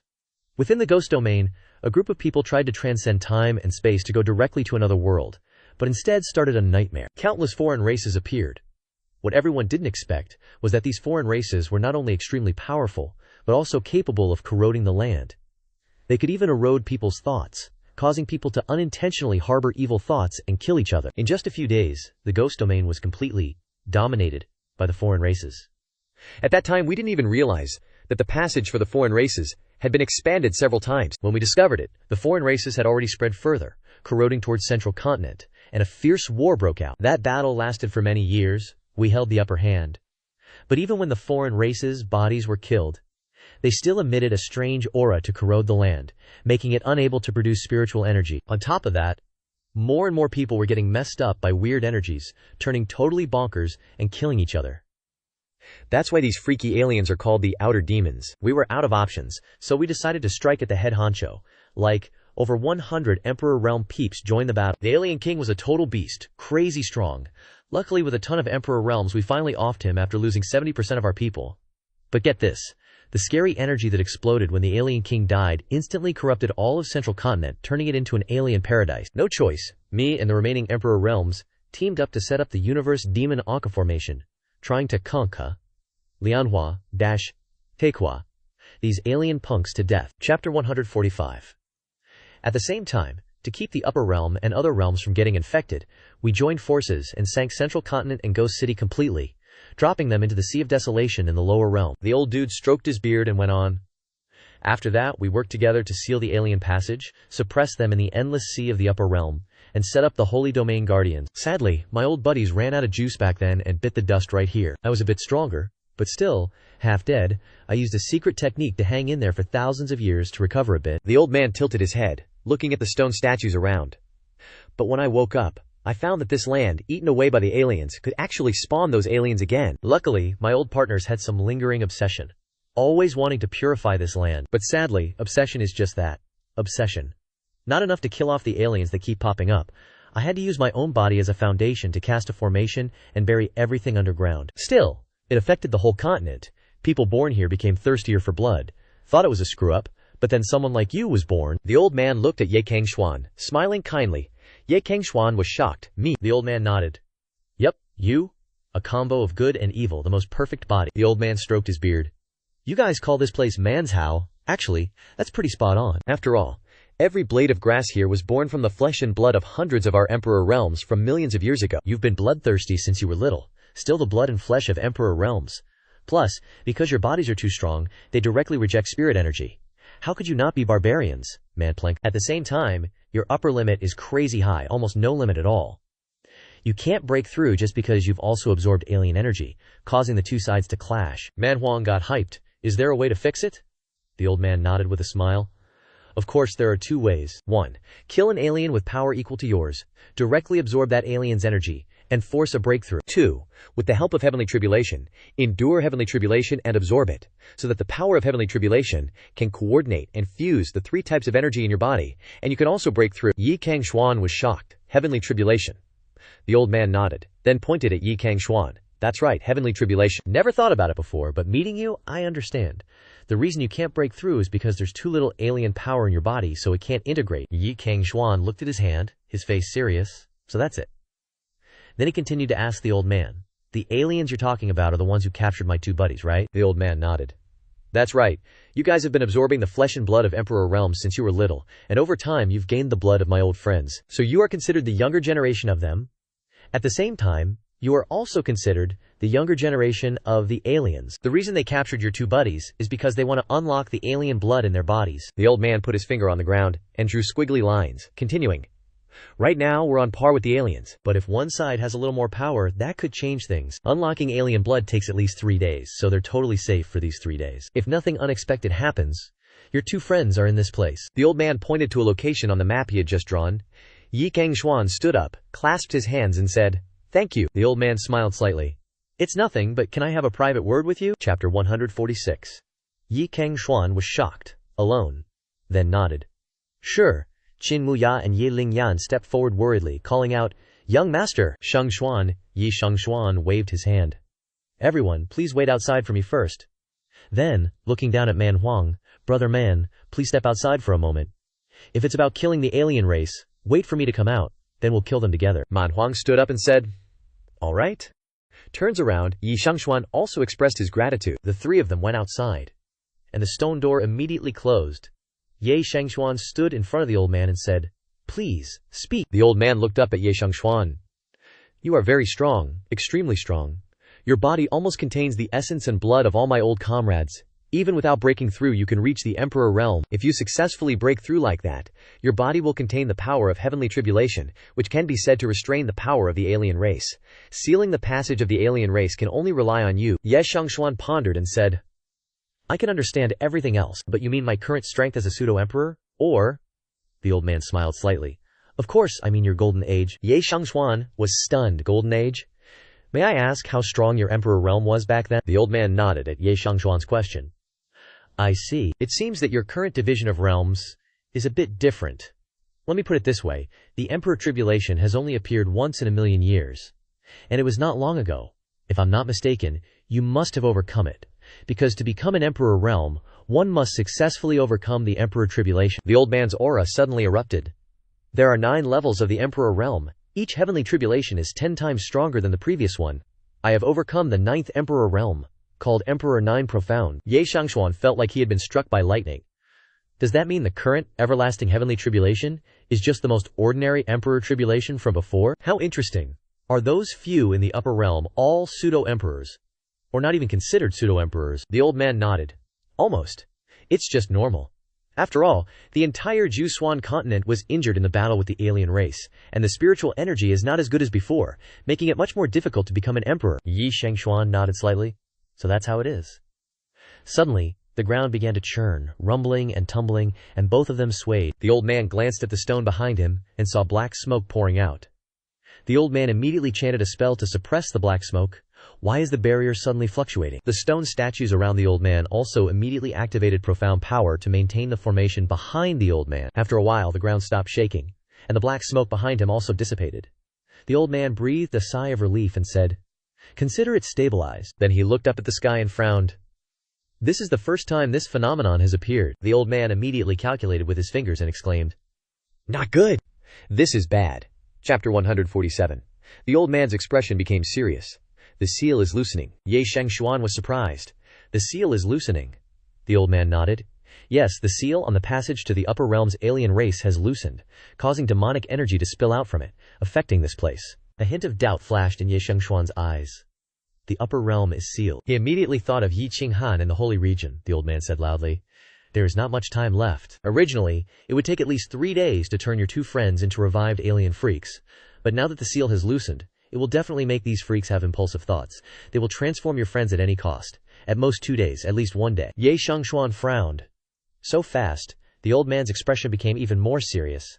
"There's no way around it. I have arranged the underworld of the dead spirits. Those who died with intelligence cannot leave the barrier even if they are revived. But the living can leave at will. Once your 2 companions are turned into alien freaks and leave to the upper realm, in the event that the seal is loosened, the seal will erode from both inside and out. Gotta destroy these mutants for sure. Can't pass up this chance." Cangxuan immediately turned his head.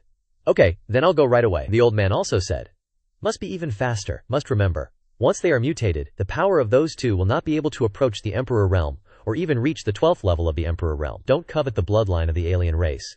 And don't have the illusion that the alien bloodline will erode your mind. Got it?" Answering, Cangxuan quickly stepped through the formation and went out. As soon as he stepped out, everyone was already waiting outside. Lingyan worriedly called out, "Young master." Qinmuya also called. Cangxuan walked past the 2 of them, saying as he walked, "You guys wait for me here." Lingyan nodded slightly. "Okay, young master." Qinmuya chuckled. "Shuangxuan, come back safe." "Don't worry." Shuangxuan tilted his head in response to the 2. Shuangxuan turned to look at Manhua. "Coming along. Going to rescue people." Manhua didn't hesitate either, immediately nodded and said, "Let's go." The 2 of them rushed away as fast as a gust of wind.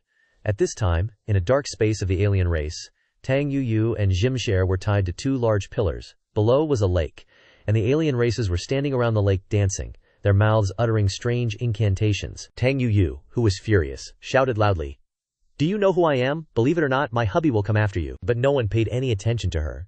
Tang Yu then turned to gently comfort Xinger. "Don't be afraid, Xinger. Hubby will come to save us." Chapter 148. Jir nodded slightly.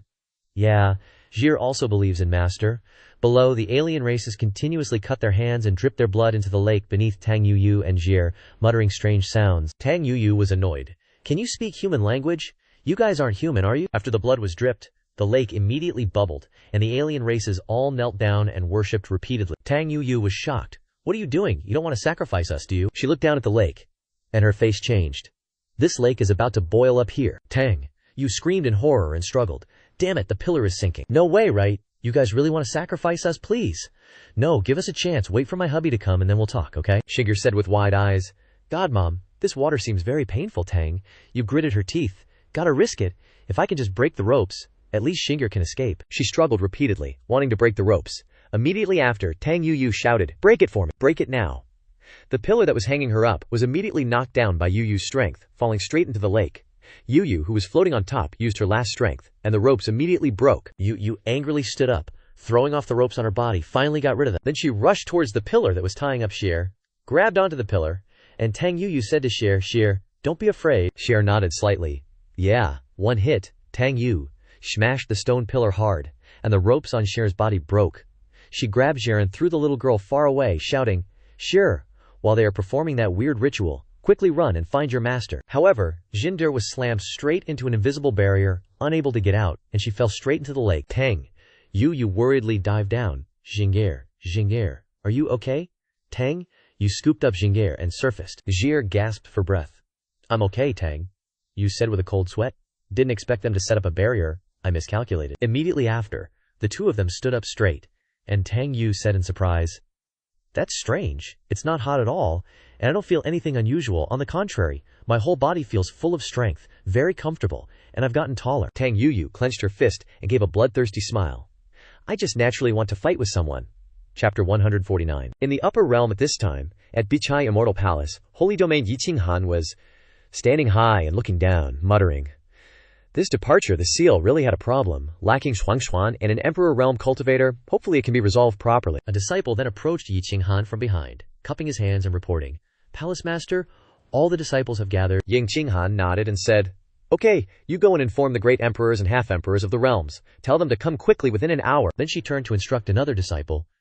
You guys go to the second floor and use all your strength to cast the subduing demon Qiankun formation. Disciples bowed in unison, yes, and scattered to carry out their tasks. On the second floor of the Azure Sea Immortal Palace, disciples stood gathered in a circle, Lin muttering incantations. Heaven and earth without limit. Qiankun borrowing law, black smoke continuously escaping from the circle. Law born from the heart, endless cycle, heaven and earth natural, filthy law dispersed. Everyone shouted in unison.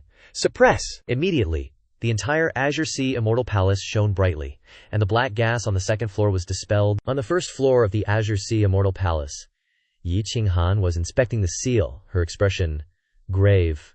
I didn't expect the seal to be broken so much in such a short time. She stood before a wall and shouted, Release! The wall revealed a gap. Inside was another space. That space was the sealed realm, Azure Sea Immortal Palace. Seeing that the talisman on the seal pillar was still intact, Yiqing Han breathed a sigh of relief. It's okay, there's still a chance to recover. Immediately after, she drew several talismans and waved her hand. Go! The talisman shot straight towards the seal pillar, mending the cracks on it. Yiqing Han sighed. Consider it temporarily stabilized. Then she turned her head outside. Next, all that's needed is for other Emperor Realm and Half-Emperor Realm experts to cooperate in reinforcing the seal. Perhaps it can be stabilized again. Yiqing Han left, but she didn't know that as soon as she turned to leave, a drop of black blood shot out of the spatial crack she had just opened, falling straight onto the floor. The drop of blood had immense corrosive power. It immediately corroded a patch of the floor, then shot straight down below. Below the holy domain was the endless seabed. The drop of blood didn't dissolve when it fell to the bottom of the sea, but immediately transformed into a monster with horns on its head and wings on its body. The monster shook its body slightly and said, Finally arrived in this world, huh? It looked up above and said, I can get out now.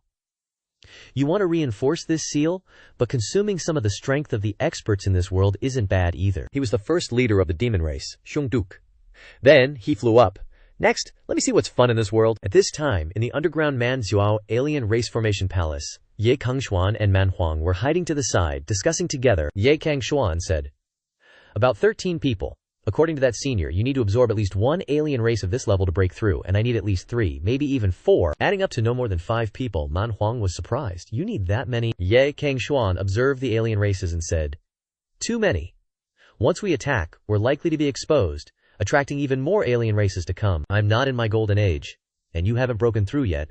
We're likely to become their target. Manhua didn't care, and said, what's there to be afraid of? If soldiers come, generals will block them. Ye Cangxuan stopped him, don't mess around. Before you and I break through, it'll be troublesome if we get surrounded. We have to think of a way to separate them. Luckily, they're just reanimated corpses with simple minds. Then, Ye Cangxuan smiled slightly. Got it? Chapter 150? Ye Cangxuan thought to himself. According to the senior, my blood is the force that can control them the most. Therefore, with their current intelligence, they'll definitely kill this force at all costs. Ye Cangxuan turned to Manhua and asked, do you have a storage magic treasure? Manhua nodded in response, yes. Ye Cangxuan continued. Then it's simple. Later, you throw a stone out there, attracting as many of these alien races as possible. When an alien race gets close to you, throw the stone out, don't throw it too far, and don't throw it too close. Manhua replied readily. A small matter. Ye Cangxuan cut his hand, dripping his blood onto the pile of stones in front of him, and said to Manhua, put all of these into the storage magic treasure. Remember to always have a stone on you, otherwise you won't attract those guys. Manhua nodded. Understood. Immediately after, Manhua took out a beast skull storage ring, sucking all the stones into it and running away. Manhua turned his head back and said to Ye Cangxuan, you brat, remember to save a few of those corpses for me? I still want to break through. Ye Cangxuan smiled. Rest assured, Manhua ran in front of the alien races, immediately taking out the blood-stained stone and waving it in front of them. Want it, monster? The alien races turned their heads, smelling the scent of blood on the stone, and frantically chased after Manhua. Manhua reacted quickly, immediately turning his head to run, occasionally turning back to look at them and sigh. Still good. The speed isn't considered slow. But before Manhua could react, an alien race shot past, swiping a claw towards Manhua. Manhua leaned back, almost flat on the ground to dodge, startled. So fast, almost got hit. Then, Manhua tossed the stone far away. When the aliens saw the stone flying away, they immediately jumped up and chased after it. Manhua sighed in relief.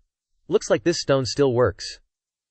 He continued to take another stone from his storage tool, then held it up in front of the monsters to lure them. Bullseye. The monsters rushed to snatch it away, then threw the stone away, and the monsters immediately chased after it. Ye Cangxuan sat above, observing, and smiled. It really worked. Next is the time to eliminate them. After speaking, Ye Cangxuan immediately flew down, throwing a punch towards the monster, picking up the stone. Instantly, the monster was killed by Ye Cangxuan, with one punch. Chapter 151. Hitting the alien made Ye Cangxuan's hand turn red. He looked at his hand and said, the body is really tough. Almost reached the body of the Emperor realm. So, the only weakness is in the head. After all, I just resurrected, just need to blow away the consciousness. Ye Cangxuan looked down at the alien whose head was crushed flat by a kick, lying there motionless. Ye Cangxuan sat down, placed his hand on the alien's body, and began to absorb energy. He said, hopefully the senior's words will work, at least let me recover some strength. After speaking, a surge of energy burst out, enveloping Ye Cangxuan, while the alien under the ground had been absorbed by Ye Cangxuan, leaving only a skeleton. After absorbing, Ye Cangxuan sat down to meditate and adjust his body. Ye Cangxuan's power caused explosions around him, and dust flew up. Ye Cangxuan opened his eyes, clenched his fist and smiled. It really worked. Not only did the strength recover completely, but it also increased by at least 20%. Ye Cangxuan immediately jumped up and flew towards Manhua's side. Manhua was still running, and the aliens behind were still chasing. Stop running, Ye Cangxuan's voice came, and then he landed on the ground, just when I wanted to try the newly recovered state. Ye Cangxuan stood up straight, then threw a punch towards the aliens. This punch carried immense power, causing the surrounding rocks to crack a little. Manhua was slightly surprised. Did you break through? Ye Cangxuan replied. No, I just recovered my original strength, and added a few percent. It's just that the breakthrough is too fast. Ye Cangxuan and Manhua quickly sat down to absorb energy from the aliens that had just been killed. Soon after, the aliens were only left with skeletons, and around the bodies of Manhua and Ye Cangxuan, there were bursts of strong energy light. Manhua opened his eyes, stood up and shouted, "Success! Now, every muscle of Manhua contains enormous energy. His whole person seems to have been reborn." Manhua clenched his fist, trying to feel the powerful strength. At least 10 times stronger than before, even 20 times. Then he looked at Ye Cangxuan, who was still immersed in cultivation. I wonder how strong you will be after breaking through. Chapter 152. Ye Cangxuan, who was cultivating, suddenly opened his eyes turning red. He shouted, "The power of the thunder tribulation is not enough. so I will undergo the longevity tribulation once again. After speaking, he pointed both hands straight to the sky. In the high sky, dark clouds quickly gathered. Thunder roared continuously, just waiting to strike down on the arrogant and unruly person who dared to challenge the heavens below. A lightning bolt immediately struck down, hitting Ye Cangxuan's head directly. He immediately mustered his strength, mobilizing all of his energy into his hands, and began to confront the heavens. Ha! Ye Cangxuan exclaimed. His whole body enveloped in lightning. Manhua, standing outside, was also astonished by this sight. Within the lightning, Ye Cangxuan slowly stood up to resist it. As the first bolt of lightning dissipated, Ye Cangxuan's body was surrounded by crackling lightning tribulation power. Ye Cangxuan lightly raised his hand to wipe the corner of his mouth, pointing directly at the sky and saying, "Don't be so stingy, strike down all at once." As if hearing Ye Cangxuan's provocation, the heavenly Tao sent down dozens of lightning bolts straight at Ye Cangxuan. HMPH. HMPH, AAA. Ye Cangxuan cried out. Now all that could be seen in the area where he stood was lightning tribulation. Ye Cangxuan was nowhere to be found. A moment later, the lightning tribulation dissipated. Ye Cangxuan stood up straight, frowning slightly. TCH, that really hurt, but I finally broke through. He sighed softly, feeling the power filling his entire body. Is this the Emperor realm? No wonder the senior said I was just a pseudo-emperor before. This power is truly strong. Ye Cangxuan turned to smile at Manhua. Been waiting long? Ye Cangxuan then placed his hands on his temples, and with a flash of his eyes, he used the Emperor's sense technique to scan around, immediately spotting Tang Yu and Jie trapped in a barrier in the distance, surrounded by a group of foreign races kneeling in worship. Ye Cangxuan ended his special ability and said to Manhua, "Found them, southwest." They both nodded, took off, and darted towards the southwest. At this moment, inside the barrier, Tang Yu was grimacing as she looked at the group of foreign races outside. Suddenly, a powerful force crashed straight into the barrier, causing Tang Yu to retreat. Here they are. Manhua and Ye Cangxuan landed on the ground. Behind them were the broken limbs of the foreign races. Tang Yu and Xier cried out happily, "Master, husband."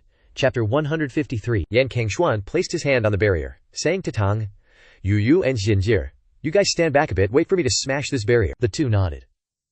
Okay. Ye Cangxuan took a deep breath, raised his fist, and immediately unleashed a thunderous punch straight at the barrier. The force of the impact made Manhua next to him raise his hand to shield his face, but the barrier didn't break at all. Ye Cangxuan frowned. Damn, it's tough. My full power punch didn't even leave a crack on the barrier. Looks like I have to kill the foreign races who set up the barrier. Ye Cangxuan turned his head back to look at the crowd of foreign races slowly approaching. One in the middle of the foreign races, seemingly their leader, pointed his finger at Ye Cangxuan and said, the foreign race subordinates said in unison, "Yes," then immediately charged straight towards Ye Cangxuan and Manhua. These foreign races approached the two in different ways. They leaped up and crawled out of the ground to attack the two. Ye Cangxuan immediately twisted his head to look at a foreign race right behind him, saying, "Daring to sneak attack me?" Then immediately grabbed the foreign race's hand and slammed it straight into the ground. Die! Before he could finish off this one, another foreign race pounced on him. Ye Cangxuan immediately launched a kick, sending the pouncing one flying. Over here, Manhua was also fighting a foreign race, when suddenly another foreign race was knocked flying and slammed into Manhua's opponent. Manhua turned his head to say to Ye Cangxuan, "Thanks," then turned back to continue fighting. The more he fought, the more horrified Manhua became, thinking, that body is really tough. Did he also break through? Why is he so freakishly strong? After his breakthrough, Ye Cangxuan stepped forward to face the group of foreign races. "Now it's your turn." The leader among them pointed at Ye Cangxuan and said, "A living Emperor realm human." Ye Cangxuan smiled. "Looks like you're the big boss. Not bad for regaining your senses, knowing how to speak Jushuan continent language." After that, Ye Cangxuan charged up. Been living long after being resurrected, huh? Then now, please go die. Immediately, Ye Cangxuan unleashed a kick straight at the leader of the foreign races. As Ye Cangxuan's foot touched his face, he only heard him say softly, "Turns out he's just a first-level Emperor realm." Then that guy flicked his hand, and Ye Cangxuan immediately jumped back. That guy sighed. The reaction force isn't bad, but it's just a reaction force, sadly. Ye Cangxuan stood there gently rubbing his shoulder, thinking to himself, this body is strong. That kick of mine was supposed to be lethal, but it didn't hurt him at all. The alien's eyes shed 2 streams of black tears. He gently raised his hand to wipe the corner of his mouth, and said with a smile, "I didn't expect that in this world that has damaged its foundation, you could still reach the Emperor realm." The alien then spread his arms and invited, "Come with me. With your talent, you shouldn't be limited by this land." Ye Cangxuan smiled slightly. "If you spare these two, I might consider your proposal. If you want to recruit me, you have to be sincere, right?" The alien then said, "You know that's impossible." Ye Cangxuan sneered. "That's right, I know, so you're just messing with me." The alien shook his head. "What a pity. I clearly gave you a chance, but you just didn't know what's good for you. You're just a first-level Emperor Realm, and you've just been promoted. What do you know? I am a fourth-level Emperor Realm, even if I died once. Now that I'm resurrected, it's not like I can't fight a first-level Emperor Realm. You shouldn't be courting death." After saying that, he punched the ground hard, his body covered in a red aura. Immediately, the alien rushed straight up and threw a punch directly at Ye Cangxuan's face. Ye Cangxuan opened his eyes in shock, thinking, "Too fast." He raised his hands and crossed them in an X shape to cover his face. Ye Cangxuan was knocked back. Ye Cangxuan's supporting hands were still shaking. "Too much force." The alien smiled contemptuously. "What? Is that all you got?" He flew up again and kicked at Ye Cangxuan. Ye Cangxuan also quickly dodged. The two quickly rushed at each other, mainly the alien attacking, and Ye Cangxuan dodging. The alien said as he fought, "You know, if I wanted to kill you, one strike would be enough. I'm not killing you because I want you to know the distance between us." A trace of surprise flashed across Ye Cangxuan's eyes, and he quickly jumped back. The alien continued, "You also have the blood of our clan in you. Don't get involved in this world, it will tarnish your blood and talent." Ye Cangxuan frowned as he retreated. "Is this a fourth-level Emperor Realm?" "No, he's an alien who has just been resurrected. His strength is only around level 3, or even less. But even his strength, speed, and physique are better than mine. It's not like there's no chance, it's just that he's very fast. I must catch him to avoid any mistakes. And there is only one chance." The alien looked directly at Ye Cangxuan and said, "I'll give you one more chance. Come with me or die." Ye Cangxuan let out a long breath. "Still the same answer. If you let them go, I might consider it." After saying that, Ye Cangxuan continued to get into a fighting stance. The alien didn't say anything more. "Then you can die." Then he rushed forward and punched Ye Cangxuan straight in the face. Ye Cangxuan was punched, and he bent over and spat out a mouthful of blood. However, Ye Cangxuan tightly grabbed the alien's hand, raised his face without fear, but with an expression as if he had achieved his plan. "Gotcha." The alien laughed loudly. "So what if you got me? Do you think you can break my defense?" Ye Cangxuan then condensed the lightning tribulation in his body into that hand and punched the alien hard. "Try it, and you'll know." Ye Cangxuan's palm struck the alien's eye directly, and he fell backward and lay motionless on the ground. Ye Cangxuan supported his chest and coughed, then raised his hand to wipe the blood from the corner of his mouth. "Who said I couldn't break your defense? My blood is really useful," he said as he looked down at his hand. Inside the barrier, Tang Yu was anxiously pounding on the barrier. "Husband, are you okay?" Shi Er also worriedly called out, "Master." Ye Cangxuan smiled lightly. "Don't worry, I'm fine." Ye Cangxuan looked down at the alien lying on the ground and softly said, "Just to be extra careful, let's add another punch." "For better or worse, you were once a fourth-level Emperor Realm. If you're not completely dead, then I'm screwed." Ye Cangxuan then unleashed a powerful punch, slamming it straight into the alien's corpse, then turned to look at the group behind him. The rest is simple. After that, he rushed forward and unleashed a series of different punches, causing the alien group to explode simultaneously and fall to the ground. Ye Cangxuan approached the barrier. "Tang Yu softly said, 'Hubby, how about you rest first?'" Ye Cangxuan gently shook his head. "No need. You guys step back a little. I'll blast this barrier away." Having said that, Ye Cangxuan unleashed a full-powered punch straight at the barrier. The barrier immediately shattered into pieces and fell to the ground. Tang Yu and Xiaer were extremely happy to see the barrier break. Tang Yu immediately rushed up and hugged Ye Cangxuan tightly, calling out, "Hubby!" Xin Jie also ran up to Ye Cangxuan and called out, "Master!" Ye Cangxuan lifted Tang Yu and placed her on the ground, then checked on the two of them, saying as he did, Yu, Xin Jie, are you two okay?" Both shook their heads. "We're okay, Tang." You even raised her arm to show off her biceps. Moreover, I feel my strength is much stronger. Xier also nodded repeatedly. Me too. Ye Cangxuan nodded gently. That's good then. However, just as they were happy to be reunited, black smoke escaped from the body of the fourth-level Emperor Realm alien. The black smoke rose higher and higher. Then, as if it had eyes, it shot straight towards Ye Cangxuan's group. Ye Cangxuan turned his head and muttered, "Not good. Get out of the way." But it was too late. Two streams of black gas had already struck Tang Yu and Xin Jie. Ye Cangxuan was furious. How is this possible? I clearly killed that alien. But it still managed to escape. Ye Cangxuan then blasted away the streams of black smoke that were rushing towards him, then quickly caught Tang Yu and Xier, who had been struck by the black smoke and were collapsing. While pulling the two, Ye Cangxuan tried to fly away, and as he flew he thought in shock, increasing the distance is useless. Is that aura targeting Yu and Xier? As he rushed out, Ye Cangxuan suddenly saw Tang Yu struggling. Ye Cangxuan was worried. So fast, has that aura already finished absorbing? Tang Yu then broke free from Ye Cangxuan's hand. The girl stood in the air, looked up to the sky and roared. Her eyes were bloodshot and devoid of consciousness.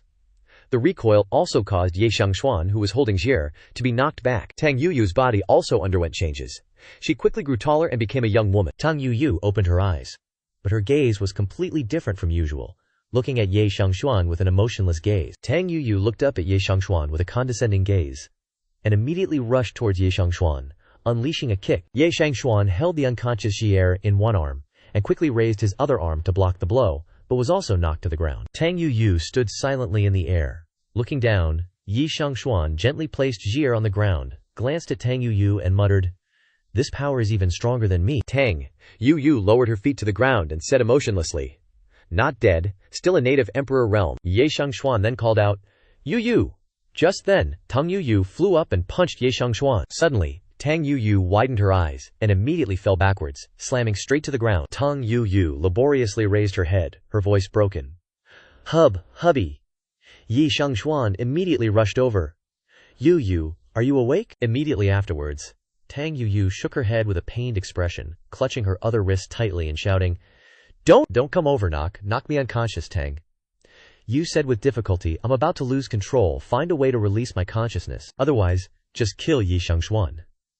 Immediately, Ye Cangxuan struck the back of Tang Yuyu's neck with a palm, knocking her unconscious. Ye Cangxuan supported the unconscious Tang Yuyu with one hand, and looked at Xinxie lying there, saying, "And Xinxie, after being forcibly fused, is her consciousness suppressed by the alien race's will? My mind has never been exposed to this kind of thing. Maybe Yi Qinghan will have a way. She knows you best, and she is the master of the Holy Realm, always guarding the seal of the alien man emperor." At this time, Manhua came over and asked, "What's wrong? Didn't you save them?" Ye Cangxuan replied, "Their current state seems to be possessed." Manhua was surprised. This is difficult to solve." Manhua scratched his head a few times, then suddenly remembered something. "That's right, isn't your blood effective? How about giving it a try?" Ye Cangxuan immediately said.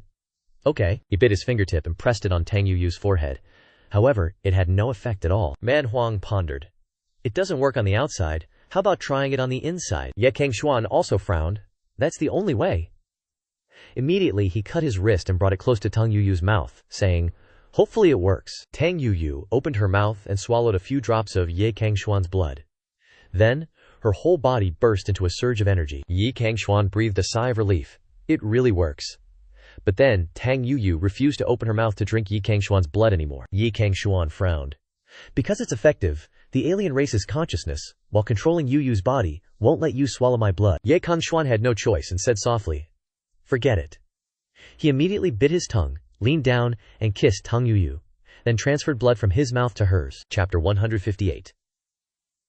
While kissing Tang Yuyu, Ye Cangxuan suddenly felt his neck being pulled down. It turned out that Tang Yuyu had wrapped both hands around Ye Cangxuan's neck. Ye Cangxuan was caught off guard and widened his eyes, then immediately flicked Tang Yuyu on the forehead, pushing her away. Tang Yu smiled brightly and said, "It's not a loss. Not only did I grow up, but I also got my hubby to kiss me." Ye Cangxuan shook his head helplessly. Tang Yuyu laughed loudly. "I'll tell Qin Muya later that I'm the boss." Ye Cangxuan stood up and walked towards Xinxie. "All you know is causing trouble. Xinxie hasn't been saved yet, and you as her master don't even know how to worry a bit." Ye Cangxuan then gently lifted Jie up and put his bleeding wrist to her mouth to let her drink his blood. After a while, Xinxie slowly opened her eyes and softly called out, "Master." Ye Cangxuan breathed a sigh of relief. "Don't worry, you're okay now." Just as the four of them were happy, the ground suddenly shook. They were surprised. "What's going on?" Then they saw the ground gradually cracking. Ye Cangxuan shouted, "The senior's barrier has a problem." Inside the cave, the old man was calculating with his fingers, and said softly, "The barrier is fine, but has something gone wrong in the upper realm instead?" He immediately transmitted his voice to Ye Cangxuan's group. "Something happened in the upper realm. Quick, go!" Receiving the old man's words, Ye Cangxuan nodded.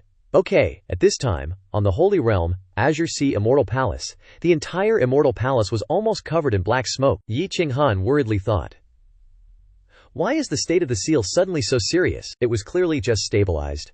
The domain lord of the demon god palace came to Yi Qinghan's back and asked, "Palace Master Yi, did you invite me here for something?" Behind them were a series of personnel from various domains in the upper realm. Everyone clamored, "Could it be that we're here to see what evil spirits your immortal palace is suppressing?" The aura seems too terrifying. Yi Qinghan turned around and said to everyone, "The situation is not optimistic. I will explain the details later. Now everyone, use your full strength to help me cast the evil extermination formation." The crowd laughed loudly. Use our full strength to help you. What your immortal palace is suppressing has nothing to do with us. What exactly is this seal? Lei Zun's heart stirred slightly. Could it be that this seal is the passage to the outer realm evil demons that our ancestors spoke of? Lei Zun roared at the people behind him. Take action together. If anyone dares to make noise, I won't spare him. The whole group immediately lined up, transferring their cultivation to Yi Qinghan. Yi Qinghan didn't say much. She immediately cast a spell, drew a talisman, and threw it straight towards the seal. At this moment, Zhan Huang stood right behind Yi Qinghan, thinking evilly. Seems like my chance has come. Once their cultivation has decreased a lot, I'll make my move. I'll definitely get everything. It's just evil spirits. How scary can they be? After defeating these people, I will be the only one in the upper realm, and I will use the resources of this world to cultivate. Why worry about not being invincible under the heavens? Chapter 159. Yi Qinghan looked at all the talismans she had just drawn and smiled softly. It can be considered a success, she shouted, and pushed all the talismans onto the seal. The talismans were immediately stuck on the cracks. As Zhan Huang began to carry out his plan, he laughed loudly. Ha ha! Then immediately struck Yi Qinghan and Lei Zun, who were using their power to reinforce the talisman in front. He tilted his chin up. Die, you two. The two in front were caught off guard and spat out a mouthful of blood. Yi Qinghan turned her head and said, You. Then they coughed. At this moment the talisman on the ceiling pillar lit up, and the cracks seemed to show signs of breaking open again. Yi Qinghan ignored her injuries, and thought, No, I need to maintain the seal, otherwise the consequences will be disastrous. Then she turned around, and continued to cast the spell to seal the demon. Lei Zun also turned to look at Zhan Huang, and said sternly, Zhan Huang, do you want to die? Zhan Huang said smugly. Die? Looking like this, you still dare to scare me. Don't worry, after I kill her, I'll deal with you later. Then he attacked Ye Cangxuan. However, Lei Zun took action to block this palm strike. Standing in front of Zhan Huang, Lei Zun said in a deep voice, Zhan Huang, don't you know what the current situation is? If the seal is broken and the extraterrestrial demons reappear, we're all screwed. Zhan Huang laughed arrogantly. Ha ha, they're just evil spirits. I can destroy them with my bare hands. But right now I'll give you a chance. You are seriously injured. Your spiritual power is insufficient, and you have damaged your foundation by forcibly blocking my attack just now. You are no longer my opponent. That woman is also seriously injured. I'll let you seal this place, to avoid me having to go kill evil spirits. Yin Jinghan used all her strength and overexerted herself, kneeling down and panting. Phew, still okay. But an accident happened. Before she could recover, the cracks on the ceiling pillar widened faster, tearing apart the talismans, and streams of black smoke immediately rushed out. Yi Qinghan also had to lean to dodge. She was shocked. It's too late. Bichai Immortal Palace is about to collapse. Then she turned her head and shouted to everyone, Leave quickly! Run as far as you can! A series of black smoke rushed out, as if wanting to swallow the Immortal Palace, and the ceiling pillar seemed unable to bear it anymore, the cracks becoming larger and larger. Yi Qinghan thought despairingly, I'm done for, Cangxuan. I hope you come to the upper realm later, at least in the lower realm. Even if there are evil spirits, your strength is enough to protect yourself. It's just that I may not be able to see you again. Zhan Huang was still scornful, and said, Ridiculous. There's nothing I'm afraid of. At this moment, a U-beast rushed out of the crack, roaring at everyone. Chapter 160. This three-horned U-beast stood proudly facing the group of people. Zhan Huang looked at the demon beast and said contemptuously, This is an evil spirit? Laughable. I really don't know what's scary about it. Watch me use one move to destroy the evil spirit. As he spoke, he glanced at Yi Qinghan. Zhan Huang flew up and struck the demon beast with a palm. Die. The demon beast roared, was hit, and fell, dissipating into the world. Zhan Huang's face was smug. See that? The evil spirit you guys fear can't even withstand one of my moves. This move didn't even use 30% of my cultivation. Lei Zun looked at him contemptuously. What an idiot. Then he turned to ask Yi Qinghan, Palace Master Yi, after the evil spirit passage is opened, can it really not be closed? Yi Qinghan closed her eyes. It's difficult. There is a method. But even the 100 emperors gathering 1,000,000 years ago couldn't do it. Can we do this now? Another demonic beast is bursting out from the fissure. Zhan Huang laughs heartily. Another one. Peanuts. Watch me wipe you impertinent little devils out with a single move and broaden your horizons. Then, he unleashes a palm strike, instantly killing the massive demonic beast. Holy crap. A voice emerges from the ceiling fissure. A humanoid creature falls onto the ground, with wings like a bat, razor-sharp hands, and blood-red eyes, a look of glee on his face. Such delicious aura. Zhan Huang snorts, surprised, then mutters, This is a real demon. A bit stronger than the demonic beast, but still nothing much. Zhan Huang immediately throws a palm strike towards the newly appeared demon. Seeing the palm wind hurtling towards him, the demon also throws a palm strike in return, and chuckles. A native of this world, I haven't eaten one of you in ages. Natives. How nostalgic that flavor is. Zhan Huang roars. You still want to eat me? Court death. He immediately charges into battle with the demon. The demon throws a punch at Zhan Huang's palm wind. Immediately after, Zhan Huang's snake suddenly rushes forward and stabs hard into the demon. He is forced to take several steps back. Zhan Huang laughs loudly. Still just trash. Then he lunges forward, grabs the demon's face, and slams it hard into the ground, laughing uproariously. Ha ha ha! Is that all you've got? Zhan Huang muses. Your body is indeed tough, but it can only withstand a few hits. Nothing to be afraid of. But then, even more demons surge out from the fissure, and only now does Zhan Huang feel truly horrified. Could it be that the extraterrestrial devils aren't strong because of their physique, but because of their numbers? Zhan Huang stares in horror at the horde of foreign races charging towards him, nearly 100 demons. If they're all that strong, how can I fight them? He grits his teeth, thinking, if only I had waited until they had finished sealing the demons before acting. Looks like I have to run first, and use them as a shield. Behind the horde of foreign races, a massive figure steps out, his wings even larger, his horns longer, seemingly the leader of the demons. Zhan Huang is dripping with sweat. There's even this kind of demon. The upper realm is in danger. Immediately after, he dashes away, gotta scram. Lei Zun grits his teeth seeing him flee. Bastard! The demon leader chuckles. Are we weak? Can we be annihilated in one move? How arrogant. He is Di-Er, the second leader of the Twin Blaze Demon Clan. Din-Er laughs loudly, and casually produces a throwing dart made of black smoke. You're just disgracing us. You still want to run?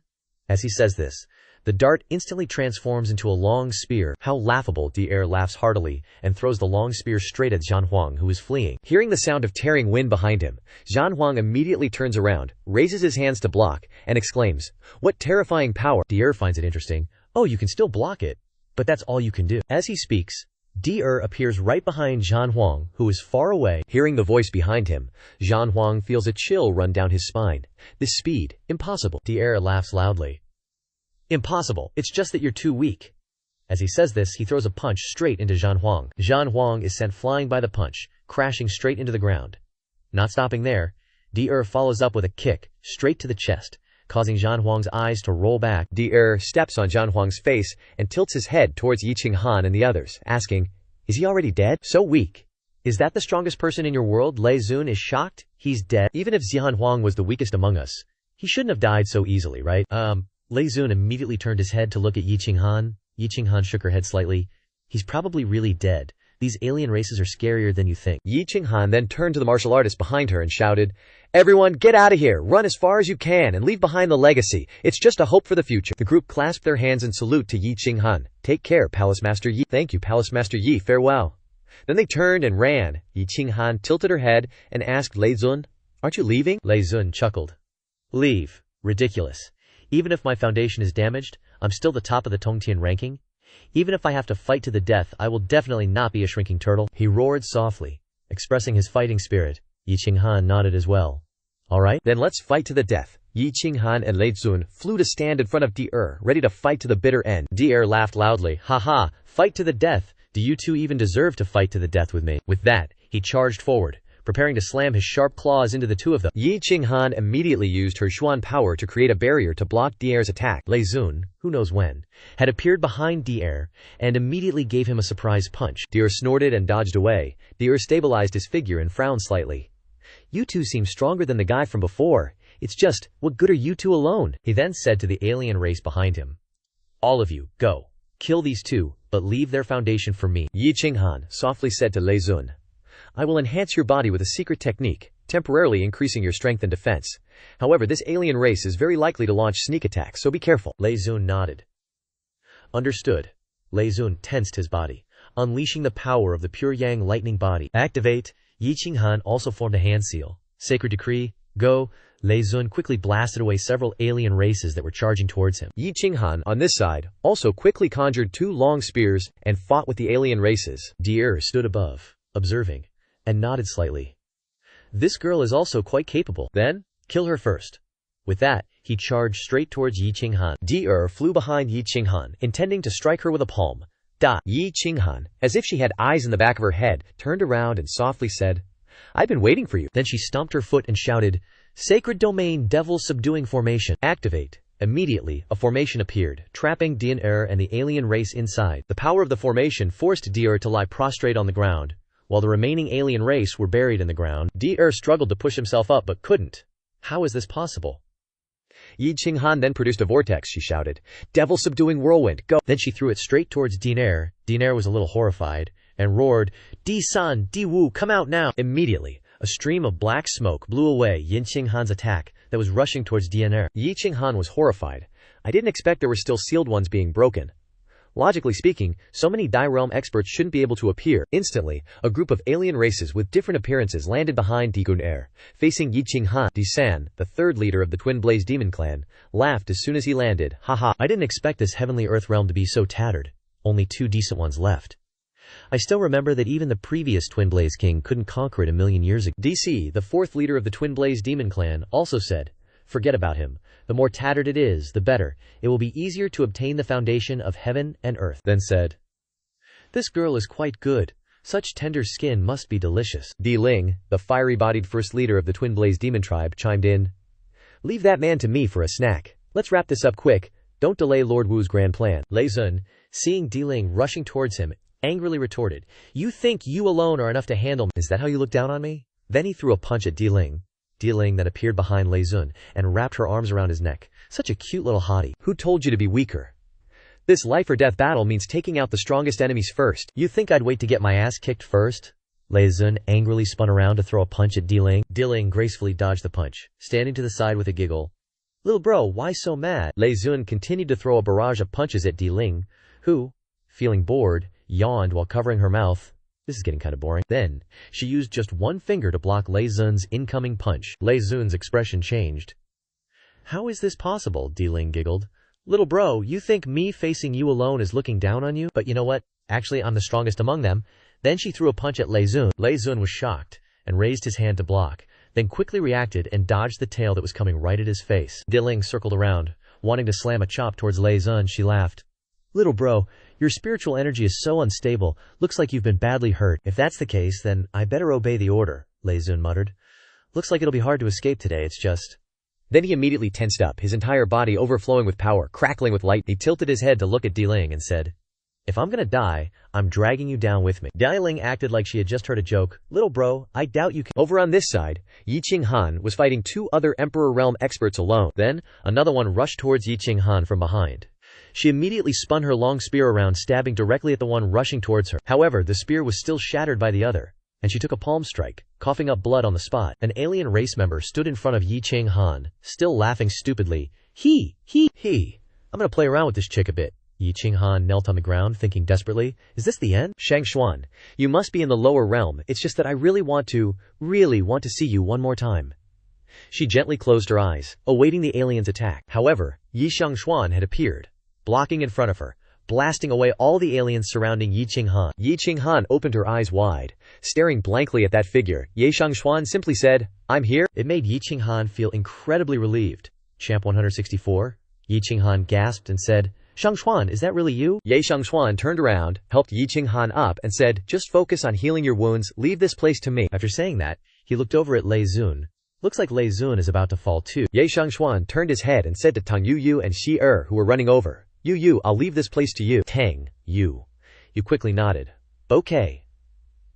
She then patted Ji-er's head, grinning. "Ji-er, you wait for master here, I'll be right back." Shi-er nodded and said, "Okay." Shi-er then quickly flew away, while on Lei Zun's side, Di Ling was raising her leg high, planning to kick down on Lei Zun's head, when she was suddenly pushed away by Tang Yu rushing over. Di Ling was sent flying, barely steadying her body as she said, "There's a powerhouse in this world." Tang Yu didn't care, turning back to pat Lei Zun on the shoulder. "Kid, your strength is kinda sus, can't even beat a small fry." Lei Zun looked at Tang Yu in shock and asked, "Are you one of Yi Cangxuan's lovers from the lower realm?" Tang Yu, hearing that, burst into flames. "What do you mean, lover? I'm his wife." After saying that, she stepped forward in front of Lei Zun, standing akimbo and facing Di Ling. "You take a break, I'll deal with this one." Seeing this, Lei Zun reminded him, "You should still be careful. This evil demon is not as weak as you think." Tang Yu nodded slightly. "Relax?" She then crooked a finger, provoking Di Ling. "Come on, you little thief." Di Ling was furious seeing Tang Yu's actions. "How dare you look down on me, you're asking for death." Immediately rushing towards Tang Yu, Tang Yu also raised her fist, meeting her head-on, blow for blow. Suddenly, Di Ling's tail lashed out, wanting to sneak attack Tang Yu. Seeing this, she somersaulted backward, avoiding the attack of the tail. But Tang Yu quickly grabbed the tail. She excitedly asked Di Ling, "You have a tail. A tail so long, are you asking for a beating? Saying that, she grabbed Ling's tail and swung her around. Ling was pulled left and right, unable to resist, only able to scream. Tang Yu curiously asked Ling, being whipped around by your tail for so long, why hasn't it broken off yet? Looks like this tail is very important to you, heh heh heh. She then swung the tail up strongly once more, then treated Ling like a ball, smashing her left and right. Lei Zun stood outside, observing, also breaking out in a cold sweat. What kind of monster is Cangxuan's woman? Everyone's a freak. After struggling for a while, Ling lay on the ground, fearfully saying, why does such a strong person exist in this world? Tang Yu then gave a final strong yank, and the tail broke off, and Ling dissipated along with it. Tang Yu laughed. Looks like your tail is your lifeline. If it breaks, you'll die. Remember to like, share, and subscribe to the channel to support us. Below are 2 QR codes for Momo and Vietcombank bank account of DoNet to support me in releasing more great episodes, guys. DoNet can request your favorite stories. We will pin them in each story to thank you guys. Chapter 165. On this side, San, Si, and the others have all been knocked down by Cangxuan, lying all over the ground. Cangxuan, while helping Qinghan stand beside him, glanced down at the alien race and said, stop playing dead, get up. As if I've never killed you aliens before. One of them struggled to get up and said, this power is probably no weaker than the commander. Another one wiped the blood from his mouth and said, this world, after being invaded by our clan once, its origin has been damaged. How could such a strong person be born? Cangxuan calmly said. I ask, you answer. One alien immediately burst out laughing, pointing directly at Cangxuan's face and saying, hee kid, don't think that just because your strength is stronger than mine you can be arrogant. We are just the vanguard. Shut up, Cangxuan roared, causing the aliens to immediately fall silent. Cangxuan then struck the one who had just laughed at him with a palm, and he was immediately reduced to ashes. The remaining aliens were stunned. He's dead. This terrifying power seems to be more powerful than the commander, right? Cangxuan repeated once more, pointing directly at the young one among the aliens. I ask, you answer, or die. The alien who was singled out was startled, stammering. You ask. Cangxuan began to ask. Then speak. What is your purpose in coming here? The alien then replied. We come from the Holy Realm. Because there are so many members of our clan, the cultivation resources are not enough, so we rely on plundering the origin of other worlds to cultivate. The origin of the world is the source of energy of this world. Once it is taken away, this world will gradually become a barren land. Cangxuan continued to ask. You are the vanguard? Who else do you have above you? What is their strength? What are those people here for? Another alien replied. We are the 2-winged demon clan. Above us there are 4-winged demon clan, 6-winged demon clan. We are at the bottom of the list. Above us there are also demon general leaders, 2-winged marquis, 2-winged king. We are the lowest ranked 2-winged demon clan, so we are the vanguard to see if this world is dangerous. If we can't return, a month later there will be a large army gathered, just like 1,000,000 years ago. The alien continued. We are of the pseudo-emperor realm, the first and second leaders of the twin-winged demon race. 4-winged and 6-winged demons are Emperor Realm, commanding generals and marquis at levels 3, 4, and 5 respectively, while our king is at least level 7. Cangxuan thought with a serious expression. Twin-winged king is Emperor level 7, 4-winged king is Emperor level 8, 6-winged king is Emperor level 9. Cangxuan raised his head and asked the 2 aliens, who will lead the army in a month, strength-wise? The 2 aliens looked at each other. That's hard to say. Under normal circumstances, we wouldn't survive. If we don't survive, it means this world is very dangerous. The strength of the leader will be even greater. Cangxuan frowned. You want me to let you go back? The alien immediately nodded. Yes, if you let us return, we won't reveal your strength. Cangxuan chuckled. That's indeed a tempting offer. Suddenly, 2 hands reached down from the sky, grabbing the 2 aliens. Qinghan panicked. Cangxuan, not good. The 2 aliens laughed loudly. Haha, so what if you noticed? We still survived in the end. Blame you for letting us stall long enough. Cangxuan sneered. Survived in the end. Cangxuan immediately sliced his fingertip, squeezed out a drop of blood, and threw it towards the arm, grabbing the 2. The hand was instantly severed, and the 2 fell down, crying out in horror. How is this possible? Cangxuan just calmly looked at the 2 fallen aliens and said, if I dare keep you, of course I have the ability to deal with you. Chapter 166. The rift in the sky continuously made sounds of bang, bang, bang, deafening. Cangxuan angrily pointed straight up. If you want to come out now. If not, don't make any more noise, it's annoying. After scolding, he shot a drop of blood straight into the rift. The drop of blood seemed to collide with something, and the rift quickly closed. Cangxuan turned to Qinghan and said, Qinghan, gather everyone in the upper realm and choose a safe place, I have something to say. Qinghan nodded. Okay? She immediately flew away. Cangxuan went to the center of the black smoke still drifting in the air. He quickly took a breath, and the black smoke from all directions frantically rushed towards Cangxuan. Following his actions, the black smoke entered his body.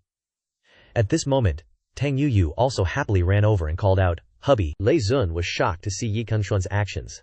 Cangxuan, what are you doing? Cangxuan wiped his chin and replied, "It's nothing, not enough breakthrough energy, just absorbing a little." Later, everyone gathered at the upper realm's demon god realm, on top of the Demon King's mountain in the demon god realm. Cangxuan was speaking loudly to everyone below. "Everyone, the enemy is approaching, and this battle concerns the survival of the entire upper realm. Don't think you can run.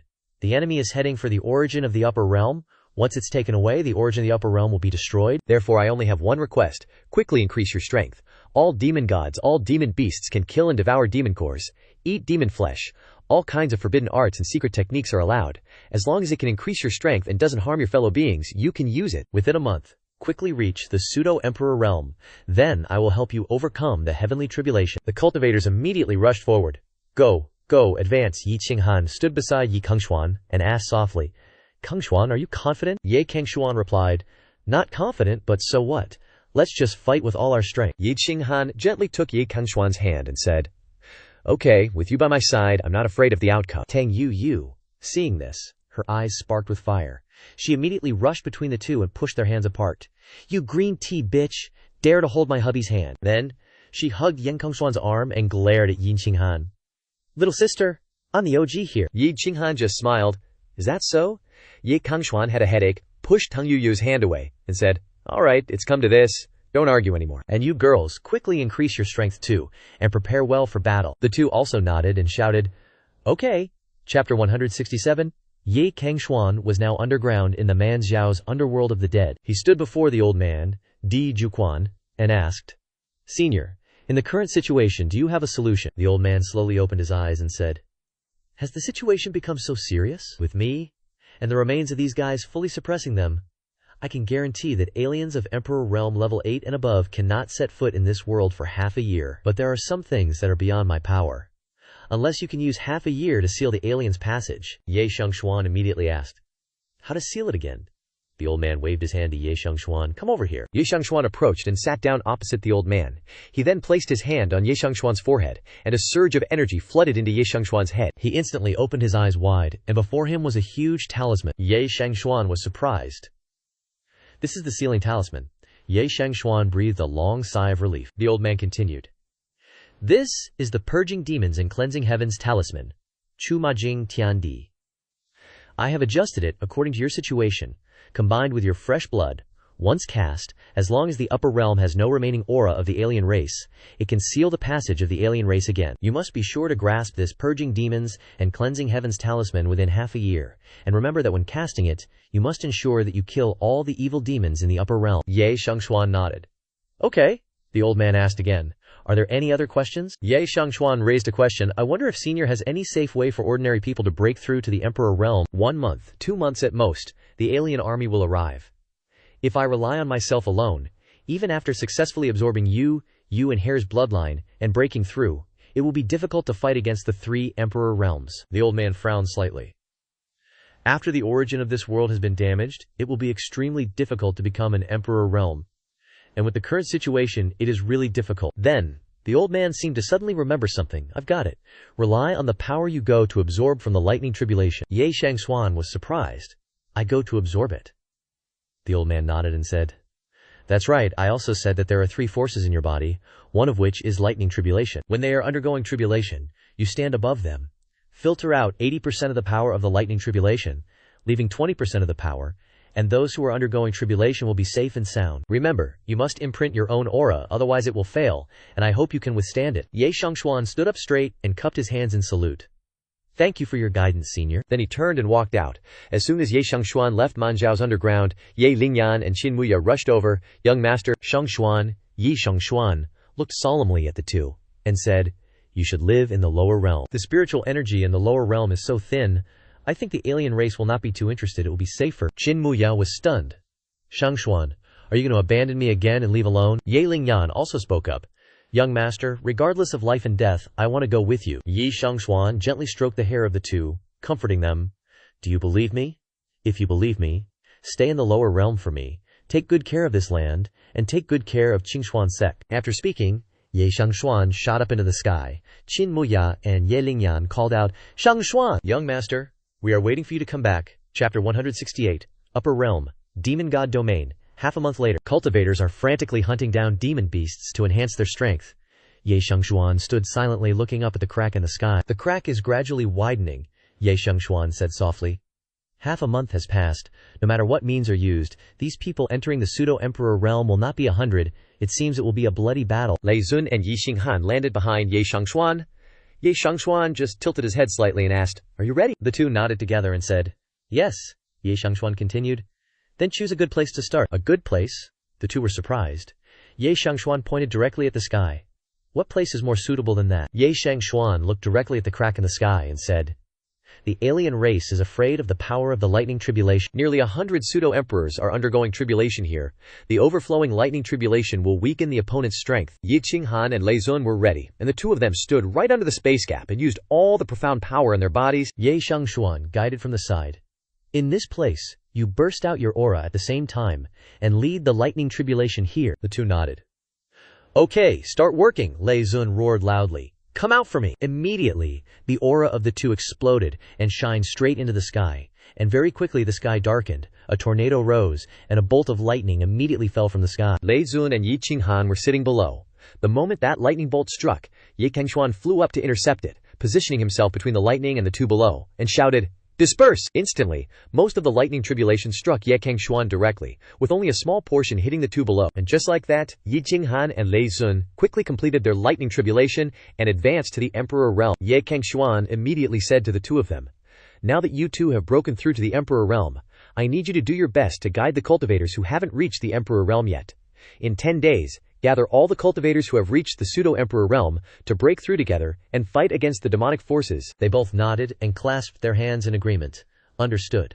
Left alone, Ye Cangxuan looked up at the remaining lightning tribulation above and muttered, "If I could absorb this remaining lightning tribulation, it would definitely be a great help." Immediately afterward, Ye Cangxuan reached out into the distance and grabbed. On the other side, Xinjie was suddenly pulled up by a force, and Tang Yu angrily shouted, "Who dares to kidnap my Xinjie?" Xinjie had already fallen into Ye Cangxuan's hands, and she blankly called out, "Shifu." Tang Yu also rushed over, and calmed down when she saw it was Ye Cangxuan.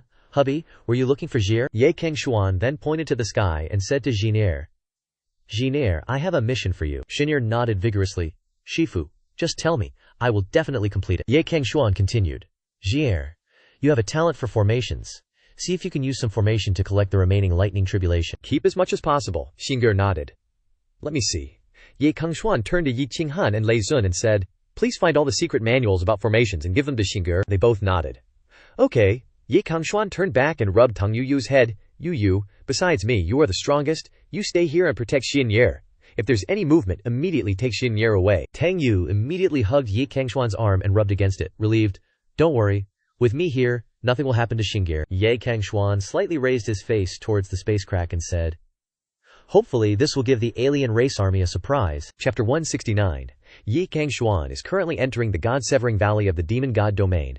As he walked, he thought, if time is short, even if those remaining cultivators break through to the Emperor Realm with my help, it's not certain they can unleash their full power. In this case, the only thing that can enhance their combat power is weapons. Ye Cangxuan was approaching a blacksmith, who was hammering away at a furnace. This blacksmith's name is Tai Yun, the #1 blacksmith of the Upper Realm, and also the Valley Master of God's Severing Valley. Tai Yun looked up and asked, "Ye Cangxuan, what wind blew you here?" Ye Cangxuan cut straight to the chase.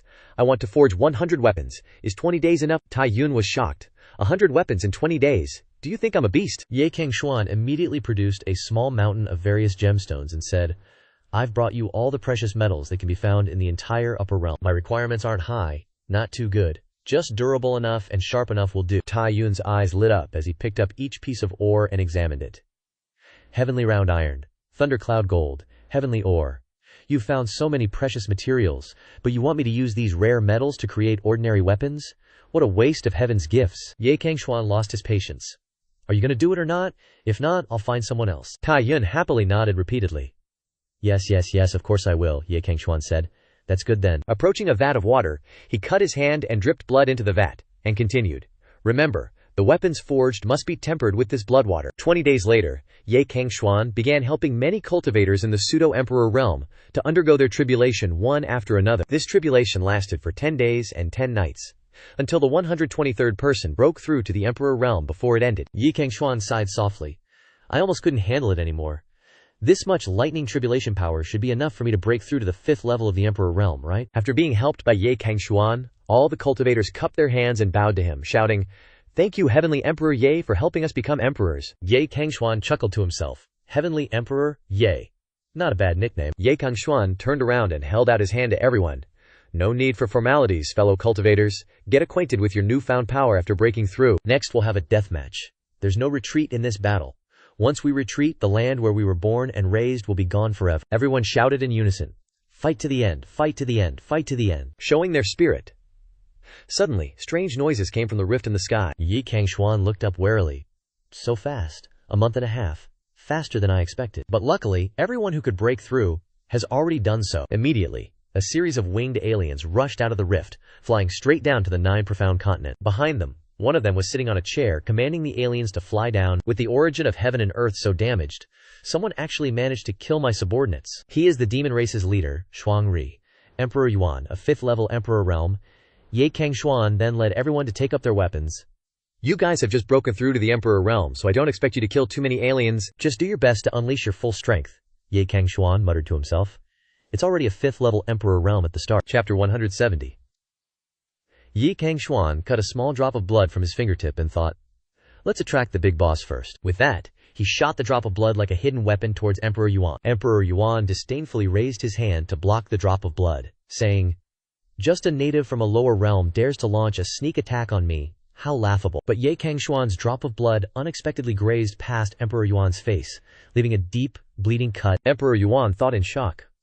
What kind of power is this? Such strong killing power. Cangxuan provocatively looked at Emperor Yuan. You're the big boss? Seems like you're not all that. Almost couldn't block my move. Emperor Yuan angrily swung his long-handled axe straight at Cangxuan. Native, you've successfully angered me. I'm gonna hang your head as a flag. Cangxuan immediately flew away, calling back to the cultivators behind him. I'll lead the big boss away. The small fries are up to you guys. Emperor Yuan chased after him, roaring in anger. Native, you're so arrogant. Don't run if you've got the guts. Cangxuan ran far away and landed in a deserted area. This distance should be far enough that fighting won't affect others. Cangxuan then turned to face Emperor Yuan, who was flying towards him. Emperor Yuan coldly laughed. Kid, why aren't you running anymore? Cangxuan calmly said, I've already chosen a suitable place for you. Time to send you on your way. Emperor Yuan laughed loudly. Send me on my way, just based on you, a 3rd level emperor realm. Then come and try. With that, he swung his axe down at Cangxuan's head. Cangxuan didn't back down either, directly throwing a punch to meet it. Cangxuan was pushed back, thinking to himself, such strong force, and was pushed back, colliding with a large rock. Emperor Yuan laughed loudly. Ha ha! Is that all you've got? I thought you were so strong, even wanted to send me on my way. Cangxuan, who was currently using both hands to support his body on his knees, his sleeves torn off, coughed a few times, frowned, and said, the strength gap is 2 realms. It seems that it cannot be taken lightly. It seems that another method must be used. Cangxuan then shook his hand violently, letting the blood from the wound on his arm fall onto the small rocks below. Across from him, Emperor Yuan still smiled disdainfully. I should still send you on your way. Cangxuan raised his hand and said, your strength is indeed stronger. Unfortunately, you don't understand the principle that a lion uses all its strength to catch a rabbit. After saying that, Cangxuan fiercely flung the blood-soaked stones on the ground straight at Yuan. Yuan scoffed. Nice tricks, but childish games are useless against true power. He immediately created an energy shield to protect himself from the incoming stones. However, contrary to his expectations, Cangxuan's blood-soaked stone instantly pierced through Yuan's barrier, shocking him. How is this possible? This is bad shit. Yuan immediately jumped back, clutching his head with both hands, his entire body sprouting sharp thorns like stones. Even a graze directly severed the thorns on his body. Cangxuan, his arm bleeding profusely, continued to channel his energy and hurl stones at Yuan, saying, your biggest mistake was knowing I posed a threat to you, yet you didn't investigate or probe at all, just recklessly came here. You're a moron. After speaking, he directly charged towards Cangxuan. Cangxuan immediately condensed his blood into a ball and threw it straight at Yuan, piercing through him. Yuan desperately raised his axe to defend, but very quickly the blood orb pierced through his defenses and struck Yuan directly. Yuan thought in horror. Why is my defense as thin as paper before his attack? Is it because of his blood? No way. Even if this defensive state can't block it, this guy's blood can suppress alien races, bloodlines. I must report this to the king. Yuan tried his best to escape the encirclement, hoping to return to the alien realm. Seeing this, Cangxuan said, "This level of alien race can abandon all flesh and blood to reshape a new body in order to escape. Consider this an important discovery." Immediately, Cangxuan flew up to chase after Yuan, who was fleeing ahead. As he chased, Cangxuan sensed the aura decreasing greatly. Don't tell me he's not even standing firm at Emperor Realm level 4 now, let alone Emperor Realm level 5. Is this the price to pay? But instead, the speed didn't slow down, but became even faster, wanting to risk his life to return and report that my blood can control you alien races. Then let's end your life. After saying that, Cangxuan clenched his fist and threw a punch towards Yuan in front. Yuan, struck by the blow, cried out, "Arg!" Then he gritted his teeth. "That hurts, but an attack like that won't kill me." Cangxuan was also a little surprised. The defensive power has increased instead. Below, a chaotic battle between cultivators and alien races was taking place, with everyone frantically slashing and killing. Yi Qinghan breathed a sigh of relief after stabbing an alien race member to death with her sword. I wonder where Cangxuan found the weapon to control the alien races. It's been so long, and he still hasn't returned. Will anything happen to him dealing with that alien race alone? Yi Qinghan looked up at the sky and saw Yuan flying close. This guy is the alien race. From before, Yuan was overjoyed as he got closer and closer to the spatial rift, and he excitedly said, "Finally here!" Then he stood up straight and shouted, "Go be a scapegoat for me, is that so?" Cangxuan's life-threatening voice appeared right behind him, and immediately a golden light flashed, blocking Yuan's return path. Yuan crashed straight into it, angrily shouting, "Formation! HYNHI is manipulating the formation from above, blocking Yuan's path." Yuan stared at HYNHI, muttering, "This kid is the foundation of the formation." Cangxuan flew close to HYNHI and said, "HYNHI, use all your strength to maintain the formation and completely seal off the alien race." HYNHI nodded slightly. "Yes, master." Yuan was furious, and streams of black smoke escaped from his body, swirling around him like a tornado. "Just a formation from a native world, and a kid in charge wants to break for me." After roaring, Yuan once again charged fiercely towards the formation. HYNH. "I was not weaker," she also shouted. "No way I'll let you break it." "Hey," and continued to channel more energy into the formation, causing Yuan to be knocked back. Yuan spat out a mouthful of blood. How is this possible? Cangxuan immediately grabbed Yuan's head from behind, sneering, "That's right, a 5th level Emperor Realm like you can't be trapped, but right now you are just a peak 3rd level Emperor Realm." Die. Cangxuan directly threw a punch at Yuan. Yuan couldn't resist, and was beaten to death just like that, his body gradually turning into black smoke and spreading out. Shu Shangxuan then placed his hand on Yuan's head and softly said, "Let me see how many of you aliens are left and what your strength is." Shu Shangxuan began to cast a soul search spell, and Yuan's memories were now showing images from the other side of the spatial rift. The aliens have gathered here with a number of troops like the sands of the Ganges, a long army stretching to the horizon. A person sitting on the throne said in a deep voice, "It seems like everyone has gathered." Standing next to him, Shuang Yiwang said, "This time your mission is the origin of the 10 Directions world." Si Yiwang also added, "Yuan, your strength is the weakest, so you should lead the way to a heaven and earth that has never been breached." Now that hundreds of millions of years have passed, that land has been eroded by demonic energy, making it difficult for experts to be born. I'll give you a year. Suddenly, the person sitting on the throne moved slightly. Seeing through some interesting memories, it seems Yuan is dead. He is Liu Yiwang. Liu Yiwang then raised a hand.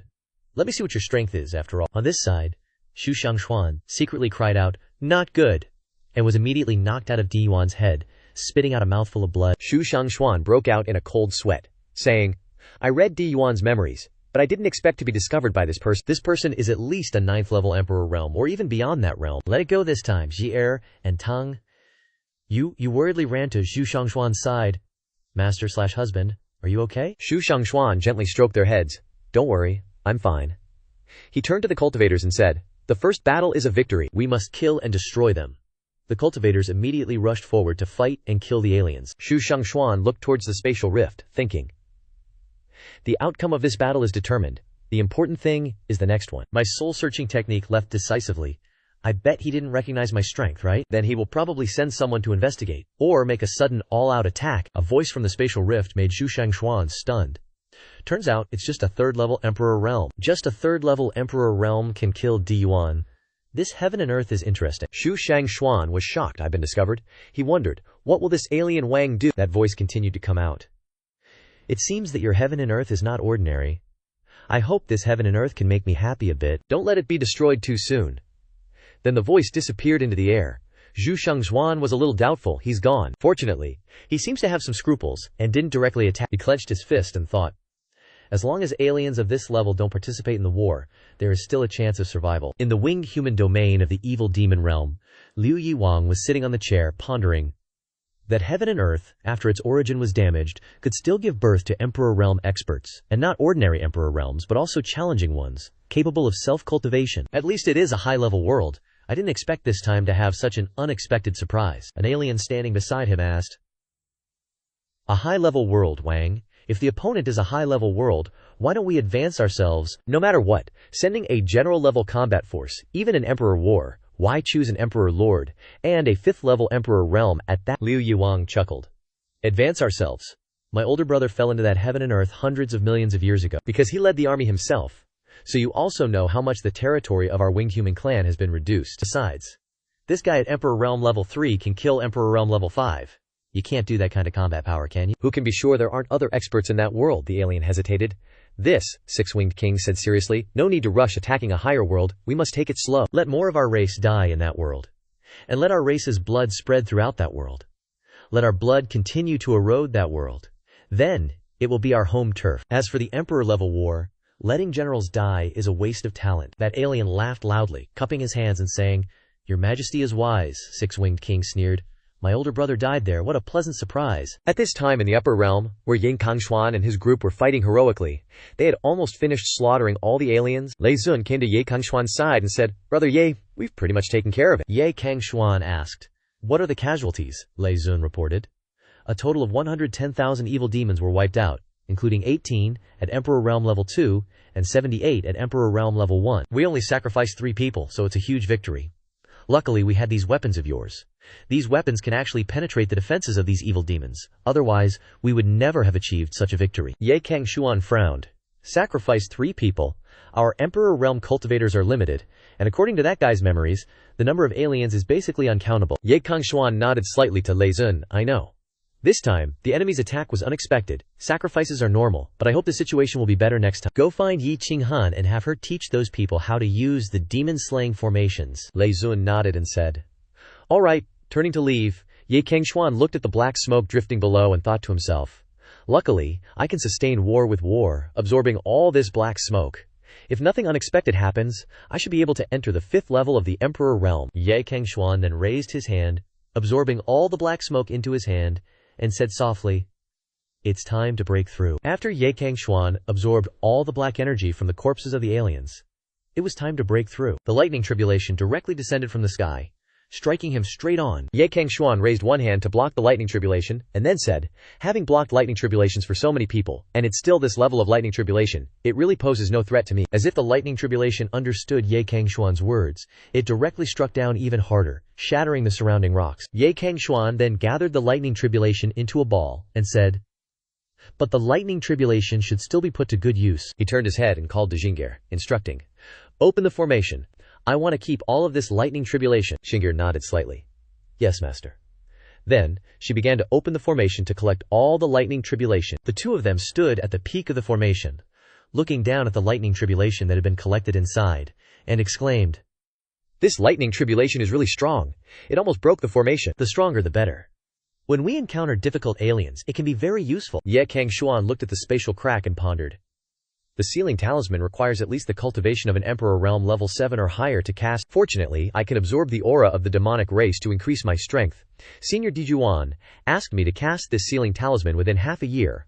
Although I don't know the specific reason, according to the current situation, it is an opportunity to see what strength the next alien race has. Below the Manzu's underworld, at this time, the old man continuously struck out 3 palm strikes, sealing off everything to fix the seal. The old man said softly to the stone statues next to him, It seems you have also felt it. This battle was a great victory for that junior of ours. However, this is only the beginning. The real danger is still behind us. This time, he killed the alien king leader. That alien race will definitely know that this world is a higher world. If nothing unexpected happens, that alien king will send 3 waves of troops within 3 years, filling this world with the aura of the alien race, and finally attacking on a large scale and occupying this world. But that alien king doesn't know that that junior of ours can absorb the aura of the alien race. He wants the aura of the alien race to corrode the origin of the world. That idea will have to disappear. Now, we have to see if this junior of ours can break through to Emperor Realm level 7 and seal the passage of the alien race within half a year. 20 days later, in the upper realm, Yi Qinghan was teaching the other disciples how to arrange the demon-slaying formation. The demon-slaying formation has great killing power against those demons, but it also requires you to test your teamwork. Remember, none of you are allowed to be afraid. Activate the formation. All 10 disciples simultaneously cast hand seals, activating the formation. Tang Yu, seeing this from outside, wiggled her fingers. The formation's up, let's test its power. She immediately charged in. One disciple was standing inside the formation, but before she could even get close, she was blasted back out. Tang, you cracked her neck? That's tough. The rebound force is strong, Yi Qinghan explained.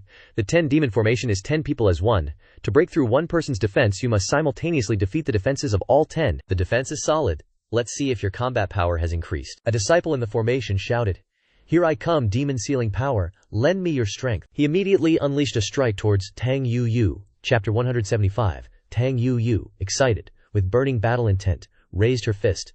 Not bad. She immediately went head-to-head, directly confronting the disciple's palm strike. Tang Yu took a few steps back after exchanging blows with the disciple, frowning. "Your strength isn't weaker than mine. With the formation's help, your attack and defense aren't weaker than a third-level Emperor Realm expert. It's just that only one of you can fight in 10 days. Yi Qinghan cleared Tang Yu's confusion. That's right, only one person can fight, but one person is enough, she shouted. Activate the array, seal it off.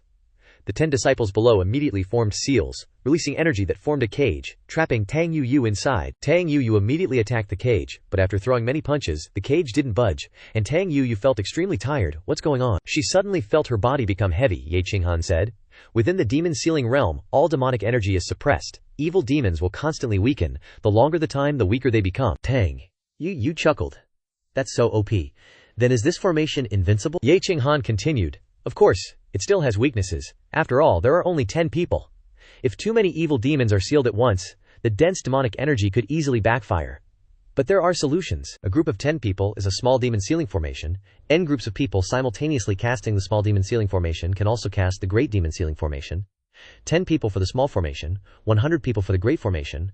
Under double the suppression, there are almost no weaknesses. Luckily, Shi-Er improved the demon sealing formation. She really is a formation genius. At this moment, in the Demon King Palace of the Demon God Domain, Ye Cangxuan was sitting inside the palace, calmly drawing a talisman.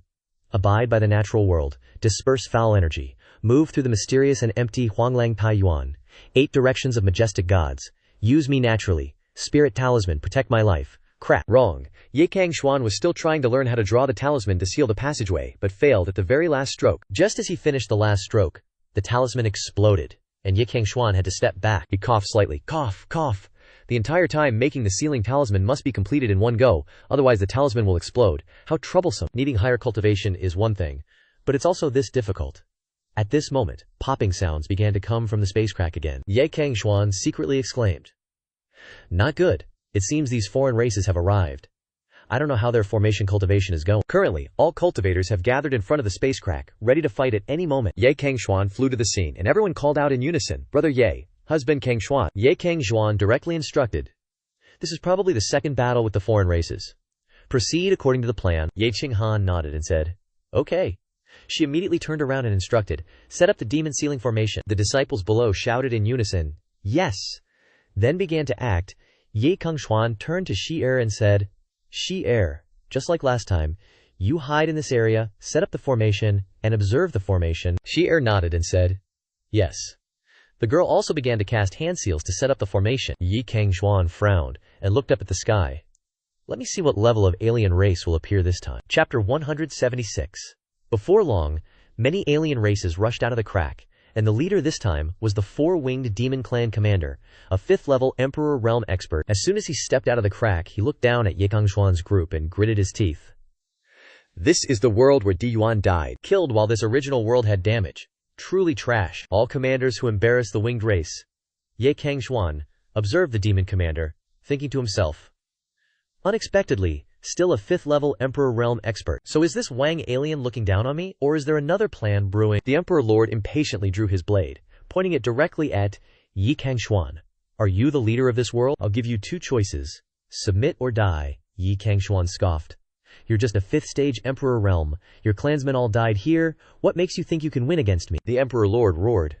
You natives dare compare yourselves to me, Yi Cangxuan sneered. How arrogant. Let me show you how powerful we natives are. Yi Cangxuan waved his hand and said to Yi Qinghan, start it up. Yi Qinghan nodded. All right. Turning back, she told everyone. Activate the formation. Immediately, golden light from the formation shot into the sky, enveloping all the aliens. The Emperor Lord still sneered. You think a mere formation can stop me? Break from me, he shouted and threw a punch at the formation. The punch collided with the formation, creating a loud explosion. The Emperor Lord had to take 2 steps back, but the formation remained undamaged. The Emperor Lord thought in shock. How is this possible? Yi Cangxuan still stood outside, saying, You're not worthy of my personal attention? Anyone here is enough to deal with you. Yi Cangxuan then pointed to a disciple standing outside and said, You go. The disciple was shocked. Me? But in his heart he thought, That's a 5th stage Emperor realm? Yi Qinghan next to him said, Don't worry, the small demon subduing formation can withstand attacks from a 3rd stage Emperor realm, and the great demon subduing formation can withstand a 5th stage Emperor realm. It shouldn't be a big problem. Hearing this, the disciple became more confident. Then I'll give it a try. Thinking in his heart, a 5th stage Emperor realm. I never thought I'd have the chance to fight a 5th stage Emperor realm. Then he flew into the formation, shouting, Evil demon, let me teach you a lesson. The Emperor Lord gritted his teeth in anger. You actually sent a 1st stage Emperor realm to humiliate me. Then he immediately yelled, Die, and slashed directly at the disciple. The disciple was startled and terrified, unable to react in time. Too fast. Am I going to die like this? Then he subconsciously raised his hand to block in front of his face. The Emperor Lord's slash landed on the disciple's hand but was blocked, unable to break through his defense at all. The Emperor Lord thought in shock. How can a mere 1st stage Emperor realm block my attack? But the disciple was ecstatic. This is the defense of the great demon subduing formation. So strong, the disciple knocked away the Emperor Lord's blade and said arrogantly, Evil demon, haven't you eaten? You can't even break my defense, pathetic. The Emperor Lord roared in anger. His whole body began to erupt with furious power for being humiliated like this. He then launched a palm strike at the disciple from afar. The disciple also raised both hands to defend, dodging the Emperor Lord's attacks. While dodging, the disciple also provoked, So trash, you can't even break my defense. But in his heart he was jumping with excitement. Awesome! The dignified 5th stage demon emperor can't break my defense. Yi Qinghan observed the formation's situation from outside, frowning and thinking. If it drags on, the spiritual energy of some of the weaker formation members might become unstable. She turned her head and said to Yi Cangxuan, Cangxuan, if it drags on any longer there will be problems. Yi Cangxuan nodded and said, Don't rush, I'll make a move at the crucial moment. Right now this alien is still a bit wary. We must make him completely enraged, and we also need to use this formation to give other cultivators confidence in victory. We can't always rely on me. Yi Qinghan's fighting spirit ignited upon hearing this, and she said, I understand, you're always so thoughtful, Cangxuan. Yi Cangxuan then looked at the Emperor Lord, adding fuel to the fire. Is this all you've got? Not very impressive. You can't even break the defense of a 1st stage Emperor realm. The Emperor Lord glared angrily at Yi Cangxuan. You, then looked at everyone around. You all die for me, die. He was so enraged that he unleashed all his power, raising his blade, wanting to cleave everything in a single strike. Ye Xuan grinned. Opportunities here? He immediately sliced the tip of his little finger, releasing a drop of blood, and shot it straight towards the Demon Lord, yelling, Die! The Demon Lord watched the incoming drop of blood, breaking through his defenses, and was horrified. What is this? The drop of blood instantly pierced through the Demon Lord's body, catching him off guard, and directly obliterating him. The remaining alien races blankly watched the Demon Lord dissipate, screaming in terror, Commander! Ye Xuan turned back and said to Yi Qinghan, The commander's dead, the rest is up to you guys. Yi Qinghan nodded and said, Got it. She immediately addressed all the disciples. The evil demonic leader is dead. Dispel the great demonic seal formation. Use the lesser demonic seal formation to eliminate all remaining evil demons. The disciples shouted in unison, Yes! And flew up.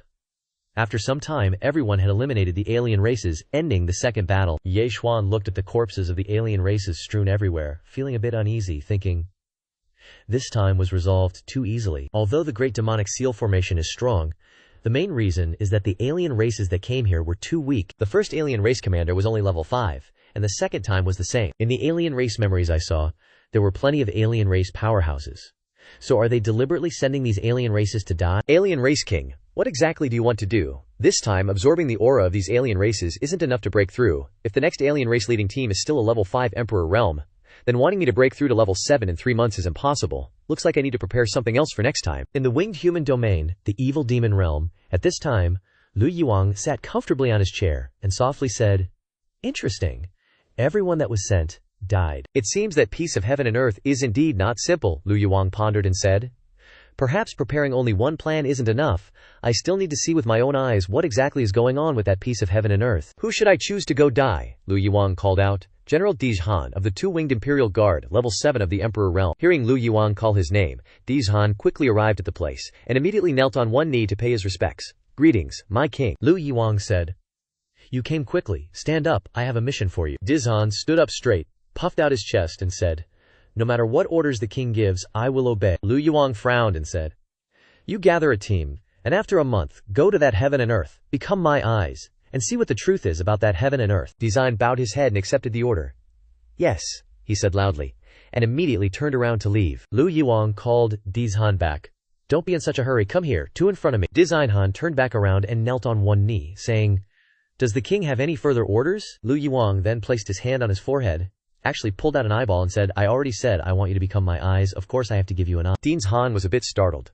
Lu Yuang then said, "No need to be nervous, this is your honor." After finishing speaking, he immediately placed that eyeball on Dizhan's forehead. The eyeball instantly sank into the center of his forehead, becoming his third eye. Dizhan then bowed his head to express his gratitude. "Thank you for the king's grace."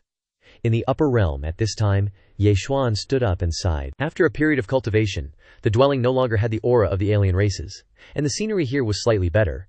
It's just that even though he absorbed quite a bit of the aura of the alien races here, he was still a little short of breaking through. He should still find a senior to ask. Ye Xuan was entering Diju Juguan's residence. Walking along the way, he looked at the skeletons around him, thinking to himself, "Why do I feel that the aura of these seniors, corpses, has become much more refined? Am I sensing it wrong? This is hair. I remember that this corpse didn't have any hair last time." Ye Xuan was raising his hand to touch the few sparse strands of hair on the head of a corpse when a voice rang out from inside, startling. "Ye Xuan, Jr., don't get any ideas about the few hairs of my fellow Taoist. He will be angry." "You, come over here," Ye Xuan softly asked. "So does that mean these seniors still have a chance to be resurrected?" And immediately went inside. Entering the depths of the cave, Ye Xuan then clasped his hands in salute to the old man. "Greetings, senior." The old man immediately asked, "No need for formalities. What brings you here this time?" Ye Cangxuan casually sat down and said, "Senior, there are mainly two things. First, the alien race sent by the alien king are not strong at all. It's like they were sent to die on purpose, and I still don't understand why. Second, under these circumstances, breaking through to the 7th level of the Emperor Realm within 3 months is almost impossible." Chapter 179. The old man immediately addressed Ye Cangxuan's concerns. "Don't worry, the time isn't right yet. The previous alien king fell here hundreds of millions of years ago, so being cautious is normal. The front lines are just probes, and they'll send much stronger alien races later. This is also a good thing for you guys. An opportunity.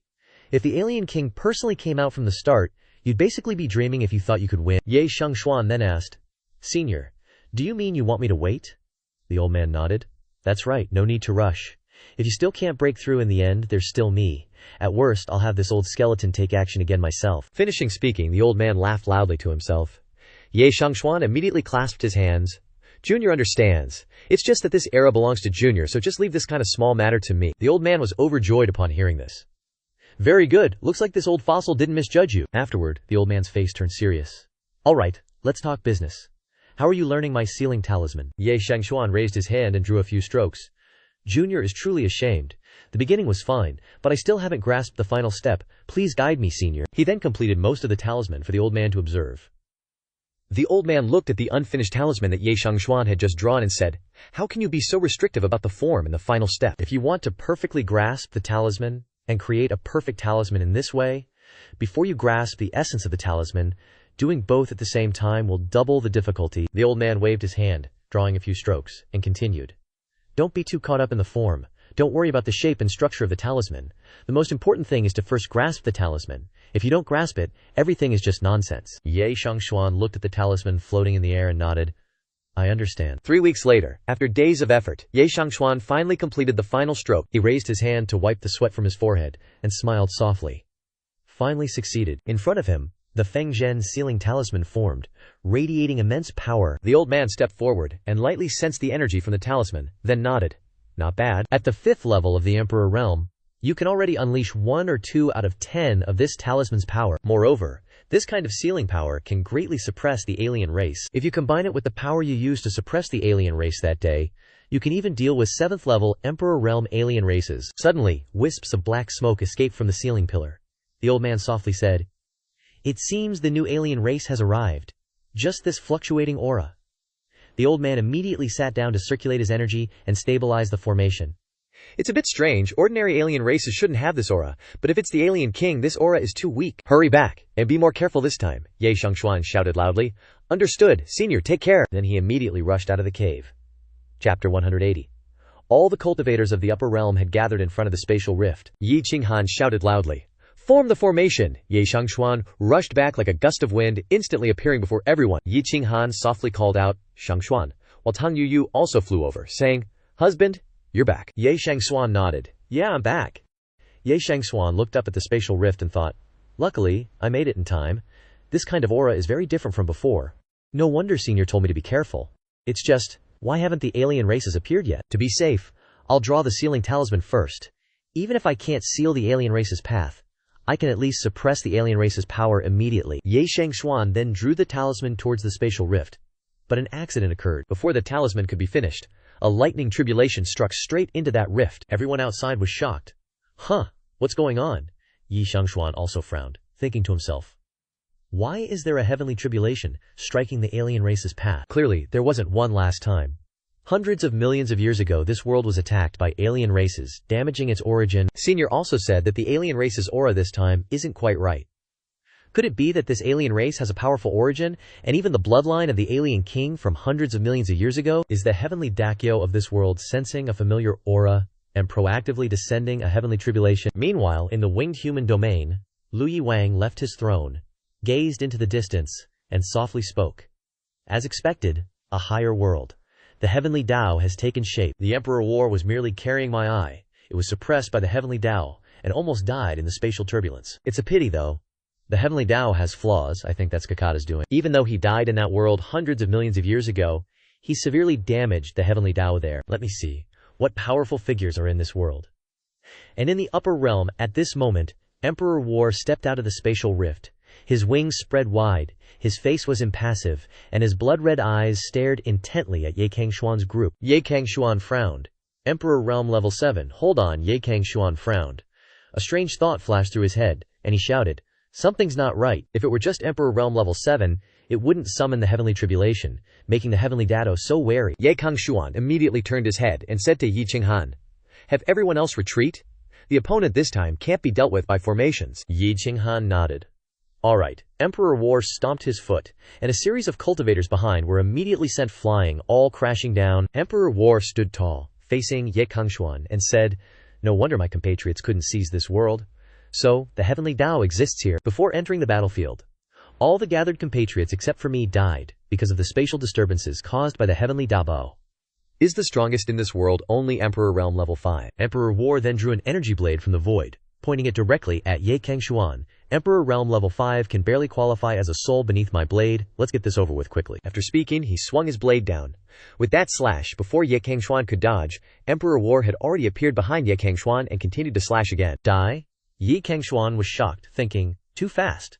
Then he quickly swayed his body to dodge. What followed was a scene of someone swinging a blade and someone dodging.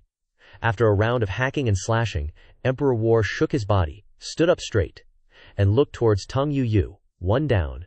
Next is the second Emperor Realm Level 5 here. You're so confident. Have you finished me off? Emperor War was slightly stunned. I didn't expect this. Ye Cangxuan isn't dead. Emperor War immediately turned around. He's not dead. Ye Cangxuan smiled slightly and said, The power isn't bad, but unfortunately it's far from enough to break my defense. Emperor War gritted his teeth. Can't break the defense. Then I'll try again. After speaking, he rushed straight towards Ye Cangxuan. Ye Cangxuan smiled slightly. Unfortunately, you're out of chances, sealing talisman, seal. Then he threw the talisman straight towards Emperor War, who was flying over. Ye Cangxuan then reached out to a disciple. Lend me your weapon. Then he immediately sucked in the sword. That disciple was still in a daze.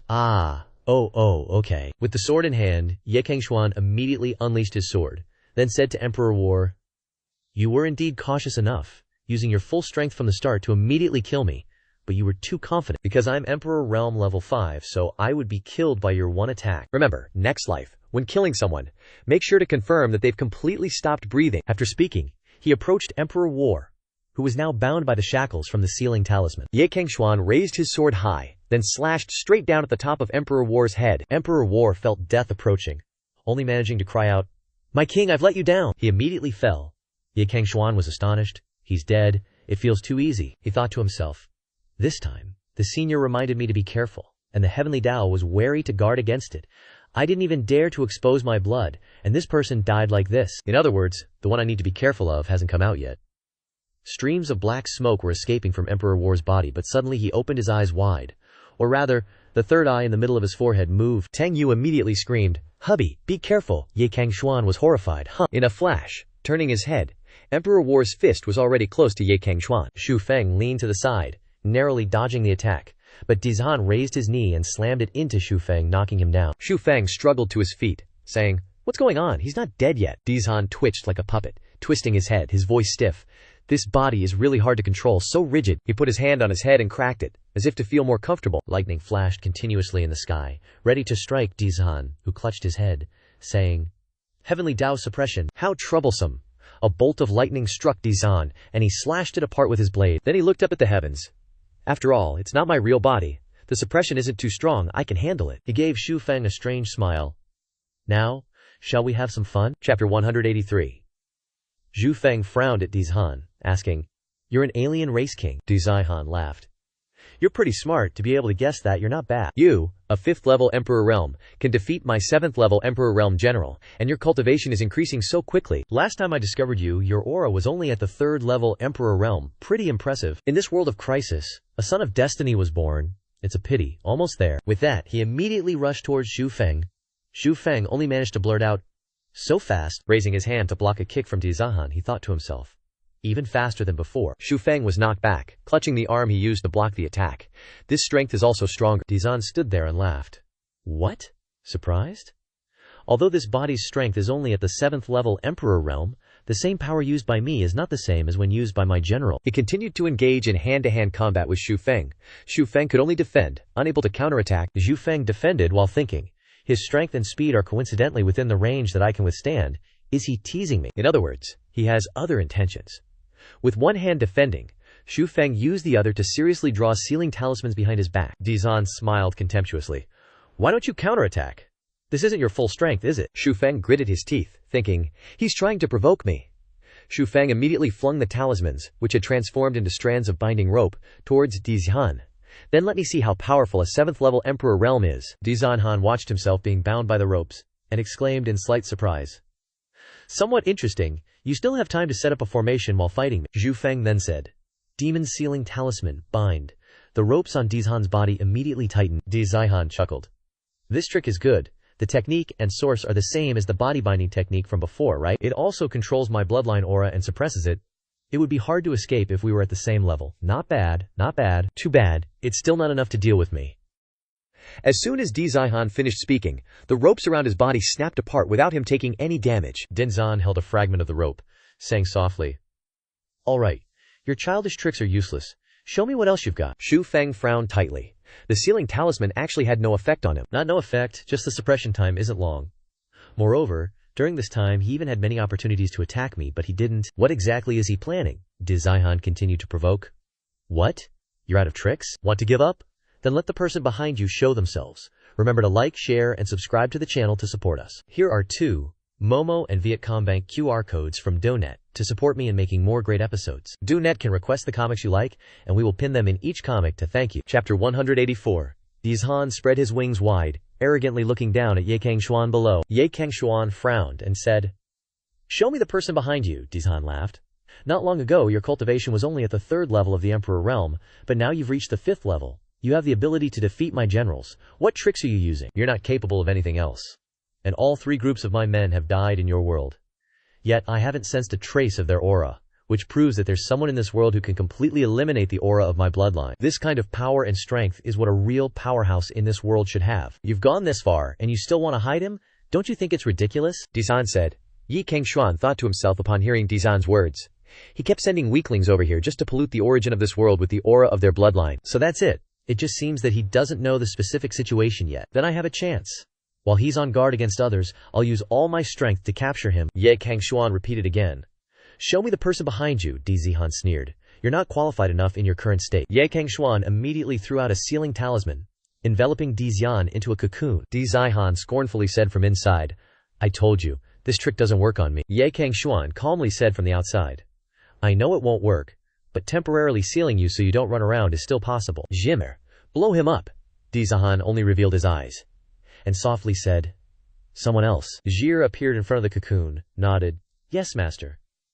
Then she began to form hand seals. Immediately, layers upon layers of formations appeared under her feet, pressing directly onto the cocoon, trapping Di Zihan. At this moment, from Jir's layers upon layers of formations, tribulation lightning immediately descended, striking the cocoon. Di Zihan inside was also shocked by the power of the tribulation lightning. After a wave of tribulation lightning struck down, Di Zihan tore the cocoon apart, revealing his body, which was a bit blacker from being struck by the lightning, and his wings were tattered with feathers falling off. Ye Cangxuan frowned tightly. He's still not dead. Die? After saying that, he summoned a sword and threw it straight at Di Zihan. Then let you and this body die together. Di Zihan roared disdainfully. I admit your methods are quite good, but even heavenly lightning couldn't blast me to death. You think you can kill me with just a weapon? But before he could laugh for long, the sword that Di Zihan looked down upon directly pierced through his third eye, piercing through his head. Di Zihan fell backward, only managing to say in disbelief, How is this possible? Then he fell directly down. Ye Cangxuan breathed a sigh of relief at this moment. Consider that resolved, he thought to himself. With heavenly lightning and the sealing talisman causing interference, he couldn't have detected that the weapon was tainted with my blood. Perhaps he'll be more cautious next time we meet, but at least I have to protect my trump card. Yi Qinghan and Tang Yu immediately rushed over. Cangxuan, let me heal you. Hubby, are you seriously injured? Ye Cangxuan replied. I'm not in a hurry.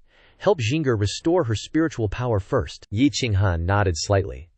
Okay. Ye Cangxuan flew down to Di Zihan's corpse and said, Since he's a 7th level emperor realm from another race, I should absorb him before doing anything else. At this moment, in the winged human territory of the evil demon realm, Six-Winged King angrily crushed the armrest of his chair and sneered, Impressive. Even I couldn't lure out the person behind him by making a move myself. He's hiding so deeply. Moreover, in the end, what kind of weapon did that guy use that could easily break my defense? That world is indeed not simple. It's a pity. I still couldn't figure out who's behind him. What kind of strength does he have? However, he shouldn't be more than 1,000,000 years old, and he might even be seriously injured. Otherwise, he wouldn't dare to show himself. It seems that my elder brother was defeated 1,000,000 years ago, but he also made some contribution. King. An alien race stepped in, surprisingly pointing to the eyes of Six-Winged King, and asked. Six-Winged King touched the lost eyes, and was now bleeding, chuckled. It's okay, just now the clone was checking the situation in the small world. Suffered a slight injury, no big deal. Yo, Lao San, perfect timing, got a mission for ya.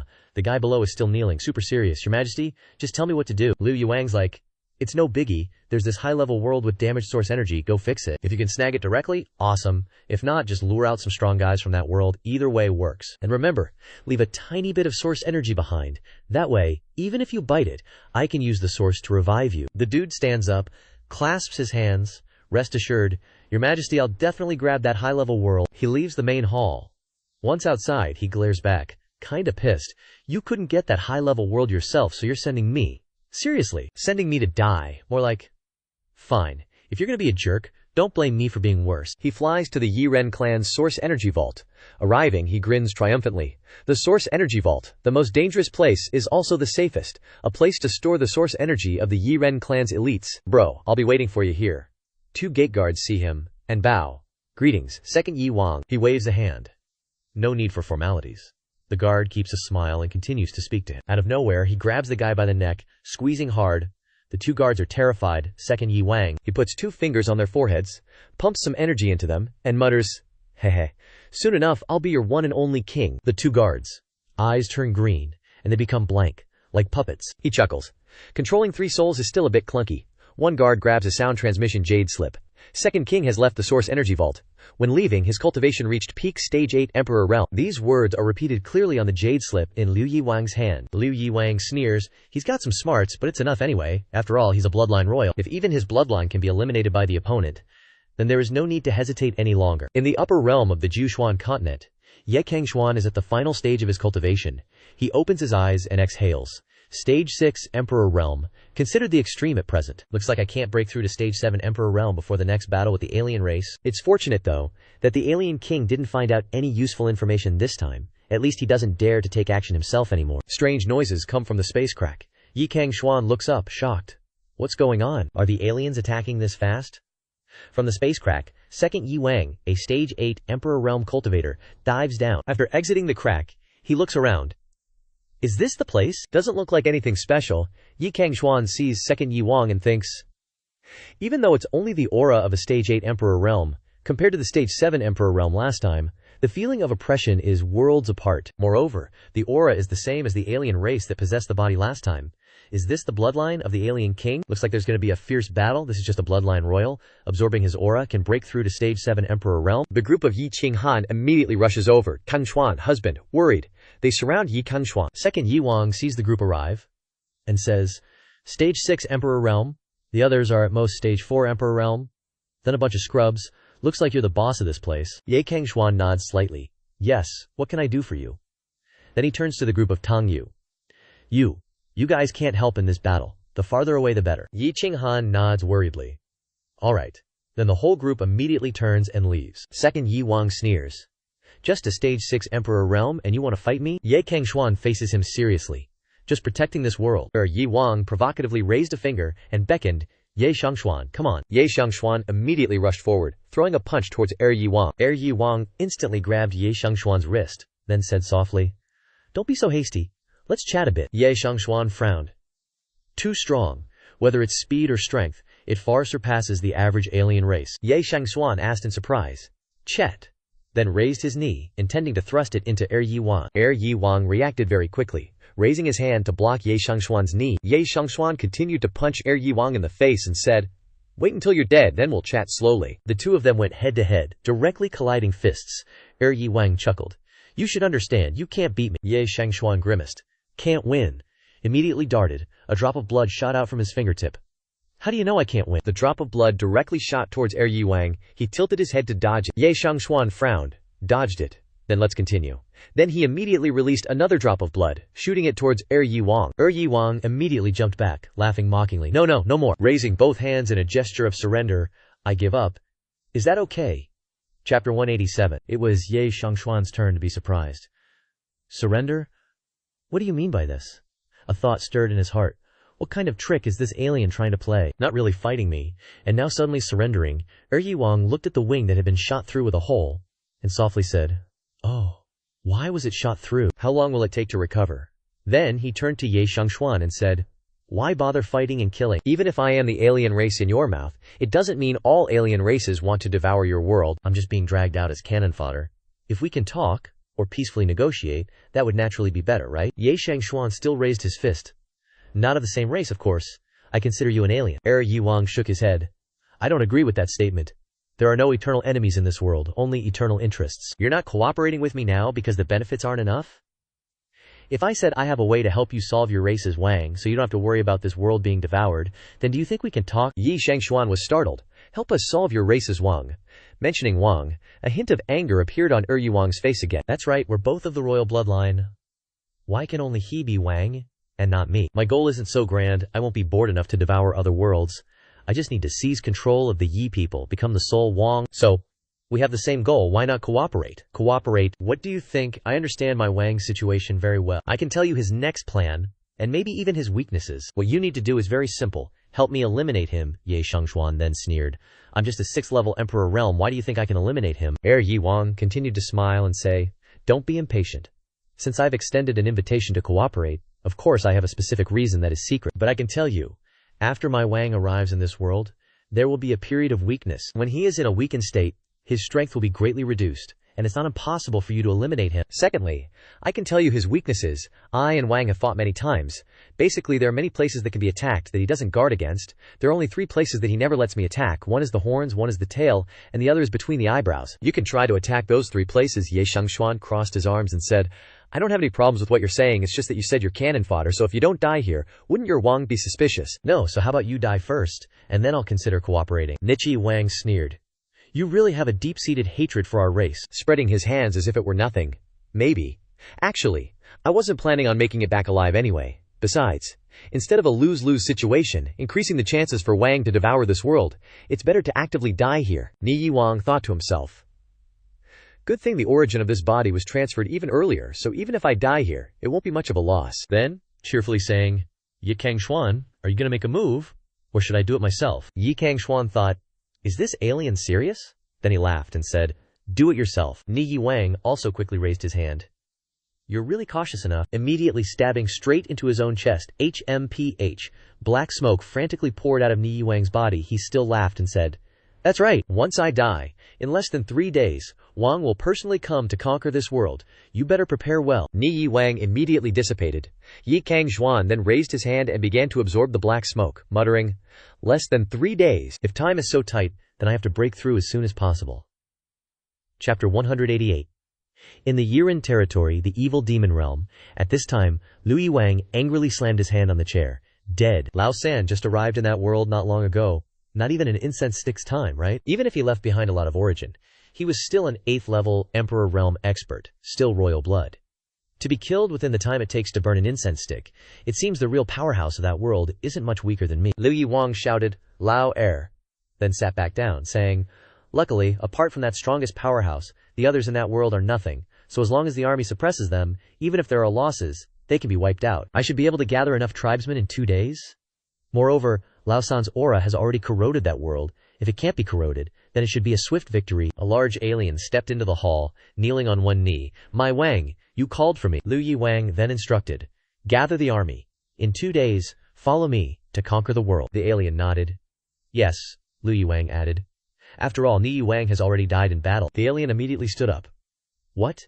Not only did my imperial brother go this time, but Ni Yiwang was also defeated. Lu Yiwang then propped his chin, saying, so, to be on the safe side, after summoning the army, go to the Origin Pavilion tonight and store some origin. The alien bowed his head to receive the order. Understood. At the Yiren race's Origin Pavilion, 2 guards were chatting with each other. One of them said, Wang has indeed begun to summon the army. The other also said, just as I predicted, within 3 days, Wang will definitely begin to conquer that world. So fast, it seems I overestimated 3 days. Attention, someone's coming. After the reminder, the 2 guards simultaneously saluted the person who had just landed in front of them. Greetings, Si Yiwang. In the upper realm continent, Cangxuan, after Ye Cangxuan absorbed the energy from Ni Yiwang, he quickly sat down to cultivate. He suddenly opened his eyes, grunted, and created a defensive barrier against the lightning strike coming straight down from the sky. After the lightning tribulation passed, Ye Cangxuan immediately clenched his fists, feeling it a little. Finally broke through. No wonder the senior told me that I must reach the 7th level of the Emperor Realm before I can fully use the sealing talisman to seal the alien's passage. It turns out that starting from the 7th level of the Emperor Realm, one can come into contact with the Great Dabo. Therefore, a weak connection with the Heavenly Dabo is born. With the help of the Heavenly Dabo, the sealing talisman can exert its greatest power. And the aliens with royal blood, their strength is definitely not limited to the 8th level of the Emperor Realm. This power of the Great Dao origin. With this aura, he must be at the 9th level peak of the Emperor Realm. If he hadn't helped me comprehend the Great Dao, I'm afraid I wouldn't have been able to break through even with ordinary aliens. Then it's time to solve the last problem. After speaking, Ye Cangxuan immediately drew the sealing talisman and pushed it straight into the spatial rift. Heaven helps me. The lightning tribulation immediately struck the talisman. Seeing the talisman enveloped by the power of the lightning tribulation, Ye Cangxuan happily said, with the help of heavenly lightning, the power of this sealing talisman is enough. Go. Then immediately pushed it into the rift. The talisman quickly spread out, then completely enveloped the rift. As soon as it covered the entire sky, it became clear again. Ye Cangxuan was delighted. After this alien spatial rift disappeared, the sky has become clearer. This time, luckily, there was this alien with royal blood who came to cooperate. Not a chance in hell. Even if you really didn't want to kill each other, not letting you come here is my goal. Chapter 189. At this time, in the Yiren territory, a large number of Yiren tribesmen had gathered here. Si Yiwang then stepped forward and said, my king, except for the legion that is competing for the minor world at the border, all the other members of the clan have gathered. Lu Yiwang said, good. Then now is the time to appear. The legion is standing before the spatial passage, but they can't find the way. At this moment in the Origin Pavilion, 2 guard soldiers, or rather 2 split souls of Yiwang, were shocked. What's going on? The spatial passage is closed. One of them gritted his teeth. That little brat is playing. The main body died and immediately closed the passage. What a pain. If the king doesn't make the next move, how can I proceed? Then the 2 of them seemed to sense something and chuckled. Good opportunity. Lu Yiwang stood before the sealed spatial passage. Lu Yiwang roared, what's going on here? Have you investigated clearly? Si Yiwang said. The passage is closed. We can't locate the other party's world. Did the other party restore the spatial rift? No, it's not easy to restore it like that. It must be a seal. Lu Yiwang gritted his teeth. A seal that comes once every million years, and now it's here again. Interesting. You think I don't have any backup plans? You think you can seal and unseal whenever you want? This passage, huh? Lu Yiwang dripped a drop of blood onto the barrier and said, "Go, destroy the barrier with some kind of magical power." The drop of blood immediately fell straight into the bottomless sea in the upper realm of the Cangxuan continent. Suddenly, a pair of blood-red eyes opened wide in the desolate seabed. The king's call is for me to break the seal and open the spatial passage. An alien race immediately sat up from the seabed and muttered, "My king, aren't you making things difficult for me?" The alien race lowered his head in annoyance and continued, "I consumed a large amount of origin to escape from the self-imposed seal, and I haven't recovered yet. Moreover, the people in this place have terrifying strength. Even the commander can't defeat them. How can I break the seal alone?" He shouted, "I need more dough. If I succeed, I must receive enough origin to become a commander." The water at the bottom of the endless sea immediately churned into small whirlpools. A gloomy voice sounded, "I agree." The alien race immediately bowed his head and said, "Your servant obeys." Then he immediately transformed, and wings grew on his body. He looked up and said, "I've recovered quite a bit. Time to go check out that seal. How should I break it after all?" After speaking, he shot up. Chapter 190. In the upper realm of the Cangxuan continent at this time, Ye Cangxuan was still completely unaware of the remnant existence of an alien race. Ye Cangxuan was still continuing to reinforce the power added to the talisman that had sealed the spatial rift. After completing the reinforcement, he wiped away his sweat and said, "It can be considered safe now." Behind him, Qing Han stepped forward and happily asked, "Cangxuan, can you cast the sealing talisman now?" Lei Zun also stepped forward and asked, "Are we all right?" Ye Cangxuan smiled slightly. "We're temporarily all right, just to prevent future dangers. We should still increase our cultivation." Both Ye Qinghan and Lei Zun nodded. "Exactly." Ye Cangxuan waved to Xi Er, who was high above. "Xi Er, you don't need to hold the formation anymore." Xi Er happily nodded. "Yes, master." Ye Cangxuan turned his head and said to the two, "You can stay here to protect or go find a place to cultivate. I have some matters to attend to. I'll go first." The two nodded. "All right." They watched in surprise as Ye Cangxuan simply used his hand to tear open the space and disappear. Lei Zun exclaimed, "So strong, casually opening a spatial rift for teleportation. When will I reach this realm?" Meanwhile, a little head was poking out of the water, peeking at everyone. Hiding underwater, he thought to himself, "The strongest one finally left. I can't beat the other three either, especially that formation guy. Better wait a bit." Then he immediately dove back underwater. Deep beneath Manzhu, the old man watched Ye Cangxuan approach, stroking his beard with a smile. "You've come." Ye Cangxuan bowed respectfully. "Senior, I've come," the old man said. "In a mere 6 months, you've successfully sealed the passage of the alien race. As expected, I didn't misjudge you." Ye Cangxuan humbly replied, "Senior, you flatter me, senior. The reason I've come this time is to seek your guidance on the matter of the seal. After the alien race's passage is sealed, are there any remaining drawbacks, or how long can the seal last?" The old man became serious. "It seems you've already observed something amiss, haven't you?" Ye Cangxuan said. "When I cast the sealing talisman to seal the alien race's passage, I clearly sensed a spatial tremor. If you hadn't said that a 7th-level Emperor Realm expert could seal the alien race's passage, I would have even suspected that I would fail. Although it was ultimately successful and there were no apparent problems, I clearly felt that the seal was very weak, so after setting up another layer of seals, I immediately came to ask you, senior." The old man stroked his beard.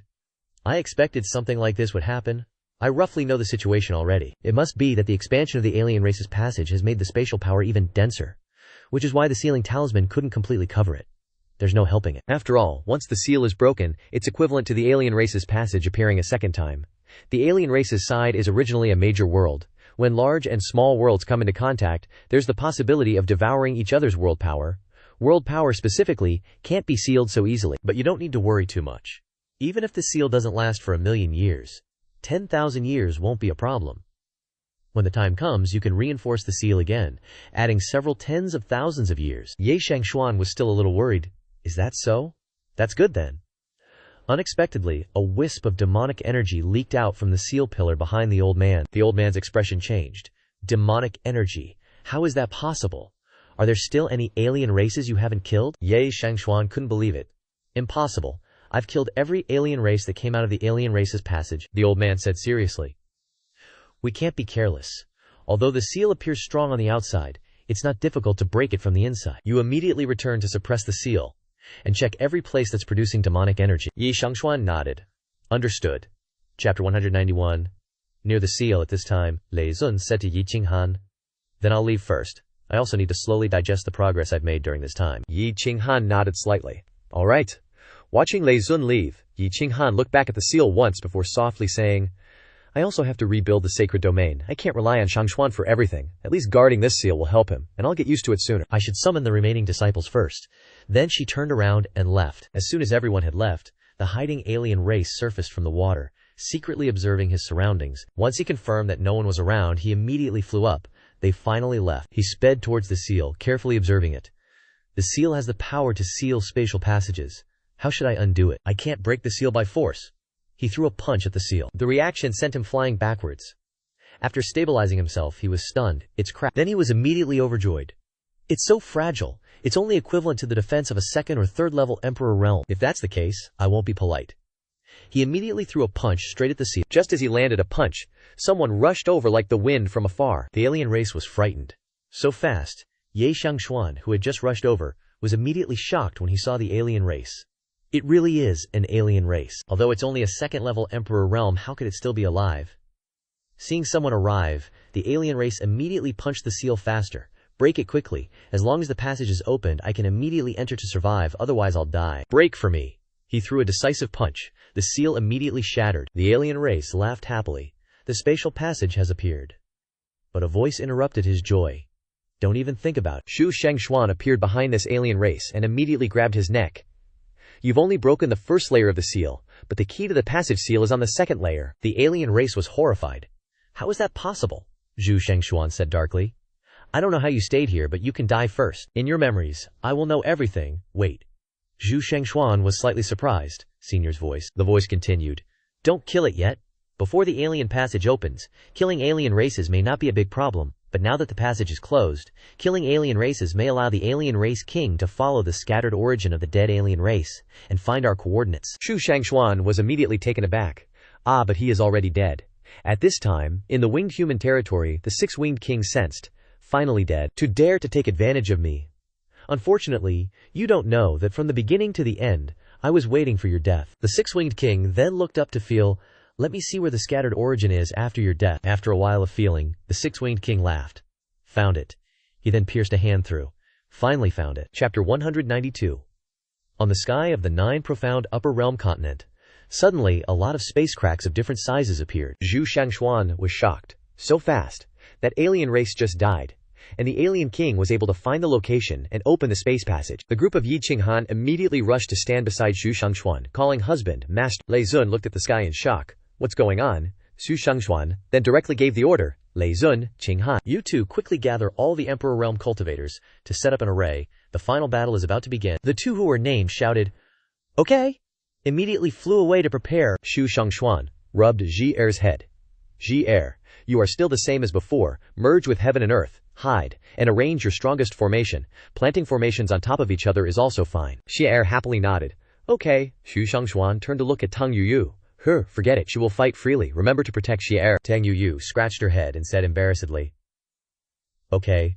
Xu Shangxuan looked at the cracks in the sky and sighed. Unexpectedly, something about to succeed failed. I don't know if what the second-winged king said is true after all. If he can make the alien king enter a period of weakness, then when will that be? Whirlwinds suddenly appeared in the cracks in the sky, and the cracks became wider and wider. Xu Shangxuan was shocked. So fast. Thinking to himself, there is also this demonic aura. It seems that this is the final battle. From inside the space cracks, countless aliens rushed out. Xu Shangxuan was startled when he saw it. This number, how to fight, little friend. A gentle voice, but to Xu Shangxuan's ears like a death knell. We meet again. The six-winged king sat cross-legged on the throne and coldly smiled at Xu Shangxuan. I don't believe the person behind you still won't take action this time. Xu Shangxuan then said, you can try. Maybe after you die, my mountain axe will appear. The four-winged king beside him roared. Insolent! Just a native dares to talk nonsense like that. Then he immediately knelt on one knee before the six-winged king. King, this person is one of the leaders of this world, right? Let me go and deal with him. The six-winged king smiled. Not in a hurry. It's not your time to take action yet. These are just leaders on the outside. It's an overkill for you to take action yourself, and it's easy to be ambushed. Directly let the army suppress them. The six-winged king then waved his hand to issue an order. Attack with formation teams 1 and 2, and destroy them. The alien races said in unison, as you command. Then immediately flew away. Xu Shangxuan pondered. He didn't take action himself, but sent an army to suppress them. It seems that he is still wary. wary of the senior. On the contrary, it is a good thing. Before knowing the truth, he doesn't dare to act rashly. But I can take this opportunity to increase my strength. Just don't know how long it can last. The cultivators of the 9 profound continent have also gathered completely. Ye heavenly emperor, we're here. Lei Zun's eyes widened when he saw the endless alien race. This is too much. Yi Qinghan was also worried. How can we kill them all? Xu Cangxuan then burst into fighting spirit. If we can't kill them all, then we'll kill them until they're afraid. Everyone chorused. All right.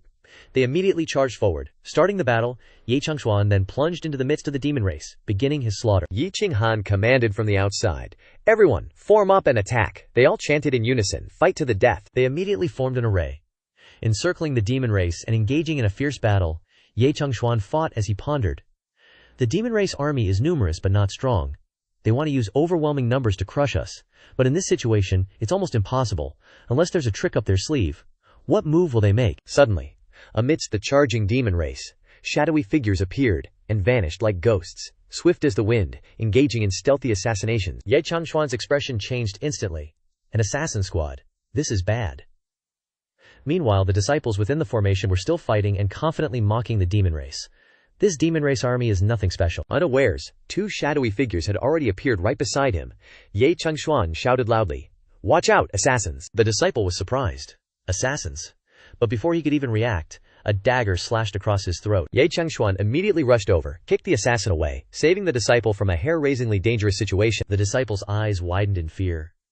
There was actually a demon race member that, close to me, I almost got stabbed. He then cupped his hands at Ye Cangxuan and said, "Many thanks, Ye Tiandi." Ye Cangxuan shook his head. "No biggie. Don't let your guard down, and watch out for assassins." Liu Yiwang observed the battle from the sidelines and chuckled. Interesting. Not counting their leader, the rest are just Emperor Realm rank 2 or 3, yet they can massacre my army so easily. This formation isn't bad. The Emperor Realm rank 7 demon race general, Di Sha, Si Yi, cupped his hands. "My lord, allow your servant to go and eliminate those savages." Liu Yiwang waved his hand. "Go on, I permit it," Di Sha immediately shouted. "Yes, my lord." He then turned and flew into the fray, thinking to himself, "My chance to earn military merits has arrived." Di Sha immediately struck a disciple with a palm attack, shouting loudly, "Die!" The disciple only managed a choked oog before spitting out a mouthful of blood. Liu Yiwang, observing from outside, burst into laughter.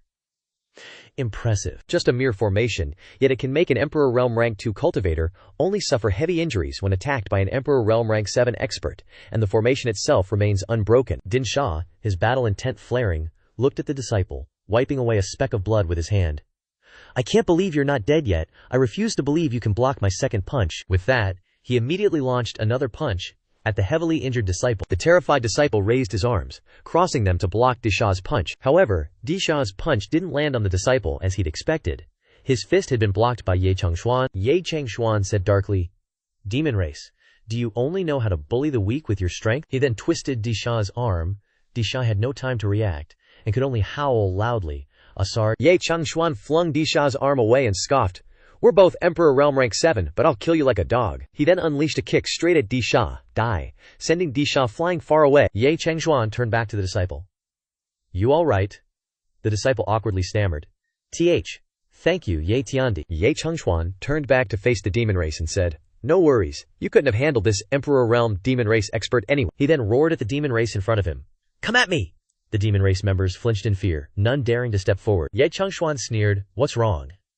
Scared now, Liu Yiwang frowned. "He actually killed them to the point where my army is terrified." He then roared, "Kill that person and be rewarded with a portion of the royal bloodline's essence, and you can be promoted to a general." Hearing the enticing reward from the demon king, the demon race members immediately became excited, their battle intent blazing fiercely, and they charged towards Ye Cangxuan. Liu Yiwang observed the battle, thinking to himself, "Even though this person is only Emperor Realm rank 7, his strength is truly extraordinary. I should deal with him sooner rather than later." Liu Yiwang then said, "Dimie, make your move. This Dimie is the great commander of the demon clan, an 8th level Emperor Realm expert." He nodded and said, "Your will be done." As Ye Cangxuan was fighting those foreign races, a whooshing sound rang out from behind him. Ye Cangxuan nimbly leaned to react, dodging a claw strike from Dimie, and immediately darted away. Ye Cangxuan took a breath, thinking, 8th level Emperor Realm.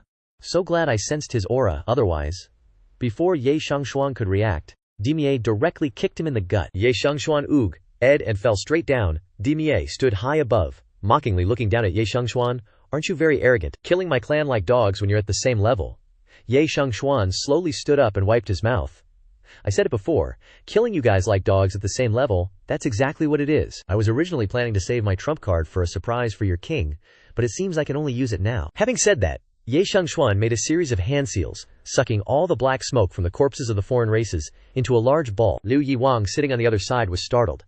How is that possible? Liu Yiwang gritted his teeth. How can he absorb the life force spilling out when our clansmen die? This is something only top-tier royal clan bloodlines can do. Even I can do it, but I can't absorb it limitlessly like that. Who exactly is he, I remember?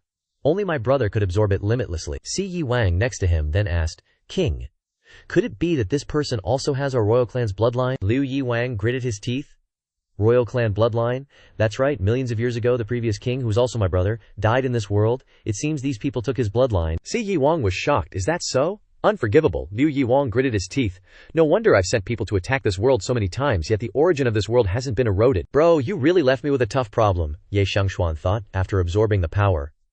Too bad, I can only break through to the 8th level Emperor realm. If those guys had all died, I would have had a chance to break through to the 9th level Emperor realm. But in this situation, I can't delay.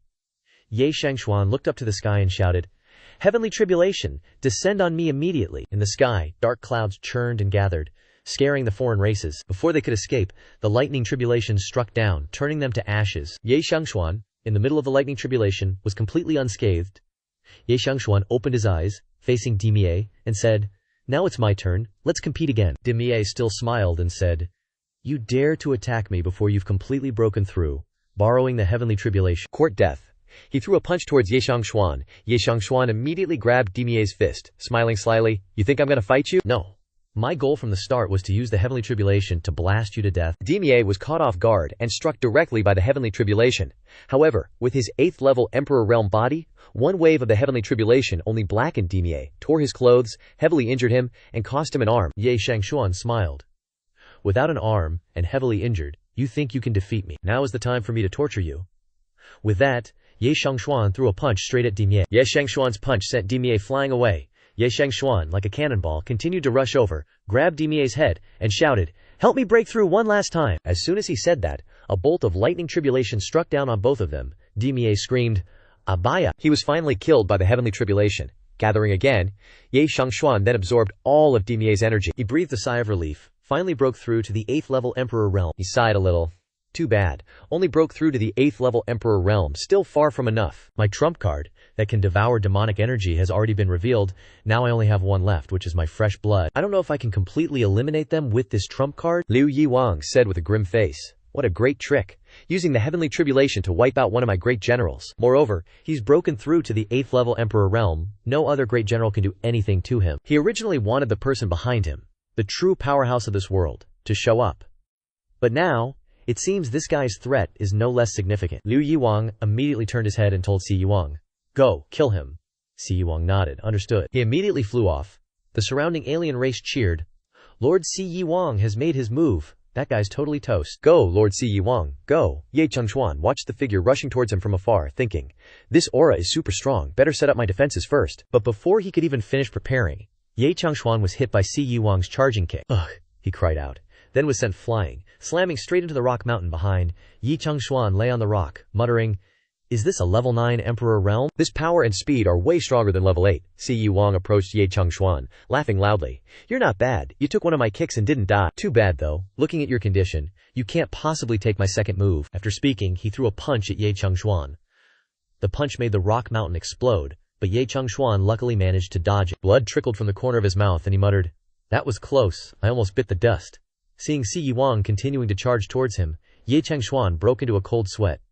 Fighting head-on with this kind of Emperor Realm gap is super hard to win. I can only use that method. Ye Cangxuan directly launched a punch at Si Yiwang's head, shattering his helmet, while Si Yiwang punched Ye Cangxuan's face. Si Yiwang laughed loudly. Haha, you hit my helmet again. Don't you think this exchange was a total waste? Ye Cangxuan spat a mouthful of blood directly into Si Yiwang's face. Si Yiwang immediately roared, Arg! My eyes. Ye Cangxuan wiped the blood from the corner of his mouth and said, Who cares if it's a dirty trick, as long as it works. After speaking, he circled behind Si Yiwang. First, I'm ripping your wings off. Ye Cangxuan then grabbed Si Yiwang's 2 wings and yanked hard, causing both wings to immediately tear off his body. Si Yiwang cried out, Arg! In pain. Ye Cangxuan then continued, The other two are coming off for you too. With that, he ripped off the remaining 2 wings. Si Yi Wang yelled, "Art!" Ye Cangxuan followed up with a kick to Si Yi Wang's body. "No wings. Then just lie down on the ground obediently." Si Yi Wang was kicked flat onto the ground, crying out in pain. "My eyes, my wings. What in the world is your blood? How can it keep my eyes from recovering?" Ye Cangxuan put his foot down, sneering. "You guess," Si Yi Wang snarled, stood up, and threw a punch towards the voice. "Don't think that just because I have no eyes I can't hit you." Ye Cangxuan simply shifted his body slightly to the side, chuckling. "Seriously? You just lost your eyes and wings, can barely see the world, relying only on sound and aura, can't even balance, and you still want to take me out. Good luck with that." After speaking, Ye Cangxuan lifted his leg and kicked Si Yi Wang straight in the chest, making him spit out blood. Now's the perfect time. With that, he continuously rushed in, punching and kicking Si Yi Wang. Having lost his eyes, Si Yi Wang couldn't react in time and could only take the beating. Ye Cangxuan delivered the finishing punch, "Go die," sending Si Yi Wang flying far away to lie motionless on the ground. Si Yi Wang painfully managed to utter a few words. "How can this be? You're just an Emperor Realm level 8, how can you?" Then lay motionless. Ye Cangxuan stood looking at Si Yi Wang's corpse, sighing. "He's dead." As expected of a level 9 Emperor Realm, what a tough cookie. On the other side, Yu Yuang turned his head, looking around. What's going on? So good at hiding. Still haven't detected any aura of a powerhouse. But based on that kid's strength when he first tracked me, he shouldn't have broken through this fast after so many ups and downs, even if he can absorb demonic energy. Where exactly is he hiding? Could it be that this world is a realm within a realm with another dimension existing? Why hasn't Second Brother finished him off yet? He's just a level 8 Emperor Realm. Is he really that troublesome? Liu Yuang sensed for a bit and immediately saw Ye Cangxuan continuously punching Si Yuang, who was already lying motionless on the ground. Liu Yuang frowned. He lost. And he's getting ridden and beaten by a level 8 Emperor Realm. The Six-Winged King immediately stood up in anger. "You always disgraced the royal bloodline of our Winged People clan," then charged straight towards Ye Cangxuan. Ye Cangxuan slightly turned his head and said, "The king of the foreign race has finally arrived." The Six-Winged King rushed over like a gust of wind, immediately launching a kick towards Ye Cangxuan, who was sitting on the corpse of the Four-Winged King below. Ye Cangxuan immediately yelled, "Share, share!" Immediately appeared from the void, the little girl shouted, "Activate the formation immediately." The Qiankun gravity reversal formation lit up, enveloping Ye Cangxuan and the Six-Winged King. The Six-Winged King glanced at this formation, scoffed, and ignored it, charging towards Ye Cangxuan. However, this formation lived up to its name, reversing the gravity of the Qiankun. As soon as the Six-Winged King rushed down, he was immediately flipped upside down, falling on his back. Ye Cangxuan immediately switched places, flying straight up high. Ye Cangxuan stood high above, looking down and laughing loudly. "Haha, a 9th level Emperor Realm is indeed strong. Even if I used all my strength, I really wouldn't be able to kill him. For a 9th level Emperor Realm like you, this kind of attack is just enough." The Six-Winged King angrily said, "You dare mock me? That disgrace can die if he wants, but today you must die too." After he finished speaking, he immediately unleashed a palm strike towards Ye Cangxuan. Jir immediately shouted, "Reverse the palm force." The force immediately changed direction, slamming heavily into the ground. Zhishir, standing outside controlling the formation, also had to gasp for breath. Such terrifying power. 2 space reversals are about to exhaust all my strength. Yu Cangxuan stood there looking at the Six-Winged King, thinking to himself, "Luckily, I have Xin'er's Qiankun reversal formation. It's just a pity that with Xin'er's current condition she probably can't cast it again." The Six-Winged King only noticed the formation outside at this moment. A space formation of only the 8th level Emperor Realm can actually make me fail twice. Truly deserving of death. The Six-Winged King was now extremely angry. The Six-Winged King looked towards Jir, concentrated his palm force on his hand, and immediately chopped straight towards the little girl. "Space formation. I'll kill you first." Ye Cangxuan immediately shouted, "Jir, reverse him, or it will consume even more, but remember that you are also in the formation." Zhang Yer immediately reversed, dodging a palm of the Six-Winged King and approaching Ye Cangxuan, softly saying, "Thank you for your guidance, master." Ye Cangxuan said to Xin'er, "Your goal is just to not let him attack us. In fact, the consumption is far from being that big. Next I'll rely on you. Wait for me to break through." Shangri nodded. "Yes, master." Ye Cangxuan immediately absorbed all the energy from the Four-Winged King, killing a 9th level Emperor Realm. "I don't believe it. I can't break through." The Six-Winged King saw this and angrily roared, "Breaking through again? Are you really treating our clan as your source of power?" The Six-Winged King directly sucked up the energy like Ye Cangxuan. The Six-Winged King looked down at Ye Cangxuan, thinking to himself, "Could it be that I can't defeat you? Is that really the bloodline of my older brother? Can't beat him?" The Six-Winged King raised his hand to cover his face. "Then I'll break your formation first." The Six-Winged King unleashed a palm strike towards the formation. In Jacquard's horrified eyes, "How is this possible? The formation is broken. The six-winged king approached the little girl. Like a death warrant, now you should die. Chapter 199. The six-winged king laughed loudly. Die. Then swung his claws straight down at the girl's head. Yi Cangxuan from afar immediately rushed over, stabbing into the six-winged king, pushing his palm force away from Jinter. The six-winged king disdainfully said, "Want to use this method to injure me? Nice try." He raised his hand high, preparing to strike down with a palm, and said, "You know, the heavenly Davio of this world is afraid of me." "You still want to use the heavenly tribulation to injure me?" Immediately afterwards, the palm force fell on Ye Cangxuan. Ye Cangxuan opened his eyes wide and spat a mouthful of blood on the six-winged king. However, Lu Yiwang lightly dodged and said, "You think I'm still not wary of your little tricks? If you don't want your disciples to die first, then you die first." Lu Yiwang immediately rushed up and struck Ye Cangxuan's chest with a heavy palm. Ye Cangxuan couldn't resist and fell. Yi Qinghan, Tang Yuyu, and Ji Er, with teary eyes, immediately rushed up. "Cangxuan, my love." Master Yi Cangxuan was struck in the heart by a palm and fell, caught by Yi Qinghan and the others. Lu Yiwang looked at the scene below and sneered. "It seems the important people have all shown up. Might as well take care of them all at once." Suddenly, a pillar of rock shot up from the seabed, hitting Lu Yiwang directly. He shouted in surprise. Then he dodged the rocks that were rushing towards him, finally showed himself. An old man from the depths of Manzhu immediately appeared in the sky above the higher realm. The old man closed his eyes slightly and sighed. Alas, still one step too late. He flew to Yi Cangxuan and observed the situation. Luckily, he can still be saved. Hearing this, the three women surrounding Ye Cangxuan immediately said in unison, "He can still be saved." "Senior, you must save him." Lu Yiwang stood behind and sneered. "You want to save him?" "Don't worry, I won't stop you. Go ahead and save him. It's just that with this kind of injury that's basically a death sentence, to save him, I wonder how much original force you'll have to expend." "For now, I don't know how you're going to deal with me." Lu Yiwang brazenly sat back in his seat and provoked. The old man heard Lu Yiwang's words, and the three women said in unison, "Senior," the old man said softly. "Don't worry, that calamity was caused by my era. I won't let the geniuses of this era fall like that." Having said that, many golden light particles appeared from the old man's body and went straight into Yi Cangxuan. The old man shouted, "Heal Yi Cangxuan's body." Slowly rising, enveloped by golden light, Yi Qinghan was shocked to see this scene. Holy healing art, and it's this level of holy healing art. She looked at the old man with admiration. "Are you the supreme grand elder of Xuantian Palace?" The old man said kindly, "Little one, it seems you are the current palace master of Bihai Immortal Palace. So many years, it's been hard on your lineage." Lu Yiwang, sitting up there, was a little startled. Didn't expect he could actually be saved. Interesting. After a moment, Yi Cangxuan, lying in the light, slowly opened his eyes. Tang Yu and Yi Qinghan immediately rushed forward to help Yi Cangxuan sit up. "Husband." "Cangxuan." The old man stroked his beard. "Don't worry, nothing serious for now." Ye Cangxuan stood up straight and excitedly called out, "Senior!"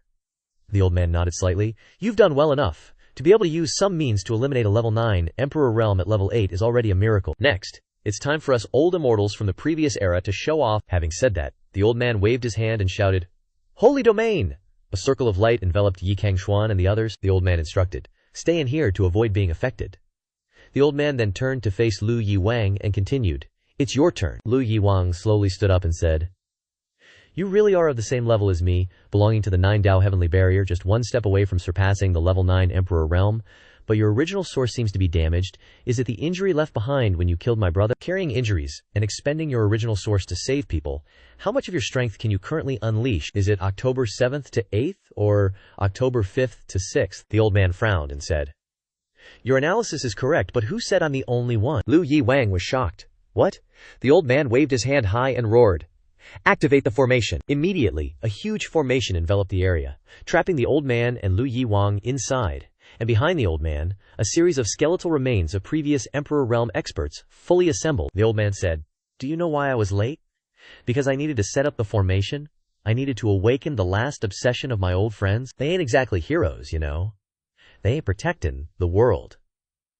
They just want revenge. Dying at the hands of humans, whatever. But dying at the hands of freaks like you, that's just plain embarrassing." The six-winged king, pissed off, throws a palm strike at the old man. "You got a death wish." But the corpses of those emperor-level peeps behind him unleashed their power, directly clashing against the six-winged king's palm wind. Caught off guard, the six-winged king gets hit repeatedly. "Ugh! Ah!" he's forced back, furrowing his brows. "Just a formation. How's it hurtin' me?" The old man says seriously. "Just a formation. There are 98 formation masters, the weakest being above 9th stage emperor level of the 9 Dao Heaven Pass. You think that can't hurt you? The six-winged king's shocked.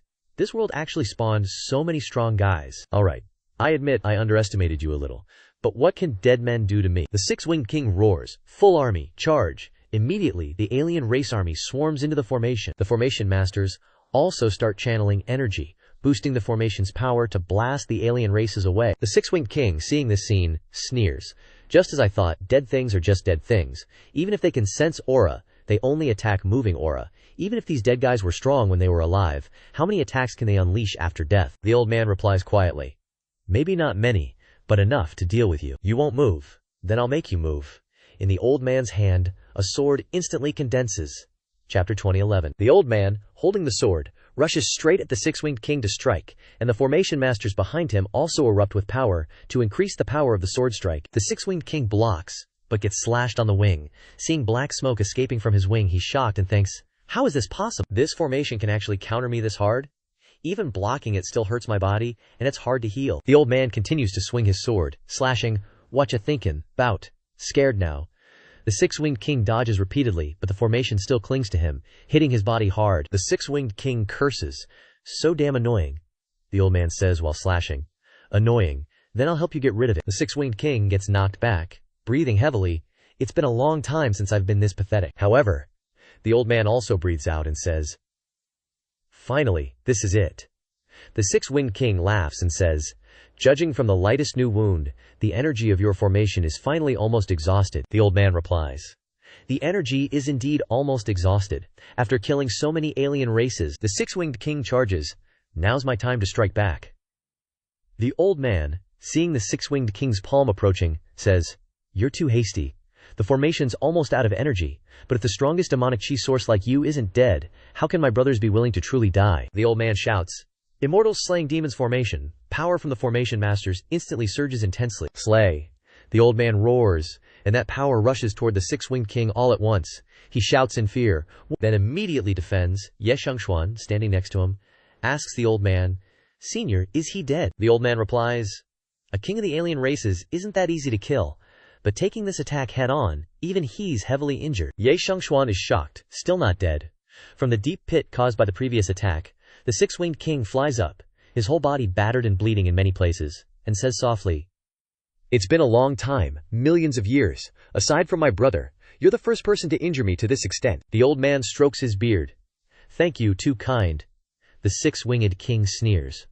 But you know what? After we winged ones break through to the peak of 9th stage emperor level, we can activate our innate divine power. Chapter 202. The old man's surprised. Innate divine power.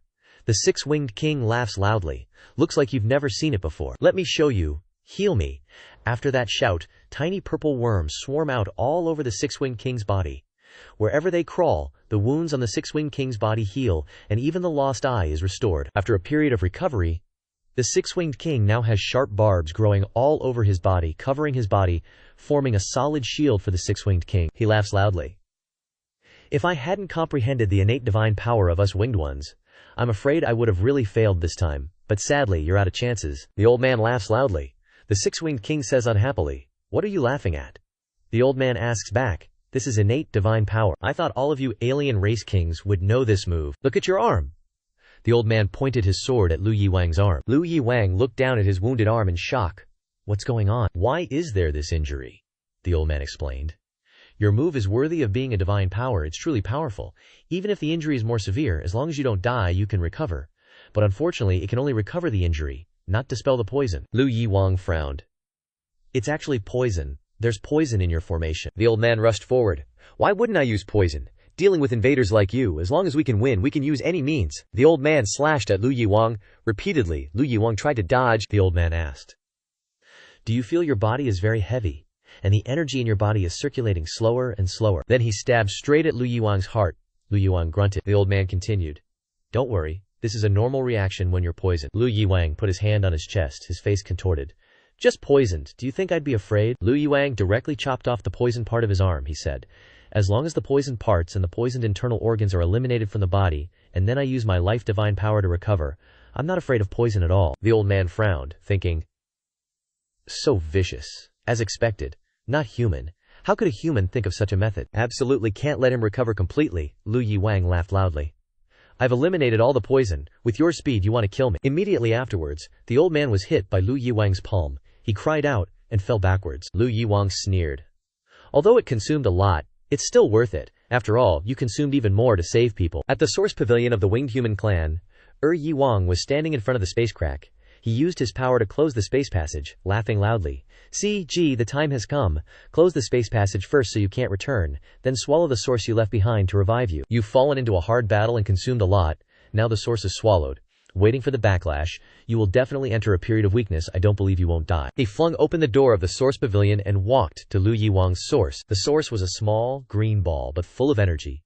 He didn't hesitate to put the ball in his mouth. Congratulations, Lu Yiwang, big bro. Remember to like, share, and subscribe to support us. Below are 2 QR codes for Momo and Vietcombank Bank DoNet to support us in releasing more great episodes. DoNet can request the stories you like. We will pin them in each story to thank you. Chapter 203. Lu Yiwang laughed loudly.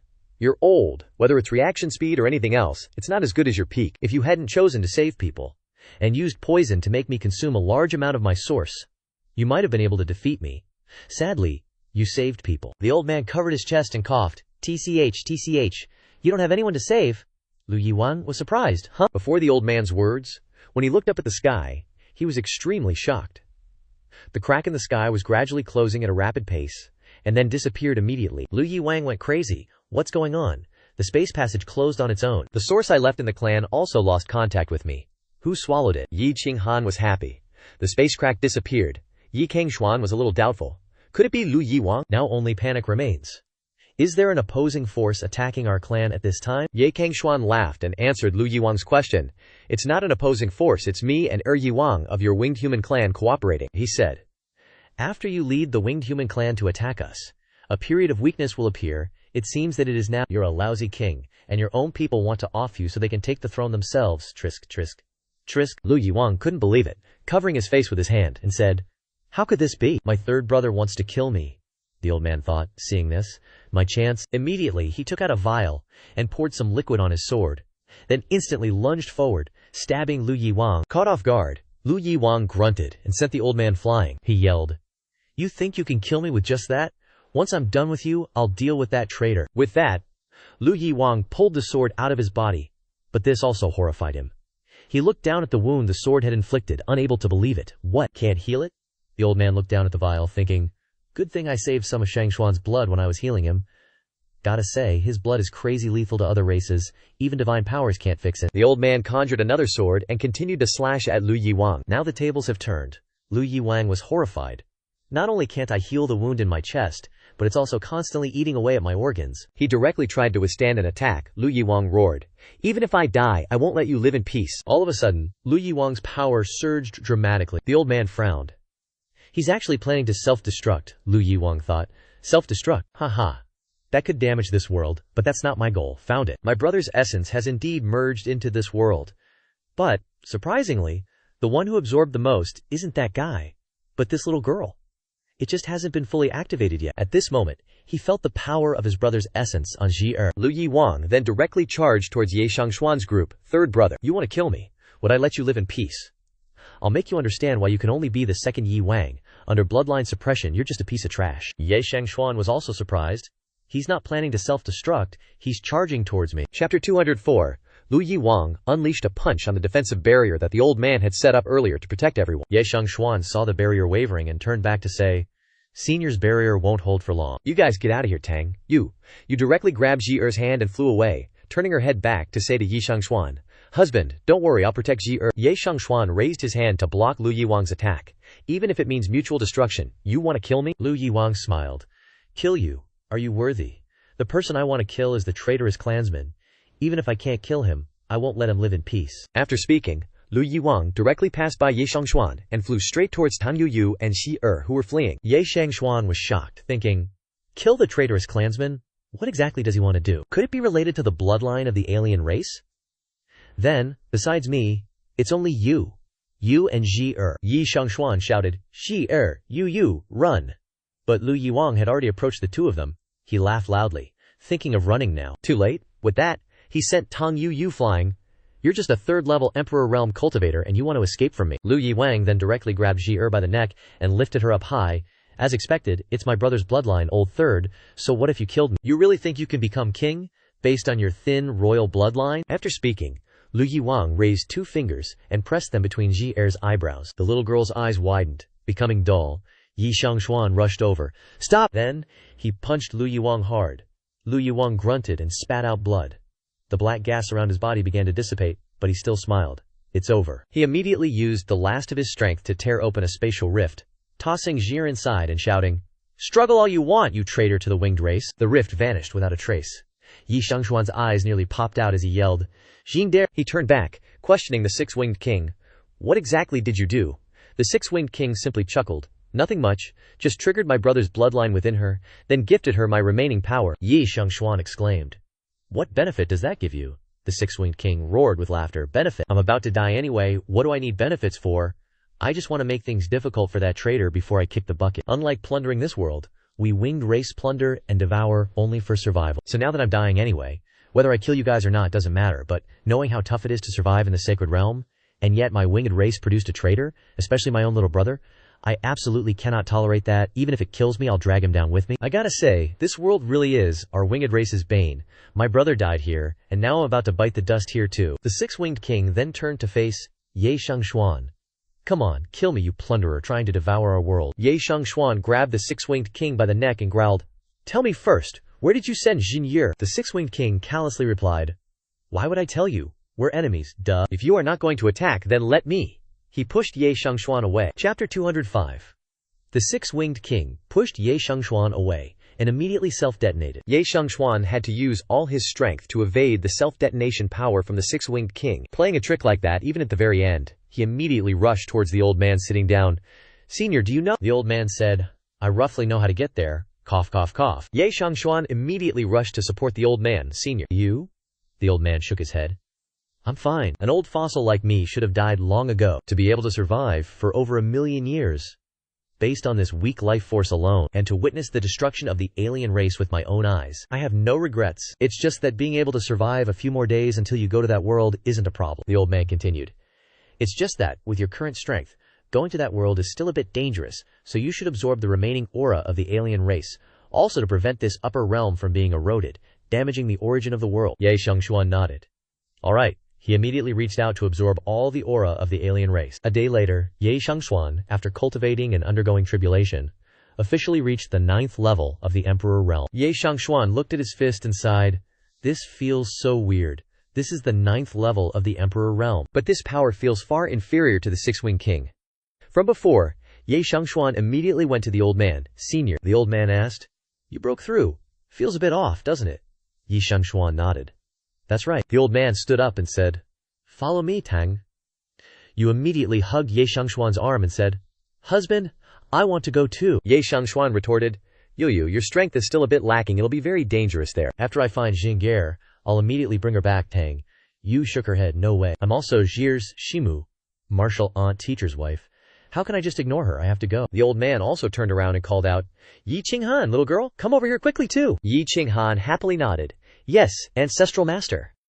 The 4 of them flew down to the bottom of the realm of death, beneath Manhua. The old man then led the group in, explaining as he went.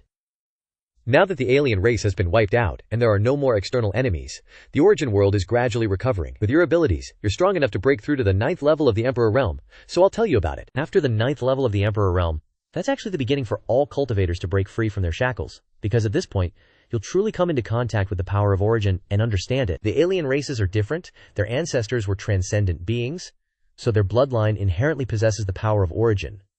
But we humans, in other words, at least in our human realm, no one has yet transcended. Therefore, before understanding the power of origin, even if you've broken through to the 9th level of the Emperor realm, you'll still feel that there's a path ahead. Ye Cangxuan then asked doubtfully, "But that path feels very vague, and I can't see through it, so that's how it is." The old man continued. "Origin, to put it bluntly, is refining your own energy to the extreme. The evolved product has many uses. As long as a trace of origin exists, you can be reborn. And after the 9th level of the Emperor realm, what you cultivate is the power of origin. As for cultivating the power of origin, it's easier said than done. It's about constantly improving the quality of your origin. When the quality reaches a certain level, the heavenly tribulation will descend to destroy your power of origin. This heavenly tribulation is different from the tribulations you faced in the past. There's no chance of surviving this heavenly tribulation, because cultivating the power of origin is absorbing the origin of the world for your own use. This is something that the heavens and earth cannot tolerate. Only by cultivating a strong enough power of origin can you survive the destruction of the heavens and earth. So this heavenly tribulation is also called the heavenly gate. Truly contending for life with the heavens and earth. Of course, there are ways to exploit it. For example, those alien races that invaded us, the origin they absorbed was plundered from other heavens and earth, so when they break through the heavenly gate, it will be much simpler. However, cultivators who break through like that are also the weakest. If I hadn't been clinging to my last breath for 1,000,000 years, my origin would have been crippled long ago. Otherwise, I could have dealt with him with one hand. After all, I was the only one who passed the 9th level heavenly gate back then, but that alien race was a transcended king who remained in this heaven and earth. Chapter 2006, Cangxuan then asked the old man, "How strong is this alien king?" How strong was that transcended king from 1,000,000 years ago? Senior, you could actually kill him, that's amazing. The old man waved his hand. Don't overestimate me. Actually, it was mainly thanks to the help of my old friends. Otherwise, it would have been difficult for me alone. You've already gained a basic understanding of the situation of the 9th level of the Emperor realm. As for cultivation afterward, just constantly refine your essence, qui, and spirit to evolve it into origin. The old man then stood up and walked toward Cangxuan, continuing. To be honest, you broke through too quickly. Your essence, ki, and spirit are currently too weak. Unless your body is extremely strong, you simply have no way to become a 9th level Emperor realm expert. Cangxuan respectfully bowed. Thank you for your guidance, Senior, the old man continued. It's just that your time is also pressing. After all, you should still go save your disciple first. Let me think, where did I put that book? The old man then touched the wall behind him and pressed it, and the wall cracked, with dust falling down. Cangxuan was a little surprised by this sight. The old man searched while saying, "This library is so old that it's been completely covered by mud and sand." The old man saw a stack of books and said, "Found it? It's this one." After speaking, he took out a book and handed it to Cangxuan. 1,000,000 years ago, those heretics relied on the formation diagram in this book to open the path for the alien race. Originally, the formation diagram in this forbidden book may not be able to open the path for the alien race to the same place, but you have the bloodline of the alien race in your body. Using blood as a guide, you should be able to go wherever you want. Cangxuan happily accepted the book and said, "Thank you, Senior." The old man stroked his beard and said, "Don't be so polite. Stabilize your realm first. Although you haven't cultivated origin yet, being a 9th level Emperor realm expert is enough to protect yourself. After all, considering the situation of the alien race, they should be going all out. Not too many strong people will be left behind, but it's better to be careful." Cangxuan and the others then stood up and respectfully clasped their hands. "All right, Senior, then I'll go stabilize my realm first, and set off after an hour." The old man nodded. "All right, you go out first." The old man then called out. Qinghan stopped. "Your name is Qinghan, right?" "You stay here. I have something I want to entrust to you." Qinghan bowed her head. "Yes, ancestral master." The old man then said to her, 1,000,000 years have passed, and I didn't expect that my lineage would still have a disciple to inherit it, and your talent is extraordinary." Qinghan lowered her head shyly. "Ancestor, ancestral master is too kind. How could Qinghan be so extraordinary?" The old man smiled and shook his head. "No need to be humble. Millions of years ago, because the war was too tragic and ended too abruptly, my lineage actually didn't leave behind much inheritance, but you were still able to cultivate to this kind of realm, which is enough to show how extraordinary you are." The old man then became serious. "I have something I want to entrust to you." Qinghan also replied seriously. "Ancestral master, please instruct me. If Qinghan can do it, I will definitely not refuse." The old man continued. "Actually, this matter is a bit difficult for you. I hope you don't leave with Cangxuan." Qinghan was a little startled. "Grandmaster, why is that?" The old man then explained. "I know you care about that kid, but the situation is different. That kid and the woman beside him both have foreign race bloodlines, so no matter where they go, they won't be targeted. It's different for you. If I had transcended, it wouldn't matter, but I haven't. 100 years ago, I was one step short, and as a result, I encountered a foreign race. This world has no one who has transcended, so the bloodline of the human race is always weak, which is no different from food for the foreign races. It's also a kind of danger for that kid. Carrying food around will make him be seen as a different kind." Qinghan said sadly. "Is there no other way?" The old man hesitated a little. "There is. If a transcendent appears in this world to sublimate the human race's bloodline once, or if you become a transcendent, or those two kids become transcendents." Qinghan lowered her head. "Grandmaster, I understand." The old man then reached out and placed his hand on Qinghan's forehead. "You shouldn't be too discouraged either. With your talent plus what comes next, you have hope of becoming that transcendent." Qinghan was surprised. "What comes next?" The Grandmaster just put his hand on his chest and said, "I will pass on my skills to you." Yi Qinghan startled. Grandmaster, you want to pass on your skills to me? Then you, the old man interrupted her. It's okay. Someone like me, who has no hope of breaking through, won't live much longer anyway. Rather than letting this cultivation of mine be buried in the ground, it's better to pass it on to you. Moreover, that kid is about to leave, and after he leaves, there are completely no strong people in this world. If we encounter things like foreign races invading, there should still be someone to stand up. Yi Qinghan was still hesitant. But Grandmaster, you, the old man then continued, then let me put it another way. If you want to shorten the time to catch up with that kid, go find him and fight side by side with him. Then you can only accept my inheritance to do it. Yi Qinghan had no choice but to compromise. Okay, the old man stroked his beard and approached her. Without further delay, let's start now. Sit cross-legged, circulate your energy into your dantian, relax your whole body, and let my heart and yours be one. Only then can you absorb my power. After speaking, the old man raised his hand to prepare to transmit his power to Yi Qinghan. The old man thought to himself, millions of years have passed, and the foreign races have finally been wiped out. An old man like me can finally reunite with those old friends. The old man directly placed 2 fingers between Yi Qinghan's eyebrows to transmit his power.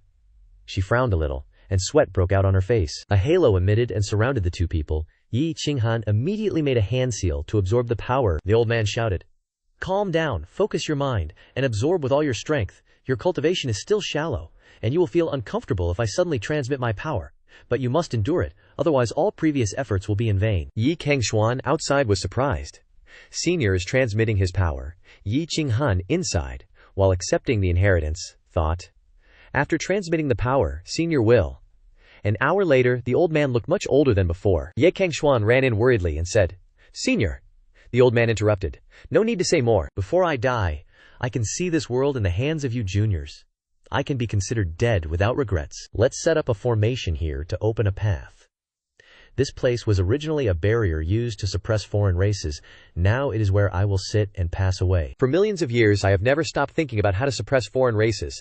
The power to seal demons and monsters has long been integrated into my bones, so even if my body dies, my bones can help you suppress the passage, preventing the passage from changing and the foreign races from escaping. Ye Cangxuan then directly grabbed the old man's trembling hand and raised it. Then this junior respectfully obeys. Ye Cangxuan then followed the instructions in the book to draw the formation to open the passage. As he drew, he thought, I hope I can find Jingir soon. At least don't be too far away from Jingir. Ye Cangxuan then dripped a drop of blood onto the formation. The formation was formed, however, the formation did not react at all. Ye Cangxuan was shocked. How can this be? My blood cannot be integrated into the formation? The old man then replied, Your blood is indeed the bane of foreign races.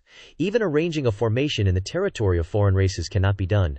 It's better to let the little girl next to you do it. Tang Yu then stepped forward and dripped her blood onto the pattern of the formation. Immediately, the formation released a violent wind, and a spatial crack appeared. The old man said to the 2, Go in. The 2 then bowed to the old man. Senior, take care. Then they both jumped into the crack. Yi Qinghan, standing above, called down, Cangxuan, be careful on your way. Ye Cangxuan called back up. Got it. After the 2 disappeared, the spatial rift remained open. Yi Qinghan was shocked. Why is the spatial passage still widening after Cangxuan and the other went in? The old man clasped his hands together and roared, You dare to expand in front of me! Suppress. With that, he slammed his palm down, and the spatial rift slowly closed. The old man then said to Yi Qinghan, The future of this world depends on you now. Yi Qinghan nodded. Yes, ancestor. Farewell, ancestor. The old man slowly closed his eyes. Chapter 208. At this moment, Jir woke up in a dark space, bewildered. Where am I? Master, Master's wife, where are you? From nowhere, all the surrounding energy madly rushed into her body. Jir cried out in pain. It's too much. At this moment, strange images appeared in her mind, and a voice echoed, replaying those images. For the glory of the Ren race, we are not too strong, relying entirely on the king to face the great enemy. Upon death, successfully become a transcendent, giving birth to the Heavenly Devourer art. The Heavenly Devourer not only allows our bodies to emit an aura that corrodes all things, but also transforms the corroded aura into our energy. This is also the foundation for us to devour the origin of the world. Today I will teach you the method to cultivate the Heavenly Devourer divine art. As the next king, you must understand this divine art. As for other divine arts, healing divine arts, these are deeply ingrained in our blood. As long as our cultivation reaches a certain level, we can automatically comprehend them. Jir was surprised. What is this? Memories of cultivation from a foreign race. But why can I see these memories? Could it be that I, like Master and Master's wife, have the bloodline of a foreign race? Was it when I and Master's wife were captured by the Manzu foreign race that this happened? Jir then formed a hand seal, relaxed her mind, and used her will to control the blood qui to envelop her body. Heavenly devourer, be released. Then she rejoiced, her eyes shining. I can actually cultivate and use it. Heavenly devourer, gather. She then used the hand seals of the Heavenly Devourer divine art to gather all the energy in the area where she was. Shire was amazed. The energy is so dense. Where is this place? Exactly. Then she sat down. Never mind, I'll seize the time to cultivate and break through first. Only with strength can I protect myself. And also give master and master's wife enough time to find me. In a forest, the space rippled slightly, and a spatial rift opened. Ye Cangxuan and Tang Yuyu stepped out of the rift. Ye Cangxuan, observing the place, couldn't help but ask, is this the demonic realm? Doesn't feel like it, Tang. You also asked. Those foreign races always emit a black aura, but their world is actually normal. Could we be mistaken? Ye Cangxuan then said. It's okay, I'll use the bloodline tracking art to find Jinir. We'll know if she's in this world. Luckily, Jir shares the same foreign race bloodline as us, plus the human bloodline. In this world, it's likely that only Jir has both bloodline. Ye Cangxuan then placed his hand on his forehead, formed a hand seal, and waved his hand into the distance. After a while, he exclaimed, found her. She's in this world, just a bit far away. He then turned to Tang Yuyu and said, let's go. While we're looking for Jir, let's explore this world first. After all, it's our first time here, so we should be careful, Tang. Yu hummed in agreement, and the two immediately rushed off. The two had set foot in the Xingyun city area, and were currently going through the entry procedures. Ye Cangxuan then said to Tang Yuyu, the fashion sense of the peeps in this world is pretty cool. If we want to blend in, we still need to change our clothes. Tang Yuyu excitedly said, which outfit should I choose? The two then entered a clothing store, and Tang Yuyu eagerly grabbed an outfit to try on, then came out to show off to Ye Cangxuan. Hubby, doesn't it look good? Ye Cangxuan chuckled. It looks great. Ye Cangxuan looked outside, and added, thankfully, the currency used for consumption in this world is also spirit stones. Let's check out the tea house across the street first, to scope things out. Inside the tea house, the two chose a table on the second floor, overlooking the scene below. Ye Cangxuan sighed softly. So many races. And their cultivations aren't low either. Tang Yuyu whispered. After looking for so long, I didn't expect there wouldn't be any humans. Ye Cangxuan took a sip of tea and said, looks like the senior was right. The human race still doesn't have any transcendence. Lucky Qing Heng didn't come. Otherwise, they might really be targeted by other races. Next to Ye Cangxuan's table, a dog-headed person came over and whispered into the ear of another lavishly dressed dog-headed person, Third Master. I just heard some news from the winged race's royal family. It seems like a major event has occurred. The one called Third Master slightly shifted, asking with interest, oh, what major event? Tell me the details.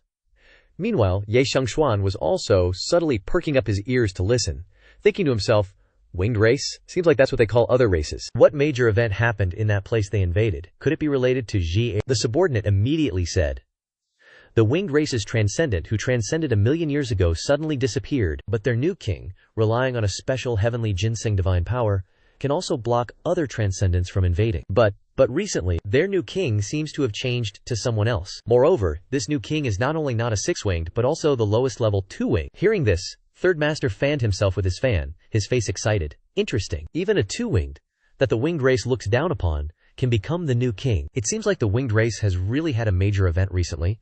The subordinate then said, Master, the 2-winged in the winged race are the worst in terms of talent and power. Now that this 2-winged is the winged race's new king, do you think he can still fully control the heavenly ginseng? Should we try to make a move?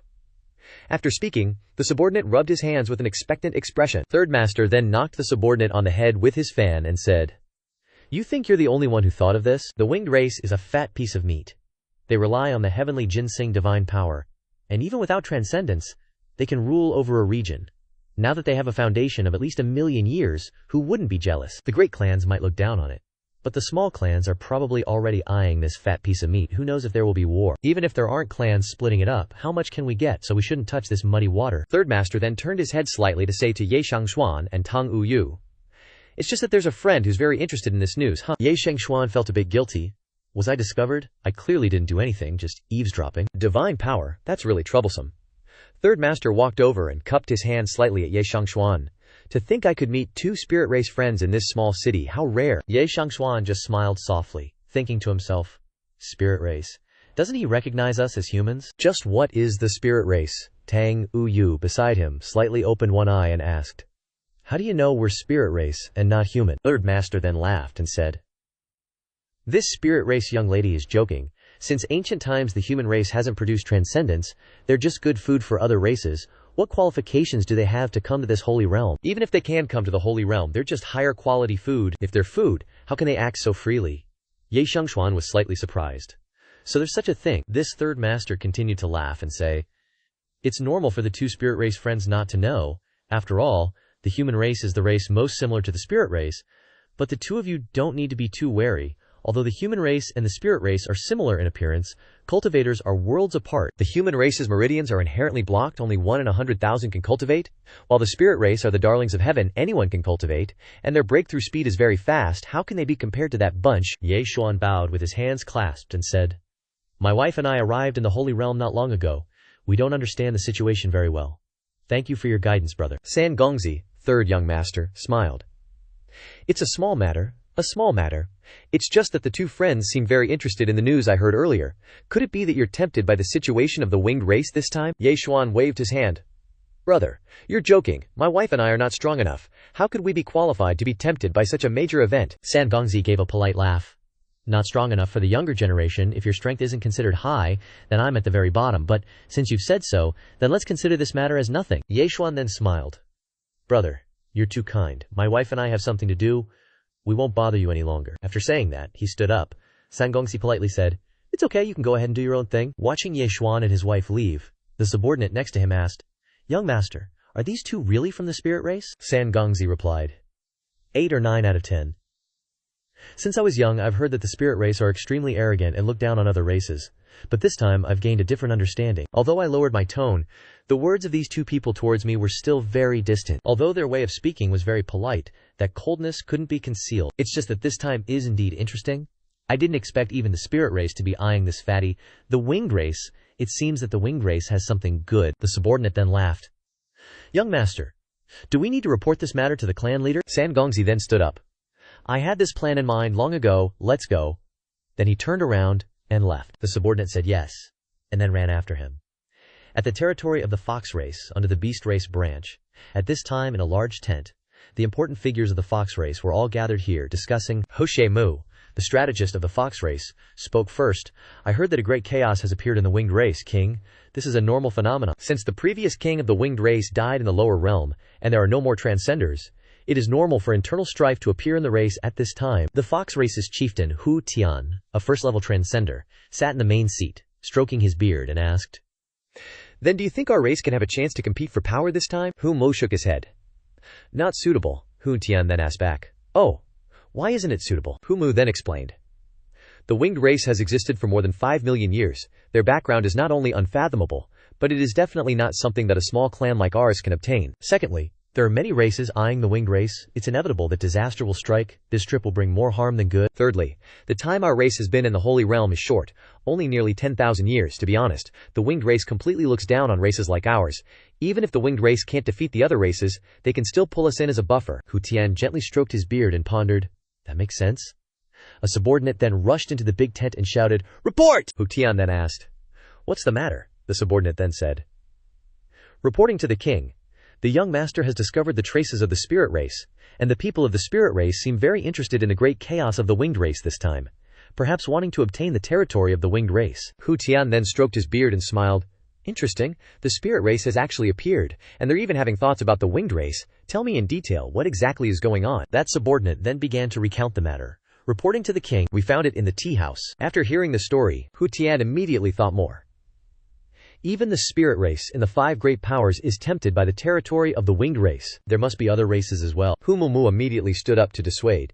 King, the situation of these 2 spirit race people may not be what we think. It is very likely that those 2 spirit race people want to increase the influence of the spirit race's forces and have their own thoughts about the territory of the winged race. Hu Tian frowned. So what? Even if they have ulterior motives, those 2 are still members of the spirit clan. The old weasel gnashed his teeth. The spirit clan has always prided themselves on their nobility. As long as we spread this news, coupled with the appearance of those spirit clan members, the spirit clan can only tacitly admit that they harbor designs on the winged human clan's territory. With their arrogant nature, it will be difficult to explain. Hu Tian stood up, seemingly determined. But the spirit clan is one of the 5 great powerhouses. No race can stand idly by and watch the spirit clan continue to develop.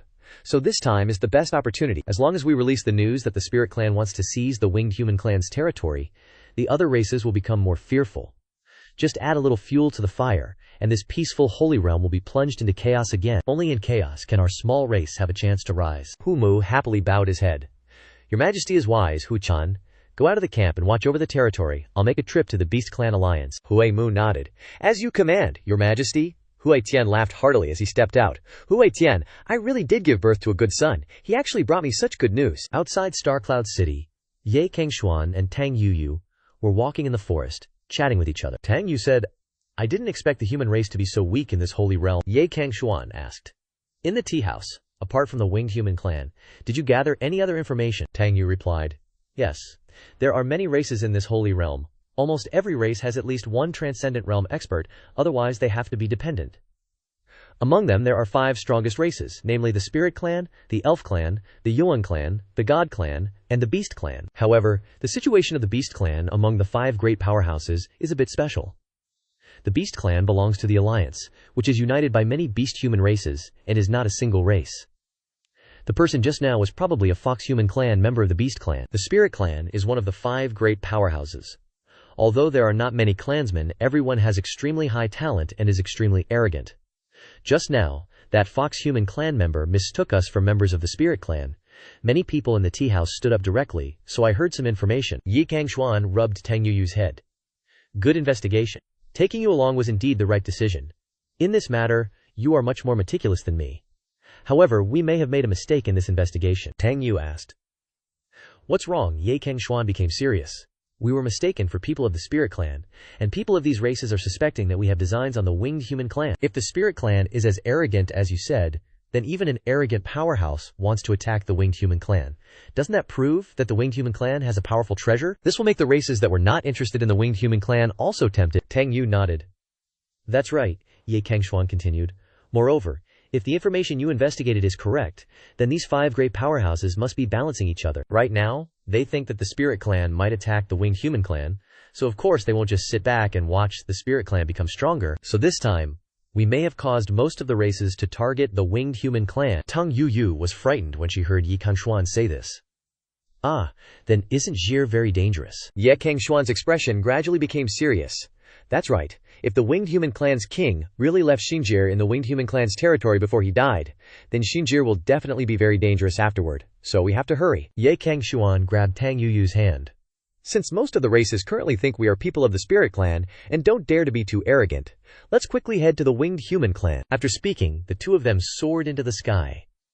In the territory of the Beast Clan Alliance, Hu Tian had just arrived and smiled to himself. Finally here. As long as this time we stir up the Beast Clan Alliance, then chaos will be unavoidable.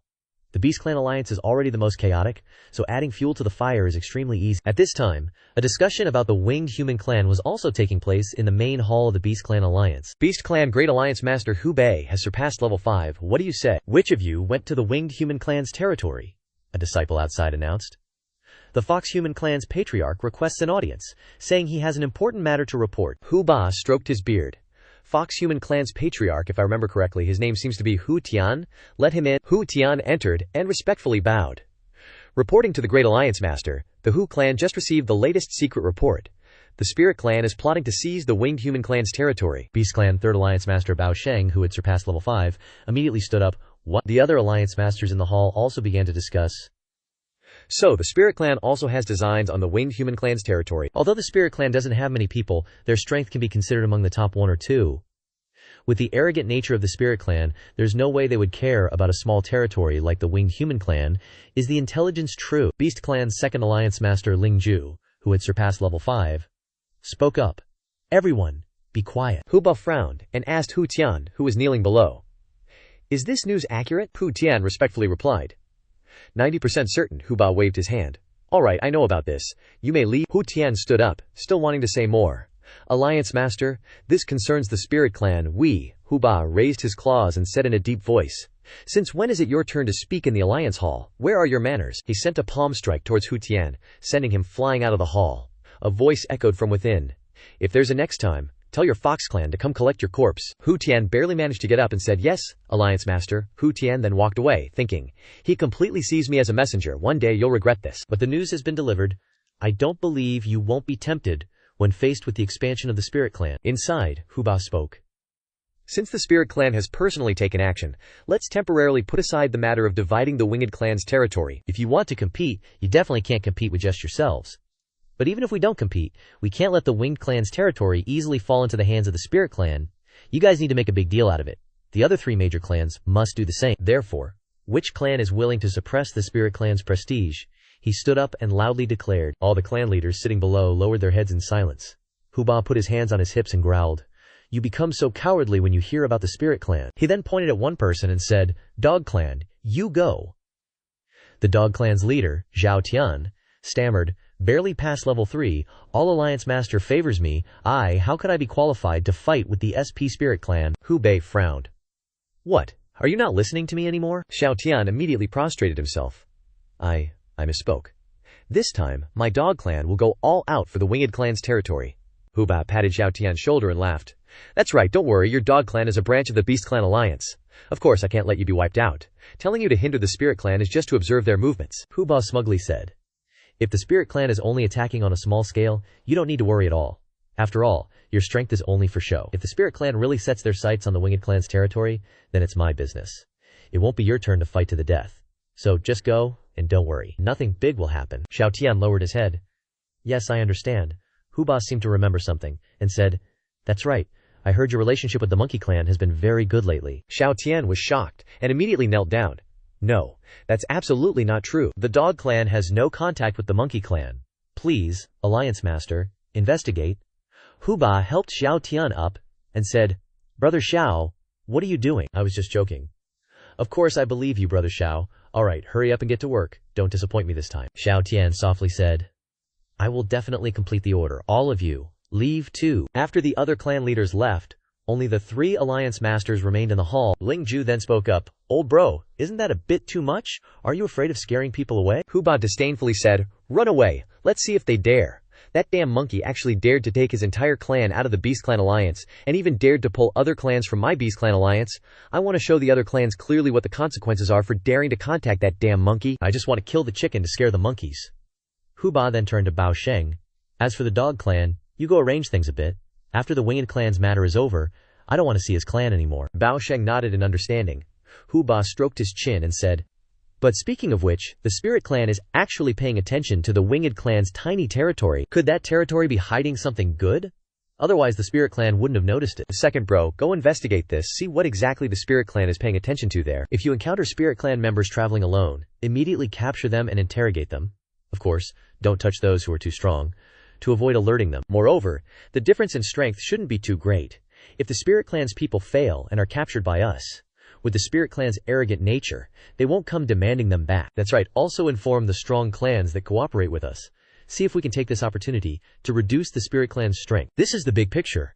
I wonder what those guys will do when faced with this opportunity." Go. Chapter 213. In the Spirit Clan's territory, the Spirit Clan's leader, Ling Yun, having surpassed level 7, was standing on a hillside, slightly raising his head to the sky, looking at 2 streaks of light that had just flown past. Transmit sound. What are the little beasts of the Beast Clan up to now? Someone from my Spirit Clan has escaped, and they even intend to attack the winged human race's territory." Ling Yun immediately said to the shadow behind him, "Investigate a little. See who ran over there. If someone is impersonating, just kill them directly." The shadow nodded slightly. "Understood." Ling Yun sneered. "If you guys think I intend to attack the winged human race, then I'll just take this place, let you know, even if it's just speculation, my Spirit Clan won't let you compete for benefits in the winged human race's territory." Yi Wang, who had now become the king of the winged human race, was cultivating when he opened his eyes, stretched, and laughed loudly. "I've finally broken through the 8th heavenly gate. Big bro, weren't you looking down on me? Didn't you think I wasn't of pure royal blood and would never be able to break through the 5th heavenly gate? You were wrong. If my royal blood isn't pure and my foundation is insufficient, then I'll devour your foundation and defy fate." He then opened the door and went outside. "Before you died, you couldn't even pass the 9th heavenly gate. I'm about to reach your level now. Heavenly Ginseng Divine Art. You've actually been using it wrong all along. Seizing from members of the same clan is the optimal method. Other races don't have the same origin as us. Strengthening ourselves that way is too slow." Outside the hall, a row of winged humans were present, facing this new king. Yi Wang looked at them and said, "I know you don't accept me. Don't accept my becoming the new king of the winged human race. After all, I'm just a member of the winged human race, but you can't deny that I have royal blood. Before the winged human race produces a new successor, only I have royal blood, and can rely on the royal bloodline to inherit the heavenly ginseng divine art, grasping the root of the winged human race's existence. He then raised his hand high, and a blue energy ball appeared. Then he snapped his fingers, the energy ball shattered, and black mist from all directions rushed back to concentrate on him. The winged human race's royal blood relies on the heavenly ginseng divine art to separate the power of the original source, and can absorb the power of the original source of those who intrude. This is the foundation of the winged human race's existence. Yi Wang reached out and said to his clansmen, "Now that big brother and second brother have sacrificed themselves, the winged human race's fortune is like a snake without a head, coveted by small tribes in all directions. If I didn't control the black mist to protect the territory, I'm afraid the winged human race would have been destroyed. Therefore, even if you're unwilling, you have to endure it for me. Only when you become transcendent figures will you have the qualifications to drive me away. Do you have any objections now?" All the winged humans simultaneously knelt on one knee and shouted in unison, "Greetings, new king!" Yi Wang smiled. "Big brother, you see, so what if I'm just a second wing? Isn't everything before the new king of the winged human race still mine?" The king then said to the 8 people at the head of the line, "8 generals, follow me into the original source pavilion. I have something to discuss." Everyone nodded. "As you command, great king." When the doors of the original source pavilion closed, the 8 generals asked, "What is it, great king?" He turned his head and said, "Now that the old king is gone, countless races are eyeing my winged human race. Although I have taken office as the new king, I'm afraid I can't do it alone. Relying on the black mist can block strong individuals at this level. So I hope you can help me raise my realm." The generals were doubtful. "Help you raise your realm? How is this to be done?" "Please, great king, speak." He laughed coldly. "It's very simple. Release your original source for me to absorb." Captain 214 immediately spoke up. "Great king, absorbing the original source of our clansmen is something the old great king forbade." Without hesitation, he grabbed the head of the general who had spoken, sucking away his very essence. As he sucked, he sneered, "You said it yourself, the late king's decree, but the old king is dead now. Seems like you're not convinced." After draining the general's essence, he tossed the corpse to the ground and turned to the others. "Remember this. I am now the king of the winged human tribe, and you are merely members. To my commands you only have 2 words. Obey." The generals immediately protested in unison. "Obey. If you slaughter your own kin, are you even worthy to be king? The royal bloodline produced a failure like you." He laughed loudly. "Haha, failure. What's the current state of the winged human tribe? We're being eyed by smaller tribes from all sides, and the larger tribes are eyeing us for annexation from afar. If I'm not strong enough, how can I control the blackbone to deter the strong and prevent the winged human tribe from being destroyed? If I wanted to kill you, you'd already be dead." "Got it," he continued to reason. "But I didn't. Because only when you willingly release your essence can I absorb the most perfect essence. Everything I do is for the sake of the entire tribe. Even if the methods are a bit cruel, there's no other way at this time. Choose. Either kill me, or save the entire tribe." He placed his own neck against a blade a general had just drawn and pointed at him. The blade fell to the ground. The generals had compromised. "Great king, hopefully your decision can save the entire tribe." Then they sat down, made a hand seal, and released their original essence.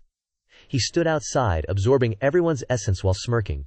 For the entire tribe, "So easy to fool, so simple to willingly offer up your essence for me to absorb." In a tea house in the Beast clan's jurisdiction, Shoyun City, Ye Cangxuan and Tang Yuyu were studying a map. Ye Cangxuan said, "As expected, we should still buy a map. I didn't expect we almost got lost like that." Tang Yu nodded. "Yeah, and there are 3 jurisdictional cities of the powerful clans on it." Ye Cangxuan decided, "Let's quickly pass through those cities then. We're not Spirit Clan members after all. If we're discovered, the consequences will be complicated." Tang Yu nodded. "Okay." Ye Cangxuan took a sip of tea, subtly observing his surroundings, thinking, "But why do I feel like we're being watched? Such blatant gazes. Seems like I'm not overthinking it. These people's target must be me, and Yuyu. It's a bit strange. The Spirit Clan is a powerful clan. Logically speaking, these people shouldn't be targeting those who look similar to the Spirit Clan like us. Could it be that our identities have been exposed? Wait, there seems to be intel." Ye Cangxuan tilted his head to listen. Below him 2 people were talking to each other. "Have you heard the news? It seems that the Spirit Clan intends to attack the winged human tribe. Who knows what treasures the winged human tribe is hiding, that a powerful clan like the Spirit Clan would take notice. I heard it a while ago. This news has been spreading everywhere recently." "That's right, if they weren't hiding some kind of magical treasure, why would the Spirit Clan look at them?" Ye Cangxuan frowned slightly, thinking, "So that's it. The winged human tribe's intel I heard before was indeed problematic, and now it's caused us to get involved. These Beast Clan guys probably want to capture me and Yu to interrogate us about the treasure in the winged human tribe. Ye Cangxuan immediately left 2 spirit stones on the table, grabbed Tang Yu by the collar, and bolted straight out. Tu Ling, a Lang clan member in the Beast Clan alliance, Lang Tao, second level of Tianguan, stood up and growled. They actually got away. Looks like the Spirit Clan people aren't too arrogant, he roared. Chase them! These 2 spirit race guys can't be that strong, or they wouldn't have chosen to run. No matter what, a big reward for whoever catches them. With a shout, the beast men around immediately turned and flew away. Lang Tao walked up to the table where Ye Cangxuan had been sitting, and said softly, "Good thing there's still something left behind. Don't they know our beast race has a very sensitive sense of smell? I want to see how long you 2 moles can hide." With that, he walked down the stairs of the tea house. Chap 215, the 2 flew out.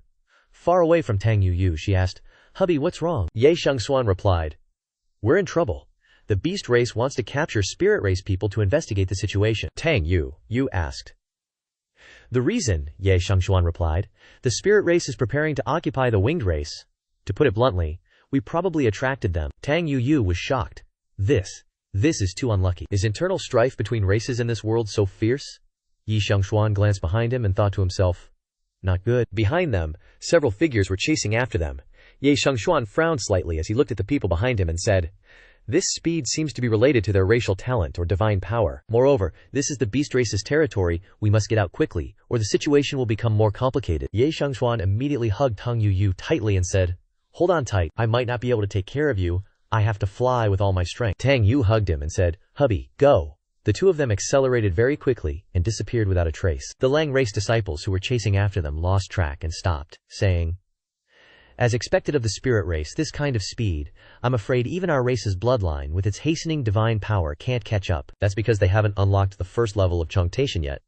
But does he think he can escape like this? This is our beast race's territory. This Lang race member immediately pulled out a communication token, pressed it, and said, "They're flying towards the Beast Cloud mountain range. Surround the entire mountain range." Ye Cangxuan and Tang Yu landed on an open space. Tang Yu turned around and said, "They're not chasing after us with all their strength." Ye Cangxuan immediately jumped onto a nearby tree to observe and said, "There are 2 possibilities. One is that my flight direction matches their wishes, and there are people from them in this mountain range. Or they have a way to track us, so they simply want me to run with all my strength and exhaust my energy." There was no movement in the sky. Tang Yu was pressing her ear to the ground, listening, and then frowned. 3 people, 4 people, 6 people, 3 directions. Each direction has 6 beastmen flying towards us. Only this direction has no one. It might be a trap. Tang Yu pointed forward. Ye Cangxuan jumped down and said, "Surround 3 and release 1. Leave a way out, then let's try to break into this path." Tang Yu nodded. Okay. The 2 ran together. A Lang race member who was observing nearby, seeing that the 2 of them had chosen the path with the trap, sneered. "Knowing it's a trap, and still rushing in, do you think the path I left for you is a fake trap?" He immediately pulled out the communication token and said, "Report. They've run over to your side. You must not let them escape." On the other side of the communication token, the Lang race commander, Lang Zhu Tian, level 1, received the information and frowned slightly. "They're coming to my place. Then I've got this great achievement in the bag. Set up an ambush formation," his disciple shouted. "Yes." Then they rushed up together to set up the formation.